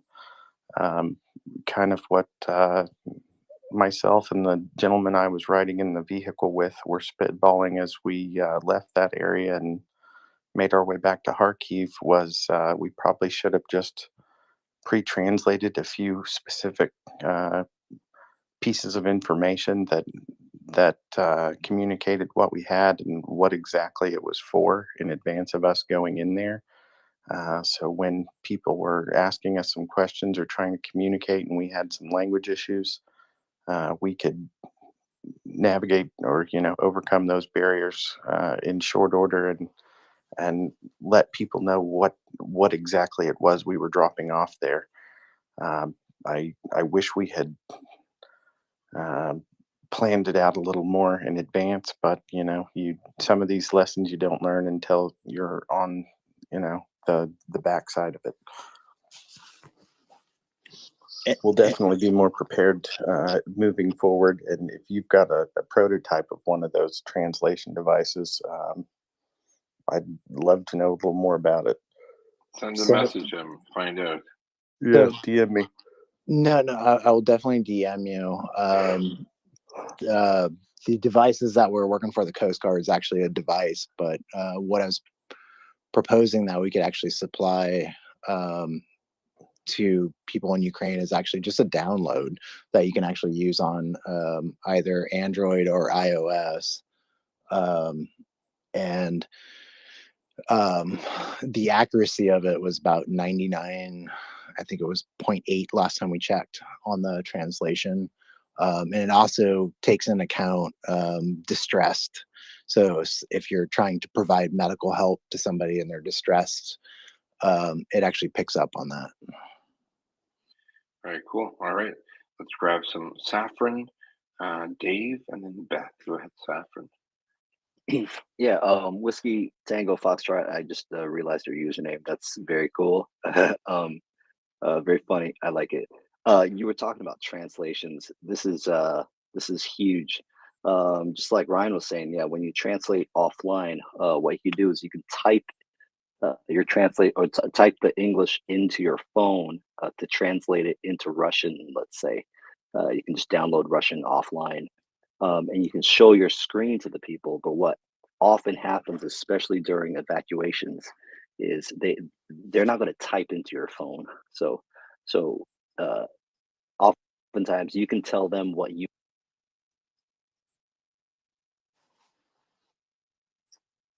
need to, and then they'll respond to you, and you won't know what they're saying. And so you have to do the one communication. a lot of times. So that's what we intend on our.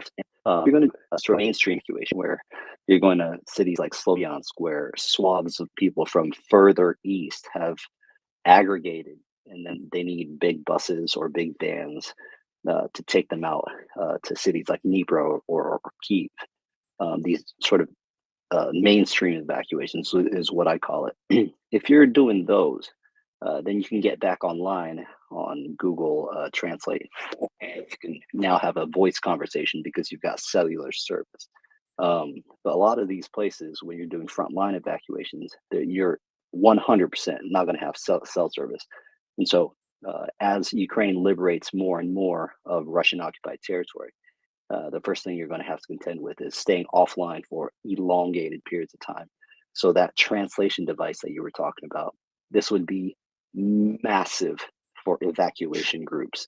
If anyone in this chat, I was trying to push this about 3 months ago because it's specifically my offline. goodness, No, it's specifically yeah, oh my offline for goodness, protection of basically, so you can't get zeroed in on. And what we've developed is actually you can actually use a single device offline to do a back and forth translation, or you can have it on multiple devices. And you don't do any typing, by the way. It's all spoken. it's all So voice, it's right? it's all Yeah, voice. that's And I don't want gold. to get in. That's I don't want to absolute get gold. into how we actually do Yeah. it because it's Okay. proprietary. But this is something Weird. that we got approval from the U.S. government to actually share with Ukraine. And Yehuda, I was blowing you up 24/7 3 months ago about this. Yeah. And I know you were super busy and a bunch of stuff was going on, but I just wanted, now that Ryan's on the ground, I just wanted to ask that question again. And I'm sorry, I'll drop off after this. I just wanted to kind of get No worries. some Good feedback point. on that. Absolutely. No worries. That's good. We'll get you more feedback. In the meantime, let's clear some hands. We've got Davey, who's I've got still in one the more. Navy. Oh, One more thing Saffron, to just say, if okay, I may. real quick. Yeah. Yeah. You're So famous in Japan, evacuation so you can teams, go ahead. famous in Yeah, Japan, yeah. not really, What I heard. but evacuation It's a teams song. It's a song. would love this. So that's the first thing. And about Constantine's effort to give ear pros. Ear pros are awesome. They save soldiers from contusions, and contusions are the biggest sort of. You get a whole bunch of people injured at one time. These contusions, right? So even if a shell doesn't hit you directly, like the 20 guys around that shell are instantly going to get a contusion. The only problem with this, though, is you need fast helmets if you're going to be wearing muffled or like those ear protections. And a lot of the helmets that most of the guys out here have are sort of full scale helmets where they come down to the ears. And so if you ask the main answer that I got when I asked soldiers directly what they need, and this was in September, immediately the first answer was fast helmets. And fast helmets are where the ear part is cut away so that the headphones can fit on. Now you can find ear protection that fits under a full helmet, but those are extremely expensive. And so ear protection is great, but if you guys are making that list that you were talking about, try to couple it with fast helmets, because without the two, for example, I was in a trench with a soldier who had the ear pro and a regular helmet. He ends up taking the ear pros off because they get so uncomfortable and painful after a few hours. So coupling that would be the right way All to right, go. good points to Just want to add. make a point. Good. Thanks, Saffron. Sorry you didn't get my famous in Japan joke. It's a song by Jay-Z, I'm going to say. Probably not. Let's go to Dave and then Beth. Well, just 1 second, Yehuda. I think Ryan needs to get to sleep. So. Oh, Ryan, get in there. Sorry.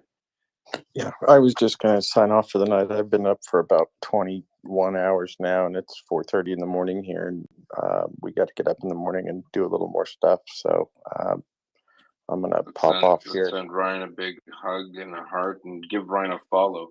If you weren't following him before, shame on you, because he's been burning the midnight oil for months with us. But now he's, by the way, he is a civilian. Someone wanted me to point that out, that this is not what he signed up for, a year ago. So it's a big deal. He's making a big commitment. It's a risk, and we're obviously rooting for you, Ryan, that you stay safe and are able to provide the help you've wanted to provide for so many months. I'll be honest. Ryan did speak to me several months ago. Dare I say, I might have been the first. He said, "Listen, I'm thinking of going."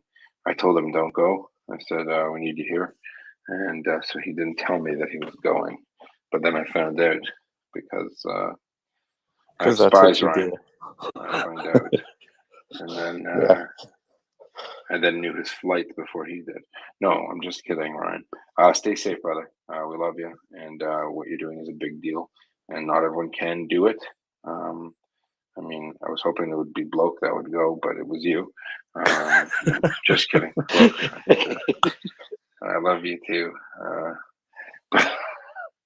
Anyway, if anyone just has the last words for Ryan, please be well, Ryan. We'll see you soon. We'll talk to you tomorrow.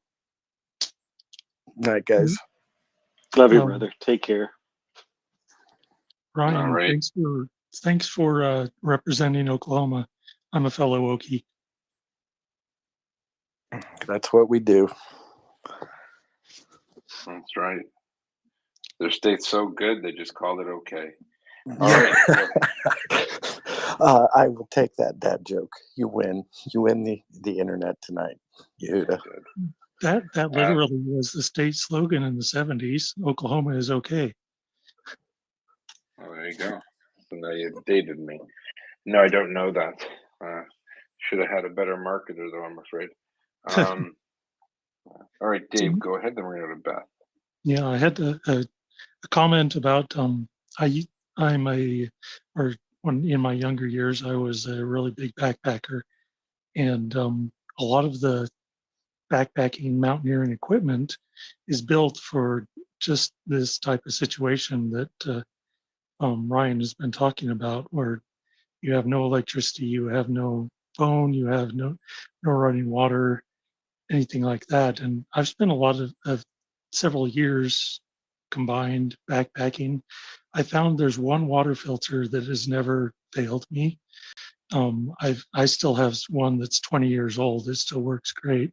It's made by Katadyn. It's the Katadyn Hiker. I put a link in the chat. I would just highly recommend those because they last long. They're easily field serviceable, and they don't do a large volume like you can with a big tank and a membrane filter, but they're good for a small group of people. You can get water from anything with them. And then the question I have is, doesn't the military have some kind of a solution for water treatment other than tablets? Or is that mostly what they use? Well, as I was saying to Gurney, that's something that most militaries issue are tablets, but they don't make the water any prettier or smell nicer. They just make it so it doesn't kill you. So Yeah, maybe iodine not the tablets. best. Yeah. All right. Well, yeah. So let's figure that out. We'll just jump to Beth real quick. She's been waiting. Then we'll go to Gurney to follow up with Dave's question. Go ahead, Beth. Yeah, thank you, everybody. Alyssa, I want to first tell you I'm so impressed with your can-doism. As a single person, you've decided I'm going to do everything I can, and now you're connected to a larger network, and I'm really impressed with you. I want to serve as a networking component here. Alyssa, one of my dearest friends, she's a rabbi, another woman rabbi, yay. And I think her congregation might get behind doing something, fundraising, helping, if they knew that there was a rabbi connector in this. Her congregation, I'm a rabbi too. It's a I think secret. thank you, Alyssa.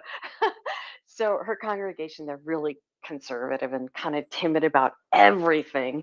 But I think I would just like to connect the two of you. I want to see if something might be possible to get numbers and a little bit more fundraising involved here, possibly.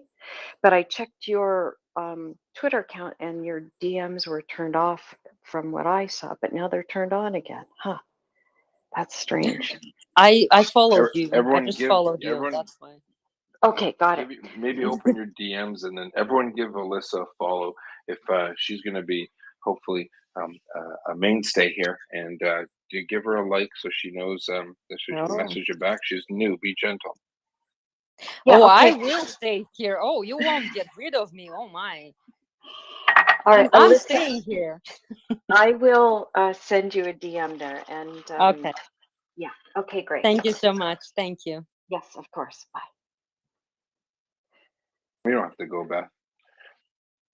All right, Granny wanted to follow up. Thanks, Yehuda. Yeah, I think it was to Dave's question here. Look, if there was a NATO army or a U.S. Army type a fight for this, there'd be a water purification company that is supporting a brigade-sized element. And I'm just saying this real quick, down and dirty here. You you wouldn't imagine the amount of water that one goes through that they need for purification. So Canon hiker filters, use those before. Yes, they're great, but just if you had to think about this, if every other soldier or every 4 soldiers had to buy a $74 Canon hiker, and it takes 5 minutes to pump 2 liters, right? It's feasible for 4 people. It's not feasible for the real needs. So you have to think both larger scale and smaller scale and easier. And what you can do with a lot of these hollow fiber membranes, not just reverse osmosis. There's cheap ways to do it in bulk, and that's what those companies do. Some of it is high tech, inexpensive. Some of it is high tech, expensive. But if you just use hollow fiber filters for gravity, you can get away with a couple, 100,000 liters before they won't work. And then you can actually have units with reverse osmosis. But if you just had every other soldier using those, look, the time to do that, the energy to do it, the filter needs cleaning. I just want to say this: it's great in individual use, but when you have to move a battalion or brigade, you need much larger volumes of water. It's just better to aggregate your resources into much larger units and larger filters that either use gravity or a generator or reverse osmosis. I know it sounds counterintuitive, but when you start giving everyone a water filter or a life straw or a Katadin hiker, in some situations are great. It's just it's way too costly for the return that you get out of it because you need a lot of water. Yeah, I agree with that. I was thinking those more for the civilian population.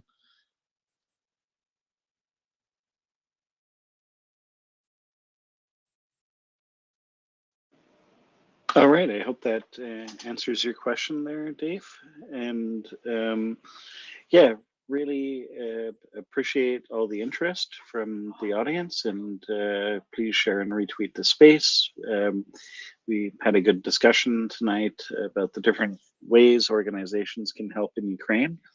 And if you'd like to request the mic to come up and speak and ask a question of Alyssa and her work and how she got started, please do. And there's so much more to learn about what can be done. And you can make a difference, not only by sharing and retweeting the space, but by going over to MriyaReport.org and making a donation. There's many organizations that help in Ukraine. And Alyssa, maybe getting back to the audience's many questions and suggestions. How can they reach out to you? How can they get in touch? How can they help? Let's just nail it down here. Make it Well, specific. we don't know yet, so we're working on it, right? 'Cause she's gonna That's the whole point here. She's gonna speak with Maria right now. As far as I'm concerned, she's persona grata at MriyaReport. But I think she wants to work out a plan on the best way to utilize this avenue. What do you think? Is that about right, Alyssa? Yeah, There we go. absolutely, absolutely. As I mentioned before, I used to be, since the beginning of the war, I was on my own, and all I did, yeah, it was individual work. But now I'm here with Maria and with Yehuda, and we will start doing things on a different level. And so, but anyone can message me. I enabled messages from everyone, so reach out to me, and we will make it happen. Because, as I said, I know what soldiers need, what civilians need firsthand. But we need to, yeah, we need to work with Maria together, and I'm so excited. I'm so happy to be here. Like, I cannot tell you guys how happy I am to be here. I totally jumped the gun as soon as I met her, and I could see what she was doing was very much what we're doing and what Maria is doing. That I said, "Holy cow, we need to talk." So I dragged her in here. Didn't even brief her. I said, "Just go in here." I told her if she answered the survey questions, she'd win a free trip to Bahamas. So she just jumped in, and then here we are. That's untrue. I didn't do that. But anyways, no, definitely. I just wanted to see what we do, because a lot of people have a hard time understanding. I mean, we spoke about it. I said, listen, we're here 24 hours a day, and people think that we're joking. We're literally here 24 hours a day, talking about Ukraine, talking about how to help, having interviews with some of the finest minds in the world. And we have urban ops specialist John Spencer, who is the world's leading urban warfare. He had his manual translated into Ukrainian at the beginning of the war. Tens of hundreds of thousands of copies were printed.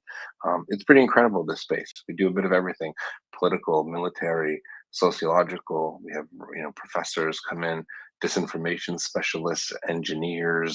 We have our own engineering group at MriyaReport. Whenever anything comes up with bridges, you see people going through all of the details, and all the engineers. Head of the Ukrainian railways is in here. The brigade, one of the brigade fire chiefs from Kharkiv, who did a PBS documentary, he's coming here all the time. So listen, this will be your second home, hopefully. And I have to go run and do something quickly with a little one, and I'll be back. But Bloke will take care of you. I'm not going anywhere. I'll still be on the panel. Bloke, Absolutely. be gentle. All right, thank you. BRB. And just a reminder. One thing before I go. Go ahead. Yeah, the Steven Seagal's at it again, saying No crazy way. things. What's he doing now? Oh, just more propaganda. And then he announced a new movie he's going to release. It's called Bad Actor Squared. Oh dear. It's when a bad actor is a bad actor. That's a math joke. That I tried really hard, but I think I managed to. But do you work get it? out Like into a dad he's a joke. bad Yes, actor, I do. I do. and then he is a bad actor. It could Anyway. be bad actor times 2, but I went with bad actor squared. All right, I'll be right back. Oh yeah, please do work on that material. We're looking forward to hearing from you again. Saffron, you wanted to say something? No, I was just laughing at the work on that joke material joke. No, that made you speechless. Elisa, did I hear you correctly? You're in Ukraine, you said. I'm in Toronto. I'm in Canada. So what I see you're in happened? I Canada. was, yeah, we were in New York when the war broke out. I mean, the full-scale war. I was there with my husband. I was getting my rabbinic ordination there, finishing my education. So my plan was to go back to Ukraine and to work there as a rabbi. That was my plan. I planned it many years ago, and we had all of the agreements and everything. And then the war started, and well, we couldn't go back there. So we relocated to Canada because Canada offers this type of a program. It's not called for refugees, but it's a very welcoming program for Ukrainians. It gives like a work permit, all of that, social security package, things like that. So Yeah, that's why we went here, because Canada is very welcoming. Yeah, I'm just really amazing, amazing What about the people. people in Canada, like me and Bloke? I don't know. Just the best. I The best. agree. She's hired. But honestly, I was Very so cool. welcomed Very here cool. in my congregation, where I work at Bastikva, and they hired me without meeting me in person, because I was in New York, and obviously I couldn't come to Canada without visa. And they just really welcomed me, and I began working right away, and I'm very happy to be in my congregation. It's a very, very lovely Jewish congregation. And we had drive for Ukrainian clothing for October, and a lot of people came and donated winter clothes. I specifically asked for winter clothes, and they brought lots of stuff. And then we needed to sort it and to pack it, and there were a lot of volunteers who came to do that. And also we have several employees who are Ukrainians, and we all worked together, and we finished the day packing everything, lots and lots of boxes, and Yehuda is going to help us to ship it to Ukraine now. That's right. Yeah, so we just finished it today, and just after finishing, packing everything, I'm here with you on this live chat right now. So I'm very, very grateful to be here, honestly.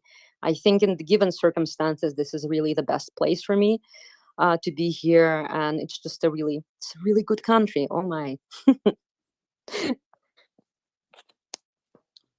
Even Very with cool. Bloke. I was asking whether or not you were in Ukraine, since I think you had mentioned this, Lisa, but sending money rather than actually gathering the material in, say, Canada or Poland, and then shipping it over. Sending the money is way more cost effective. And if I forget who it was talking about economies of scale, but yeah, economies of scale can start right there. And I think for an organization as big as Maria Aid is, I think setting up some kind of satellite office or partnering with an organization out here, Already ahead of you. a nonprofit. Yeah. Yeah, that would be huge on costs. And I've worked with a church organization out in Poland who ships over food. They collect food within Poland, uh, truck it over the border, and they do really, really good work. Send food by the ton, multiple times a week. But they ended up doing the same thing where they come out to Ukraine. They've set up office here, and the surprising part, especially for me, was that most of the things that you do need, besides the really high end stuff like scopes uh, and really high end camera lenses and things like that, besides all of that stuff, uh, pretty much you can get everything you need here in Ukraine, including winter boots and winter sleeping bags and things like that. Although they get sold out quite a bit these days. Sad for So them. yeah, I it's hate to pretty. cut the legs. I hate to cut the legs out for me, but the truth is, we're working on a plan right now that's going to make. So one of the reasons, two things. One of the reasons why things are bought here is for quality, positive control over the shipments to find out what's being purchased. Number one. Number two, economy of scale. We can buy a lot of the things that are required cheaper if you buy it in the right with the right groups, and we've paired up with Maria Aid, and or Maria's paired up with Rip Rawlings and Malcolm Nance. They have that ability, but more importantly, something's in the works right now where there's going to be something's in the works right now which is going to alleviate that problem of getting things to pardon me. We're working on something right now that's going to be able to get product to Ukraine seamlessly. That's all I'm going to say right now. But it's a big deal. I think I told Alyssa, but it is a big deal, and we're working on it as we speak. And that will make it so things that are purchased in bulk at discounts, at a loss to the manufacturer, are going to be able to get to Ukraine seamlessly, and that's the goal. A lot of stuff's going on, but I don't want to get into it until it's done. But thank you for the point there. Very cool. Very cool. Yeah, I wanted just to clarify that again, because I was working on my scale and, being an individual, for me, it was not worthy of sending anything actually to Ukraine, except for like helmets or, like really, protective gears, things like that, things that we cannot buy there, that are actually were cheaper in United States where I was at the time than buying it in Ukraine. But other things were cheaper to buy in Ukraine. That's why we send money. But as Yehuda said, if they have, Maria has other channels to do it and it's way cheaper, so it's a whole different story. So I only meant it like from my personal perspective and my personal experience of an individual. Like I did not have, these channels to send things. I can tell you how we send actually like helmets and stuff like that, because if from United States I wasn't able just put them in boxes and send them. So I was looking for someone, I was looking for help, and I reached out to, all the people that I know, and I never had any connections to actually, United States military or North American military, armed forces or anything like that. So I reached out to everyone I knew and I said, like, can you connect me with anyone? And they could not. So what I ended up doing is that I found this man. I actually found him from the article in like the newspaper, and I messaged him on Facebook, and he organized. He's also an individual. Actually, the network of individuals, it's incredible. It's like the most beautiful thing I ever saw in my life. How people dedicate their like time, energy, lives to do everything they can. So I found this man, and he kind of invented this way of shipping things. So we would put them in like suitcases, like normal suitcases. And he would bring them to the airport. And then in the airport, they would find people who would take a suitcase with them and delivers them to Warsaw. And from Warsaw, we would ship it to like Lviv, and from Lviv to Ukraine. So it was done like through regular airlines. And that's how we did it, because if it's like personal suitcase and we didn't need to, do whatever the original procedure should be for that, I guess. But again, we didn't send any weapons or anything, but it was all done through individuals. From that perspective, if we were doing it that way, it was not cost effective to send anything except for real, protective gears and things like that. Like it wouldn't be, I love talking about socks. It wouldn't be worthy to send socks through that, because it would be very expensive, and it's way easier to buy socks in Ukraine. But now, as I'm here and I'm with Yehuda, we're going to do it differently, and I'm very sure that it will be more efficient and successful.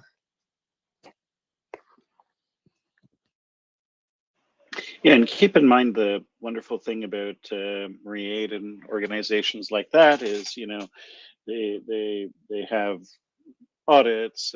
Everyone's a volunteer, so when people donate their funds to MriyaReport, all that money goes directly into non-lethal aid for Ukraine. So that includes everything from tourniquets to bandages, first aid kits. So it's a really great cause, and yeah, we let's pool our resources, and we also support other organizations here as well, and including Ripley's Heroes. That works better when people want to do some stuff in the States. And this is something that to everyone in our audience, this is a difference that you can make. So by foregoing a few coffees, you can actually make a difference on the ground in Ukraine and literally save lives. So just wanted to put that reminder out here. Alyssa, could you describe a little bit more about how you decided to get involved? Like, when the war started, I mean, how did it affect you? Where, like, I know you were in New York at the time, but previous to that, where were you? Did you see this coming?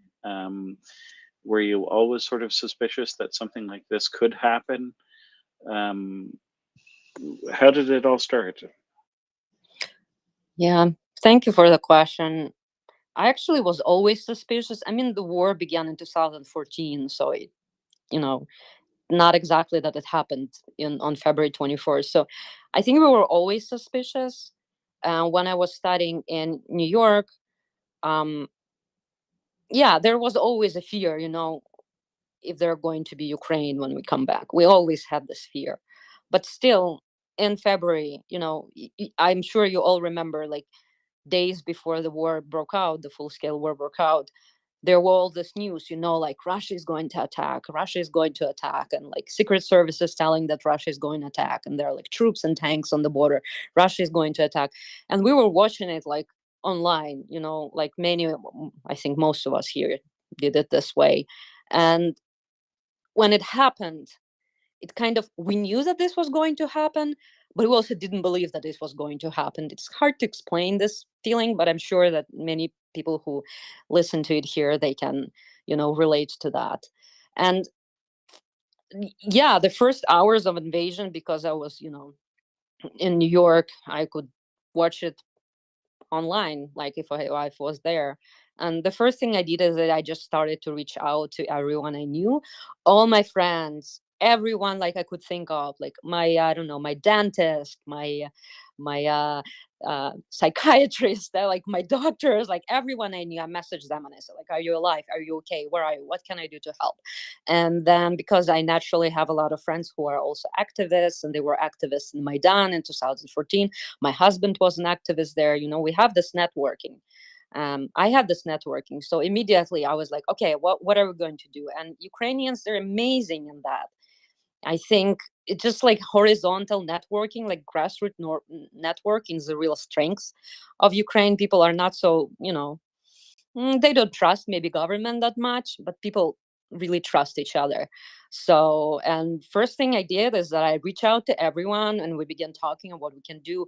And in the beginning of the full-scale war, a lot of my work was evacuation, transportation, finding money, to pay to drivers who take people out of the cities that were most affected at that time.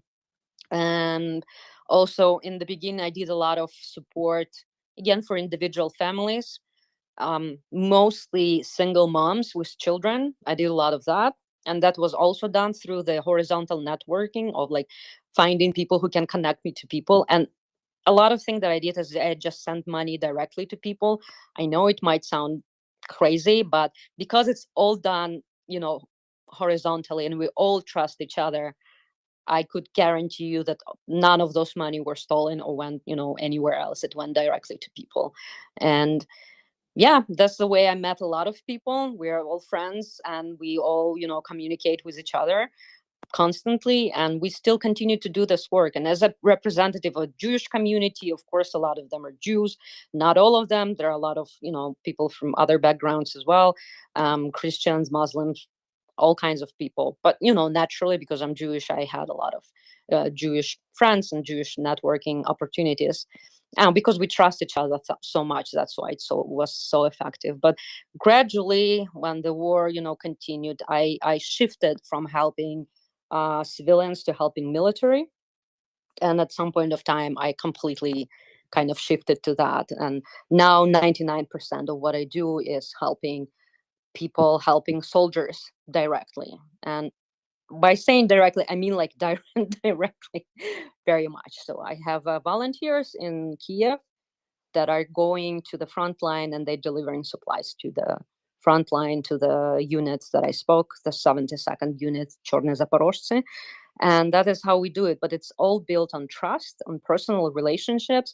But these people, I trust them my life. Like I absolute trust, no secrets, very, very transparent, very, very, dedicated. And these people, I want to tell you, our volunteers, all money that they had, all savings, everything they gave to army, everything. They took loans from banks, everything. Like they themselves are struggling in terms of they don't have food, but they never ask money for themselves. Nothing. They just, everything that they have, they give to army. And I get so inspired by them. I talk to my volunteers every day since, I don't know, we started to do it like in March. So now it's November. Every day I speak to them, and it's a lot of, also emotional support and like just, friendly support. But that's what I do, and that's what we do. And because they're so selfless and so dedicated and so just such amazing, kind people, it gives me energy to work from here. Otherwise, I would probably go crazy because it's very hard to be so far away. But because I'm knowing that, what we do actually saves lives of people, and especially of soldiers, that means everything to me. So I don't know if I answered your question. When you Yeah, say my volunteers, uh, is that like a big Telegram group that you run, or are you fundraising for these volunteers? Do you coordinate? What kind of capacity do you work in on a personal level? There is a volunteer organization, but I work with my friends. They're actually the headquarter. They're just a family, like a husband and a wife and their children. Um, they do it themselves. They drive. They put stuff in the cars. They drive cars to the front line. They unload it. They go back. They put more stuff. Um, So they're connected to that unit, Zafran. So let's back up the personal questions because she doesn't want to really share their role in that yeah, unit. Does that make sense? yeah. It's Right. it's Yeah. Like as So I said. Zafran, Yeah. yeah, so Zafran, so she's a rabbi at a synagogue, and she's doing this on her spare time by connecting with personal contacts in a particular unit to donate her own right, salary right. and other people's So money. Alicia, you're essentially helping to coordinate. Like you're putting all kinds of people together, volunteers, and you're connecting them to 72nd, and you're bringing family and friends together. Is that correct? It's kind of like Mm. you're She's the collecting glue. money in North America. She is the organization for now, right? That's what we're bringing on board. So she's collecting her money from people in Canada and wherever, and sending it to people who are in the 72nd to do the purchasing, and then they deliver. And then she's also sent food over, but she just doesn't want to get into the names of the people she's working with. Does that make sense? Right. No. I wasn't asking for names. I was literally asking for like what the coordination sort of looks like. That's all. I Yeah. wasn't picking So on. I was trying to nitpick or anything like that. I'm just curious and kind of wanted to know how this all works for her, because the distance is probably something that's something that you really do have to contend with, right? The fact that you're far away from these people and being able to organize all of this, that takes a lot of talent. And so that's sort of what I'm asking, like how do you get over that huge mountain of like distance, and to really begin to utilize the many connections that you do have. yeah, thanks to technologies, I cannot imagine how it was like, I don't know, in Second World War, because right now, because we have this technologies, they're not that far away. They're here in my phone to you. They're here and I can talk to them anytime. And in the beginning of the war, first, I would say 4 months, it was a lot of coordination and a lot of people, hundreds, I don't know. In my personal network, several hundreds of people who are working at the same time. And I did not have any time to do anything else. I kind of abandoned my studies, but my rabbis, they were very forgiving and they totally understood what I was doing. So that was fine. But like, I don't know, from the moment that I woke up till the moment I went to sleep, it was 24. I don't know, not 24 hours, but it was like every minute of my existence was dedicated to it. And now, in last, I would say 3 months, we kind of nail it down to specific help to specific units. And that's all I do. So it requires less of my coordination. I do, occasionally help civilians as well. But because it's just one unit that I'm working with. Because I said, this is what I'm signing up for. I'm dedicated to help this particular unit. I mean, if there are other units that reach out to us, we also do that.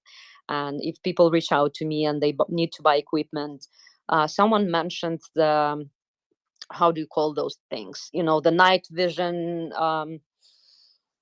Mm, Thermal scopes, yeah, or thermal night vision, scopes, yeah. things like that. Yeah. So there are people who are reaching out to me and they say, we're buying thermoscopes for this such and such. Of course, I give them money for that too.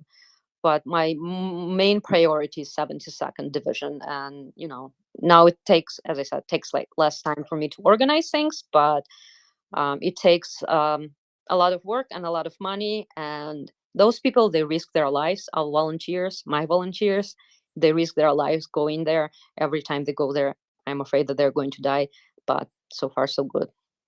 So that's how we do it. I have one more question, if it's all right. You said they drive out of Kyiv. So Yeah. do they drive all the way from Kyiv like every time to make that donation? And Yeah. not the donation, the delivery. Yeah, every time. Whoops, that was me trying to bring someone up. I muted everyone, so unmute yourself and carry on. Thanks. Yeah, another thing that is very kind of takes a lot of money is fixing the cars. You know, we buy the cars, but then they drive them back. We fix them in Kiev, and then drive them back to the front line. It takes a lot of money too, and, you know, handwork, and there are volunteers who are working on that as well. So yeah, it's all done through Kiev, and they do it manually because I would say it's kind of easier, but it's also more dangerous for like few cars to like sneak through the, you know, whatever front line, you know, all the dangers, and they get there and they unload and then they go back really fast. And yeah, when they go, I just, you know, pray for them to go back safely, and I message them like, are you alive? And they say yes, and I'm like, okay. That's how we do it. But I stay in touch with them every day, every single day we talk. Yeah, thank you. Thank you for this. Really appreciate this. And we have Anda coming up. I think Anda has a question for you, Alyssa. And I have some follow-ups as well. Go ahead, Anda. Good evening. I am very glad you joined us, and thank you for sharing your experience in Canada and here. I was I wanted to ask you how is your life? How do you perceive in Canada? What's happening in Ukraine? How is your congregation perceiving what's happening in Ukraine, right? Because you have contact with I suppose a lot of Ukrainian but not only who are living there, who have relatives in Ukraine. Probably some are coming from Ukraine or came since the war started. So how is the vibe? How are the people holding on regarding that? Do you mean like in Canada or in Ukraine? In Canada, but you can answer for Ukraine also. So in Canada, I came here 4 months ago, and I work in a Jewish congregation that is Canadian Jewish congregation. They're not Ukrainians, and I have a couple of people here who are our employees. Our rabbi from my congregation, he actually found them, and he actively was searching for them to give them jobs here. So I have a couple of, you know, employees in my synagogue who are Ukrainians, and yeah, we spend a lot of time together. They're holding on, you know, the way they're holding on. Their homes are destroyed, you know. It's very hard for them. One of the ladies who work with me, she just showed me pictures yesterday. Her apartment in Kharkiv. The building where her apartment is, the roof of that building got destroyed by a missile. The missile didn't explode, but like the roof is destroyed. And her and her husband, they built a cottage outside of Kharkiv. You know, they planned their vineyards there. They were planning to retire there. They built their perfect home. It all got destroyed. There's like nothing left of that.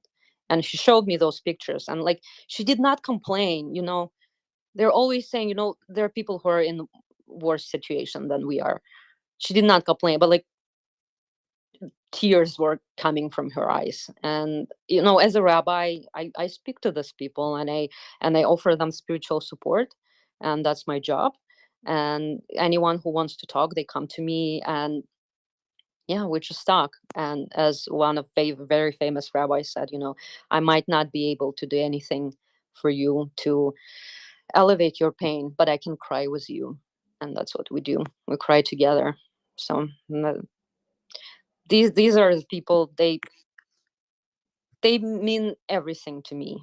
But most of my congregants are, they're Canadians, and they came with, their biases and their, I would say maybe prejudice to some extent about Ukraine, but also there was their historical experience. Many of their parents, grandparents, they fled like Russian Empire in the beginning of 20th century. So they, have their historical experience and memory. So they might be sometimes hesitant to help Ukraine because they have this image of Ukraine as, being, Cossacks are killing Jews, things like that. So, and it takes a lot of time and conversations and, very open and honest conversation about what happened in this history and what's happening now and how we really cooperate together. My 72nd unit, they know 100% that I'm a rabbi, that I'm Jewish, and I make it very clear. This help is coming from the Jewish community, and that's what we do because we support you, no matter what. Thank you. I think this is very, very helpful for them. One more question, and I promise I'm done. And as one of our co-hosts too. Introduce yourself, Anna. Don't be rude. I'm sorry. So I'm from I'm from Romania. I'm a volunteer in this space in MriyaReport. I support MriyaReport through volunteering my time. It is 5:15 a.m. here. Usually I co-host in the morning before work. And I have some personal history from my family related to Russia, and this is how I got involved and wanted to help Ukraine. And yeah, basically this is why I came up to help. I let Yehuda co-host today because he's so much better than me at this. But I also have some questions for him later. So I'm the girl with the questions from the back of the room, usually asking questions for everyone. So yeah, what I wanted to ask you as a follow-up to the previous question, I liked very much your answer and that phrase that I can cry with you. I think in a way we all do with Ukraine, right? Through what we are doing here. But we had in the space a teacher from Poland, and she said there are some organizations in Poland which help children who were evacuated and also their mothers. Not only mothers, but mostly from what she said, she met mothers with children, and there are centers where they can discuss where they can have psychological help to cope um, with what they have been through, with what they are experiencing, right? Some of them are holding on pretty well. Some of them are not and need help. And I was wondering if you managed to get in touch with someone from your congregation who can help them, like giving them, I don't know, a couple of hours a month, or not all their time, but some time to help them. First of all, it's very nice to meet you, Anda. And we have congregants that opened their houses and, welcomed Ukrainian not refugees, but, people who came from Ukraine, because not everyone wants to be called a refugee. And people here in Canada, Ukrainians, they don't have a status of refugee and they don't really like it. So I don't want to call them refugees, but like people who temporarily reside in Canada because of the war. So, and some of our congregants really opened their houses for them. And that's amazing. And that includes Rabbi Grover, who is the senior rabbi of my congregation. He did that as well. Several families came, through his house. In terms of help, can you elaborate a little bit more? What's your question? Because I didn't quite understand. So Maya from Poland said that in Poland, and I was wondering if they are in Canada, there are some centers who volunteer time to, for example, a psychologist which is talking, volunteers time and talks for 1 hour or 2 hours with the mother and the child that has um, um, been evacuated from Ukraine, who fled Ukraine, right? Because some of the children are not able to speak, or when I say they are not able to speak, they are not able to speak not because they don't know the language, they are not able to speak because they are shocked of what they have seen on the road or back home. I don't know, having someone died in their family.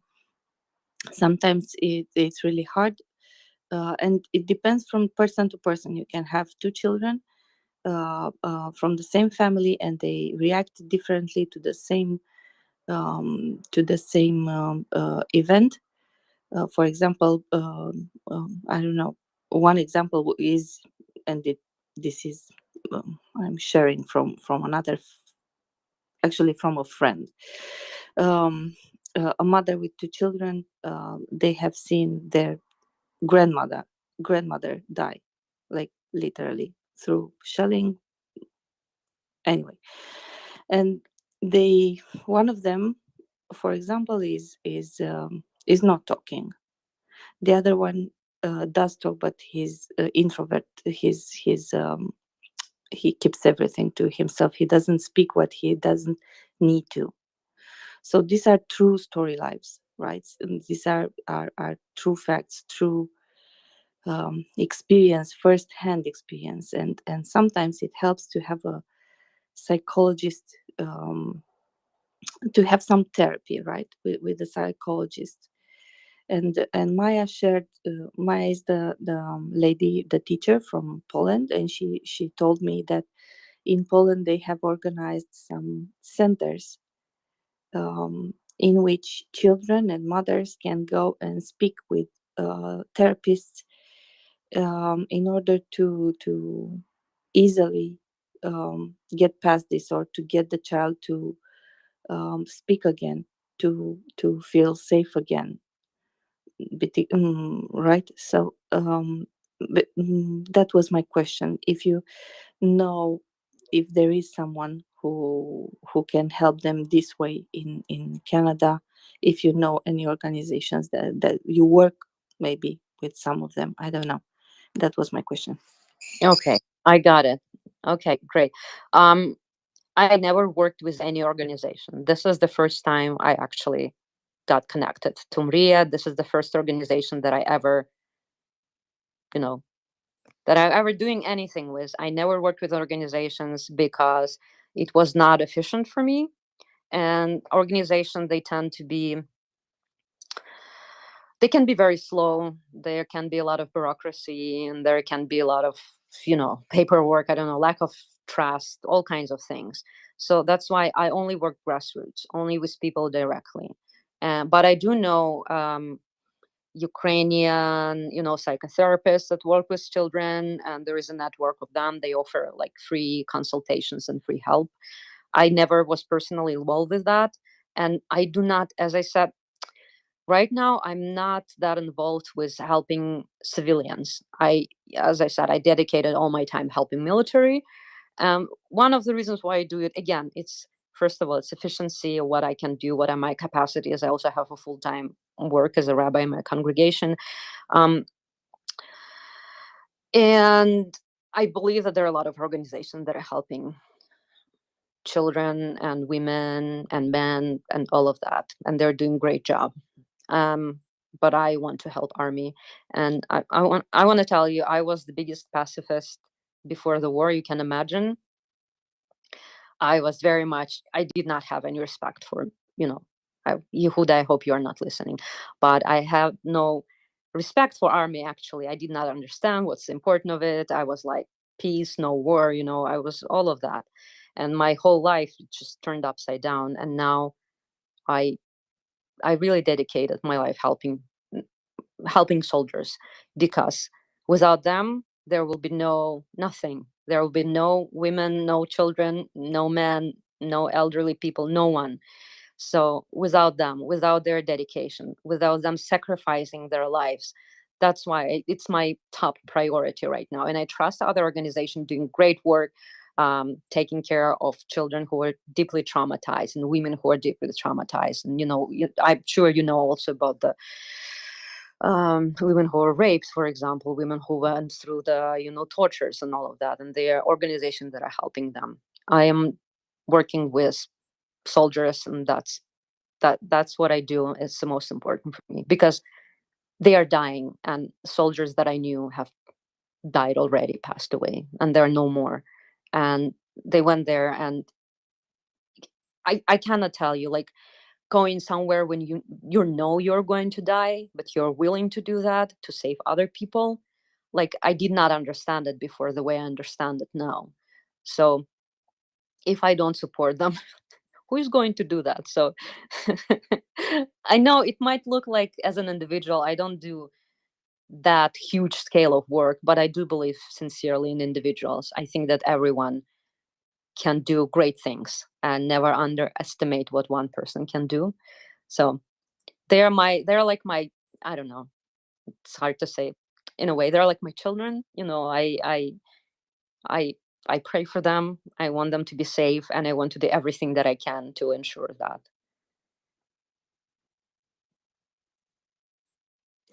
Well, I did hear that, and it's beautiful. Thank you for sharing that, Alyssa.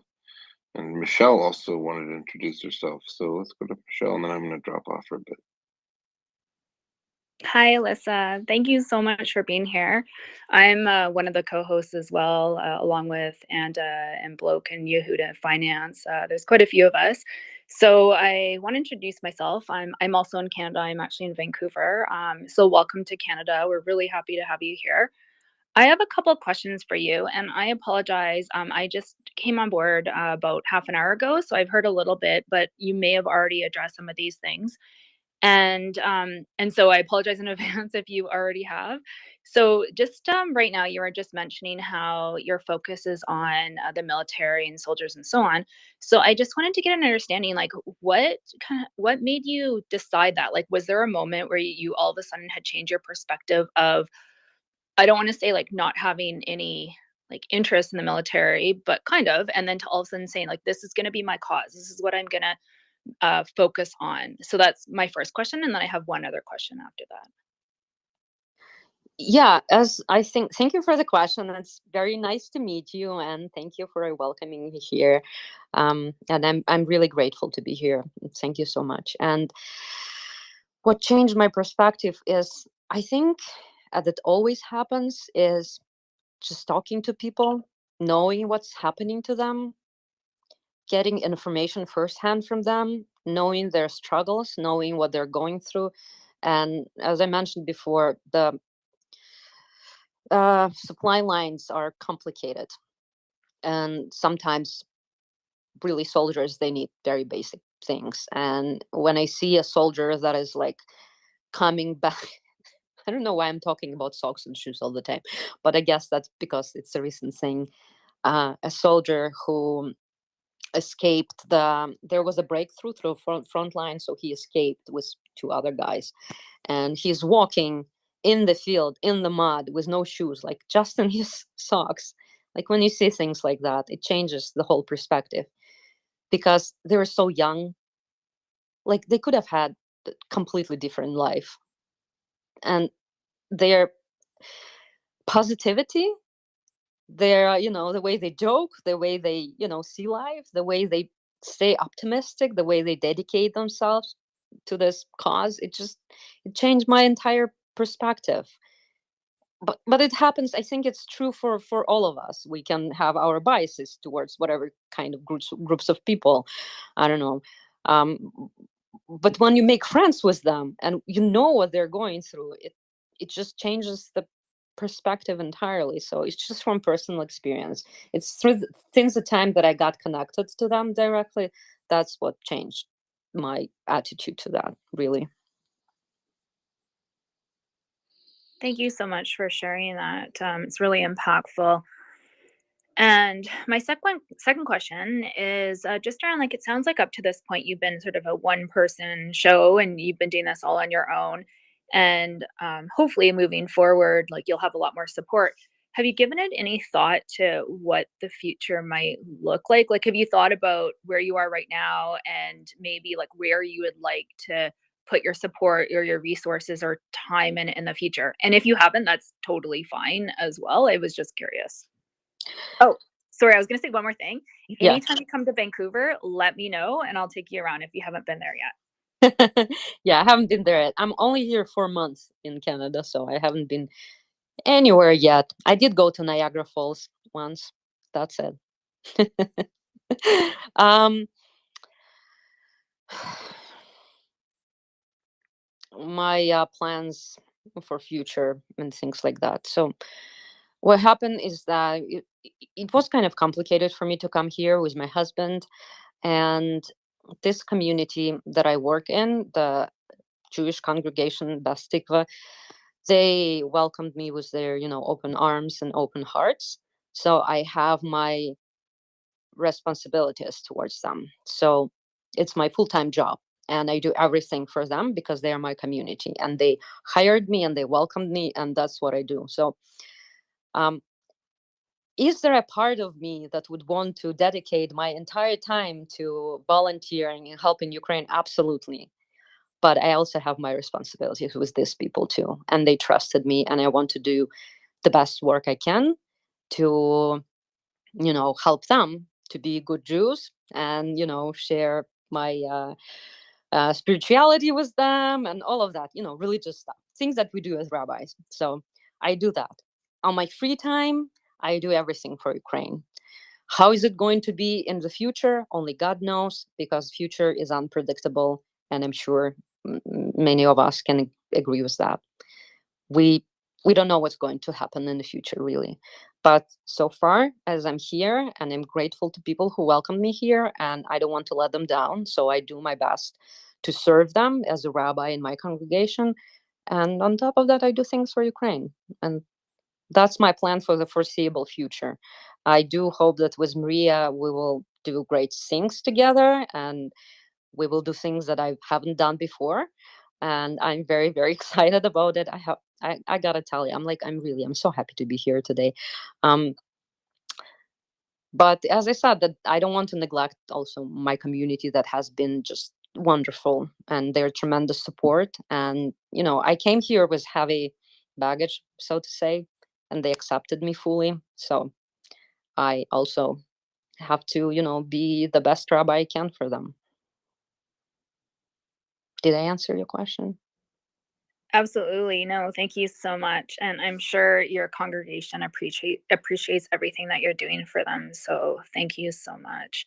So you're going to be in Canada for 1 more month and then heading back to Ukraine? No. I work here. I will stay here. God knows for how long. No, I'm not, you know, I'm not going to Ukraine anytime soon. I work here. I have like a contract with the synagogue. So I'm a Perfect. full-time rabbi here. So I might come to Vancouver at some point of time. But as many of my friends say, I cannot afford trips right now because that's a lot of money and we need to send them to Ukraine. So for sure, yes. And there's a question from Anda, and finance is up, I see too. So let's go to Anda. And then finance, I don't know if you had a question but let's go to Enda first. And then you'll raise your hand, I'm sure, when you want to. So I have one more question. You said earlier that you have someone from Kherson um, who had her house, the roof was down, right? Um, do you or can you share? As I know, her son right now is in the midst of the battle, right? It's the most contested town at this point. Is there anything that you can share, not necessarily from there, but to make people understand maybe better how is life in a contested town from what you know or what you can share? So nothing specific, because I know it's um, just as an experience, not as details with people and places. I don't know if I make any sense. You do make sense. I understood. The family that I mentioned, they're from Kharkiv, that not from Kherson, but I can share about Kherson as well. Not about the city, Kherson Oblast. It's a different city. I'm not going to name the city for security reasons, but it's in the same area and it is a contested city. So the woman with whom I stay in contact and whom I used to also help financially, she I would say used to have a rehabilitation center for special kids, for kids with disabilities and special needs, and it was a very good rehabilitation center for them. So when the war broke out and that city became occupied, first thing that it was, the whole center was taken from her. She managed to kind of save some of the equipment and like the kind of the building, but they couldn't work there anymore. It all kind of went to Russian organization.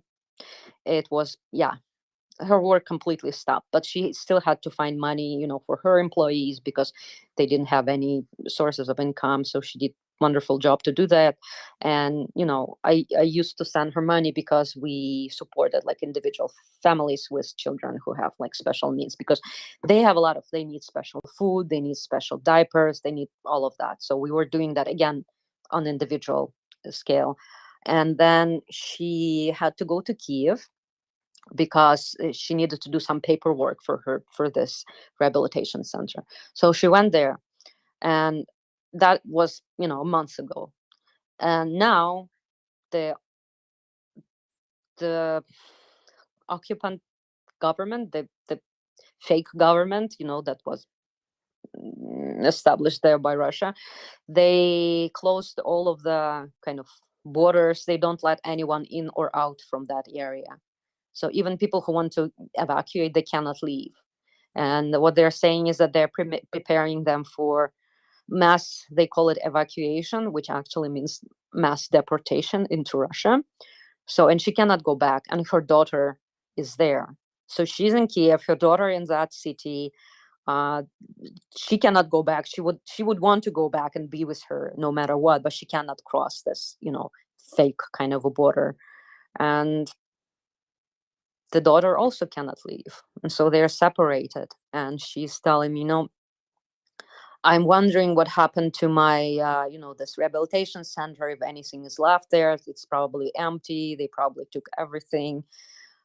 She said that they stole all of the arts from the museums. We also used to help, there is a mini zoo. I'm not a huge fan of zoo, animals in cages, so on. But again, war changes the perspective. If they're animals, they need food. And even if they're in this kind of a little zoo, it doesn't matter that they're in cages right now. I just want to help them. So that's the problem with them. They're trying to relocate the animals to a different spot.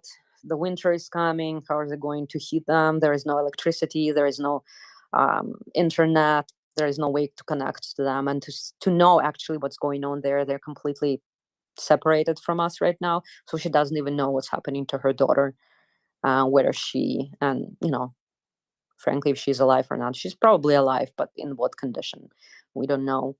It's very, very harsh situation in that area, and especially because people cannot leave even if they want to, and we cannot send anything to them. This is contested area is the worst in terms of sending humanitarian supplies. We can send supplies to cities like Kharkiv, or I don't know, to Bucha, or even to Bakhmut, even to Donetsk Oblast, even to all this cities that are in the front line. We can send things there. We cannot send anything to this occupied territories because they're completely closed and no one can go through those borders that are kept by Russians. So that's all I can tell. It's very hard to know what's happening there because there is no internet there right now. Thank you for sharing. Michelle. Thanks so much, Blok. First of all, I do want to say, Alyssa, feel free to join the space anytime that you want. You're more than welcome here. We'd be more than happy to have you here anytime you'd like to come up and speak and share some of your stories.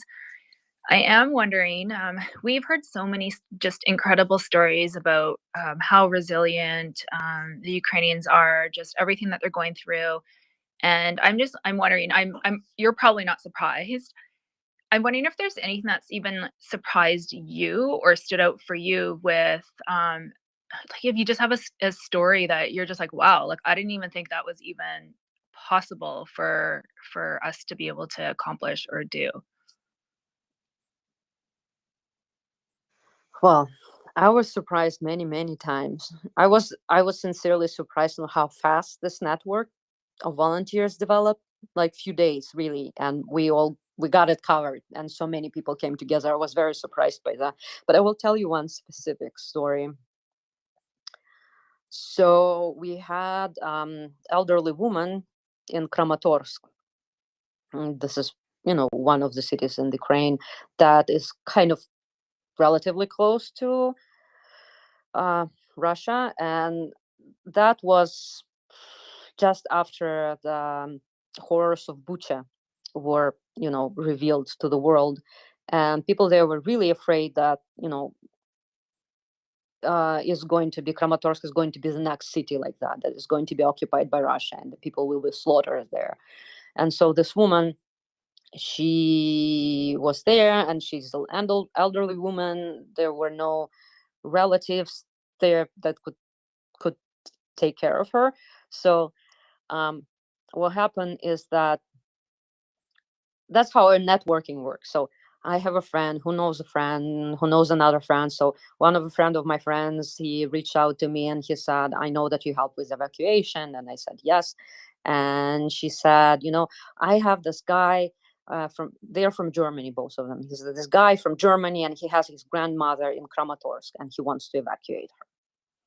And I was like, okay, let me talk to him. And I spoke to him, and he described the situation. And so we had to make a decision on how are we going to evacuate her. And we were thinking maybe we should, find someone who can take her to the train station, and then from the train station she can go to another city that is Kremenchuk, and there will be people who meet her there. And I also reached out to another person this is a family from Germany who reached out to me. So the other person is from Turkey, and he is a magician in terms of finding transportation. Somehow he is very good in talking to the taxi drivers and bus drivers, and he can find anyone and arrange any transportation possible from Turkey, not in Ukraine. I don't know how he does that. I have no idea. He works his magic. So I reach out to him and I say, can we, transport this woman from Kramatorsk to Kremenchuk? And he's saying, yeah, it will be easiest thing to bring her to the train station. And then I spoke to the family again, and we decided, it will be hard for her as an elderly woman to travel by a train. Let's try to find someone else. So we found a taxi driver for her who took her, a real taxi driver car. He took her from the her apartment, put her in a car, drove her to Kremenchuk. On the morning that she got off on the car, on that morning, that train station got shelled by Russian troops. And I don't know if you heard about it. There was like a huge massacre of people. Like hundreds of people died there on that train Yeah. station. I did actually, yes. So I did, yeah.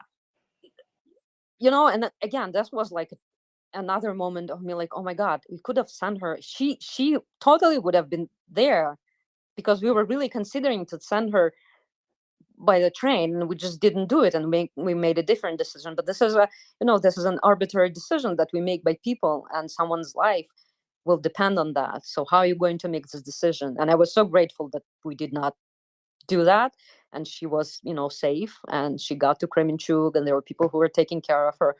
But of course, also very sorry for all the people who died there. But like, this is just one story from like endless amount of stories like that. And when a decision, really your decision, the decision that you make, will really have this kind of an impact. It will make difference between a live human being and a dead human being. And she was saved, and other people were not. What if we made a different decision? So yeah, learned a lot from that story. Yeah, absolutely. You're completely right. You can make one decision and there's one outcome, and you make a completely different decision, and potentially there could be a completely different outcome. So I'm really happy that things worked out for her the way that they did. So thank you so much for sharing. These heartfelt stories, I think, mean a lot to myself, and I think our audience as well, because they're like personal testaments to what's been happening. And we hear what's going on in the news, but we don't always get those stories. I guess the direct stories from someone who's experiencing it or has. So thank you so much. Thank you. And we have another co-host. Charles is joining us. Everyone, just a reminder to please share and retweet the space. Give the MriyaReport Twitter handle a follow, and ask for push notifications. When you do that, you'll be notified of many of the speakers that we have.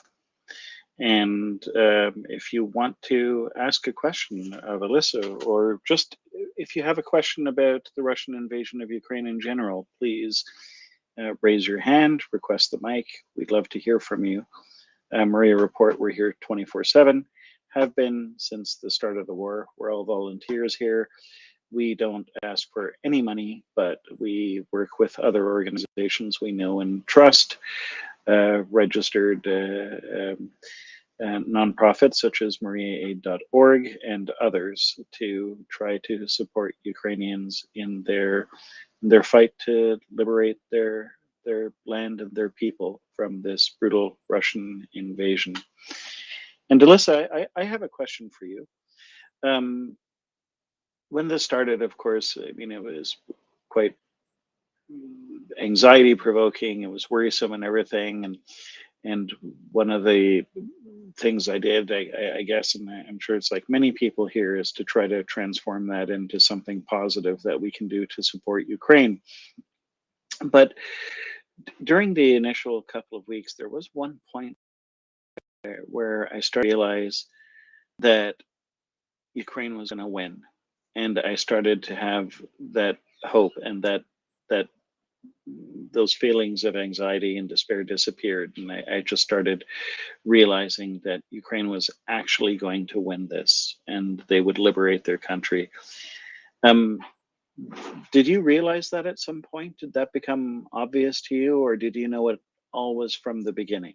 Or was it just something that that you knew as far back as 2014 and the Maidan?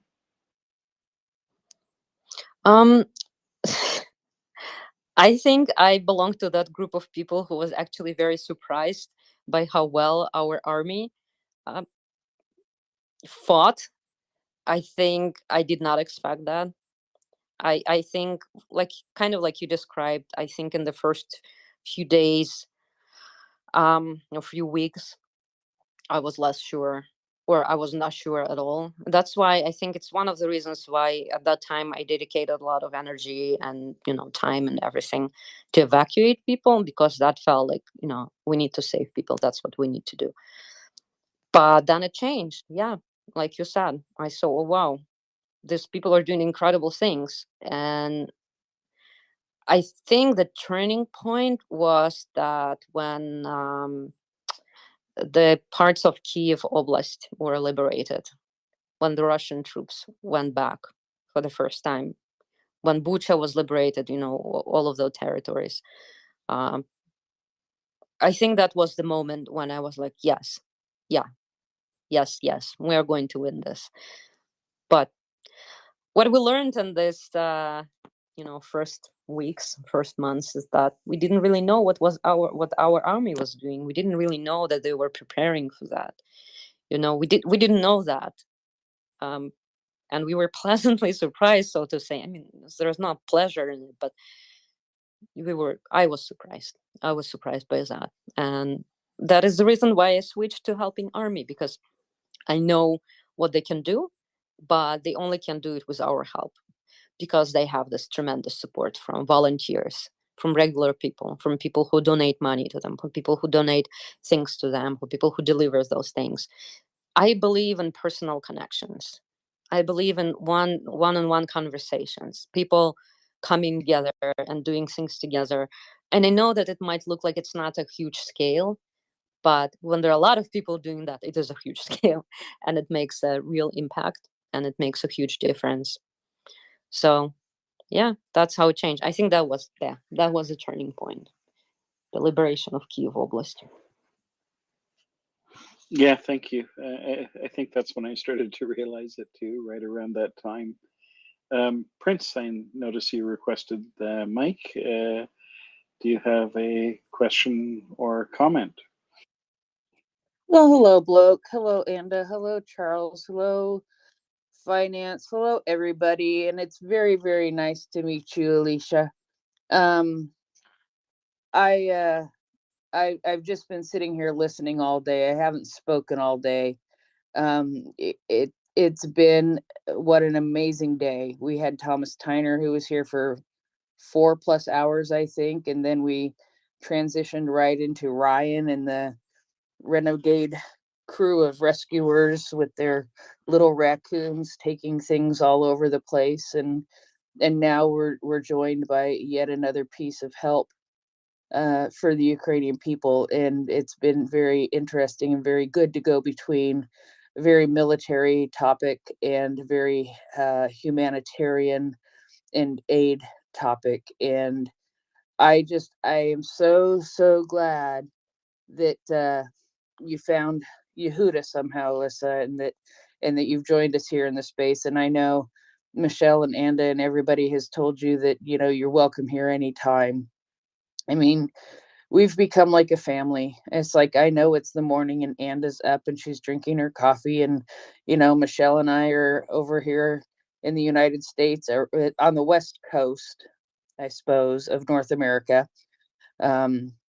In winding down for the evening, and we become this ebb and flow of conversation, and people that we get used to seeing, and people we get used to talking to. And I hope that you become one of those people. I think you have some very, very valuable information and perspective to share with us, that we would love to hear on a regular basis. One thing that I was just thinking of as Bloke was talking there, and you've mentioned helping people evacuate, just as this full-scale invasion was beginning. Have you kept track of some of those people, and are they going back into Ukraine again? We're hearing things about people going back into Ukraine after they've evacuated. And I'm sort of curious about how much that's happening. Tim shared with us a little bit about some of that today that he observed while spending 11 hours trying to cross the border. But I'm just curious of people that you've kept in contact with. Are you seeing people starting to go back to Ukraine?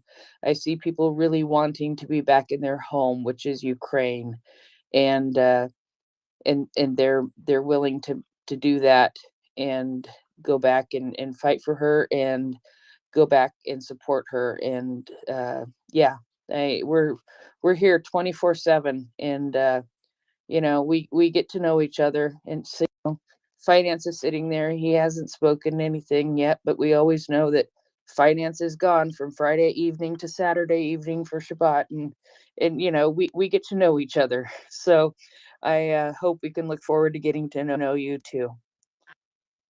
Thank you so much. It's so nice to meet you. Shall I call you Prince?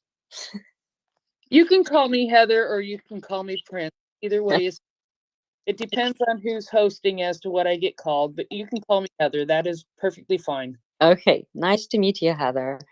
And to your question, yes, I know people who came back. I know people who always wanted to come back. I know people who, as soon as the situation got a little bit more stable, yeah, they made this decision and they came back mostly to Kiev. I know families who did not, but they are hoping to. First of all, none of my friends who got evacuated are happy actually the way they are, because they all had good lives in Ukraine and now they're refugees, and that's terrible. And I wish this experience to no one. And that's actually one of the kind of biases, sort of, that I have to deal with here, because people think that, not everyone, but some people think that, oh, there are all these refugees that are coming from Ukraine, from the third world country to the first world country, and they should be happy. But people don't really realize that their life was much better in Ukraine, and they had a higher social status. They might have had their own business there, and now they come here to, let's say, to Canada, and they wash toilets. Literally, that's what they do. And so they're safe here, but they're not happy, and of course they want to go back. What I notice, again, from my personal perspective, is that family with children, they're less likely to come back, at least at this moment. And one of the reasons, because they are afraid for their children, but the other reason is because the children, they begin going to schools wherever they are. Like if they relocated, let's say, to Poland, they go to Polish school. They relocated to Germany, they go to German school, and they then don't want to disrupt their educational process, and they starting to get used to this life, and they don't want to stress out children anymore, and they want them to relax a little bit and be happy there. So I noticed that families with young children, they are probably going to stay longer abroad, but people who don't have children or have an opportunity, they often go back, from what I see. I can speak to that a little bit because I have hosted some Ukrainians in my home as well, and yeah, a lot of them want to go back. It's funny, we don't talk that much about the war. Maybe I was being a bit careful not to bring it up too much, but then eventually they said, well, we can talk about it. It's this war has taken so much away from our lives that it doesn't hurt to talk about it. And then we started talking, and yes, one of the people I was hosting, was working in a bank, and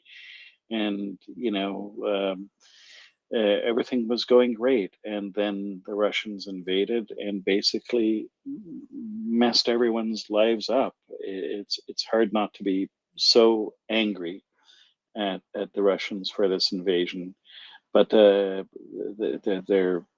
getting settled now. They've found apartments and work, and they're moving on, but it's not the same. Everyone wants to go back home and wants this to be over, and that's one of the things I've noticed. Yeah, thanks for pointing that out, Alicia. Anda, you had a question. Yeah, Um, Told you, I'm from the back of the room with the questions. Um, you mentioned now the status change, and I know that that is really hard. Um, I was wondering if Canada, if you know, yes, you said you came to Canada and got a contract there. Um, is there any, I don't know, law change or law passed who which allows people who come from Ukraine to be employed more easily, or for example to have their diplomas um, to have a equivalent, right, for the diploma? Because for example, if you're a lawyer in Ukraine, you studied international law probably, but mostly the internal law, right? And probably the justice system and the law in Canada is different. So that would be different to say, okay, I'm gonna open a practice law here. I'm gonna manage. Okay, when you're a doctor, for example, you have the knowledge, right? You saved lives in Ukraine. You can save lives as well in Canada. But I have friends which are doctors and are in America, and that's why I'm asking. They found it very hard. Actually, they couldn't make an equivalent of their diploma in Romania, right? They emigrated to Canada, to US, and they had to basically had to take medical school, right? In US just to get a diploma. They could not make an equivalent. Um, so that's why I'm asking if there is some provision for Ukrainians who have, for example, the skills, right, to save lives in a hospital or as a paramedic or as a nurse, as a dentist. These are skills that you have and can use whenever, right? Um, but sometimes the law or the I don't know, certain provisions uh, don't allow you. So is that in any way possible? Well, about the law of Canada, I think it's probably the Canadians here in the chat that can speak more, because I know nothing about it, honestly. But I can tell you that one of the biggest barriers for people to find job here for newcomers from Ukraine is the language. They might have awesome skills and experience, but language is a biggest problem because most of them don't speak English to the level that is required to do such a complex job. You can be an amazing doctor back home in Ukraine, but like if you cannot speak English, there is nothing you can do. So I think that really language education would be a great help. At least so that's what I hear from people. But it takes time. You know, you cannot learn English in one night. It takes years actually to learn foreign language, as I'm sure you know yourself. So like for me, it wasn't difficult to find job here because I have my privileges and I have, you know, certain education and knowledge. But people who come here, even if they had amazing life in Ukraine, but if they cannot say a word in English, you know, they can only do like really low skill kind of jobs, working in construction or cleaning houses, things like that.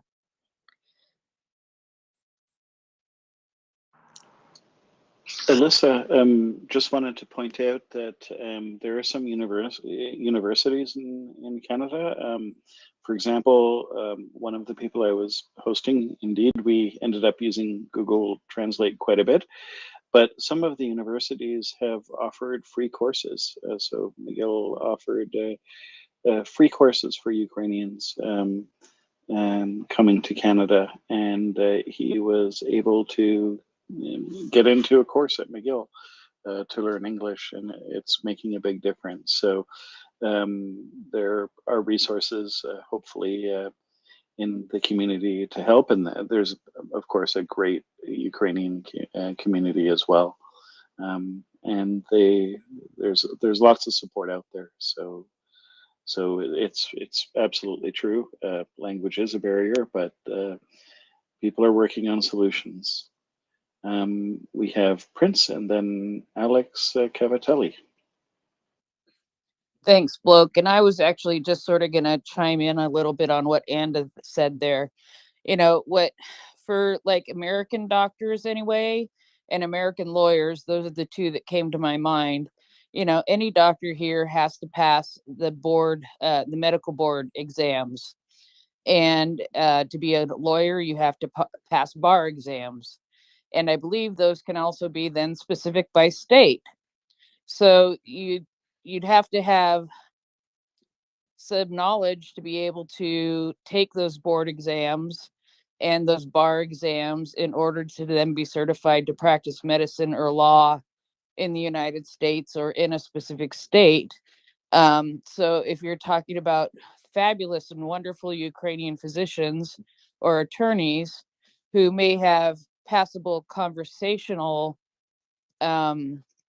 English from their native Ukrainian, that would be could be a very, very difficult thing to do, and then add on top of that the written and read to be able to take some of those exams. So that was just my two cents on that.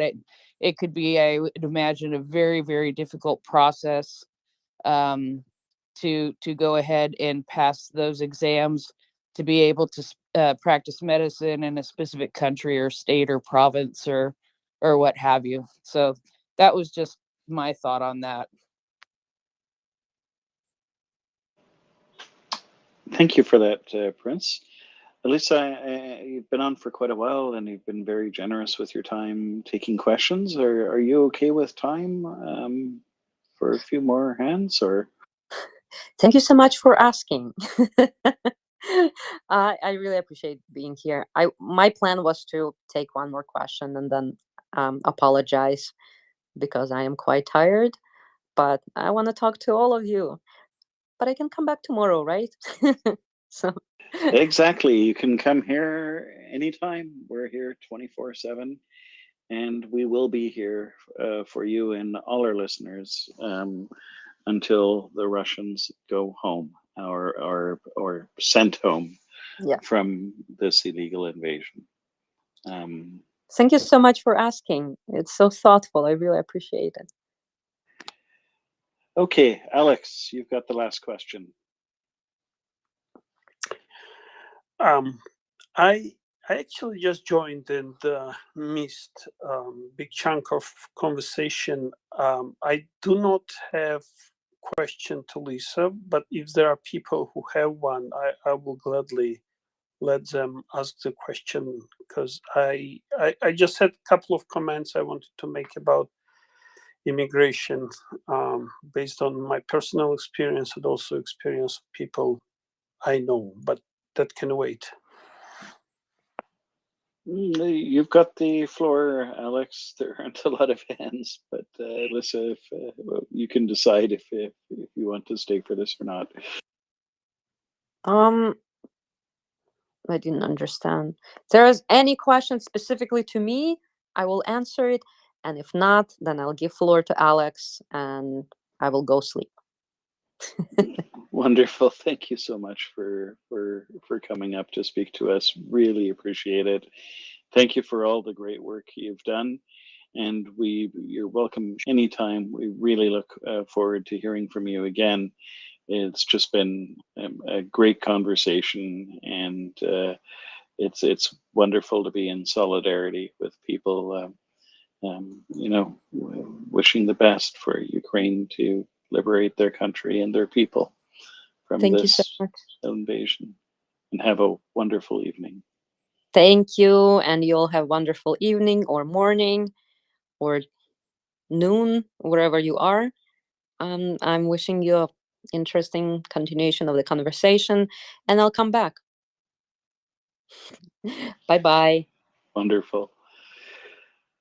Okay, that was absolutely fantastic, folks. Let's go to Alex. He has some comments to make, and then we will move on to some news of the day, and we will probably have some co-host shifting a little bit later on as well. Go ahead, Alex. Thank you. So yeah, I had a comment about immigration. I myself, immigrated. It's been 15 years. Still there is a barrier in terms of. And by the way, I was fluent by Georgian standards. I'm definitely fluent in English, but there is still barrier, especially when you're talking about professions like lawyers, doctors. Well, they need to be able to.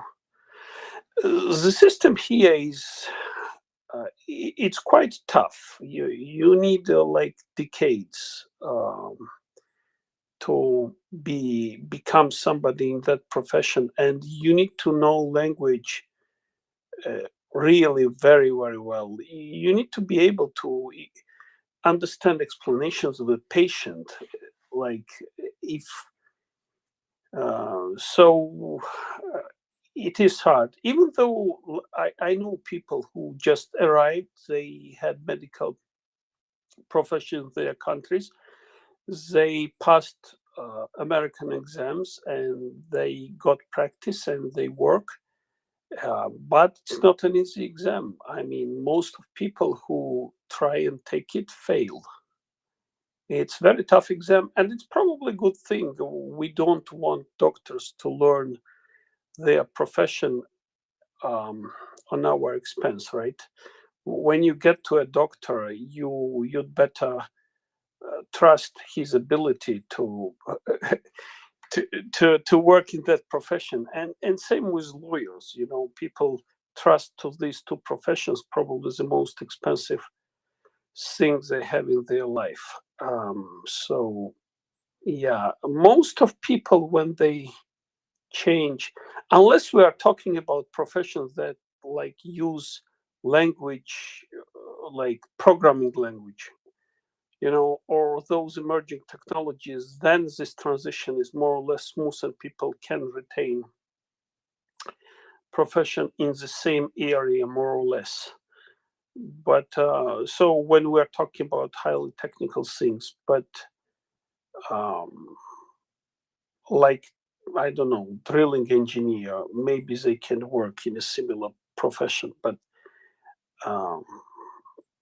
probably these two doctors and lawyers are where the success rate would be. Like most of doctors who were practicing, medicine in their countries are working as taxi drivers, and that's probably true also in America. I know a couple of ministers, former ministers who are in the US. They are working as Uber drivers. But for kids, it's great. Like even watching my own kids, their English and their way of even framing the sentence is kind of different. I'll probably never learn to do the same way, even though, like I said, I consider myself fluent. But there is always this, even after 15 years, I still think. And at some point, I will probably go back to Georgia. Maybe I will go to Ukraine, though, after the war. Because I feel some emotional attachment to that country. Thanks.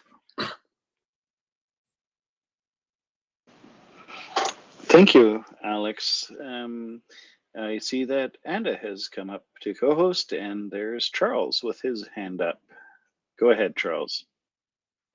Thanks, Bloke. I'm very interested in this refugee topic. Obviously, living here in Germany, we have some of them from Ukraine, not nearly as many as Poland, and I think even Romania and Czechia and Slovenia and so on. But I wanted to ask Alex, so you immigrated to the U.S. from Georgia, is that correct?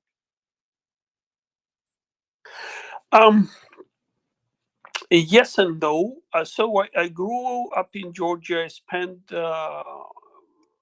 not a decade, a little bit less, but in Russia. I also got education in Moscow, in one of top Moscow universities. Then I did my MBA in America. I spent a few years in other places, but for the last 15 years, I'm in Canada. I've been in Canada. Okay, thanks. Yeah, I just during that conversation with Alyssa, I think we talked about the language barrier, but I think and Heather touched on it. For me, and this also happened to me when I immigrated to Germany, were the structural barriers, the certifications, the educational system. Um, you know, if someone has a bachelor's or master's or even a PhD from a university that's outside of that country, it tends to get downgraded. And that includes professional qualifications such as trades and crafts and so on, which causes a real problem for immigrants and for refugees. The language can be overcome through classes and integration classes and so on. But the educational and professional qualification hurdles make it very difficult to actually make a productive living and to have that sense of identity for whether it's an immigrant or whether it's a refugee. That's something I'd really like to see us work on in Europe better. There are some through the European Union educational system and PISA reforms and so on. Certain things are becoming a bit easier, but that's limited to countries where you're not likely to see many refugees. So that's an Italian working in Germany or a Brit working in France and so on. But do you know much about this, Alex? Because I think you got your BA in the US. Yes, MBA. I do actually. You know, it's so couple of ideas here. First of all, Canada for last few decades they had specific program of bringing people from outside, you know, and they had all these, professional codes like NOC system or what are highly demanded skills and whatnot, skilled worker programs, and some of the countries have them too, by the way. Recently, though, in the last year, they are still shifting. So they put much more emphasis. I guess they have a lot of IT specialists.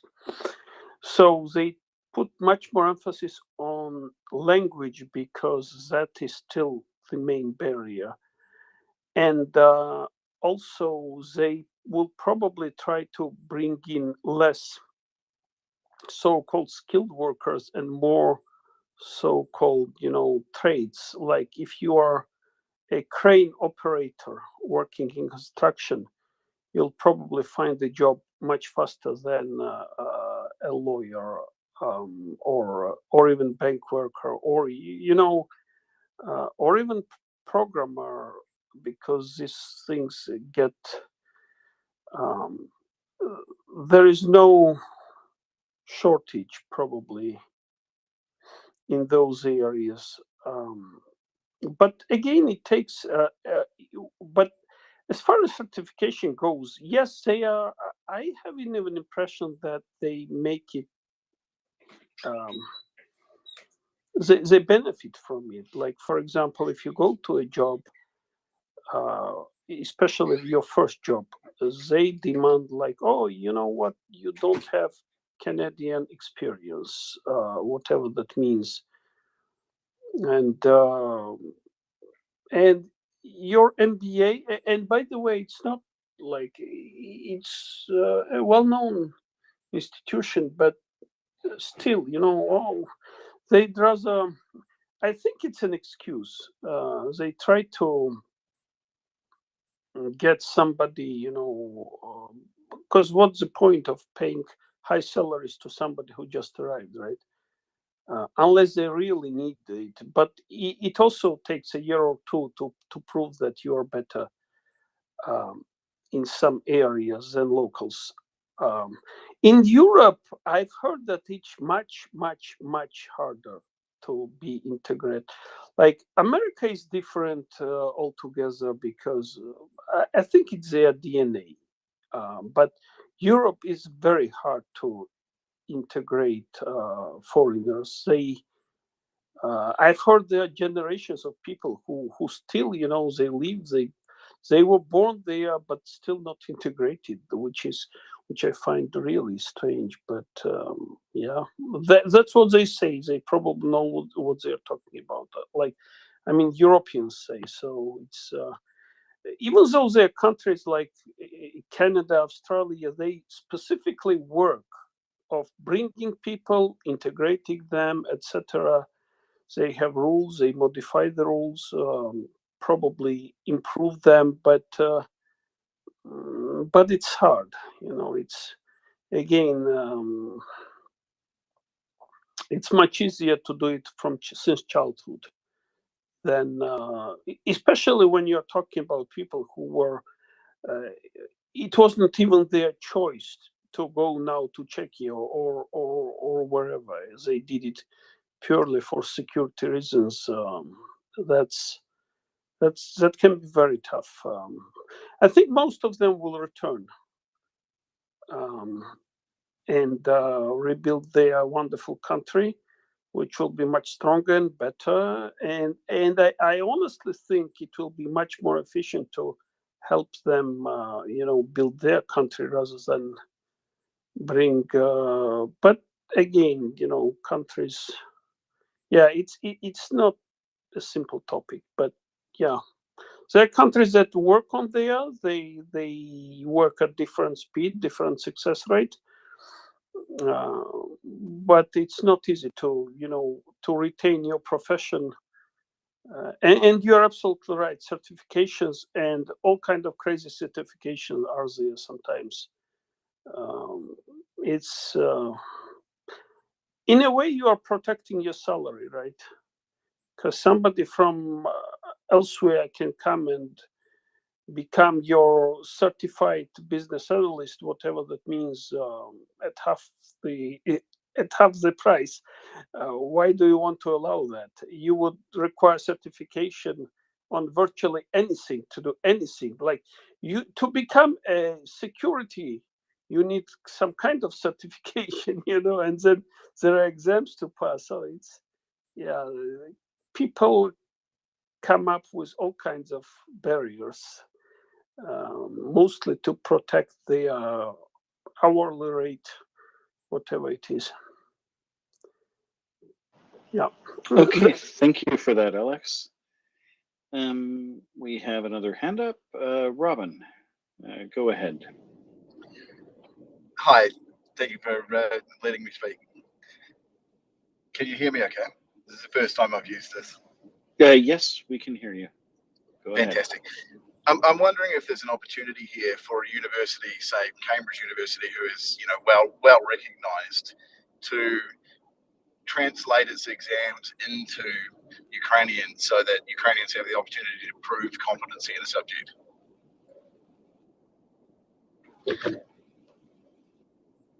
So could you repeat the question? I'm not quite sure I understood. So I'm wondering if there's an opportunity for a university that's well recognised, say Cambridge or Oxford, for example, to translate its examinations into Ukrainian so that Ukrainian refugees can prove that they have competency in a subject? Yeah, I don't know. I think there's an opportunity there for sure. I know some universities, like I was mentioning earlier, have been working to help Ukrainians adapt, mostly through language courses and stuff like that. But I think that's an excellent idea. I know when I was taking the person I was hosting to the university here, they even had translators available to help. So there's a huge opportunity. And as you know, Ukraine has a very, very skilled workforce. I could see that here myself. So I guess the best idea would be to reach out to the universities in your community and make the suggestion to them and see if they can help. It's a great idea and a good opportunity, I think. Thank you very much. I just wanted to put that out there. Yeah, excellent. We have Colby and then Prince, and then I might get on to some news of the day, and then we'll do a co-host swap shortly. Go ahead, Colby. Go to Prince first, and then I have news myself. Prince, go ahead. I just wanted to make a quick point about the idea of interpreting exams into the Ukrainian language. And I think that for some things that may be a very good option and a very good thing to do.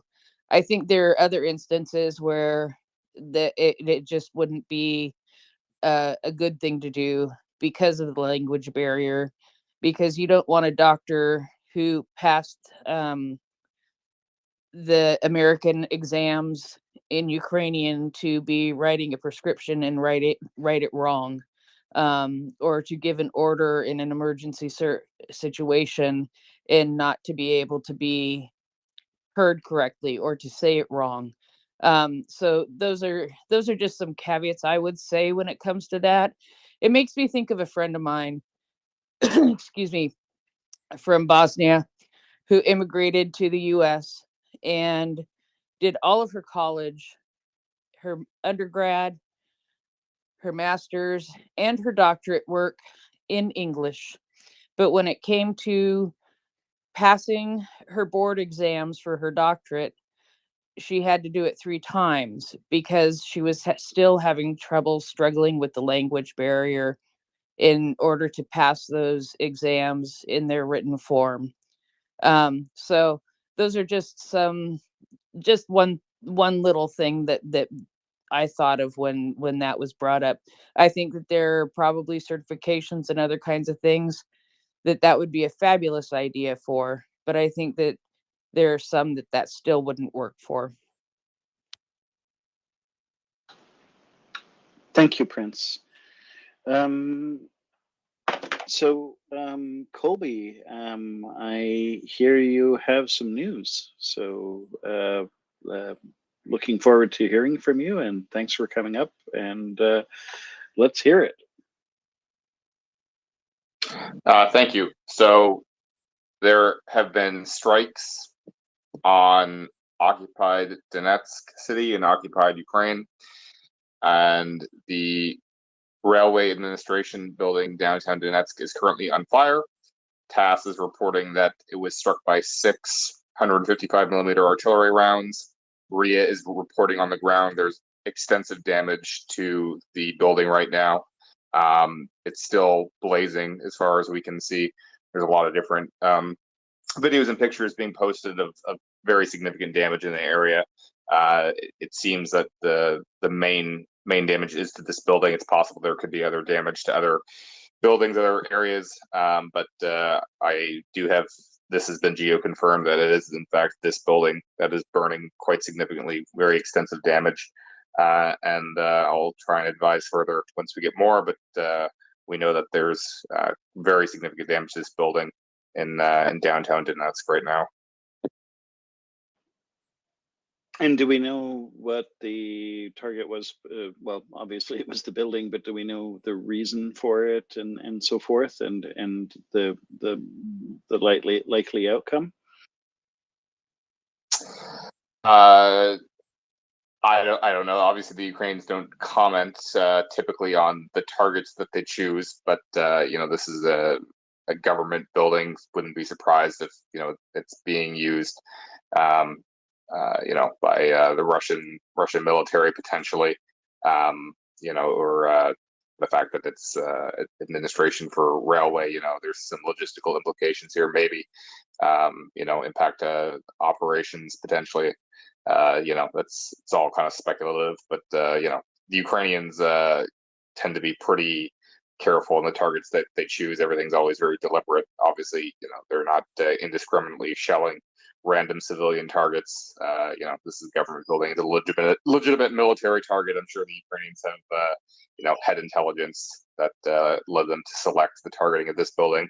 I'm pretty sure they've targeted historically other government buildings, like the main government office in Donetsk has been attacked before.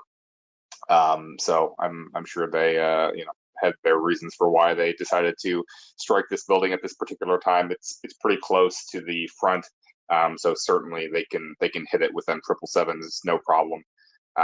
Don't need anything special. Don't need Gimlers or anything. Even just your standard high explosive rounds. Don't need Excalibur or anything. They can have batteries still like a decent way from the front line and still be able to hit the building. Avdiivka is only like 15 clicks away, I think.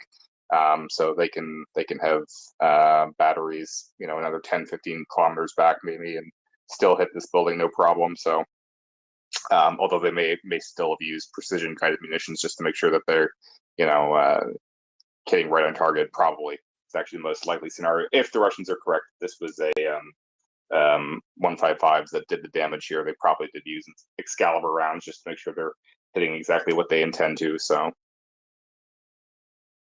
yeah, and it just shows the overall fire control Ukraine has,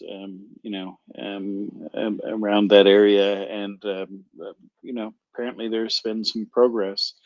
And again, to underline, there's such a contrast between the way Ukrainians select their targets and strike them versus the Russians, who are like, let's be clear, they are indiscriminately going after civilian infrastructure. It's absolutely appalling.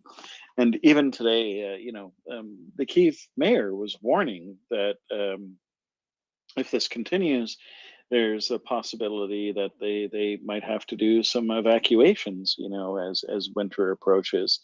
All the more reason to write to your elected officials and get Ukraine more aid so that they can win this war. Even Zelensky himself is quite concerned about the Iranians collaborating in these war crimes.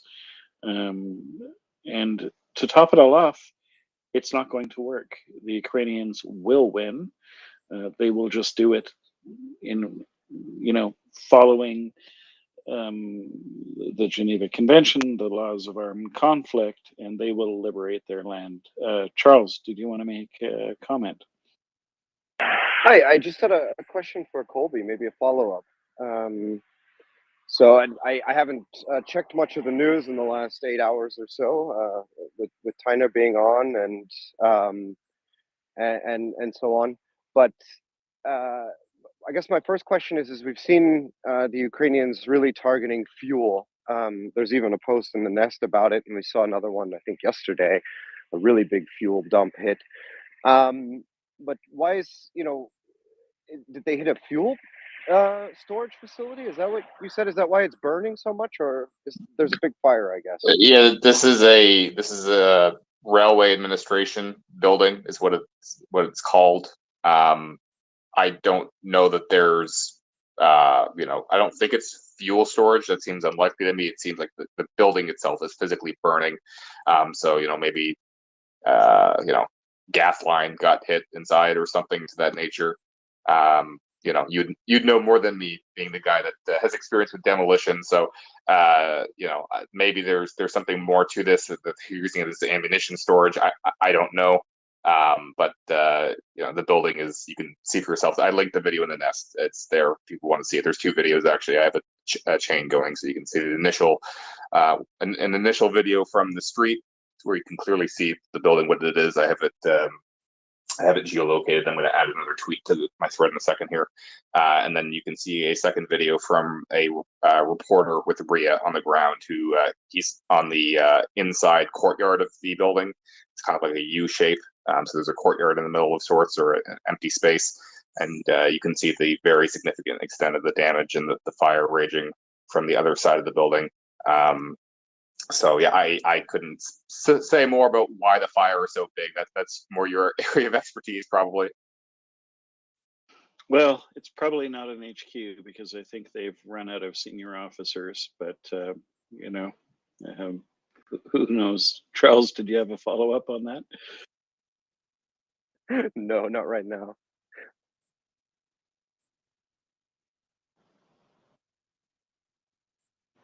All right. Thank you for that. Go ahead, Anda.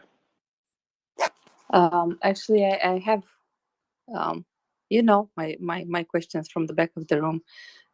You said, Colby, it's an administrative building? Yeah, somebody else on Twitter said that, and then I did a little bit of digging, and I believe that to be accurate. There's some material published online that suggests this building is in fact of that nature. Because I was thinking, and this is actually true, Russians love papers. So you won't have a digitalized archive, everything on computers, and I even doubt they have a server or their servers there, if they have some. So if they do have a server room, and if they do have some terminals, or I don't know, some other things that were not properly isolated from fire, and if they also have physical archive, as I frankly suppose they have, when paper starts burning, it kind of expands faster. I think Charles can give you the mechanics of how the fire expands from one thing to another to engulf a building. Charles? Yeah. So I'm I'm not a firefighter, but I mean, it is interesting to have a big fire like this, because explosives and demolitions themselves don't actually make that much of a fireball. Even these Excalibur rounds, if I understand them correctly, I mean, they don't. They Sorry, go don't ahead. go. They don't go boom. They do, but they don't have any. They're not carrying any fuel. So when you see a big fireball, that means there's some kind of fuel source. Like, it can be diesel, it can be a rocket motor, whatever it might be. You just don't see that level of fuel with a normal artillery round or engineering demolitions. They tend to make very sharp,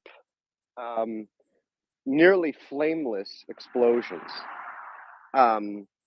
So that's why it's interesting that this is burning. But obviously, buildings have flammable materials, which could be paper, could be wood, could be anything like that. That's one reason why you see the Russians using these incendiary munitions, these thermite munitions that do an air burst and then fall down, because an actual artillery round or engineering demolitions won't really burn things. I think I'm right about that, right, Colby, about the incendiaries? Yeah, I mean, the thing about thermite is it's not actually that effective as a incendiary. It's more useful as an illumination round. The incendiary effects, as I understand, are actually not that effective. I mean, it is an incendiary, but it's not the way the Russians have been using it. It's not that effective compared to like other incendiary type munitions. Okay, thanks. Yeah, I mean, my knowledge of thermite is basically limited to the thermite hand grenades that we used, which is how we had them all of the vehicles. This kind of goes back to the war in Ukraine, but our standard operating procedure is that if you have to abandon the vehicle for any reason, you use thermite grenades to destroy the engine block, to destroy communications things, so that vehicle is completely out of service.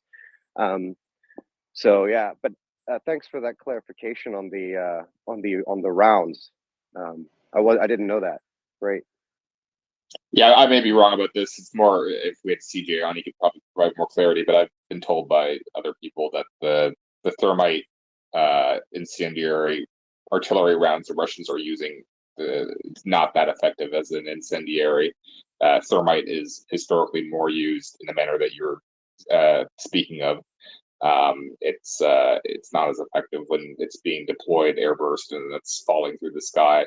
And it doesn't work as well that way. But maybe while we're just shortly on the thermite topic, I see this misconception all of the time. But maybe just for us to clarify again how thermite and white phosphorus are different and they are not the same chemical.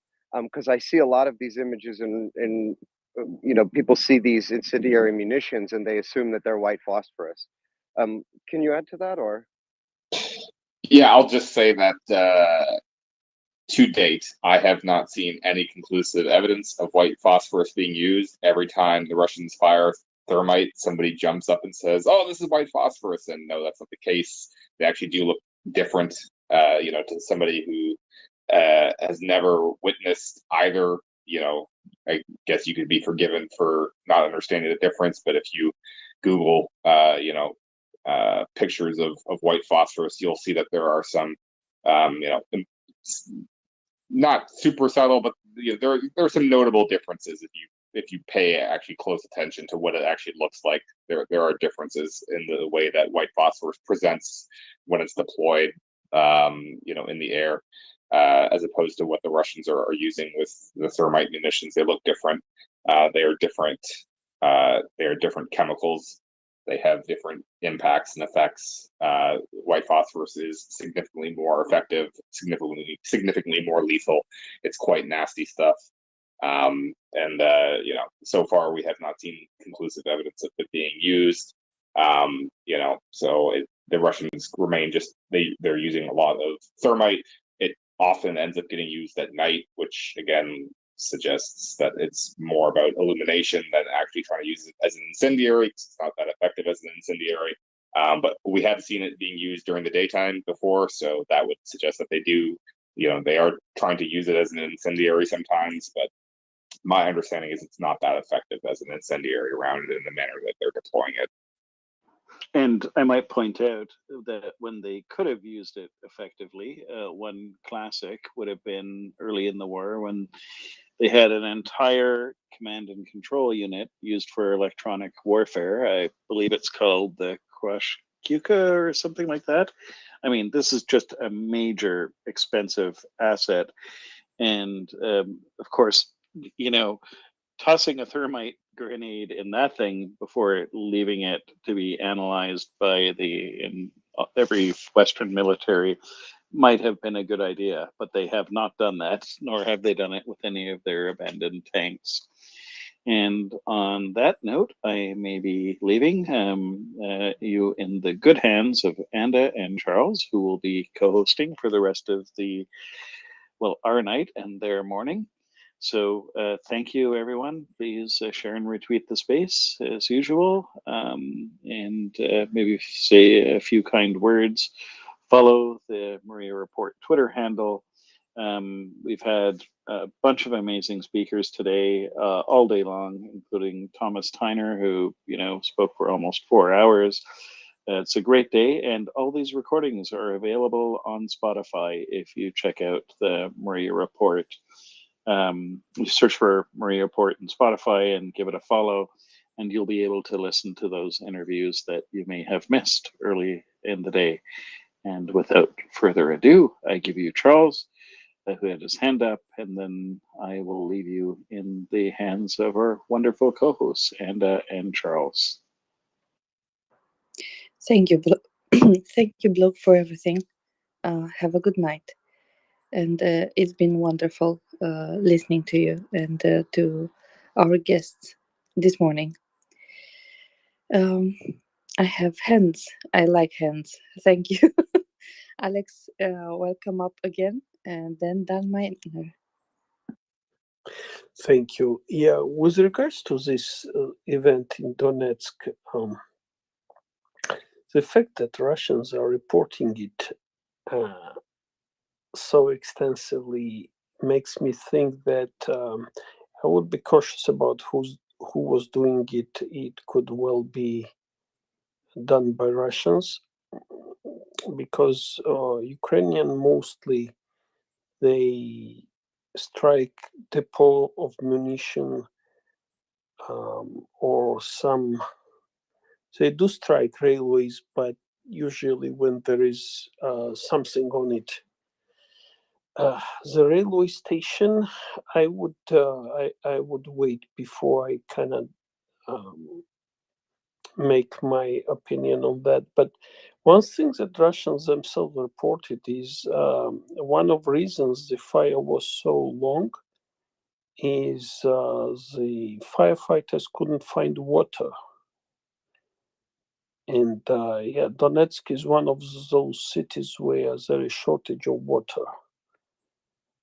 Water is typically being distributed because those military activities, they basically not just degraded but completely destroyed the water distribution system. So Donetsk is one of these cities. It's probably the biggest city which had water problems, but Mariupol was another one.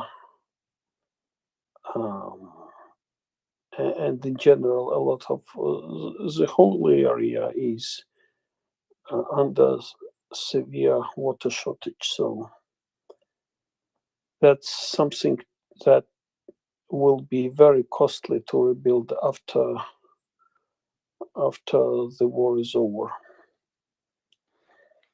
Thanks.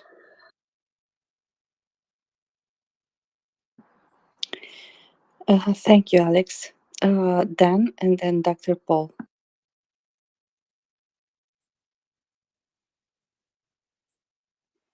Hello. Am I coming through? Loud and clear.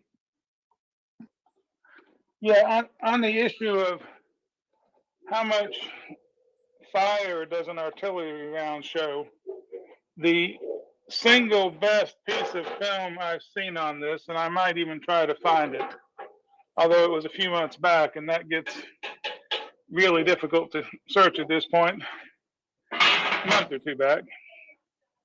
But there is a film of a Russian EW warfare complex getting absolutely clobbered by Excaliburs, and there's just no flame involved at all. You know, we enormously associate flame with it because when they hit a vehicle, the gas goes up. That really is and ammo too if it has it. But that really is a lot of that association. Just wanted to throw that in. Thank you much.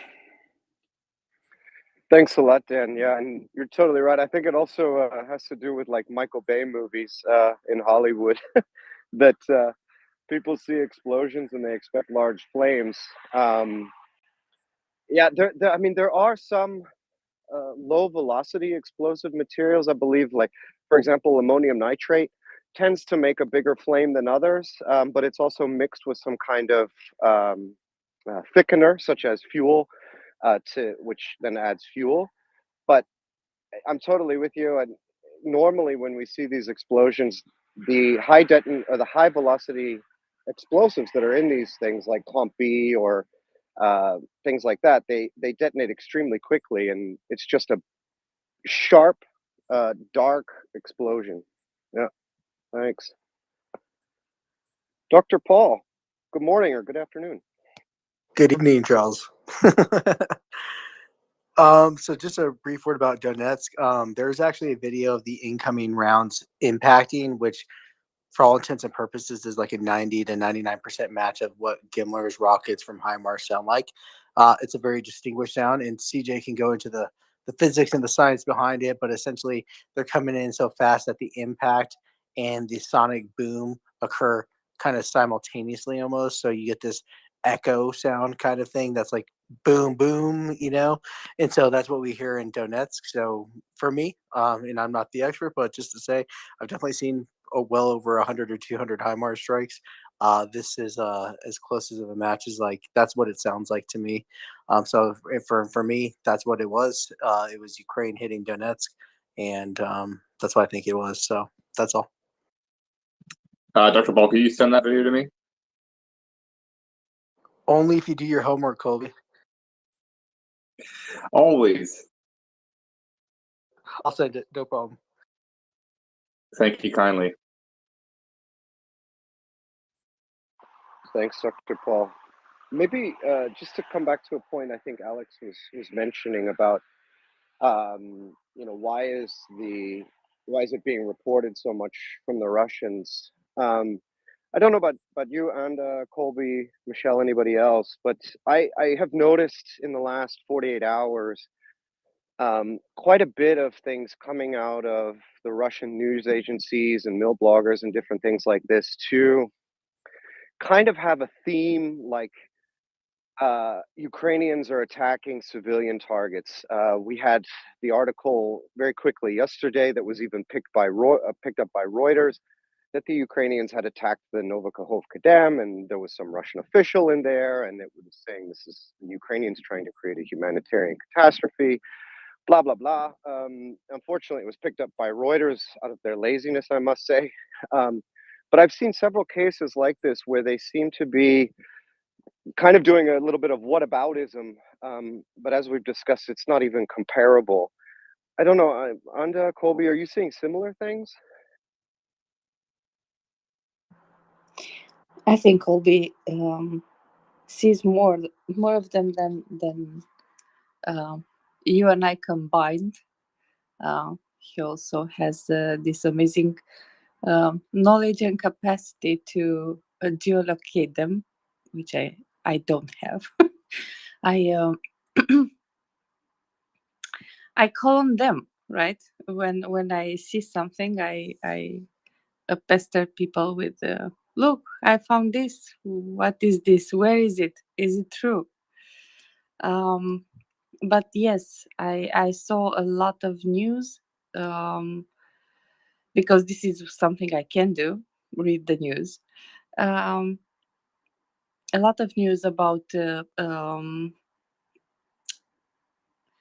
how the West is encroaching Russia. So again, basically, we have the same narrative, right? The Russian submarines are followed everywhere. This is a piece of news that appeared yesterday, for example. It is about Norwegian P3 Orion. Probably Colby can say more about that than me, which sent a reconnaissance drone, probably, but Ballis is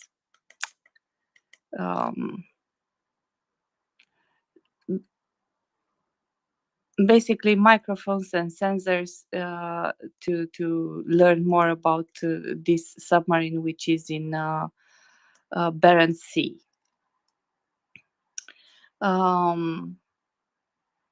So this is, for example, another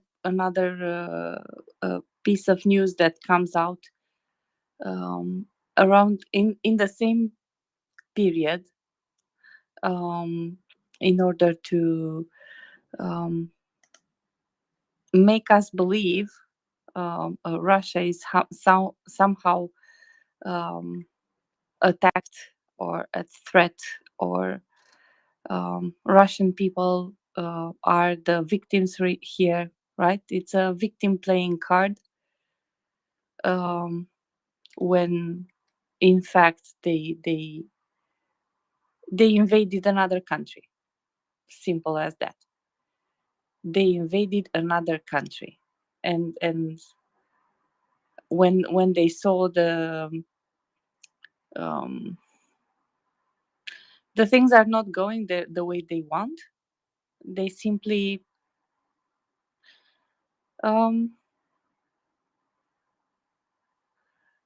resorted to the lowest of the lowest of the lowest levels of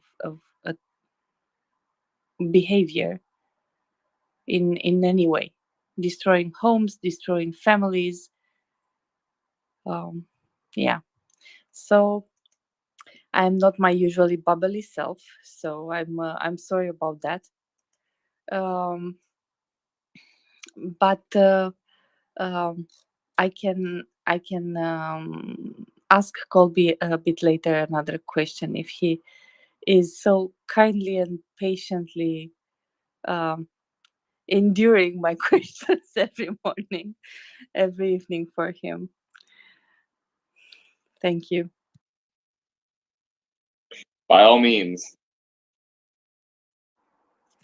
So I saw another piece of news regarding the Shahed 136. And apparently they got a copy, one of the drones, and it has a copy of the engine. So the engine is Chinese, not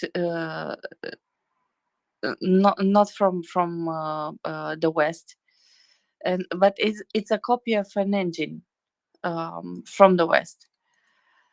I forgot Rotax. I think it was the name of the company that I saw on another drone some weeks back. I don't. So I was wondering if it's true. That's question number one. And question number two is, does it have the same endurance? Do we know if it has the same endurance? Does it count? And third, what can we do to stop it?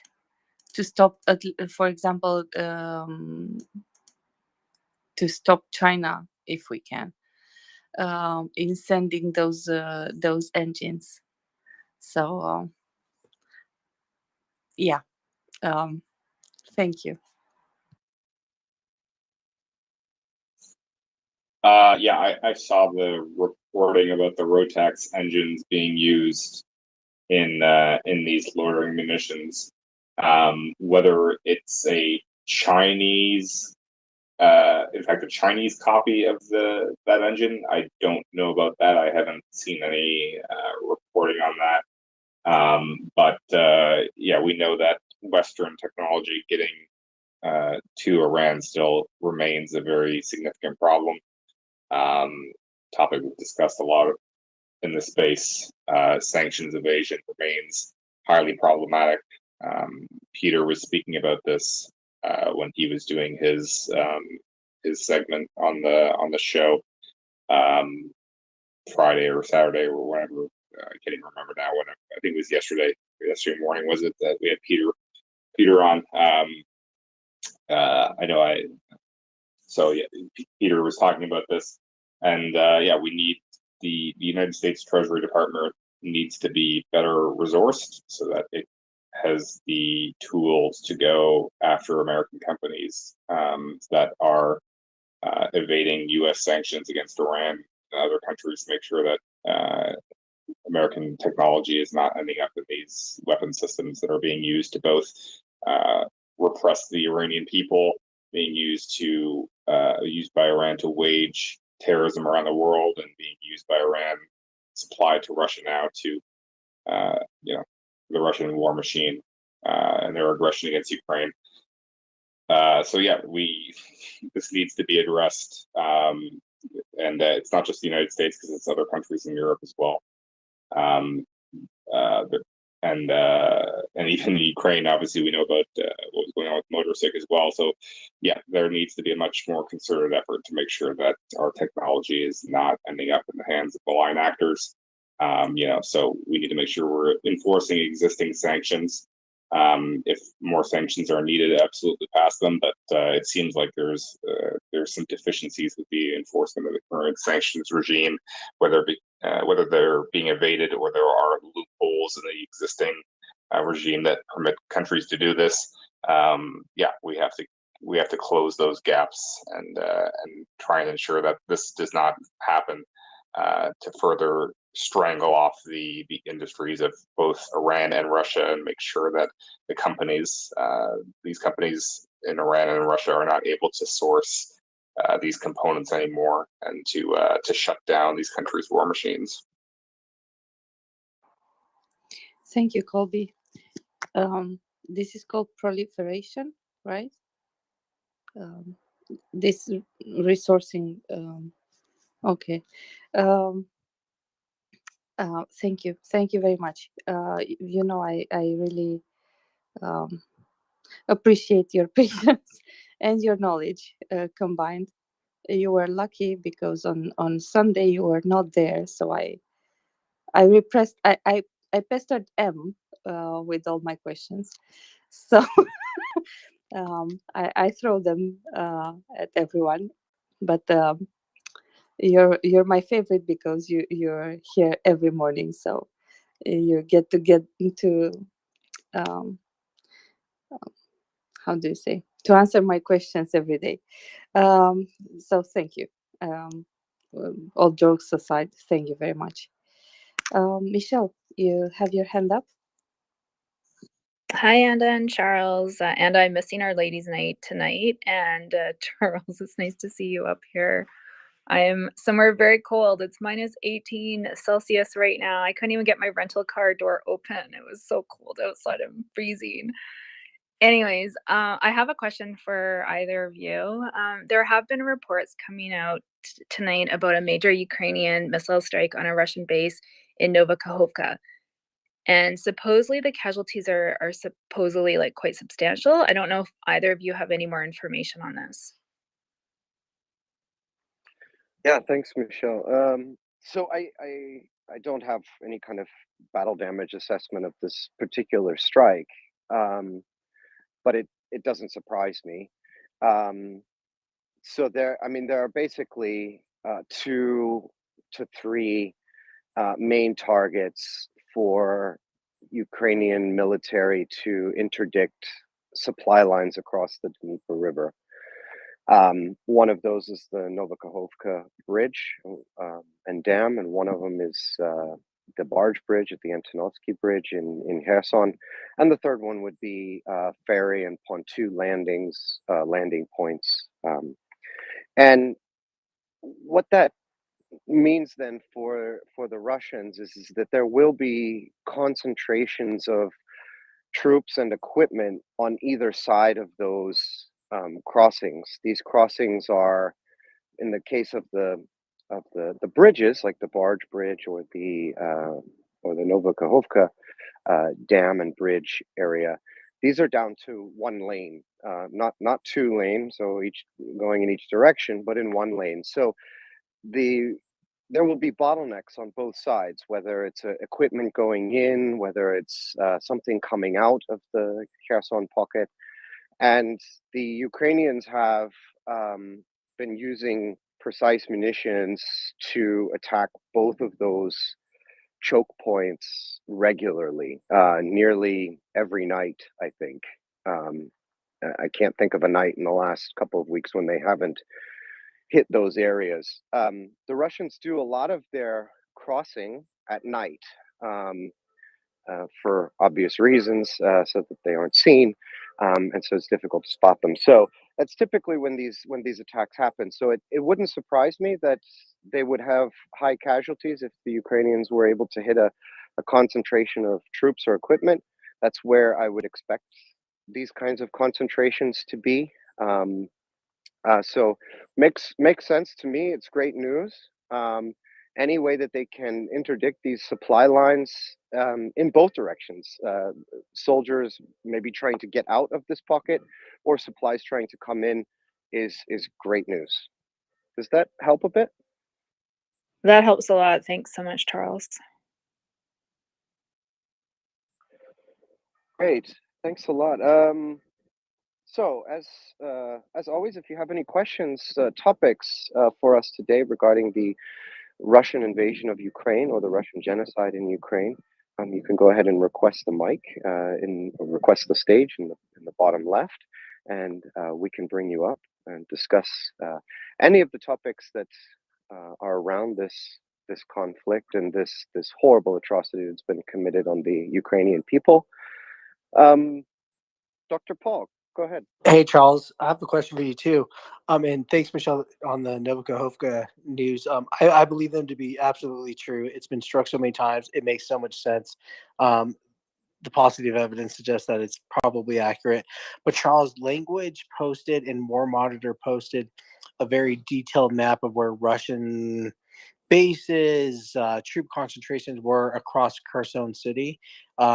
Various things that, I can share it later if you want. But I'm just kind of curious because we've seen the same areas kind of getting hit repeatedly. And so there's a method to the madness, I kind of feel. But why aren't we striking back a little bit further? I believe like Ukraine has the range to get a little bit deeper into Kherson City to hit this, all these different sites, if they are accurate, of where Russian troop concentrations are. What are your thoughts on that, Charles? Yeah, that's a really good question. Yeah, I saw that map. I didn't look at it in a ton of detail, but I did see it. I was mostly looking at it, fascinated by how did they figure that out? Those guys' ability at analyzing OSINT is unmatched. I love Language's updates because I mean, I monitor a lot of this stuff through the day, but every time he gives his military update, I'm like, my God, how did you figure that out? Um, that's a good question. Okay, so let me go back a bit. So I think the first part was they're hitting the same things kind of repeatedly. Is that right? Yeah, exactly. I mean, and I'll just give my hypothesis, which is Ukraine's like, you can do all you want behind, Kherson, the river, right? You can do whatever you want. You can concentrate your troops, build forces. Good luck trying to cross them across the Dnipro River, and that's where we're going to hit you every single time, all day, every day. That's what we're going to do. And I think what they're trying to convey is that like you can do all you want behind, on the the left bank of the river, and we're going to just constantly threaten, hit, strike you all day, every day there, blah, blah, blah. And I think that's the lesson because they aren't hitting these deeper areas where troop concentrations are. They're saving the ammunition, presumably, for this pattern threat to the Russian units, right? That's my impression of it because if we know where these units are and these concentrations are, why aren't we hitting them? And the reason is because we don't care that they are there. We just don't want them to cross the river right now. So that's the strategic imperative for Ukraine right now is to not let them cross from the right or left bank? I'm getting confused now. Right bank of the river to the left bank of the river. I think that's like the strategic imperative for Ukraine is to like really convey that message to Russia. But I could be wrong. Charles, what do you think? Yeah, I think your hypothesis sounds valid. It makes sense.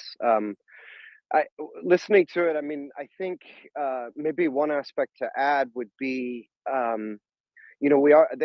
they are using their precise munitions for these strikes, which Colby maybe knows more about their exact supply. We know they have a lot of them, but you may want to husband these items for really highly confirmed targets in a very specific area. When I look at the approaches to these crossings, both on the north side, so the right side, and the south side, the left side, um, the areas of concentration are fairly predictable as the approaches to this crossing come in. They're going to be near avenues of approach and major supply lines. So, especially around certain intersections, and the Russians have tried to disperse some of this further back, but I think they're fairly predictable, these locations. So maybe it's also a high a value, an idea of confidence. I'm not sure. Does that make sense? I think so, and it's easy to monitor, and probably with ISR capabilities of Ukraine, which is somewhat capable and limited simultaneously. Like they can't go deep back behind the lines without getting air defense, so they can consistently hit, threaten, and obstruct these areas that they can, right, without too much air defense. Because HIMARS, I believe we know HIMARS has destroyed at least a couple S-300s, Panthers, and other things right in the area Michelle was referencing, Novakahovka. So to me, this is kind of like the right balance, right, of impact, threat, risk mitigation, blah, blah, blah, and all those things. So to me, it kind of hits all, multiple check boxes. Yeah, and I think the map that you were referring to, just to make sure we're referring to the right one, these were actually known or identified almost like headquarters areas or supply areas within Kherson City. Are we talking about the same map? We are, and a friend of mine on the space who's not on here right now, another listener, we frankly at first were really skeptical of its authenticity and accuracy, and what benefit does it serve to post such a map, because now it incentivizes Russia to move locations. Personally, I think War Monitor, I don't think it was a smart idea to post a map if it is accurate. Nonetheless, it was posted. And so, yeah, Charles, but yeah, it showed troop concentrations in various areas like command and control, XYZ, air defense sites and things like that. Yeah, so we're talking about the same one. Yeah, I felt similar about the map. I had seen a couple posts from various sources where I kind of had an idea where they might be getting some of their information from. But one of the posts, maybe I can speak about one of those. There was an image. This was in the time of all of these posts coming out about the missing checkpoints and the flag off the building and the whole thing. And one of them was about an abandoned Russian position. It seemed to be some kind of headquarters area um, in and or around a stadium in the city. And I remember looking at that thinking, well, if they knew that was there, why wasn't that hit? That's exactly the kind of target that the Ukrainians would likely hit if they knew it was there and if they wanted to hit it. And so I'm not sure. I really don't know why, other than there are myriad of reasons of why they may not want to, or they may not be able to confirm them. Um, but I haven't seen a ton of strikes by the Ukrainian artillery inside of Kherson City. There must be a reason for that, and I don't know what it exactly is.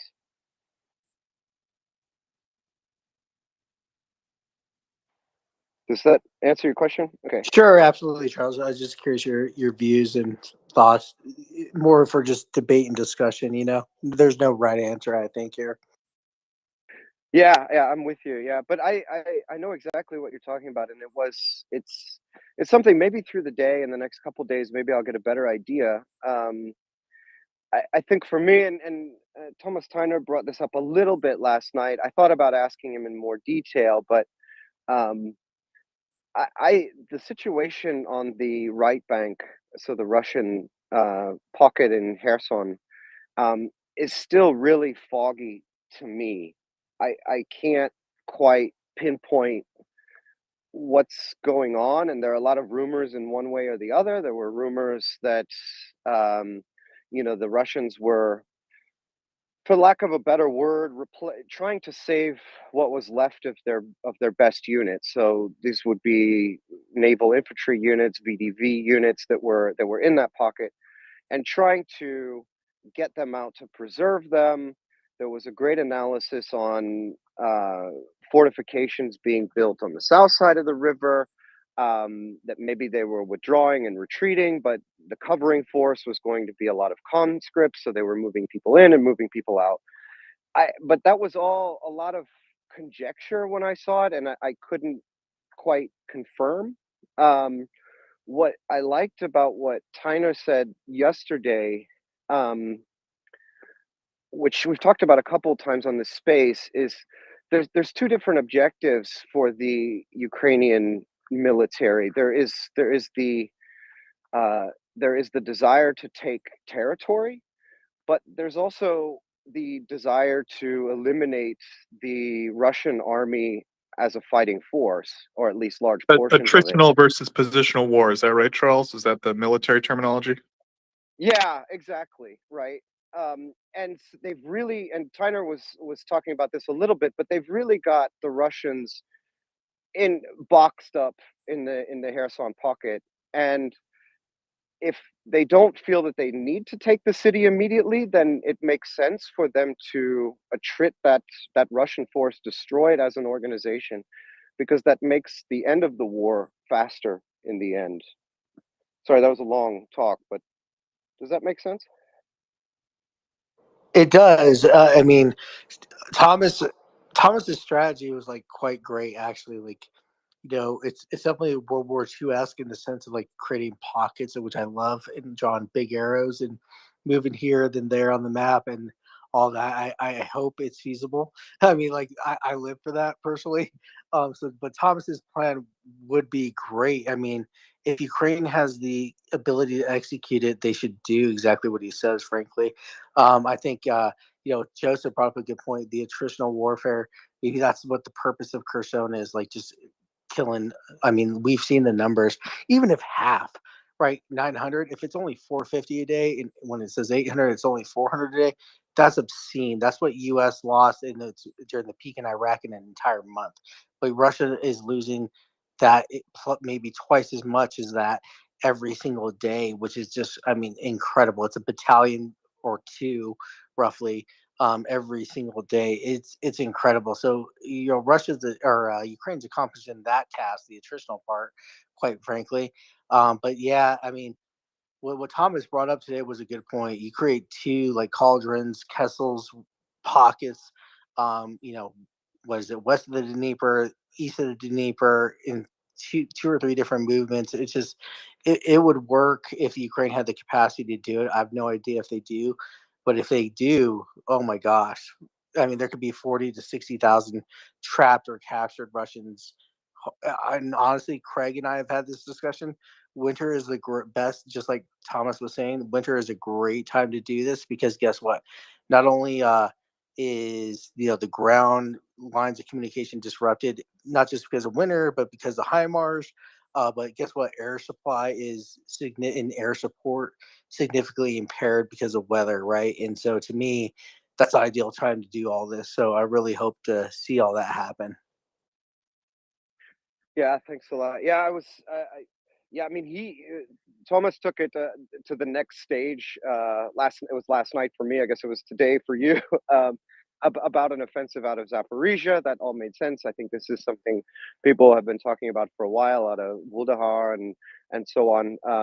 But I think this idea of really eliminating this as a fighting force makes a lot of sense. But I see Colby has something to add to this. Just a news update. I put the picture of the nest. It's the sun is up in Donetsk and the building is still burning.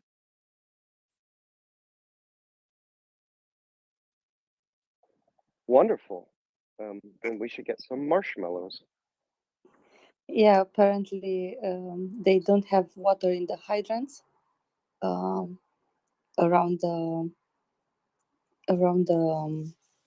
building, so they don't have where to get the water to actually extinguish it. Um, And Colby, do we know, is this like a major, rail hub for the war effort? I mean, do we know anything about the context of this building? No, this is downtown Donetsk. It's not a rail station. It's an administration building in the downtown. Gotcha. Okay, yeah, I saw the footage. I was kind of confused about the rail part. Okay, so got it. So it's some kind of administration building. We don't know exactly what its purpose was or why Ukraine would target it specifically. It's a building of the Donetsk railway service or company. I don't know what Russia is using it for right now, if anything other than administrative functions for the railway. There might it might be a headquarters for all we know, but Ukraine doesn't blow things up, especially in civilian areas, without reason. So this is a precision strike against a target that they deem important enough to, according to Dr. Paul, use Gimlers to hit it. Right. Yeah. Thanks. Back to you, Charles. Actually, do you have to go? Yeah. Go to work. Yeah, I was waiting for that actually. Yeah, I have to go to work. I will leave you all with Charles and Joseph. And thank you, everybody. Thank you very much for this morning. It was a really interesting one. So thank you. Bye, everybody. Bye, Anda. Thank you very much. Great. Okay, so while we make a little co-host switch over here, I just want to remind everybody that this is the MriyaReport. We're on 24/7, discussing the Russian invasion of Ukraine and the genocide against the Ukrainian people. We support a number of charities providing non-lethal support. I encourage everybody to check out MriyaAid.org. Look at all of the great work that they're doing. We speak on this space a lot about the needs of Ukrainian forces and Ukrainian civilians. And Maria Aid works to provide non-lethal support. And some of these could be considered smaller items, drones, tourniquets, first aid kits, things that are maybe not the €100 million, $100 million items, but they save tons of lives and are desperately needed by the forces that are defending our freedom wherever we might be and making the world a safer place. Sounds contradictory that a war makes the world a safer place, but I think we're all convinced that that is true to stop this Russian aggression. If you have a question or topic for us today, just go ahead and use the request button on the bottom left. We'll go ahead and bring you up. And I'd like to go back to Dr. Paul. All right, so Colby, I sent you 3 or 4 additional videos of the sound of Gimler's rockets hitting now. The key point I want to bring up is the difference between the Donetsk video and the rest of them is the distance between from the site of impact and the video being shown, right? So therefore it's going to be deeper bass, more rapid time that you hear the actual first and second kind of sonic booms, I guess is what I would call them. But what are your thoughts on that? You don't have to agree with me. Happy to hear if you disagree. But what are your thoughts if you saw those videos, if you think they are Gimlers or not? I don't have a super, informed opinion on that topic. Like I'll trust your judgment. You've probably, watched more of those videos than I have, or at least paid more attention to them on the nuances and the difference of sound. I'm not CJ, so I don't have any firsthand accounts. So I have no reason to doubt what you're saying. And if you think it's Gimlers as opposed to a 777, which is what the Russians initially claimed, like I'll take your word for it over theirs. The Russians probably have no clue, or the TASS has no clue. TASS said it was they got hit by 6155. So unless they've got got the shell fragments found already, it's hard to say. I did see one video of somebody holding up a piece of shrapnel, but I don't think that it's just, I don't know, it's a little bit of metal. I wouldn't be able to say anything based on that, whether you know, this is a Gimler's or a Excalibur round. So you know, it's a PGM of some sort. That's probably pretty safe to say that you know, they hit this building specifically. You know, even at 15 kilometers, just using an unguided 155 round. You know, you wouldn't. I don't think Ukraine would do that because this is a built-up area, so they need precision. They have a specific building that they want to hit. It has to be some sort of PGM. Yeah, and real quick, Colby, what you're really saying is I totally nerd out to like HIMARS and Gimler strikes, absolutely, with CJ and John and others. So yes, you're absolutely right about that. Every single video I expect to be sent to me through DM by anybody. So absolutely true. But yeah, you know, the interesting thing about what you said, Colby, though, is surprisingly, despite the number of 155 millimeter strikes we've seen, we haven't heard, to my knowledge, the actual sound of what that sounds like. So I personally, I guess I can't rule that out from my end. Not that I'm an expert, but just to say I haven't heard any, because we seldom have video of those going off with sound, right? We usually see them from a drone 1,000 to 5,000 feet away, and it's often with Ukraine techno music in the background. So Yeah, that's a good point, and I'm sure the video exists out there somewhere. I'm sure there's like helmet cam footage from the Russian side somewhere of the Russian unit coming under artillery fire from 777s or some of the other systems that are there. And again, there's probably going to be some nuances in sound depending on exactly what specific munition they're getting hit with. You know, these are all details that I'll leave to CJ. He's the expert, or Thomas. They could explain the differences and what you're going to see and hear in terms of the different kinds of munitions.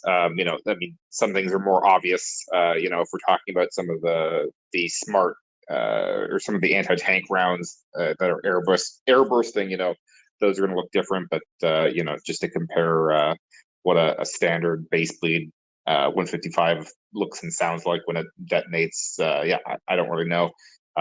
We need like helmet cam footage from the Russian side to make a comparison. And of course, you know, to your point about there's so many different factors that are going to affect the sound of the round coming in, you know, in terms of how far away you are and then what they can echo off of. You know, this is a built up area with a lot of tall buildings compared to just being out like in an open field somewhere.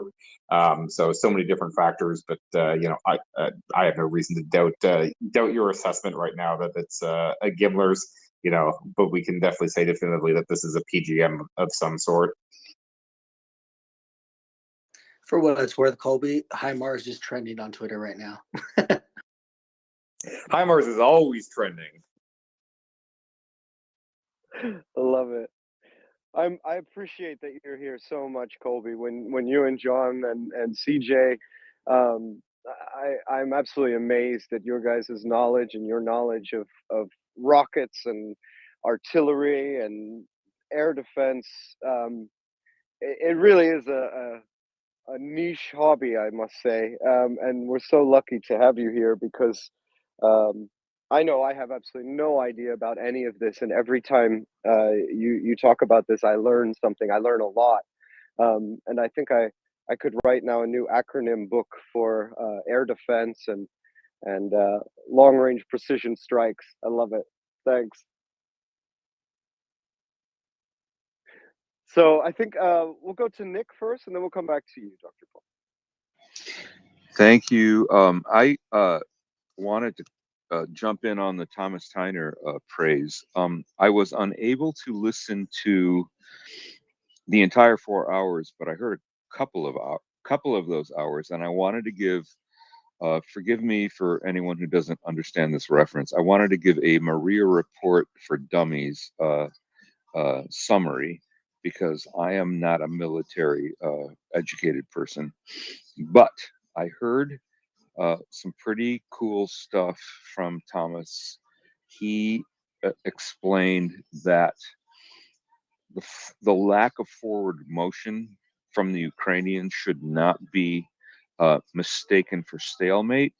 They are very happily doing the single most important thing you can do on a battlefield, which is evaporate your enemy.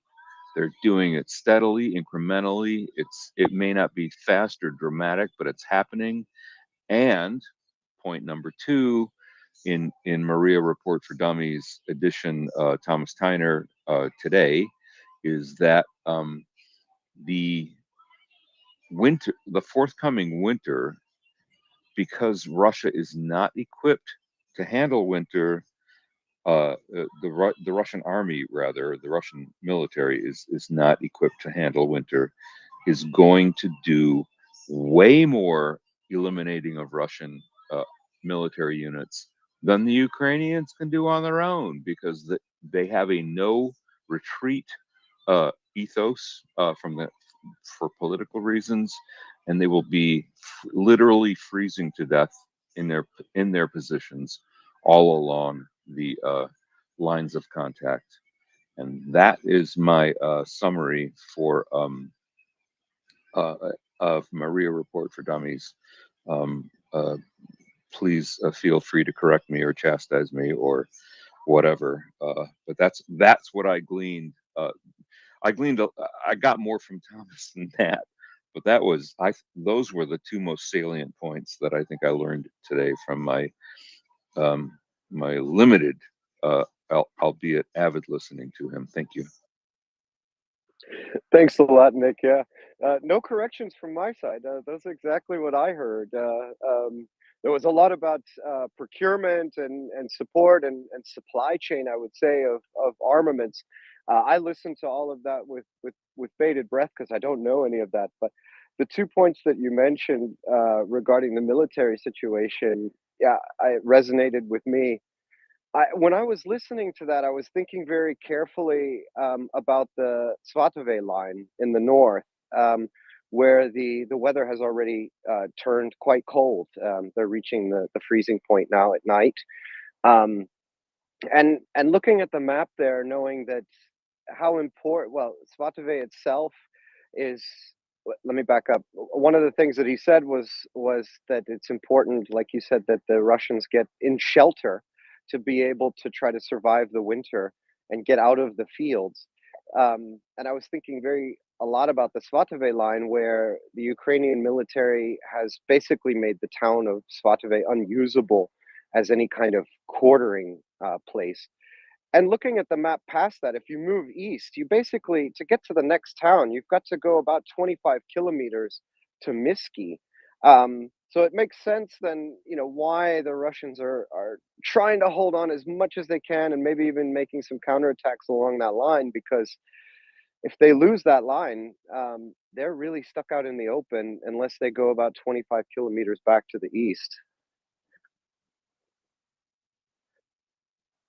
But thanks for that summary, Nick. I loved it. Dr. Paul. So Charles, you're an engineer, right? Or a sapper? I mean, is that accurate? I was, yeah. Okay, so good.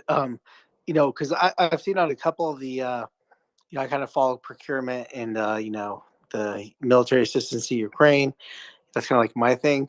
And I've seen C4 and other explosives being on the list a few times.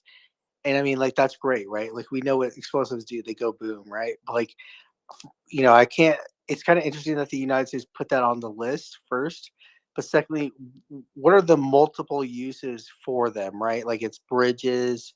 What else, right? Like, what else can you do with explosives? Like, I'm just not creative enough, I guess, of an engineer to like think of what can be done with explosives beyond blowing up a bridge. But like, what are some of the uses for those? And maybe you can explain some of that. This is right up Charles's alley, I think, Dr. Paul. I absolutely. Charles, what can you do with explosives? I love C4. God, I love it so much. I miss it, actually. I must say that's probably the only part of the military that I miss is blowing things up. First of all, you can almost never have enough explosives and demolitions because there are so many different uses for it. One of the main uses that I see in this conflict is actually mine removal. We've had Ryan Henriksen, I think, on this space before. I believe his organization is called Tip of the Spear, and he's doing mine removal in Ukraine. I think he's back in the U.S. right now for a short time. But he started a TikTok channel. You can also find it on YouTube Shorts. So I encourage people to check out Ryan Hendrickson on YouTube Shorts, and you'll see how he has very hands-on videos of removing mines, exactly what he's doing. And there's one in there that shows how certain mines are more unstable or more dangerous and cannot be removed manually. And those have to be blown in place. So to blow them in place, you basically put a small charge on top of the mine and set the thing off. So that's one aspect that I think is very important in this war. On the defensive side, yes, you're talking about making, blowing bridges. It could be things like cratering roads. You can use explosives to make big holes in roads so that vehicles cannot pass through them.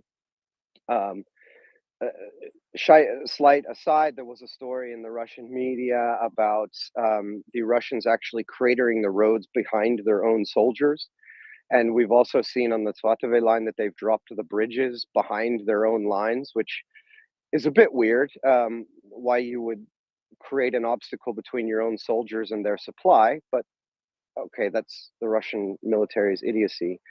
On the offensive side, there are a lot of breaching things you can do. So the neighborhoods in these villages in Ukraine do not have a lot of walls. There's some areas of the world where these houses and farms are surrounded by walls. That's not really the case here. They're more like fences and things like that. But you can certainly use charges to blow a hole in a wall so that you don't have to go through the front door, basically. Those are just a few of the uses. We can talk more about mine clearing stuff later, but does that answer your question, Dr. Paul? It does, but one thing I've been surprised to see in the various, I'll dare I say, urban 3 times in case Major Giroux's in the audience, but I don't think he is. I'm surprised to see more of those roads just being destroyed, like 20-foot craters into the ground, and IEDs personally. And I don't know if C4 is the right explosive to do such a thing. I have no clue, but just to say, I'm really surprised we aren't seeing like daisy chain type of IEDs on long roads because very surprisingly, like if you look at World War II, we'd see a lot of tanks rolling out into the fields, not even on roads, right? Here, I feel like both Ukraine and Russia are excessively dependent on the roads for transport and to move from point A to point B. It seems like a very good place to put like huge amounts of IEDs, but we aren't really seeing that. What are your thoughts about that, Charles? You were in Iraq and Afghanistan, I believe, right? Yeah, just Iraq. I never made it to Afghanistan. Okay, regarding things like the roads. So first of all, I think you may have seen images, like you said, of IEDs in Iraq or Afghanistan in very large craters. Some of it depends on the material of the road and how it was in place, but primarily the main explosive used in IEDs was actually artillery shells. So the most common IED would be like 2 155 rounds buried into the ground. And they certainly then create a big crater. C4 itself is not particularly useful for cratering a road because it's more of a cutting demolition than it is a pushing demolition. So we typically use something that's based on TNT or Comp B. There are special charges for this, which militaries have.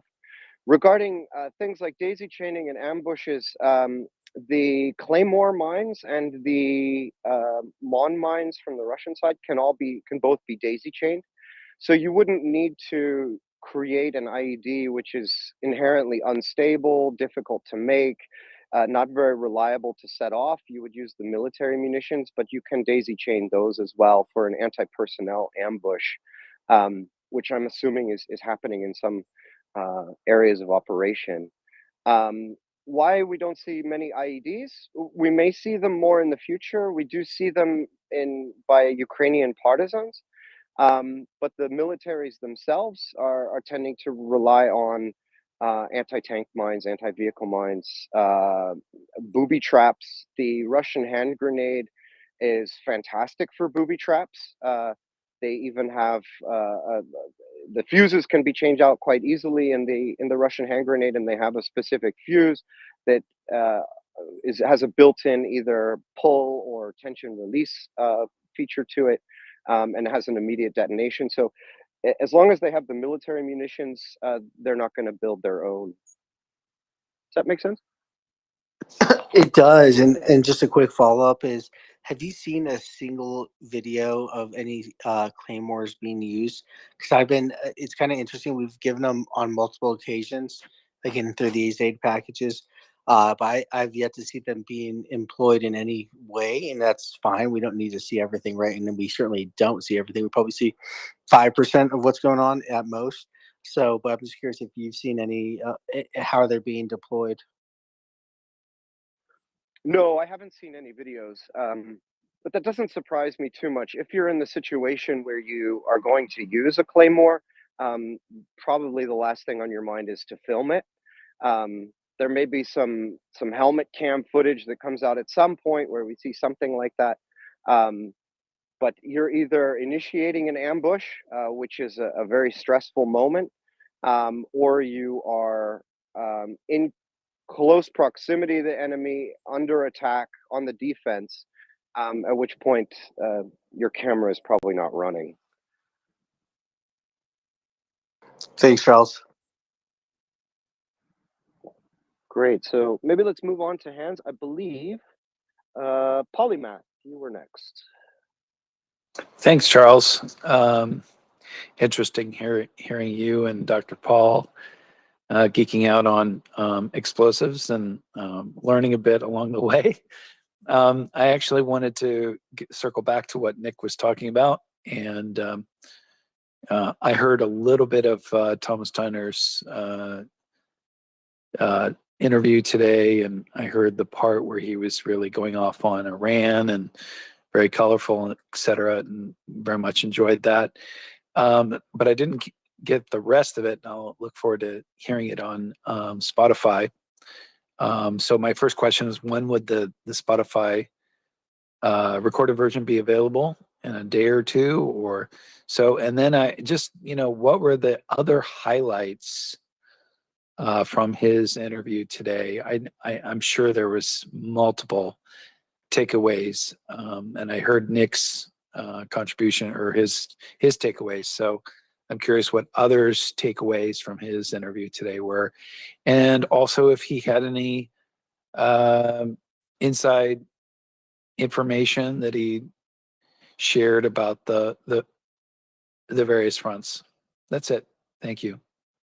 So super quickly, I'll say the little elves on the back end are working hard on this one. I think it's top priority to the point where sometimes I need them for stuff, and they're not paying attention. I'm like, hey, I need stuff. So they're working real hard on it. It should be released quite quickly, and then they'll get back to the backlog. So that's all I have to say about when it will be released on the Spotify. I would say at most like a day or two, maybe 3. And Charles, if you wanted to answer any of the other parts of the question, go ahead. Yeah, maybe I can just talk to one part that I took away from, and then maybe ask you, Joseph. So it got quite late for me, and I must say the last hour and a half, I sort of faded, was only halfway listening, but sadly. So I'm looking forward to it on Spotify. For me, one aspect was I liked the discussion about the procurement and capabilities of the SAMP-T air defense from France, Italy, his impressions from the Italian military aid perspective. That was all new to me, and we talked on this space. Maybe Colby can add more about this threat of Iranian ballistic missiles and the potential of a SAMP-T system to be able to affect that. And then that led in, of course, to what he talked about with Iran, where I was standing up and cheering. I loved it. But for me, that was one of the main aspects. If I understood correctly, he really didn't think that the Iranian ballistic missiles would be any kind of game changer on the battlefield. but clearly it just means more suffering and murder of Ukrainian civilians. But Joseph or Colby, do you want to add anything to that? Yeah, I think you pretty much summed it up. I would say that we on the space, largely speaking, maybe I'm speaking for Colby out of line here, but I've asked John about Italian and French air defense systems, and they kind of go, "Whoa, buddy, I don't know." So I think that Tyner filled a really important information gap for us there, and I'll turn it over to Colby if you had anything to say about that particular system. Go ahead. Colby's brushing his teeth. We got him. That's right. It's time for Colby to brush his teeth. He'll be back in a moment to talk about French and Italian air defense systems, which I know. I'll be honest. I know pretty much nothing about. I of course asked our resident rocket boy John, and yeah, he's just like, I don't know. I guess I'll have to look into that, Joseph. I think is what he said. Something to that effect. So, anyways, maybe we'll give Colby a minute here, and we go to another hand, Charles. Yeah, no problem. Dental hygiene is important. Let's go to Dan. Yeah, two or three things on the explosives discussion. One of the, and especially when I remembered it, we thought about it when you said urban. A place you can use a ton of explosives is mouse holing your way through an urban area. So there's truly no telling how much of it they used up in Severodonetsk, blowing a hole in literally every wall in the city, because the thing you do not do is walk out in the street. I mean, if there's any way to avoid it. And then a few minutes ago, someone brought up the situation in Kherson. I think the best take I've seen, and the one I agree with the most, is that Ukraine has found a spot where they're winning the artillery battle, and they're enjoying it so much that they're just going to keep sitting there and winning the artillery battle until the Russians, in some manner, move out of range. Because I think they've almost gotten rid of Russian artillery by either destruction or displacement on the right-hand side, and so that means there's parts of the line on the right-hand side that are getting virtually no tube support, and when they bring rocket artillery up to the river on the left-hand side, HIMARS can hammer them from well back in Mykolaiv, and it's just, I mean, it's a problem the Russians don't seem to have a good solution to. Those were the things I want to say, and I mean, you know, when they're killing as many Russians as they are every day, that, you know, there's no reason to do anything except, hey, let's kill another 1,500 of them. Because I mean, not even the Russians can do this for forever, in my opinion, even for very long. Oh, and General Winter's only getting started. Yeah, it's definitely getting cold. Thanks for that about the mouse holing. Can you just explain to us what mouse holing means for those who may not know the term?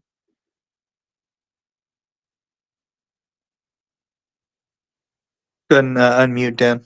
Sometimes Dan messes with me, but go ahead. Yeah, I hadn't muted, so I didn't need to unmute, and I apologize. So mouse holing is basically moving through an urban area by systematically blowing holes in the walls between buildings, as opposed to setting 1 foot out in an actual street.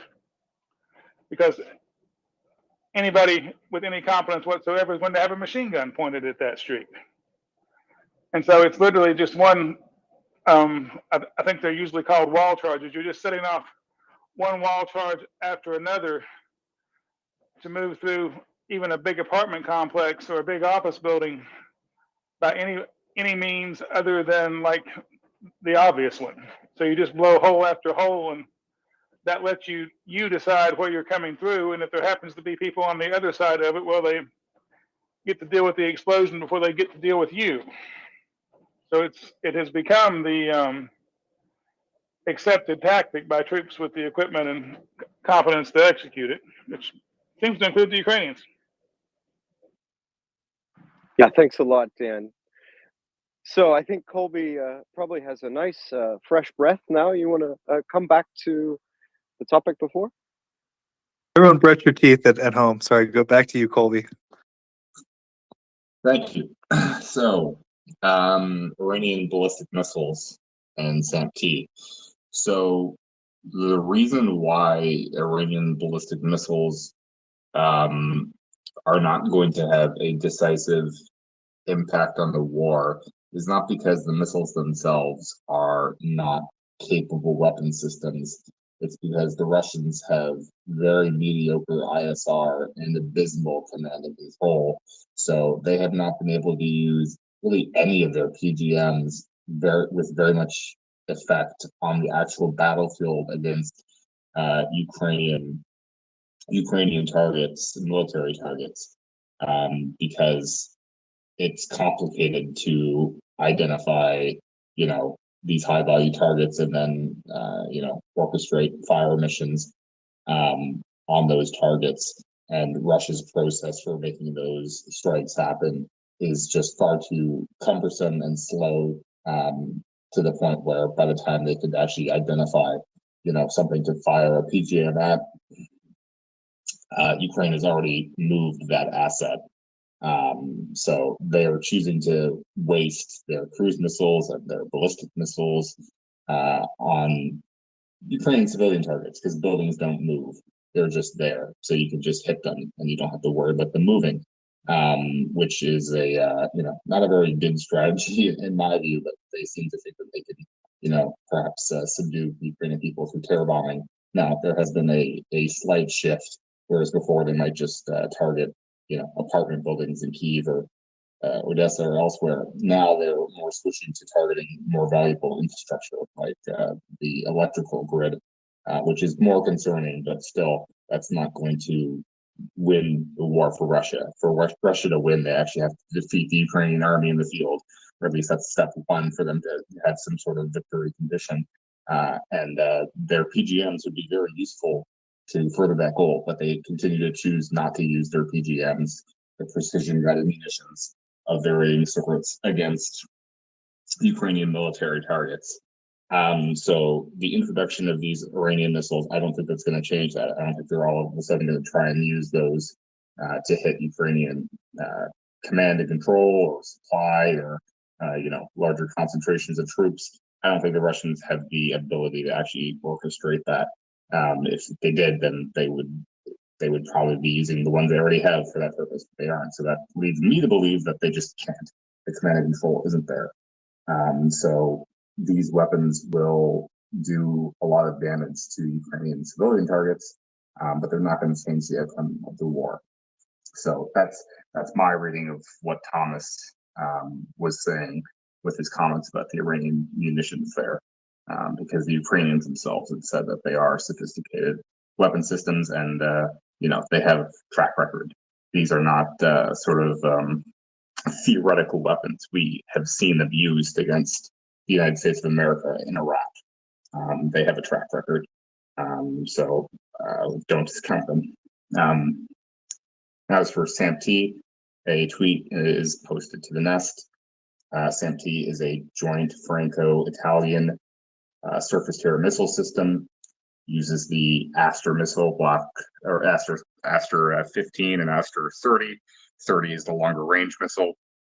Currently, France, Italy, most countries have the Block 1.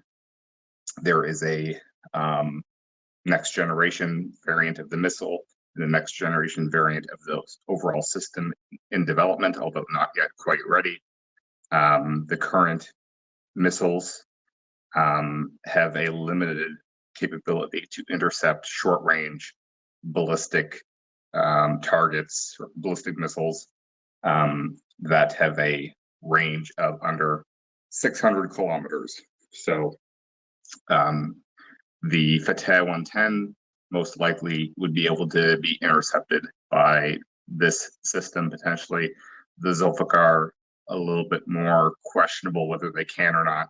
Remains to be seen because that one is a longer range missile, but it might still have a shot. The problem is that the current radar system that SAMT is using, which is the Arabelle radar, Arabelle 90 specifically, I believe, does not have particularly long detection range against ballistic targets. Under 35 kilometers, or about 35 kilometers is my understanding. So when you detect an incoming ballistic missile at that maximum detection range, you have to then ready your own missile to go and intercept it. And, ballistic missiles travel very fast, so it doesn't take very long to close that distance of 35 kilometers. So by the time you identify that threat, and then you can initiate your own launch, you're not looking at a very long potential interception range to destroy that incoming ballistic missile before it hits whatever it's destined for.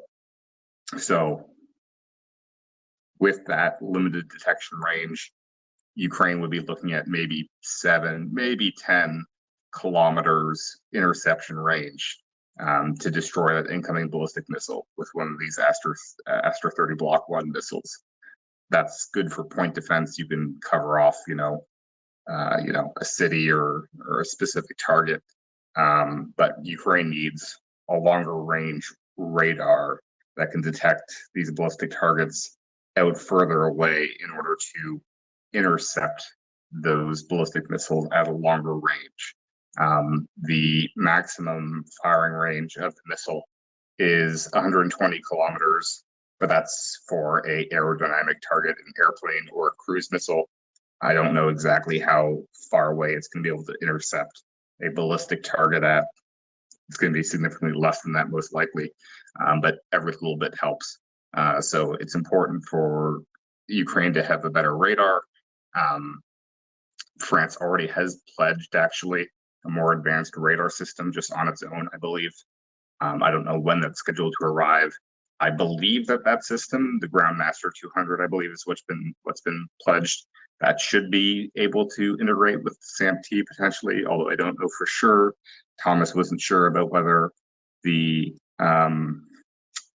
radar that was sent with the IRIS-T system is able to integrate into these current SAMT batteries or not.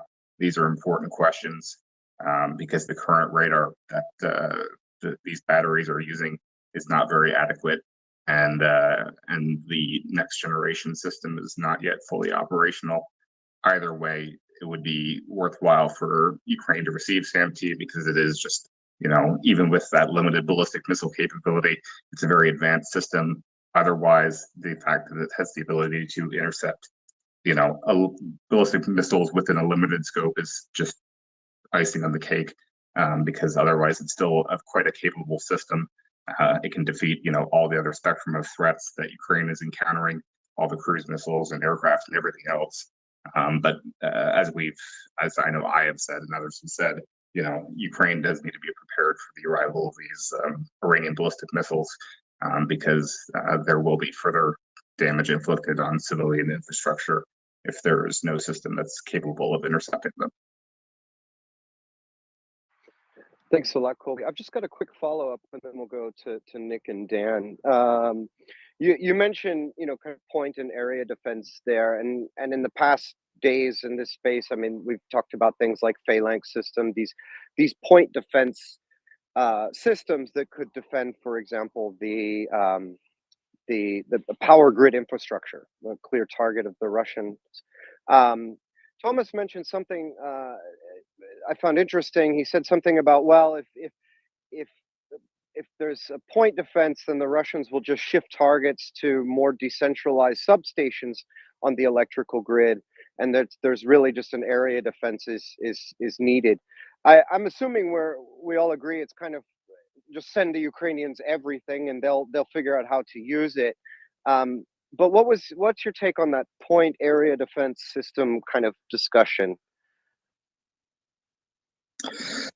Yeah, I mean, my position has always been send everything that we can, and Ukraine's going to figure out which systems are best suited for what roles, and they'll make decisions about what assets they want to prioritize first in terms of coverage, because You know, they don't have area coverage really for the whole country. They kind of do, but you know, it's not foolproof, and it's not, you know, definitely don't have enough Western systems. You know, they just you know, received IRIS-T, so their area defense is being fulfilled right now by S-300 primarily, you know, backed up with other shorter range, medium range assets, you know, to supplement. But the primary area defense is through S-300. You know, so you want to both enhance the area defense, and then to the extent that you have point defense assets available, some of those have to be for point defense on the front line, for, you know, protection of frontline units against threats that they may encounter, whether they be fixed wing aircraft or rotary wing aircraft. Primarily those two, but actually more loitering munitions is probably actually the biggest threat that Ukrainian units face right now. We've seen quite a few videos of Russia achieving some reasonable success with their Lancet loitering munitions at destroying Ukrainian targets. I think Ukraine has lost maybe up to 18 M777s now, actually. That is a significant number. They've yet to lose any HIMARS because those are much further away from the front line, but 777s, because they are operating closer to the front line, they're more vulnerable. So there have been a number of 777s that have either been damaged or destroyed irreparably through by Lancets or other weapon systems. So point defense in the front line is still very important. It's very important that all of Ukraine's artillery units have sufficient defenses against those loitering munitions. Whatever is left off, Ukraine can deploy for point defense for high value targets in the rear, whether they be civilian power infrastructure, airports, you know, just cities in general. So yeah, Ukraine needs a lot of different assets. You know, we should send everything that's available.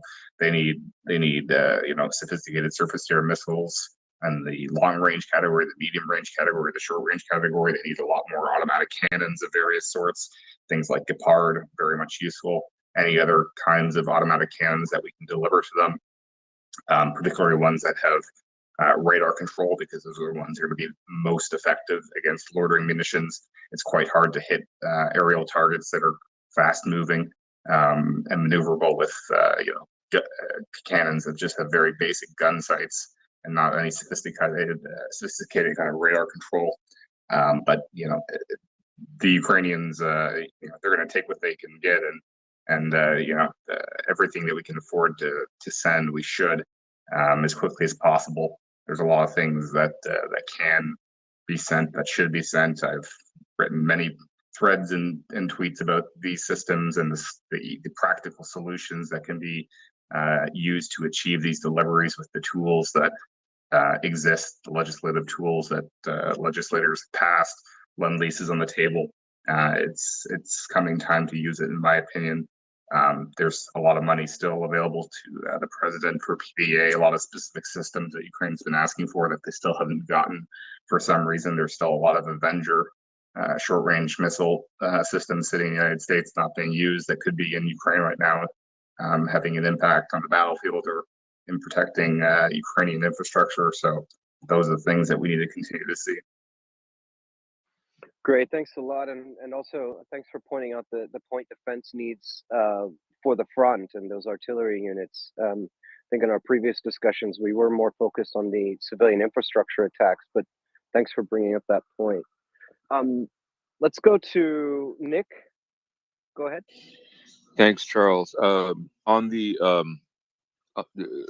ancillary to everything that Colby was just saying, Thomas earlier today was also talking about how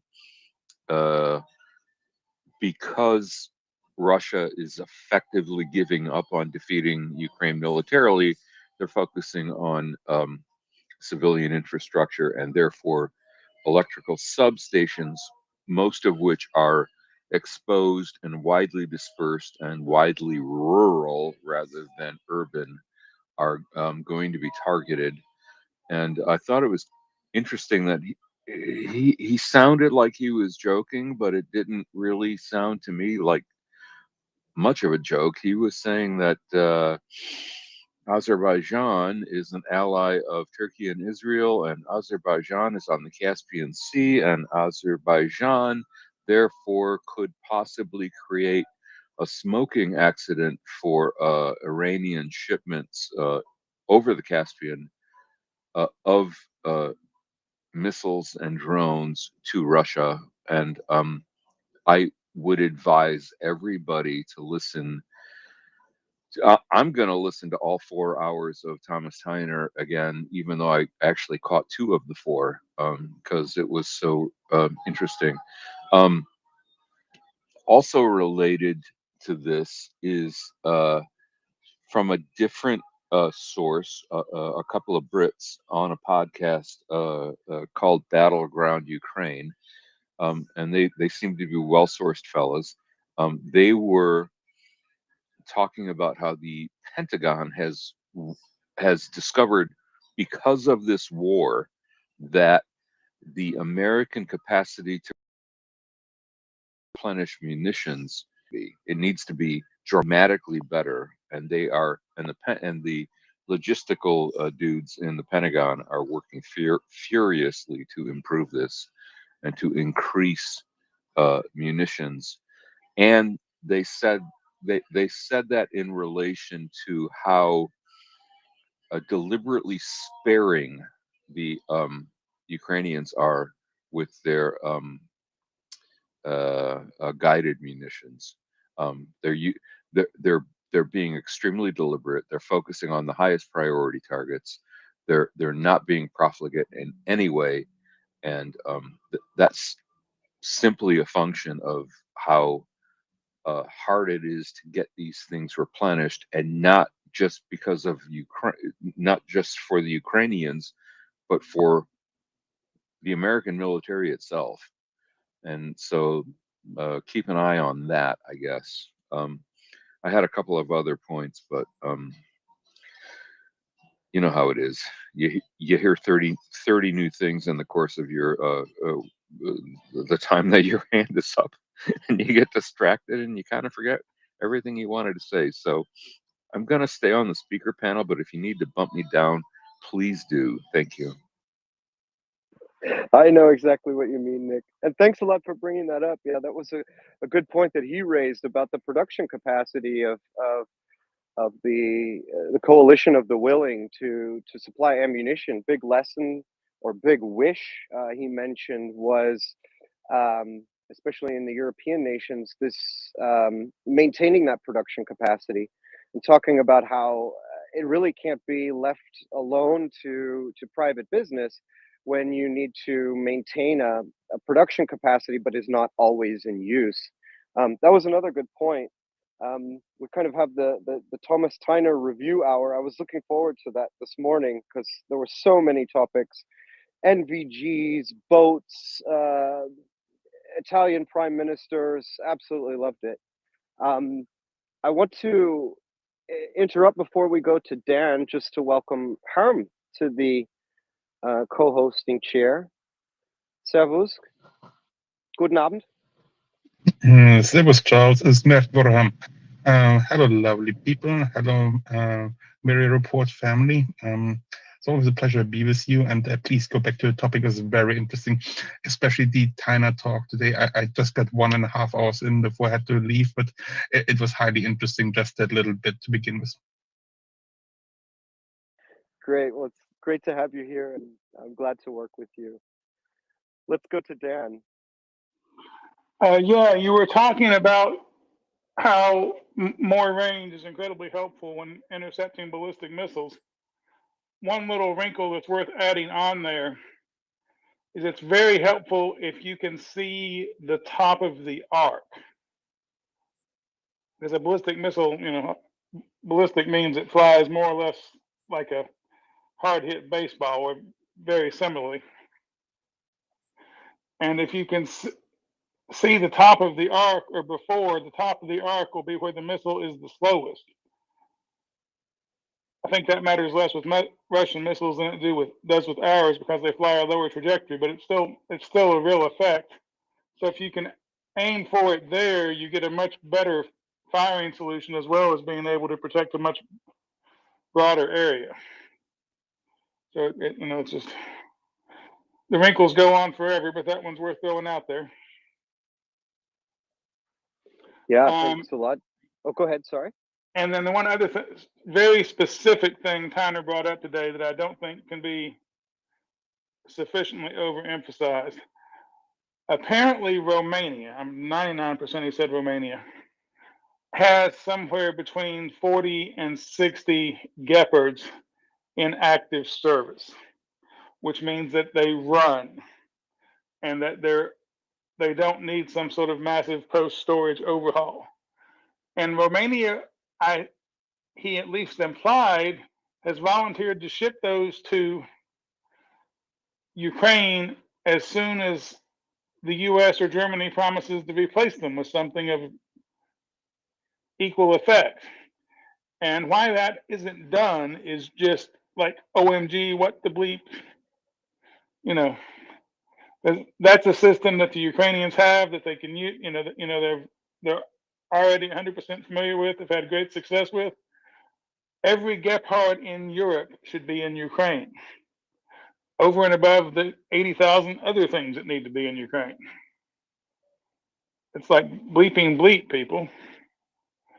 And the U.S. has a bunch of nice new short and medium range air defense stuff just coming into service, and we aren't shipping that to Ukraine either, which is almost as crazy making. But just the people trying to slow boil this war need to adjust their thinking. But anyway, thank you very much. I'm going to kick down the listener here and try to get ready for bed. All right. Well, have a good night.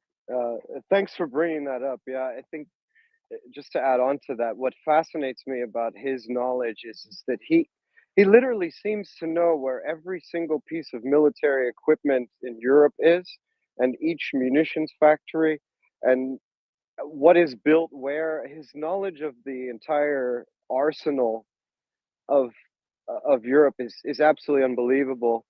And when he came out with things like that, as well, about they have this many and they're just sitting there, and they have this many and they're just sitting there, I, like you, I was just, my jaw dropped, and these were information that I had never known, because I thought this was already being done. I couldn't agree more. Let's go to Nick. Yeah, thanks, Charles. I appreciate everything that both you and Dan just said. I know we all want the Ukrainian army to be operating Abrams, but I am reminded constantly by people way wiser than me that the maintenance time to actual combat time that an Abrams requires is simply unworkable for an infrastructure of the scale of Ukraine's, as opposed to the American infrastructure, where you've got millions of people that you can literally use to in the maintenance and logistics chain, and you don't have that in Ukraine because they need frontline soldiers. So of course that leads us back to the Leopards situation, which is an abject moral failing on the part of the German government. But I didn't want to bring that up except in passing.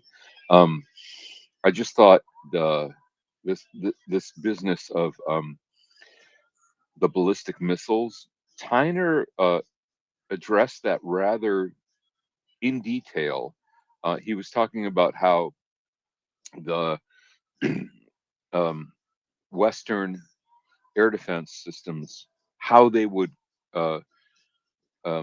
respond, how they would how can I put it, detect and then retaliate against ballistic missiles fired from different ranges. That's in his 4 hours. I think that's in the last of the 4 hours, because I kind of missed the middle two. And that's worth listening to also. I'm not a geek. All of the acronyms that you guys are fluent in are just Greek to me. And dude, I'm Greek. So I'm using that metaphorically, not literally. But there's a lot of wisdom, and the other great thing about Tyner is he's so blunt and direct and hilarious all at once. So if you don't know what we're talking about when we're talking about Thomas Tyner, look it up. Go to the MriyaReport Spotify uh, uh, page when it's available, and he is completely worth listening to every time. And I think that's enough out of me. I'm gonna lower my hand, and I'll stay on the speaker panel for a little while, but probably I'm gonna drop because I need to head for bed soon. Thank you. All right, no worries. Thanks for your contribution, Nick. Yeah, it's starting to get late in North America. Thanks all of you who are listening, who are, I assume most of you are on the West Coast. The Europeans are starting to wake up. Let's go to War Doggo. Hi, from Ukraine. Good morning if you're in Europe. Good evening, good night, good afternoon, depending on which part of the beautiful globe you are. This night in Ukraine was relatively calm so far. What's making this Monday different to others? Because usually on Mondays we unfortunately wake up with the rockets incomes and with the raid screens. That was not the way these days, but common morning in these days is even on the weekends. The electrical infrastructure is damaged in Ukraine in a way that in the big cities like Kiev, in even in early hours, there is over 30% constraint versus the demand for the electricity, and means Ukraine is waking up with the electricity switched off because of that. Overall, that's kind of the complexity right now. But even having a calm night without bombing in the cities, of course, with the war ongoing in the well-known areas on the east, on the south, plus some spoken from time to time, more oftenly, kind of movements on the north is also there, but Ukrainians are calm because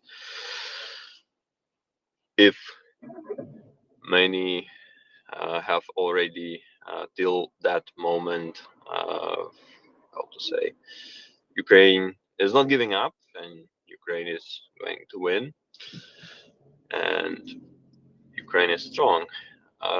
Speaking about different military techniques available here and there, if I may finish what I'm talking with a joke, is like now I start guessing why Ukraine have rented this satellite, probably to see a part of the others. Like here, Germany, I see some leopards gathered on the field. Free them, don't hide them. Hey Spain, I see some helicopters. You know, please don't hide them as well. Give it here, please. May I have them? At least some of them. Same with Gephards. Hey Romania, how are you doing? Is there Gephards over there standing 40-50? May I have some? So that's how it's going. Thank you so much. Take care. Thank you, Ward Doggo, for coming up again. And yes, thank you for giving a quick update and motivational comments here. Please stay on the panel if you have time. We'd love to hear more from you. For all our other listeners, a quick reminder, we have plenty of space on the speaker panel. If you have a question for us, if you want to start a conversation, if you just want to make a comment, please feel free to request the microphone. It's on the bottom left corner of your screen. You can tap that once, then you get a request notice. In my case, I do not get request notice unless I follow you. If nobody is letting you up to a speaker panel, please DM me or Charles, and we are trying to get you up as soon as we can. And yeah, thank you for participating in this space.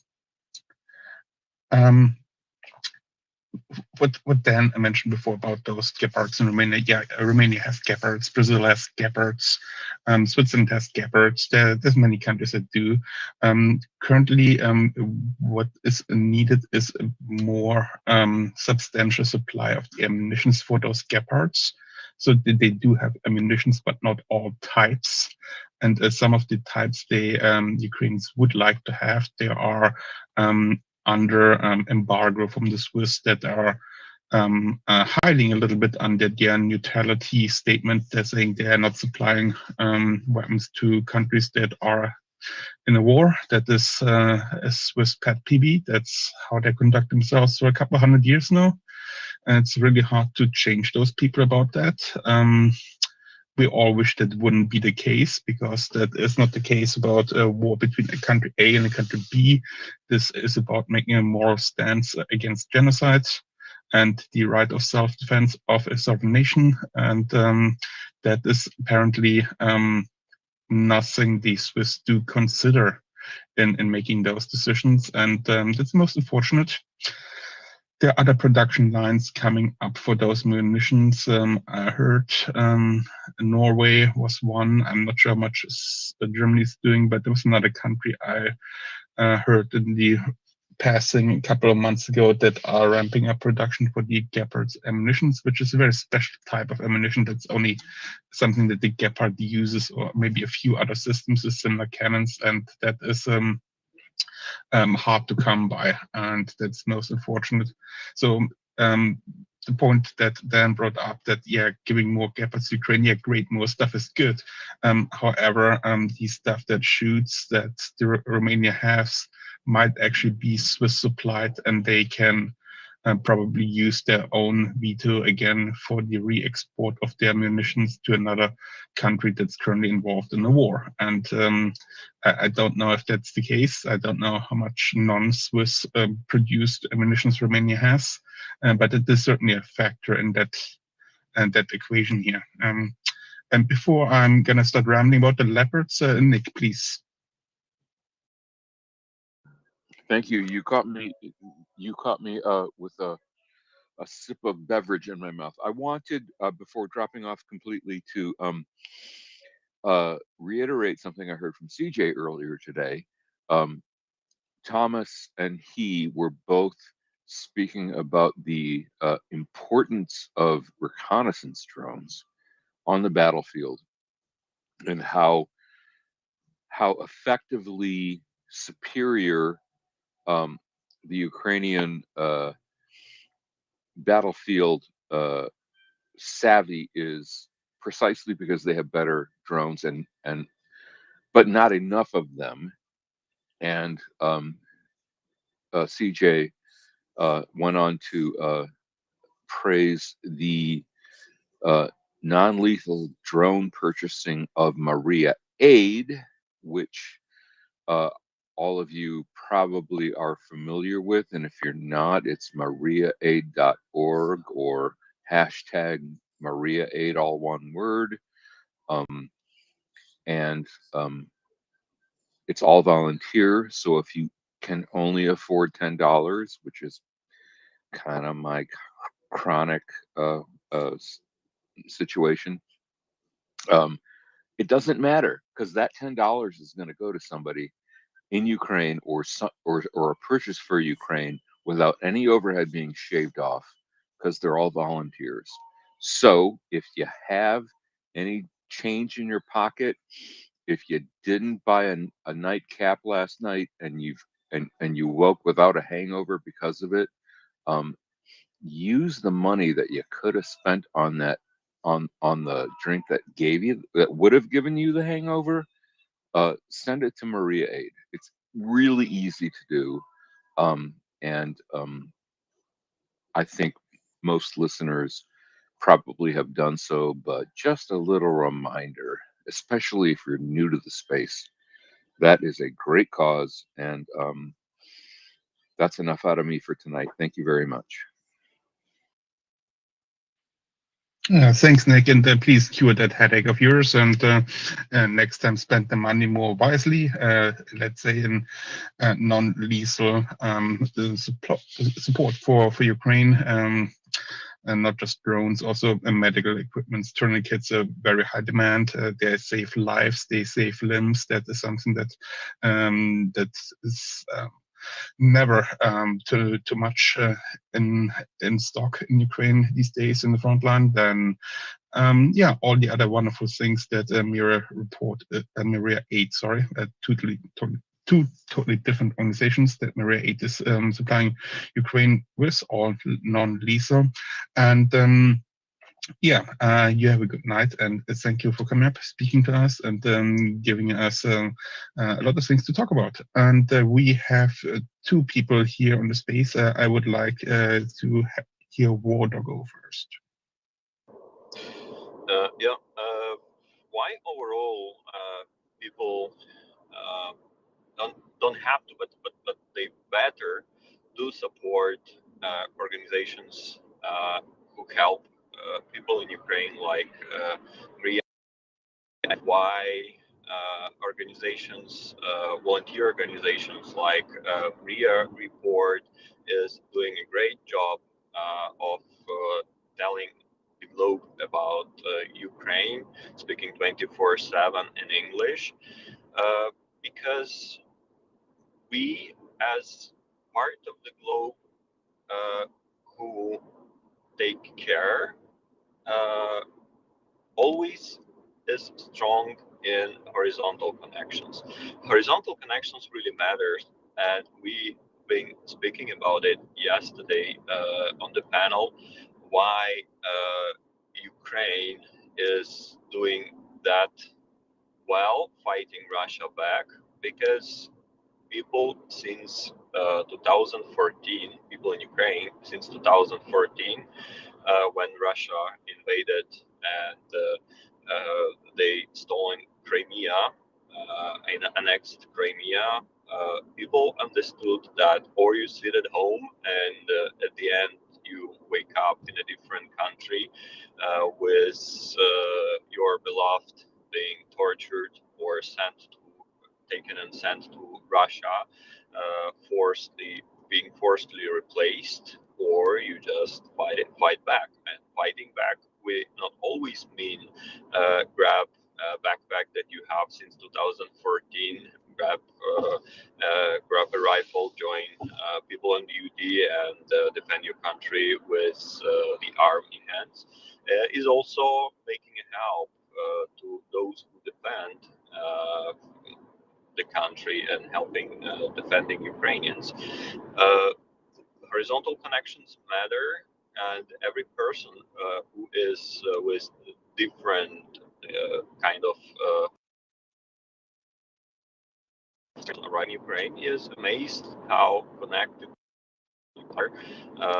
If you are looking for some solution in like unexpected situation, you speak with the guy in front of you, he picks up the phone, he calls his friend of the friend, and they manage the things being done. So trust, that is important.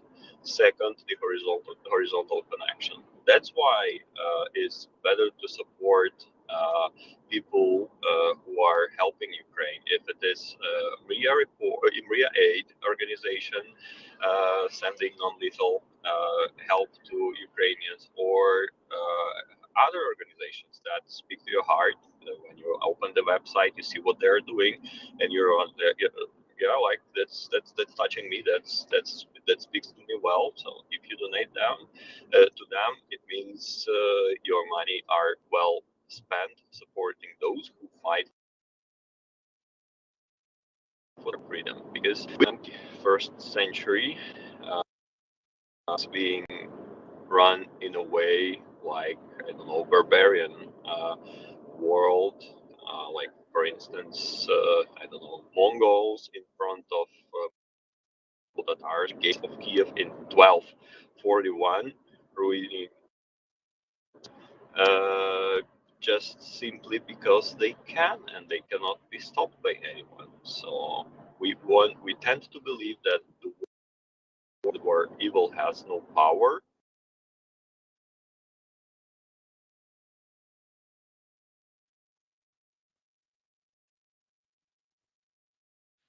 What I think you're cutting out here.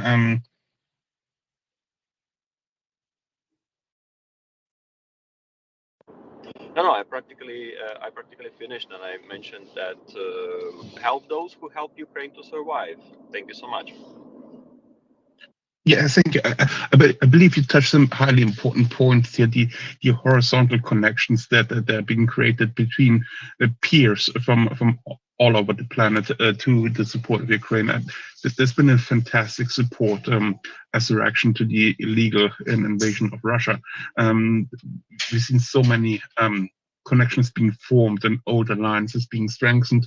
So Maria 8, for instance, that one came out of one of those horizontal connections between Canadian officers that been to Ukraine for the Operation Unifier to train a Ukrainian army for a modern to modernize their own army, to teach them new ways of thinking about military. And right now, the Ukrainians are teaching us, they're teaching the Canadians and all the other militaries how to do a 21st century war, because they went from Soviet-style military to getting training for NATO-style Western military, and to figuring out how the new 21st century warfare actually does work. And they teach all of us. So it's a giving and taking. There's many people here on the MriyaReport who met, who connected bonds, who learned about each other, who figured out ways how to help, how to support Ukraine. And yeah, we have people here that actually came to space, starting to request a mic, starting to speak, helped out with the organization, co-hosting the space, and they're currently in Ukraine on the ground and doing deliveries to support the operations there. So that is all amazing, and that is exactly what we're doing here. We're doing those horizontal connections and furthering the support of Ukraine. Yeah, please stay on if you still have time. And I thought we had Cliff, but he dropped. Christian, please take the mic. Thank you, Herman. I was listening back when the Romanian Gepards were brought up. I didn't get the chance to listen to Thomas last night. I wish I did. I don't know if it's on Spotify yet, but I'll listen to it all 4 hours. The thing is about Romania is that it adopted a strategy that it does not claim publicly whatever it's doing for Ukraine. So I don't know where the current Gepards are from that Ukraine has, but keep in mind that they might actually be from Romania. So I don't know. A lot of people don't know. Just a few people know what Romania is doing for Ukraine, and you have to keep that in mind. Another point I want to make is that Romania is 300 kilometers from Crimea. Like, it's right next to the war. So if Romania does keep something for itself, I wouldn't blame my country for this. And I'm sorry I'm saying it, but and about the numbers, from what I know, Romania has 43 operational Gepards and an additional 30 more used for spare parts. So they are considerable, but yeah. Please, Charles, if you have something. Yeah, thanks for coming on the space. I was just looking at your profile. Thanks for your comments. I just had a question. You said a sentence something like, not a lot of people know what Romania is doing for Ukraine. I just kind of like to ask a little bit behind that. Is that a communication issue? Is that a strategic decision, or it's a can you strategic enlighten me? decision? Okay. Yeah. So this is a political It's issue OPSEC. then. Yeah, it's not a political issue. It's operational security. Romania adopted this strategy. A lot of other countries do it. So, for example, Israel and France. France only tells something only a lot after it has done it, and Romania just kept to itself 100%. So. Well, there are some issues. There are some motives behind this. As you know, and as you might speculate, just like every other country in Europe, it has a risk of being infiltrated and has been infiltrated in the past. And it is well known that we've been under the influence of the USSR for a lot of years, and they've succeeded a couple of times to cause trouble in Romania. There've been a lot of it's been talked about. It's been a focus on MriyaReport in the past. They've succeeded to mobilize some masses here by funding extreme right parties and people, and and these things are taken into consideration when we're talking about Romania's strategy towards helping Ukraine. So instead of just announcing it publicly, we keep it hush hush. And what I can say, and it's publicly, it's a well known. It came up anyway, so it was brought up. We've been supplying ammo. We've been supplying ammo not only from Romania but from Bulgaria, because what happened there.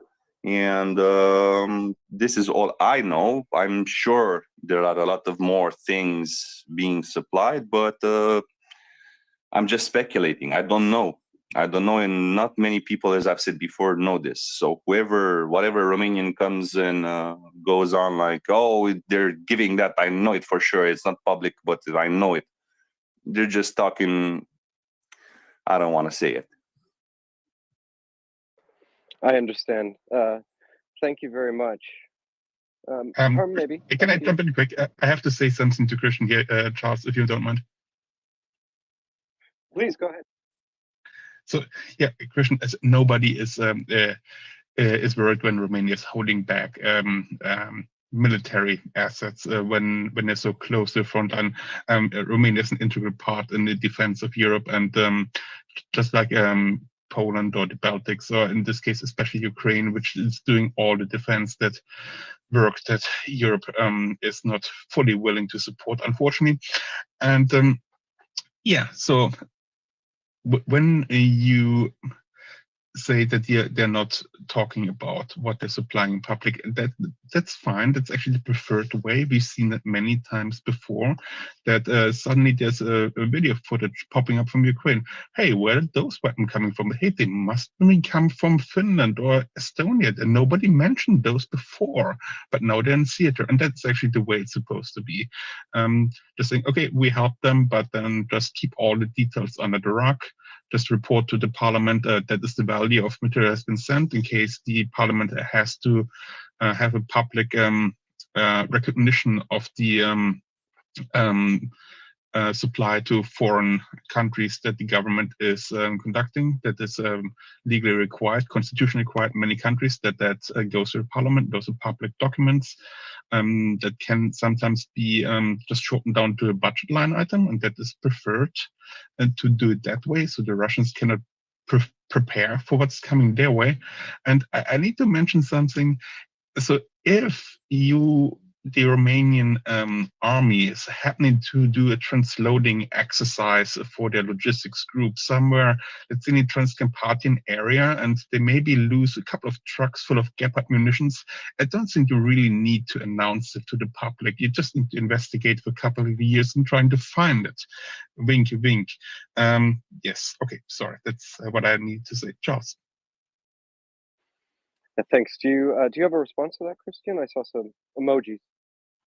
Yeah, well, that's completely true.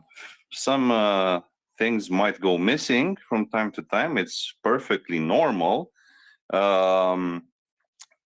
If we're joshing about it, but the idea is, and you well know this, any bullet, any ammo, any cap, anything is really well surveillanced and known about and accounted for, and if anything goes missing, you'll be the first one to know. I'm just gonna tell you. A couple of HIMARS launches from the two systems that Romania has went missing, so you can figure out where they went. They just pulled up their skirt and left, But yeah, that's a good point. Some things are speculated. Romania, along with the HIMARS system that bought, it also bought ammo, and not only Gimblers but ATACMs as well. So there's some speculation about it, Well, I hope Understood, yeah. that they're not going to get lost. It would be such a shame if they're not going to be found anywhere anytime soon. Yeah. If, for example, they've been found blown up at Belbek Air Base in Crimea, I wouldn't mind. It's they're free to roam. It's in their nature. No, they're never to be found, and nobody knows about the whereabouts. It's that they fall off a truck and the road down the mountain, and then that's it. Sorry, they're gone. Okay, thanks a lot, Christian. Let's maybe move on to Edvard. Thank you, Emma. I just wanted to. Sorry, Edvard, one. Go ahead, Armin. Could you please go closer to the microphone? Speak directly in your phone. If you have a wireless device, please turn it off and speak directly into your phone. Do you hear me better now? Much better, thank you.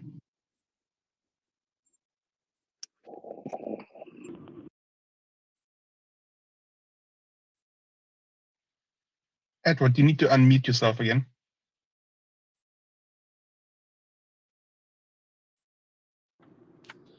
Mic check. Loud and clear. Perfect. Just want to fill in there about the things Christian talked about. I'm from Sweden. We have talked a lot about when does the archers arrive to Ukraine, and I know Erland used to talk about he wants to see the CV-90, the IFV, the armored personnel carrier, and it's just the way Sweden also operates.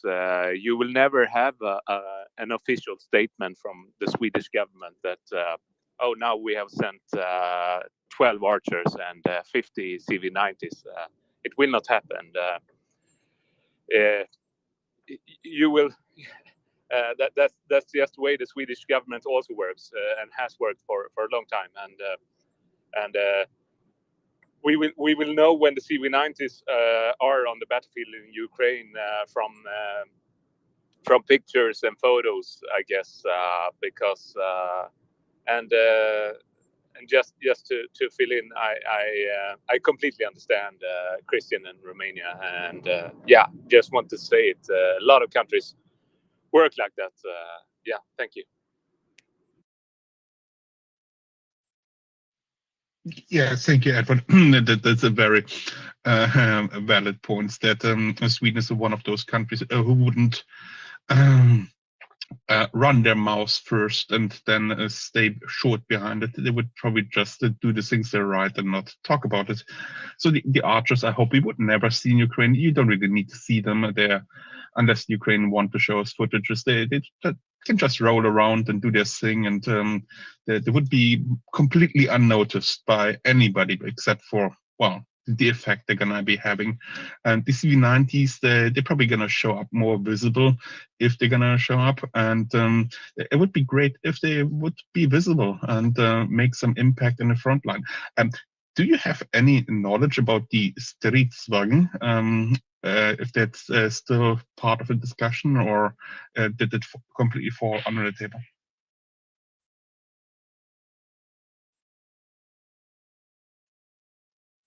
That question was for Edward.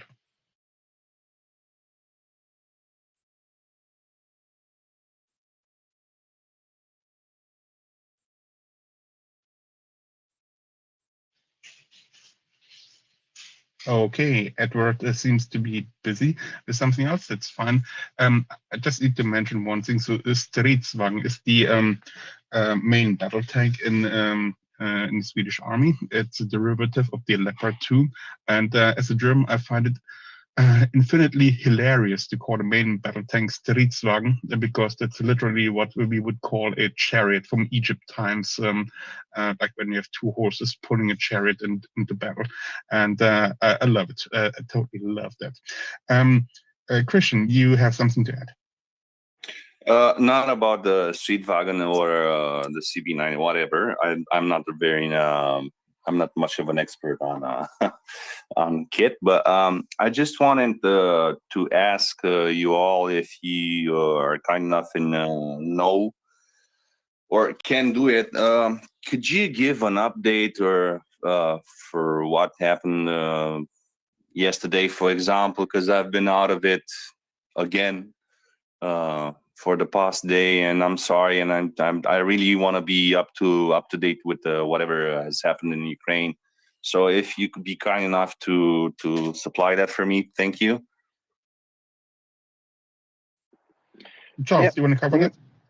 maybe I can help. I obviously I can't give the comprehensive update like some of the people who track the OSINT minute by minute, but a couple big themes that happened over the last 24 hours. So the Russians continue to be attrited in the Kherson pocket. The Ukrainians have continued to use their artillery to interdict the supply lines.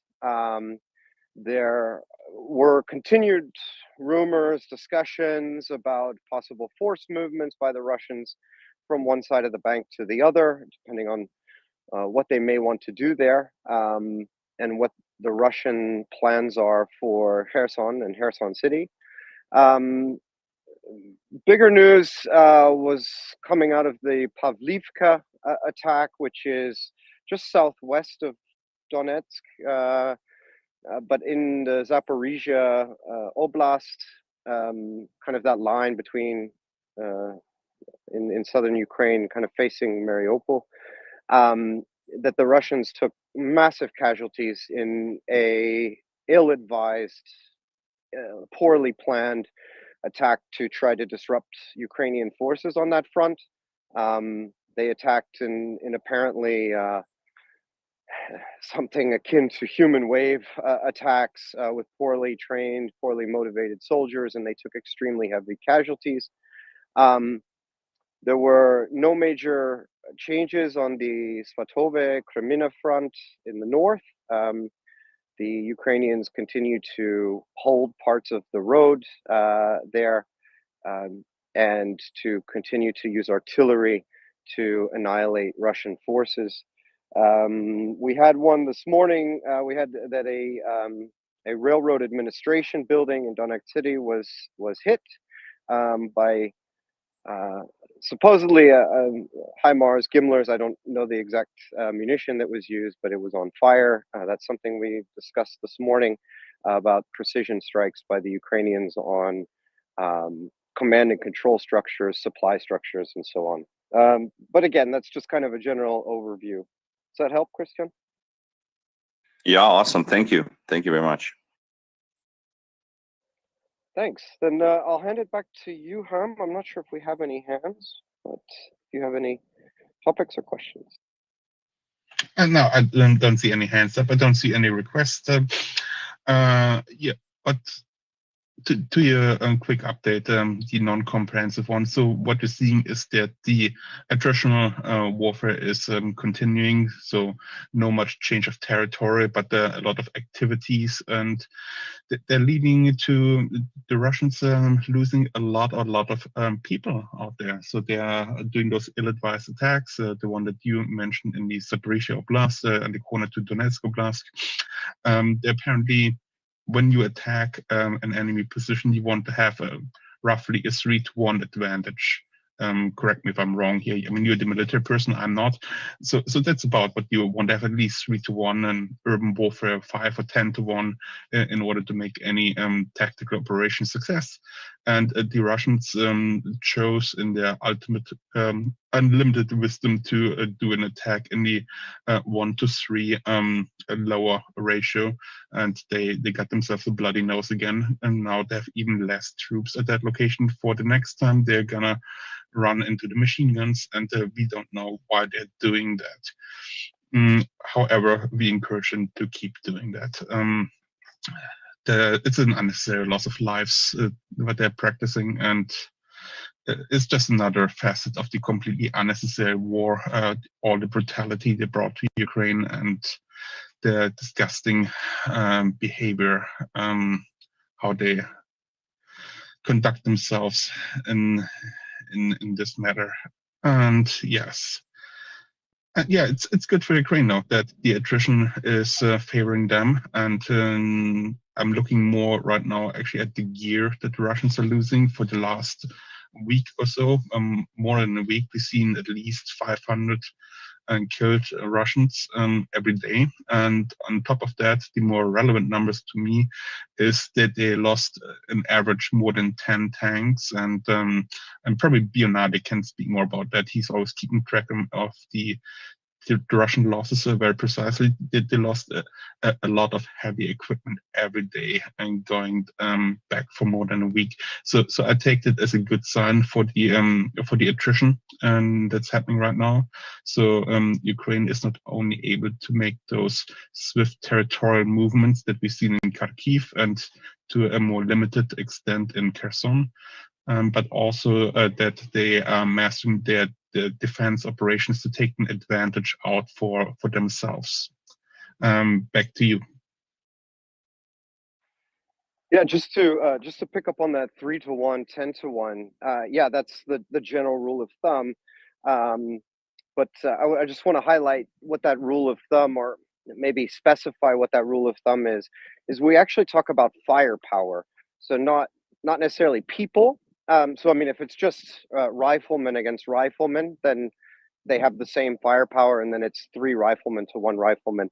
But we're talking about the combination of artillery, armor, infantry fighting vehicles, or armored personnel carriers, what kind of guns those might have. And so not only did the Russians attack apparently in Pavlivka without the numbers advantage of personnel, but they were at an even further disadvantage because of what we would consider firepower. So it's even more suicidal than just the numbers reveal, because we talk about firepower in that ratio. But yeah, we're going to see there are more and more reports on the Russian side. Over the last 48 hours, there was a letter, I think, that soldiers sent up the chain of command that has been confirmed regarding the suicidal nature of these attacks, the poor equipment. It's just continued evidence that you know, the Russians just have no value for human life. And, you know, we've seen that evidenced, you know, in what they've done to the Ukrainian people for the last 8 months and years even. But of course, we're just seeing it starkly revealed in how they treat their own people. And what this regime, and dare I say society, thinks about human life. Yeah, that's correct. So we've all probably seen those videos of those mob makes, those conscripted civilians that the Russians were trying to funnel into their trenches from in the last 2 months now, 1.5 months. We've seen videos of those in those assembly areas. I wouldn't call them training grounds. It's where they are going to be brought together and grouped before being shipped to Ukraine, where they're actually speaking out against their own officers, where they're demanding answers. So why don't we have proper weapons? Why don't we have equipment? What are we even doing here? What is the plan? Can you even tell us? So today I saw a video where they apparently had a general, or at least they chanted, general, give us the answers. And they had this guy standing in the middle who's completely unable to talk to this battalion size of people around him, just yelling at him to give him a clue what this is all about, and he couldn't. And yeah, that speaks a lot to what the Russians are currently made up, what the state of their infantry at least is, and to their military strategy of just throwing bodies into the machine guns and seeing if there's anything's changing. Yeah.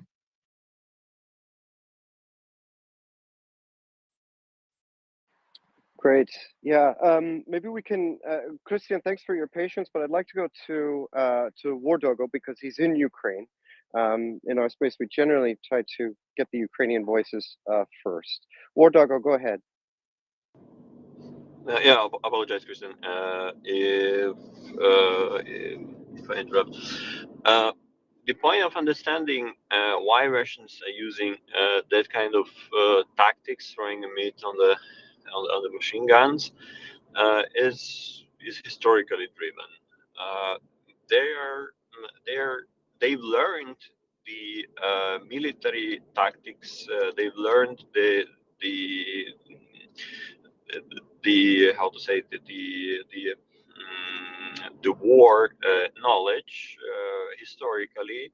First, when there were Moscovia as the alternate to Kiev Rus, and they start being conquered by the Mongols, the Holden Horse, and they practically learned the battle tactics from those ancient times, from Mongols, and it means that the years are passing, the centuries are gone. Somebody is evolving, somebody is learning the lessons. But what is showing us even the 20th century? Look, the Winter War in Russia's war, Soviet Union war against Finland, and Second World War battle tactics of Soviet Union. They're practically not learning the lessons, and they're using these stupid tactics, totally devastating for own population since the ages. And if someone needs to see the wall to understand that there is the wall, Russia needs to hit the wall to understand that there is. That's the difference between civilization and Russia. They simply don't learn, and they simply use this tactics since the centuries.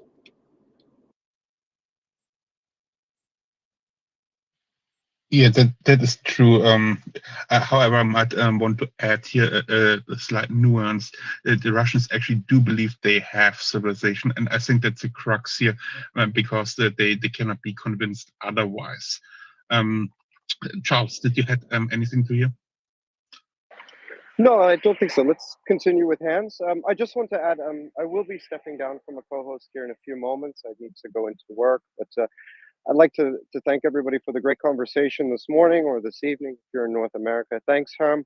It's always great to work with you, and I'll stay in the space as much as I can today, but maybe we can continue with Hans. All right. Okay. I think we had a Christian first, and then it was a tie between Nick and Ben.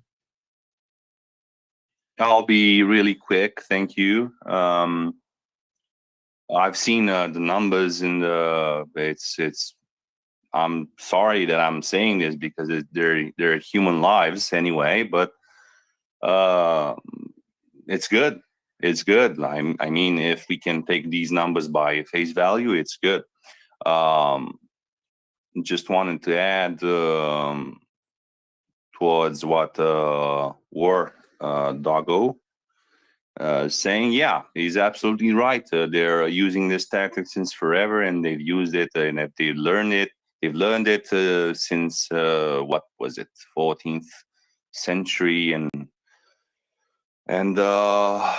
even further back down in history. And I just wanted to ask, what is anything new on the winter shell front? I mean, some new information about the winter shell deal of supplying fuel to the Russians.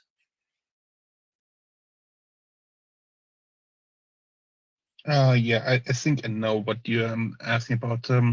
From what I understand, it was revealed that that company from Germany was supplying those additives or precursor reagents for jet fuel production to Russia. I don't have any information beyond that.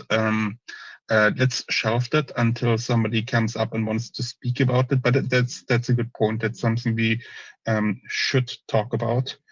And Nick, please go ahead. Thanks, Herman. I thought I was heading for bed, but I had to wash dishes so that I could wash out my coffee pot and be ready for the morning. And I heard you mention a phrase that is commonly used